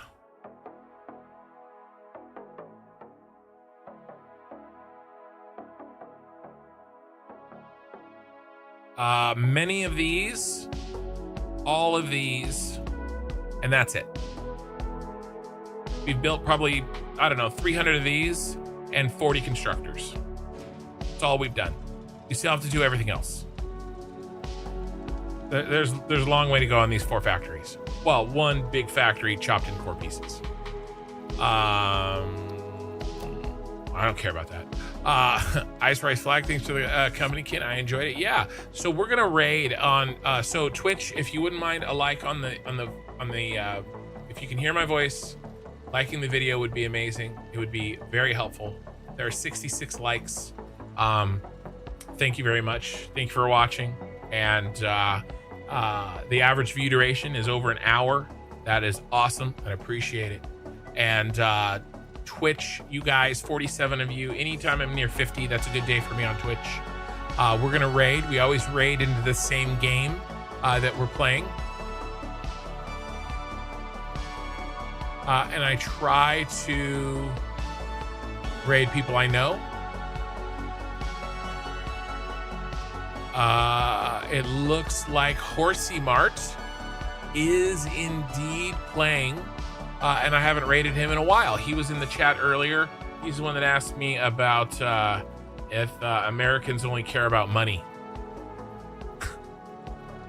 Yes, every single American only cares about money, and every single person from Europe doesn't care about money. Yes, he's a nice guy though. So we're gonna raid into Horsey Mart, and we'll see you guys next stream, which is gonna be Tuesday night. And it's going to be Satisfactory. We're going to continue this beast.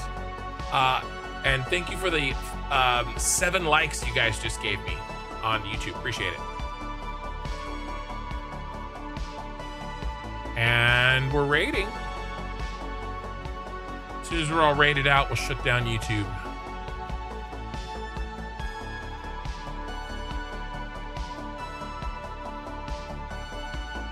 43 viewers. All right, guys, have a good night, and I will see you in a few days. I'm going to take some time off and be with the family and get some sleep.